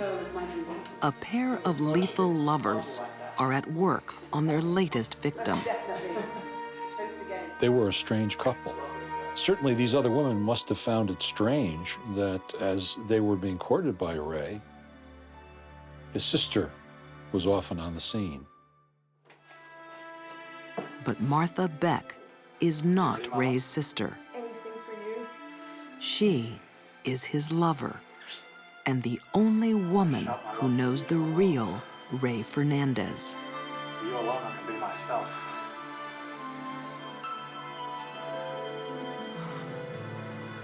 When he was a young man, when he was on a ship once, a hatch of the ship closed on the top of his head, and the accident was so severe that he lost a lot of his beautiful, dark, thick hair.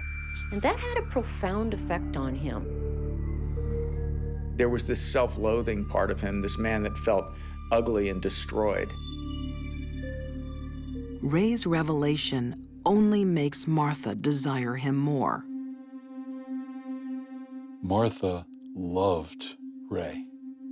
She did not want to share Ray with anyone. Martha Beck's powerful desire puts her on a collision course. What on earth are you doing? Ray is trying to say, for God's sake. I am about to write to my stepdaughter. With Ray's latest lonely heart, Janet Faye. I'm going to make sure that you will not be living with us. She could no longer contain herself.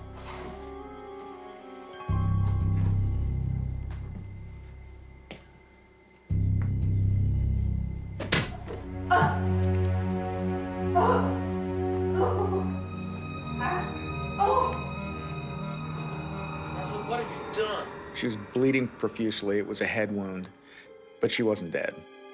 That wasn't part of the plan. I'll take care of her. Now the con man will become a killer. So Ray ultimately strangled her to death. And in the process, even her dentures popped out.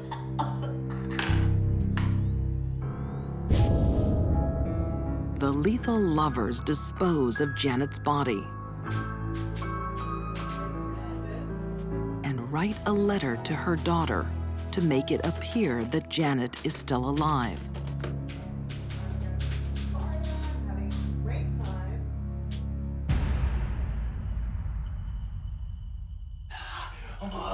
High on the thrill of killing, Ray shares a new secret with Martha. Voodoo. Fernandez was sort of seduced by the dark side, almost the Hollywood side of voodoo. And over time, he began to think that he could actually seduce women, make love to women, as he characterized it, from great distances. Ray believes voodoo helps him select vulnerable women who will be easily charmed. Women like single mother Delphine Downing, Ray and Martha's next victim. Delphine believed that she finally had found a husband, she had found a father for her young child, her life's problems were solved, she would live happily ever after. She didn't know what she was in for. She didn't know what her child was in for.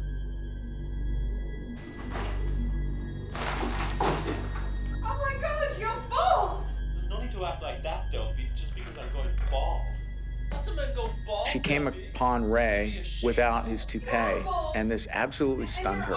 She could see that this man was a fraud, that she was being duped, and she became furious, and she tried to throw him out of the house. You're an imposter, and I want you and your sister out of my house immediately. Delphine's reaction strikes at the core of Ray's insecurity. This is my house. I'll speak to you. Ray Move out of my way. discovered a gun that was in the house. He put it to her head, and he pulled the trigger. Move out of my way. But now, they have a dilemma. They had removed Delphine, but they still had Raynell, the child, to deal with. The motherless child. I'll take care of the baby. You bury her in the basement. And it was at that point that Martha took the child to the basement and drowned her in a tub. Martha became so evil through her relationship with Fernandez, she actually killed the little toddler child of one of her victims. Completely heartless. Martha and Ray's love spawned a callous killing spree. But the police are closing in, alerted by a suspicious letter to Janet Faye's daughter. Ray and Martha actually continued writing letters back to create the illusion that she was alive, but they made a mistake. They were typing these on a typewriter, and Mrs. Faye didn't know how to type. When the police came in, the first thing was not after Delphine. They came in to say, have you heard of Janet Faye? And it was only then that they said, we're going to search this place. And they went down in the cellar when they went through the building, and they saw wet cement. So they knew that something had been buried there. Beneath the cement, the bodies of Delphine Downing and her daughter, Raynell. Janet Faye's body is found in another house on Long Island. After a salacious trial that lasted 44 days, Fernandez and Beck were ultimately convicted of capital murder in the first degree. Even under the weight of a death sentence, their love lives on. They continued to have a very tumultuous relationship even after their conviction in the death house, sending letters back and forth, expressing jealousy and being angry at one another and then making up, and in the end, ultimately expressing love for one another. Martha Beck's desire for Ray Fernandez had taken away her children, her compassion, and her liberty. Now, in the infamous Sing Sing death house, it would finally take her life. Martha's execution was one of the most horrific in the history of the death house. It took 4 applications of electricity to finally kill her. She struggled a great deal before she ultimately was pronounced dead.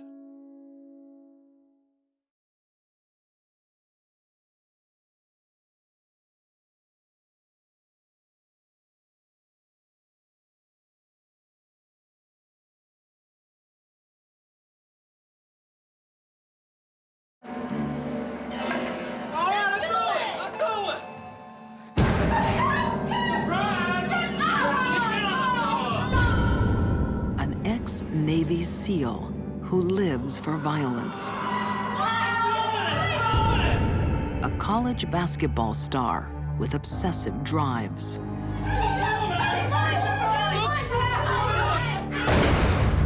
Two lethal lovers pushing each other to kill. A lot of officers were damaged by this case.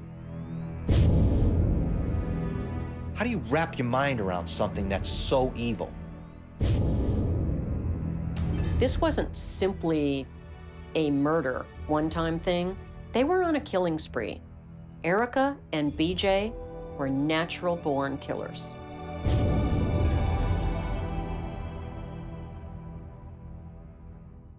BJ and Erica Sifrit are the deadliest couple author M. William Phelps has ever encountered. BJ and Erica were the types of people who did things to get a rush out of them.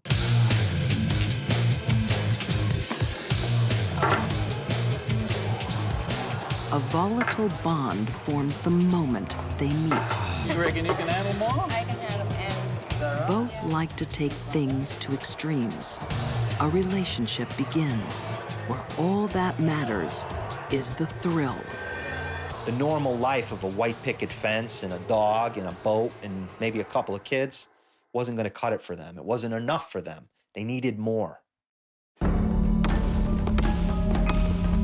Erica has always had a problem with knowing when to stop. Whatever she does to excess.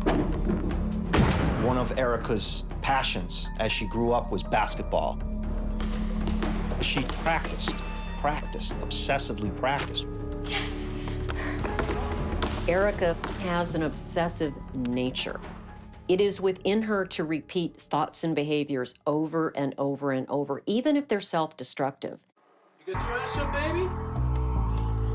Here I come. Happy birthday. Now she's obsessed with a very dangerous man. Some of BJ's passions were Hitler, snakes, guns, violence, Marxism, anything really that had to do with negative things about life, BJ really grasped onto. Thank you so much. BJ also harbors a powerful desire to murder. His new wife, Erica, will bring his violent dreams to life. Erica and BJ alone probably wouldn't have got into much trouble if they never met. But when they got together, they were like a stick of dynamite, the wick and the gunpowder, and boom. It's a combination set to explode in violence on Memorial Day weekend, 2004, in Ocean City, Maryland. Memorial Day weekend is one of the biggest weekends for couples. A lot of couples like to come down and enjoy and relax. The sun is out. Oh, we reached Atlantis on a checkup. Detective Brett Case believes that when the Sifrits came to Ocean City, it wasn't to unwind. I think that murder was in their mind. I think it had been in their mind for some time. And I think the opportunity arose that first night.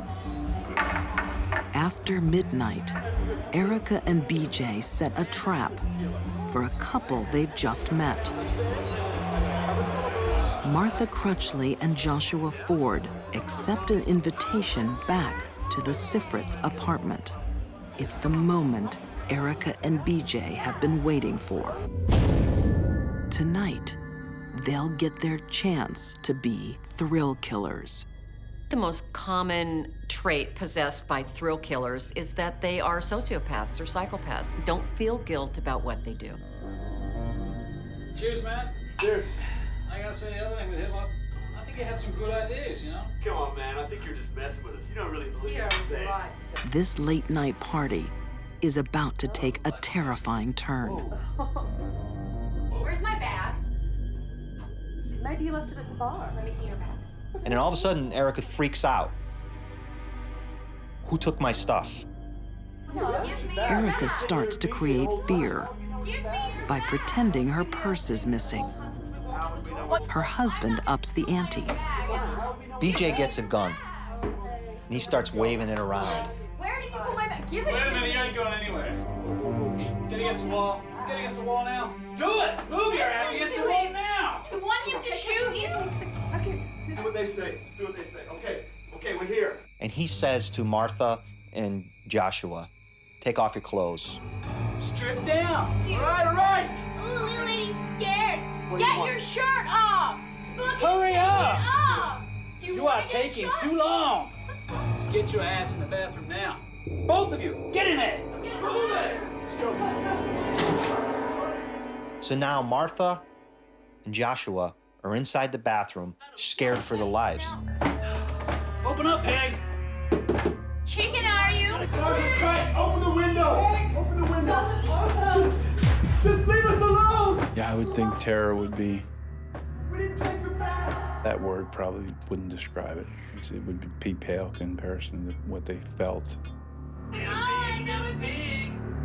Erica and BJ are beginning to feel the thrill they crave. But simply scaring someone isn't enough. And I think at some point there was a discussion, what do we do now? Well, we've gone this far, so let's continue and go all the way. And that decision comes from her. All right, I'll do it. Surprise! On Memorial Day weekend, Ocean City, Maryland is a vacation playground. But high above the streets, one holiday apartment has become a death trap.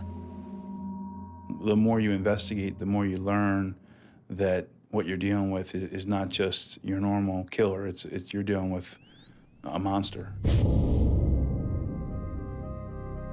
Pure evil. And when you look into the eyes of pure evil, you know that if you don't do something to stop it, it could come after you. Get your ass in the bathroom now. Both of you. Erica and BJ Sifrit are a young couple, desperate for the thrill of murder. Martha Crutchley and Joshua Ford are trapped in the Sifrits' bathroom. Erica wants them killed. BJ is happy to oblige. So BJ kicks the door open, walks in,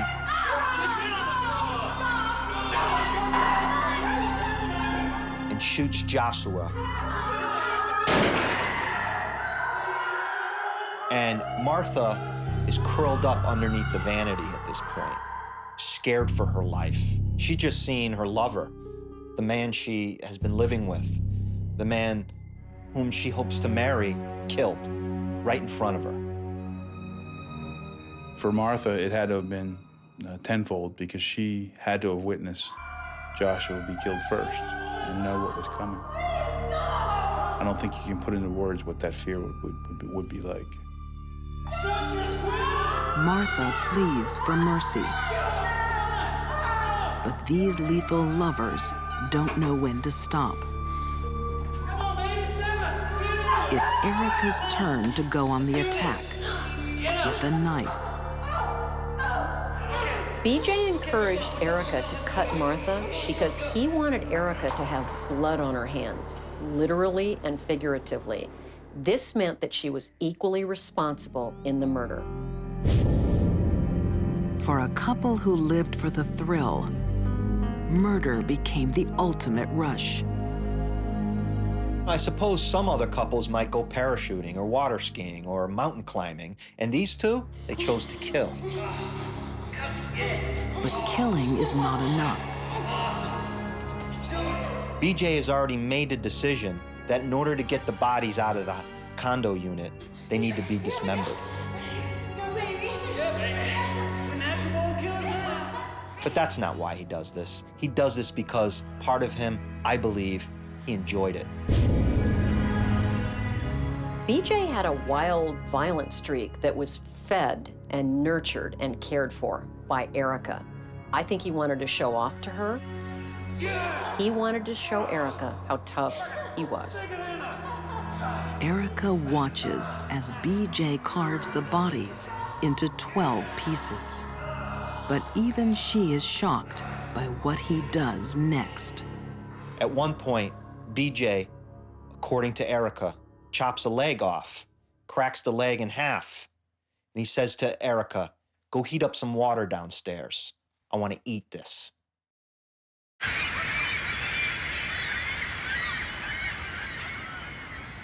Next morning, Ocean City is bathed in sunshine.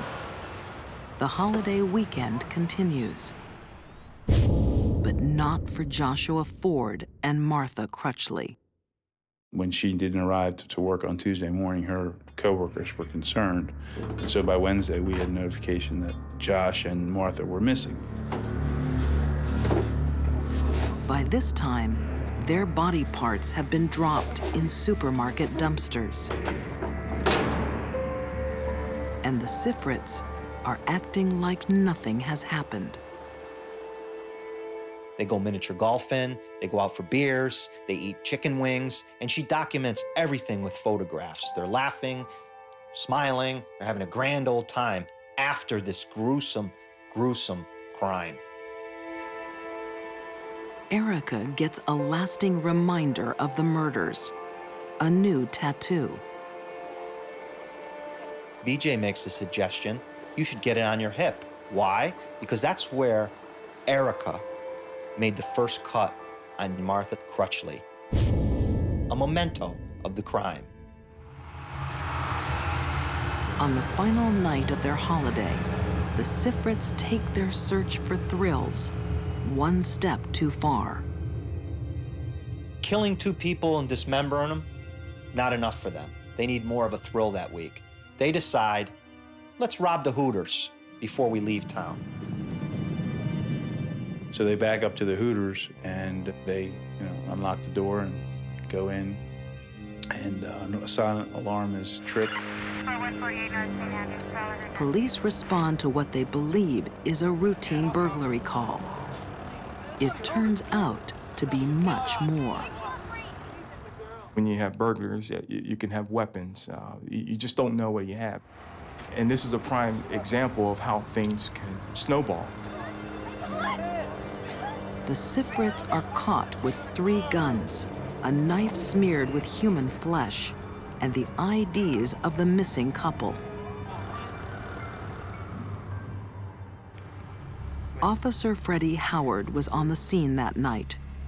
He knows he had a close call. I still get a sick feeling in my stomach when I think about what could have happened because of all the firepower that was here on the scene that night and what they had just done just days earlier, When I got home, I hugged my son and daughter, and just because I was so grateful to be there with them. Because I know it could have turned the other way, or I could have been murdered just so they can get away. Body parts of Joshua and Martha are eventually found at a Delaware landfill. Tried separately for the murders, the Sifrits are both found guilty. BJ is sentenced to 30 years in prison. Erica gets life. I can see in a lot of crimes, why I don't agree with it, but I can see why someone would commit the crime. In this case, there is no reason other than for their own personal thrill, and the fact that there is absolutely no remorse solidifies my belief that it was just for thrill.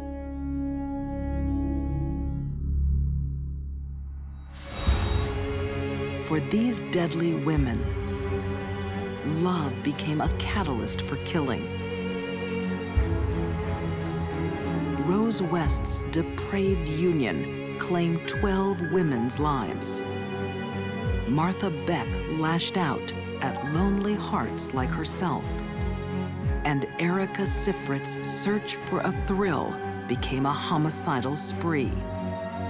When love entered their lives, others paid with their own. Murder played matchmaker for these lethal lovers.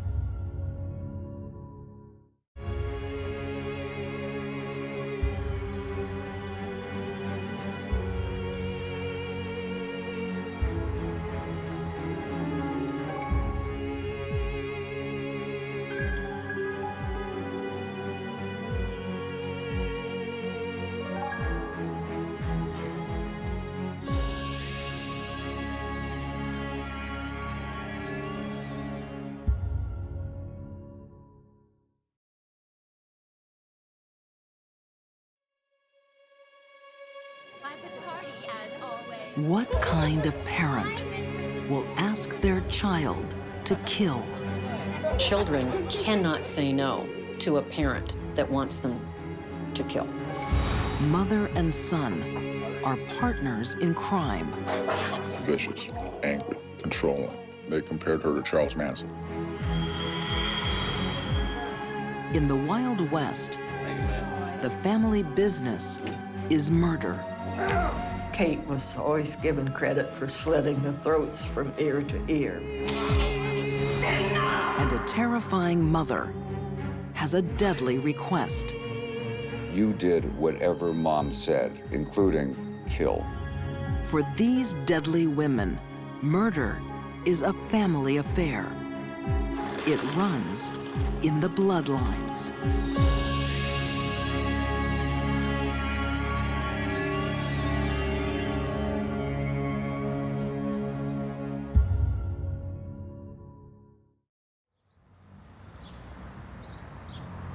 On a quiet April day in 2001,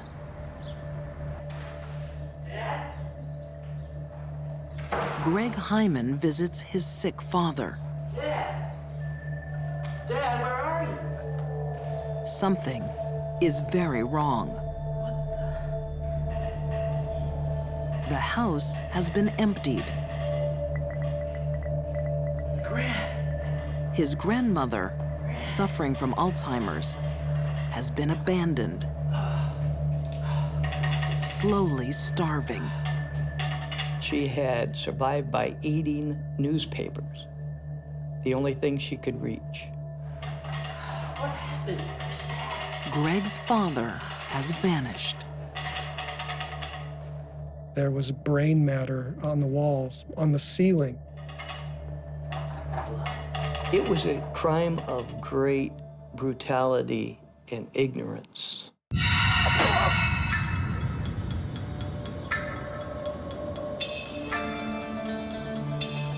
The city of Everett, Washington State. Barbara Opal is a 38-year-old single mom, struggling with family life.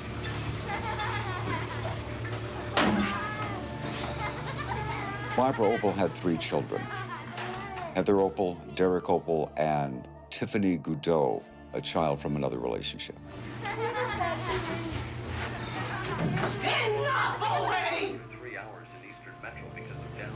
Barbara Opal and her children had lived virtually everywhere for short periods of time. Notices of eviction were as common as junk mail. Author Burl Barer says Barbara Opal is notorious in the local community. She was more than well known for screaming at her children. She was almost famous for it. Say no! Or kill up here! You just sit down and show! You get down there! Known in many neighborhoods as a loud, obnoxious, screaming, domineering woman. She had a very dominant personality and was also highly manipulative. Her eldest child is 13-year-old Heather. She does what she can to avoid her mother's wrath. I've got an extra big soda. It would be nice to say Heather was under her mother's spell, but her mother was a bully. She was under her thumb. She was abused. You need to build up those muscles. How was training? Horrible.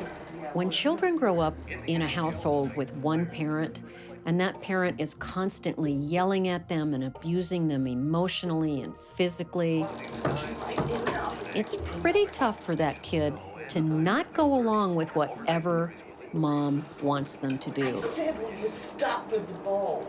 They do it to keep peace in the family and to not get hit. It's lovely, wasn't it, Mama? Enjoyed it outside? The Opal family's luck changes Hi, Barbara. Hi, Heather. when Barbara meets 64-year-old retiree Jerry Hyman. Is this for Mama's lunch? He actually felt bad about her living conditions and asked her if she'd like to move in with her children into his basement and care for his elderly mother, who was 89 and wheelchair-bound. It smells nice. Do you like that soup? Jerry Hyman has cancer, but his mother is his top priority. He didn't have that long to live. He wanted to take good care of her. It wasn't quantity of life, it was quality of life. He was willing to sacrifice his own personal well-being to take care of his mother. Look, if you need to use the car, you know, by all means, if you need to, okay? Yeah, well, I need to go do some grocery shopping. Oh, wow. Do you need some money? I tell you what. Jerry Hyman was generous to Barbara and her family. Go right ahead, okay? Get what you have to get, okay? He provided money, gifts to them for the holidays. I gotta go. I'll be back about 6:30, okay? Bye, Mama. Barbara Opal has only one person's well-being in mind: her own. She discovered he had about $40,000 in the bank, and somewhere along the lines of that first year, began to devise a plan to murder him. But she won't do the killing. She wants a gang of children to do it for her. The leader will be her daughter Heather's boyfriend, 17-year-old Jeff Grote. Jeff Grote was a rather athletic speed skater who lived in the area, and he was selected by Heather, 13, as kind of a cutie. Barbara encouraged that relationship because she wanted Jeff to be the ringleader of the group of young murderers who were ultimately going to kill Jerry Hyman. And she decided that one of the ways to do this, to get him on her side, was to have her daughter sleep with him. After using her own daughter as sexual bait, Barbara puts her plan in motion. When they came out of the bedroom, Heather's mother sat him down for a heart-to-heart talk. It wasn't about safe sex, it was murder.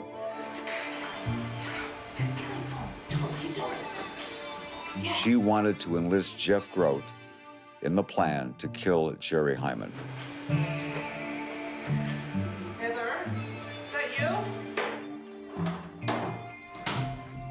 There's another gang member Barbara has in mind. Her daughter, Heather. Whoa! Yeah. Right color and everything. Now you go. Barbara promised Heather both money and a dirt bike.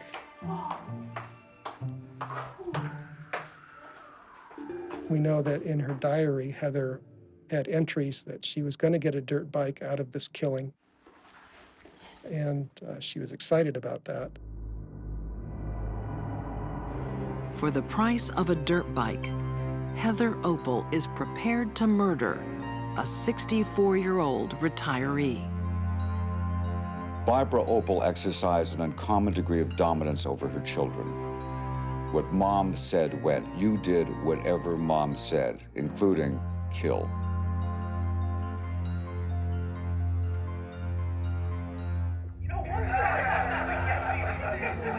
In a suburban basement, a gang of children are waiting to kill. All of the young killers in this case came from chaotic family backgrounds. The warmth and love and connection normal families have between parent and child simply was not there for any of the people involved in this murder. So murder for them, pretty easy. The only adult present is the one pushing them towards murder. Barbara Opal. Take that. I've had enough. She wants retiree Jerry Hyman beaten to death. You ready for it? Yeah. Fuck yeah. Ready and willing to kill is Barbara's 13-year-old daughter, Heather. Heather Opal was an excellent student, sports star, well-liked, well-behaved. No one would ever suspect that a girl such as Heather could commit such a horrible crime. Heather may have failed to develop a strong sense of self because of the overwhelming domination and control of her mother. This murder would never have happened without Barbara Opal putting these kids up to it. When Jerry Hyman arrives home on April 13th, 2001, the team of young killers lie in wait. Mama, why are you sitting in the dark? Jerry walked in the door. He was immediately attacked, knocked to the floor. Hit him again. He cried out, "Why are you doing this? Why are you doing this to me?" What? He never received an answer, and there is no rational answer for it. They beat this old man to death with souvenir baseball bats, the metal kind that make a ping, and all the boys remember the ping sound when they hit Jerry on the head. While Jerry Hyman was being murdered, his 89-year-old mother, who was in the late stages of Alzheimer's disease, was sitting in her wheelchair just a few feet away. We believe she witnessed her son being brutally killed in this manner. In fact, Mr. Hyman's blood was found splattered all over the side of her wheelchair. Hit him again. Go again. Go on. Kill him. While the murder of Jerry Hyman was taking place, Barbara Opal was acting as a one-woman cheerleading section from the basement. Slash him.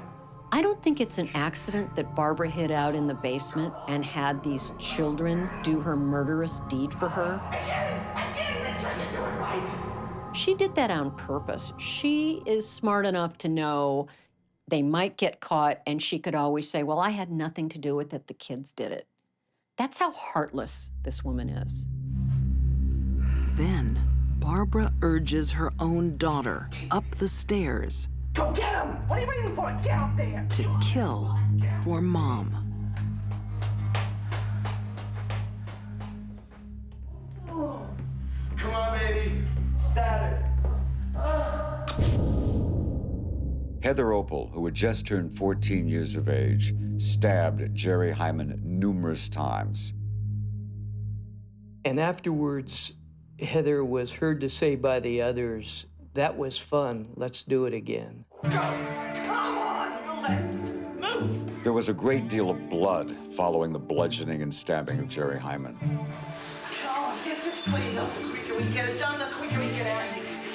Barbara had her daughter clean up the brains and the blood from the floor. Jerry Hyman's body is dumped in a nearby forest. Barbara has no plans for what to do next. Basically, she wanted Mr. Hyman dead and wanted his money and wanted other people to do the murder so she could somehow keep her hands clean. That's as far as she went. A credit card trail soon leads to the arrest of Barbara and her family. The children who obeyed their mother out of blood loyalty are now her undoing. Barbara denied everything, but once they got to the kids, the game was up.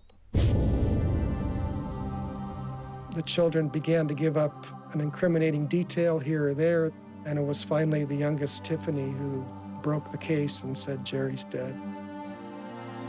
Young people talk, they don't take direction well, and they're easily frightened. It was probably the dumbest thing Barbara did in the commission of this murder. On trial for murder, she tries to blame the crime on her daughter. But the jury finds Barbara Opel guilty and gives her life in jail. Not only did Barbara lack empathy for her victim, rather helpless old man, she lacked empathy for her daughter and was willing to throw her under the prison bus so that she could escape. Heather Opel pleads guilty to murder. It was a difficult trial, difficult moment to view a distressingly innocent girl who looked every bit of 12 and 13 years old, was convicted as an adult murderer and sent off to an adult prison for 22 years. With mother and daughter in separate prisons, the ties of blood are still powerful. To this day, Heather does not see her mother as being evil. The dominance over Heather by her mother is absolutely incredible. Heather defended her mother to the very end. It wasn't that Barbara Opel could do no wrong in Heather's eyes. It's just that Barbara Opel could do all the wrong she wanted, and it was okay. While some children are forced to murder by their parents, others are ready and willing to kill for the family.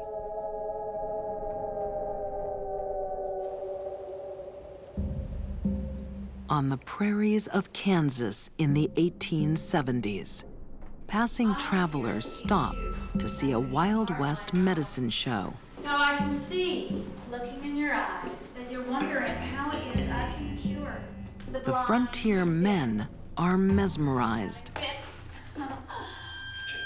So as you can see here, I have my charts. by a beautiful young woman who offers spiritual cures Astrology charts. for earthly ills. Most important of all, my Ouija board. Kate Bender was a very pretty woman. It's been said that she had lips that would set any man dreaming. This root. She was around 5'6" and a very slender woman and very well endowed. To cure a young boy of his blindness. Yes, it's true. She had quite a bit of class. She wasn't like most of the women here in the Prairie area. Miss Bender? Yes. Do you have anything that would cure a lovesick bachelor? A lovesick bachelor, of course. She was very outspoken and quite the talker. She did seances. I concocted my secret love potion, and it just requires one drop. Maybe she would laugh and flirt and this kind of thing. She was a lure. And the next time you see the woman you desire,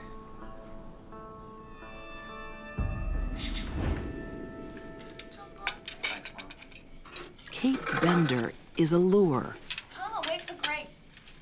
for a deadly family. The Benders might be America's first serial killer family. Come on, eat up. The Benders live out on the frontier trail. Ma and Pa, brother John, daughter Kate. Well, anyway, it's been a good week, huh? Very good. Not bad. Not bad. While pioneers head west to seek their fortunes, the Benders are making their own opportunities. Their simple cottage doubles as a general store and an inn. They had the store and they had the table where they fed people. And now and then, if somebody stayed overnight, they had a straw mattress that they put in there. Even if a passing traveler hasn't seen Kate's medicine show, he will soon fall under her spell. Gorgeous horse. Nice to see you. Yeah, where are you heading? I was going to. But Kate's eyes are only for his money. Well, Kate was very talkative, very provocative, and she would engage all of the travelers in conversations after they analyzed whether they were worthwhile robbing or not. Kansas historian Wayne Hallowell says frontier travelers were enticing prey. People came with large sums of money, which $2,000 was a large sum of money in those days, to buy either a claim or to buy cattle and chickens or whatever to homestead their claims. I bet you're hungry. If Kate decides the man looks wealthy enough, he'll be invited in for a meal.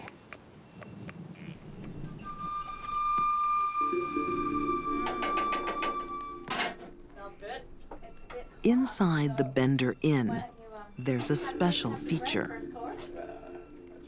Then they had a canvas wagon top that they hung across the room to divide the public area from their living quarters. That wagon sheet is the key to a gruesome plan. So it's a shame you missed my spiritual talk. She'd put them in front of a chair that was pushed up against a canvas, and I can actually visualize her coming out, you know, very sexy. Kate Bender's smile is a final distraction as her brother looms behind the sheet.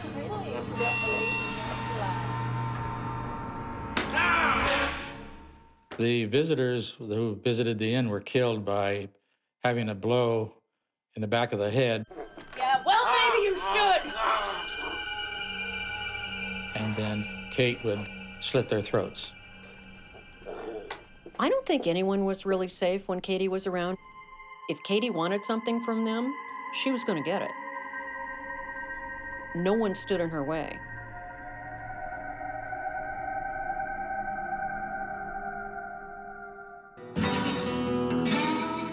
Out in the American Wild West,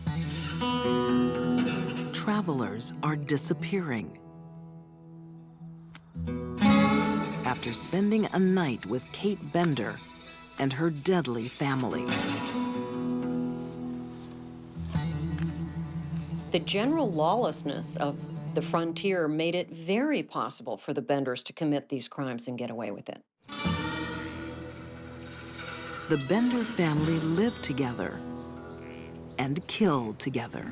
The dynamics of a crime family are interesting in that being a member of a group committing a crime makes it easier to commit that crime. Okay, how are we going then? They're all in it together. As settlers travel west to America's new frontier, the Bender family are lying in wait. Check these pockets, yeah? Check them all. Yeah, I checked them out. Their motive for killing people was money. They were careful to kill people who were not from close around, so they would not go missing. Author Fern Morrow Wood says the Benders' targets are wealthy outsiders. They would stop halfway between Fort Scott and Independence and spend the night. And if they appeared to have money, they didn't ever leave.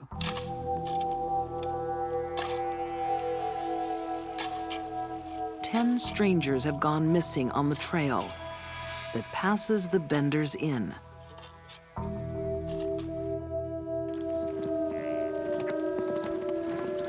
The latest visitor is a return guest, Dr. William York.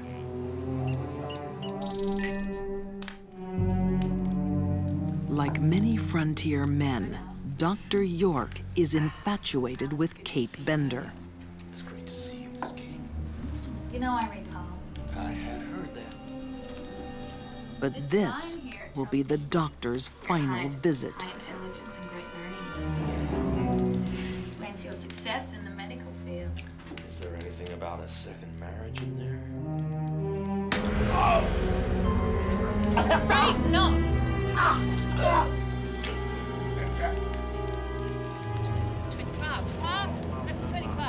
This time, the Bender family has made a big mistake.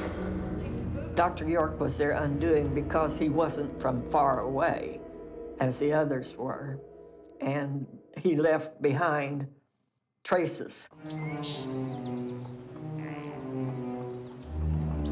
After Dr. York disappeared, his brother started searching around and following his trail, and the trail ended at the Benders. His brother was Colonel York, who had been in the Civil War. He was a Civil War colonel who had recently become a Kansas state senator. And Colonel York was a man of action. When Colonel York rides up searching for his brother, he comes face to face with a dangerous killer. The idea that a woman would be involved in conning and luring men to their death, to their murder, clearly points to sociopathy. Howdy, man. I've been looking for my brother. His name is William York. Katie probably was a chronic liar by the time she was 5 or 6 years old. That's how she learned to con people. No, sorry. I've not seen this man around here. You certain about that? He was seen around these Kate manages to palm the colonel off. People traveling through, but no, I've never seen him. But the Benders realize their deadly business is in danger of being shut down.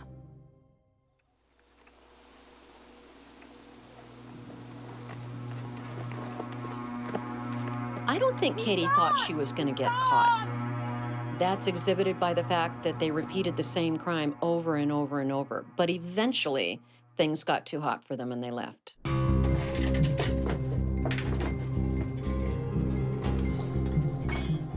As far as known, they packed up quickly, they took off, they got into their wagon, and they went up to Thayer, which is only 7 miles away. And they bought train tickets and they split. Get out of here.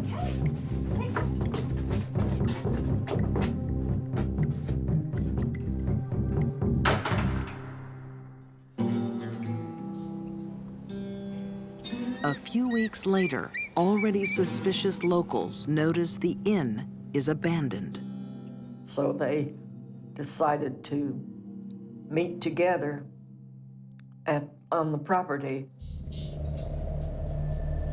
The men that went discovered the smell of death, so they started looking. A couple of the men were disgusted and they got up and sat in their buggy looking against the sun and saw a depression in the grass. The depression was where there were some graves.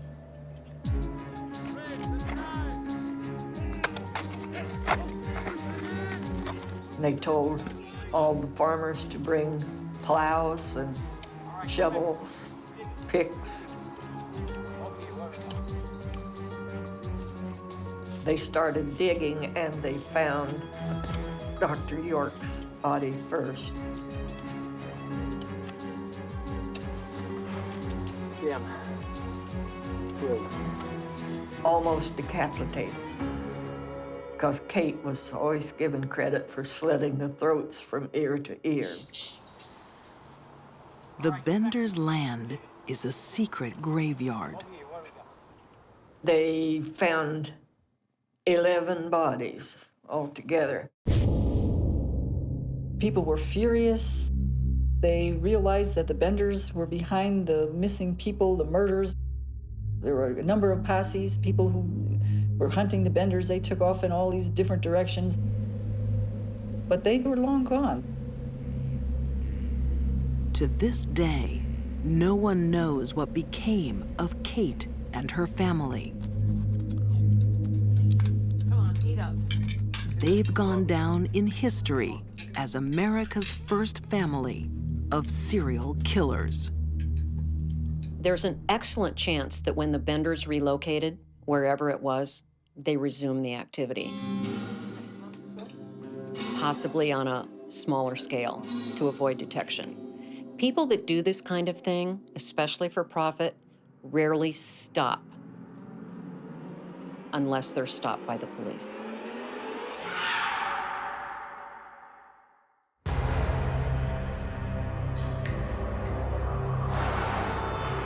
Los Angeles, 1998.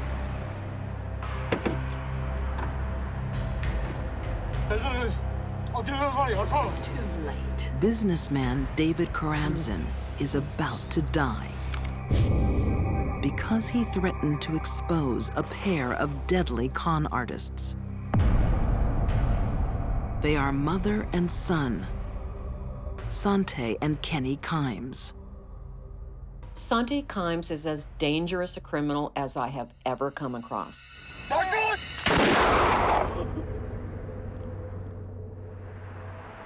Sante Kimes crosses the country, leaving a trail of insurance scams, property fraud, and robbery.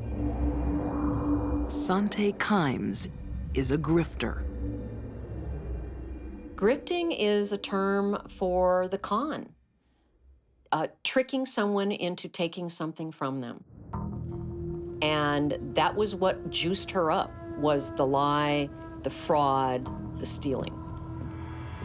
Right at Sante's side, her own son, Kenny.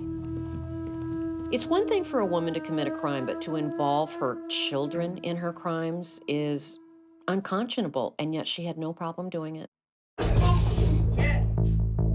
Kenny is under his mother's control. She has turned him into a criminal and a killer.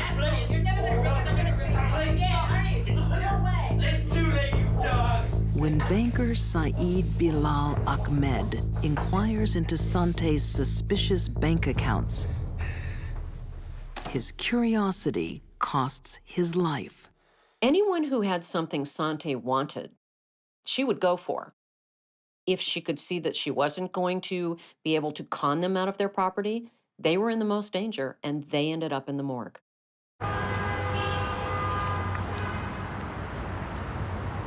New York City, 1998. Sante and her son are chasing the biggest target of their criminal career. Oh, hello. Nice to see you again. Wealthy socialite Irene Silverman. Come in. Would you like a cup of tea? Sante and Kenny pretend to be business partners, looking to lease an apartment.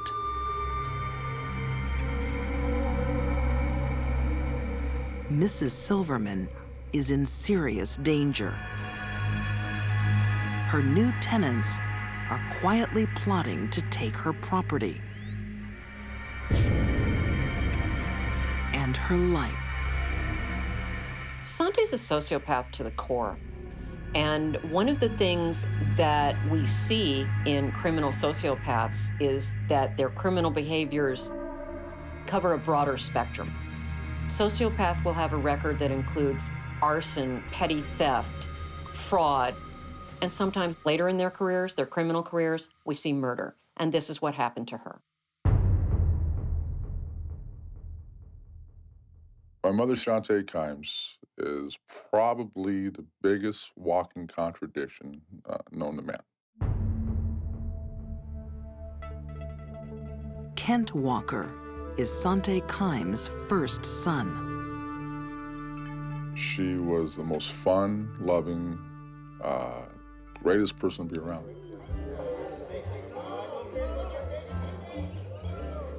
She had a charisma, a love of life. I went to a party at the White House, no less. She had an ability to take any situation, turn into fun, excitement. I, of course, was the life of the party, as always. Growing up, Kent remembers a glamorous mother. President Ford she aspires to the high life and models herself on Elizabeth Taylor. Say I told them my husband was the ambassador of Lithuania. But Sante Kimes has another side. She was one of the most frightening people you ever want to meet. In terms of evil, I have a couple friends who are pretty high-powered attorneys, very well-renowned, who knows her, and they compared her to Charles Manson. This is good, champagne. What do you think you're doing? Serving champagne. I told you to serve it during my speech. Does it look like I'm doing a speech? My mother would turn in an instant. Get out of my sight. Get out of my sight. She can, at a drop of a hat, become vicious, angry, controlling, and sometimes violent. Do you think Elizabeth Taylor had to put up with this? Her whole life was basically a lie. There would be a little germ of truth, that first germ or seed, but then it would just blossom to this tremendous untruth. Few are safe from Sante's schemes and cons.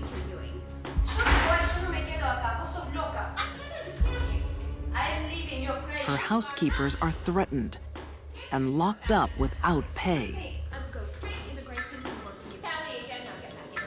She keeps them as slaves.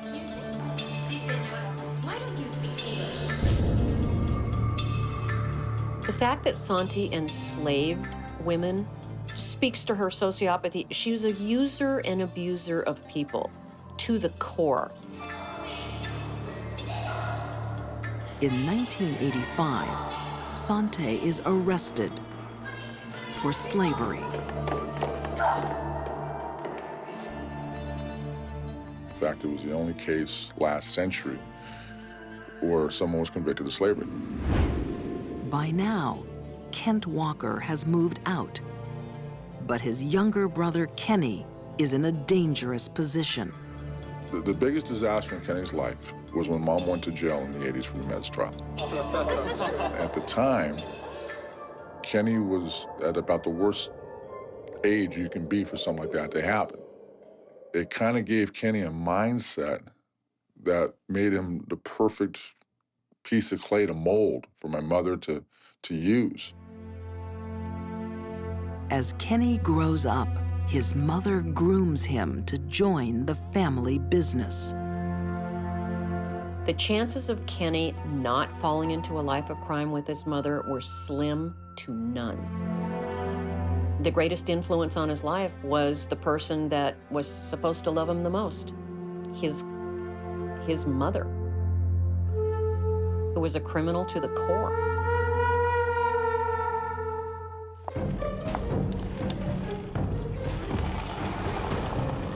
On a Manhattan sidewalk, two killers make their escape. This couple are mother and son. With Sante and Kenny Kimes, blood ties have deadly repercussions. The familial bond, especially parent to child, can be unbreakable, making it almost impossible emotionally for a child to stand up to a parent who wants them to kill. 1 week earlier, wealthy socialite Irene Silverman holds court. Yep, I can still do all these movements even to this day. Really? Oh, yes. Yes, I'll show you. The ex-ballet dancer is owner of her own $7 million apartment block. That's the swan one. Her newest tenants are Sante and Kenny Kimes. Deadly con artists plotting Mrs. Silverman's downfall. Santi was dangerous to anyone that had something that she wanted, and if she sensed that that person could be manipulated, she would go for it. The pair forge property deeds, aiming to take control of Irene Silverman's apartment block. What are we gonna do? 4th of July. this weekend. So? So everyone's going away on vacation. First, Mrs. Silverman has to disappear.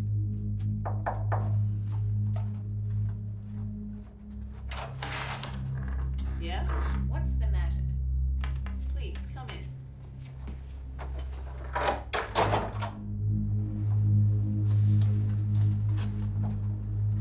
The blood ties of mother and son make these two criminals a deadly team. Well, you're evicted.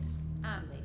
No, we're not. No, we're not. We're not evicted. You're staying right here. What are you doing, crazy bitch? Like he has done before, Kenny will kill on his mother's command.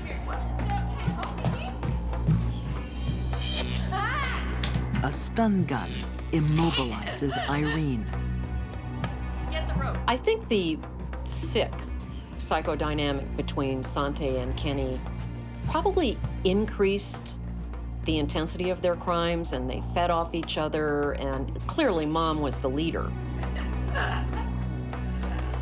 She was able to take basic, core, good values that every mother should have for their child and twist it to justify any action she did.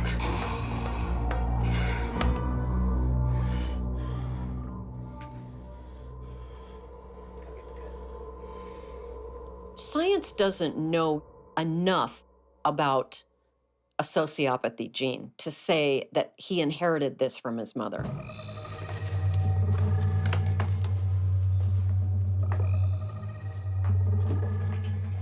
It also could be that he learned bad behavior from her.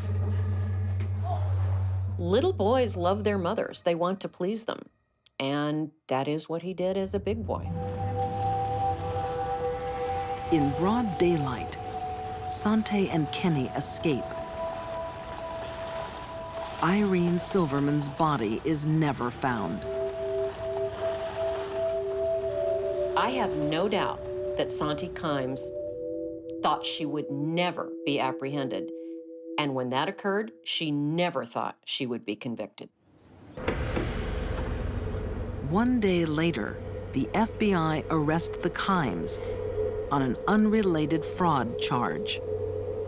In their car are all the tools of the deadly con artists. Guns, masks, rope, forged property deeds, and $30,000 in cash. Had she not been stopped, she would have been grifting and murdering until the day she died. In 2000, mother and son face an extraordinary trial. They're convicted on no less than 60 criminal counts, from forgery and burglary to murder. Kenny Kimes is sentenced to 120 years in prison. Sante Kimes, 125 years. I right then had to confront myself with the fact that I then knew that my mother and my brother were murdered. And it was, in a way, a relief because I knew it was over. In a way, it was scary. I was frightened because I knew what was going to be coming. I was very saddened because I know I'd lost my mother and my brother. Very emotional moment.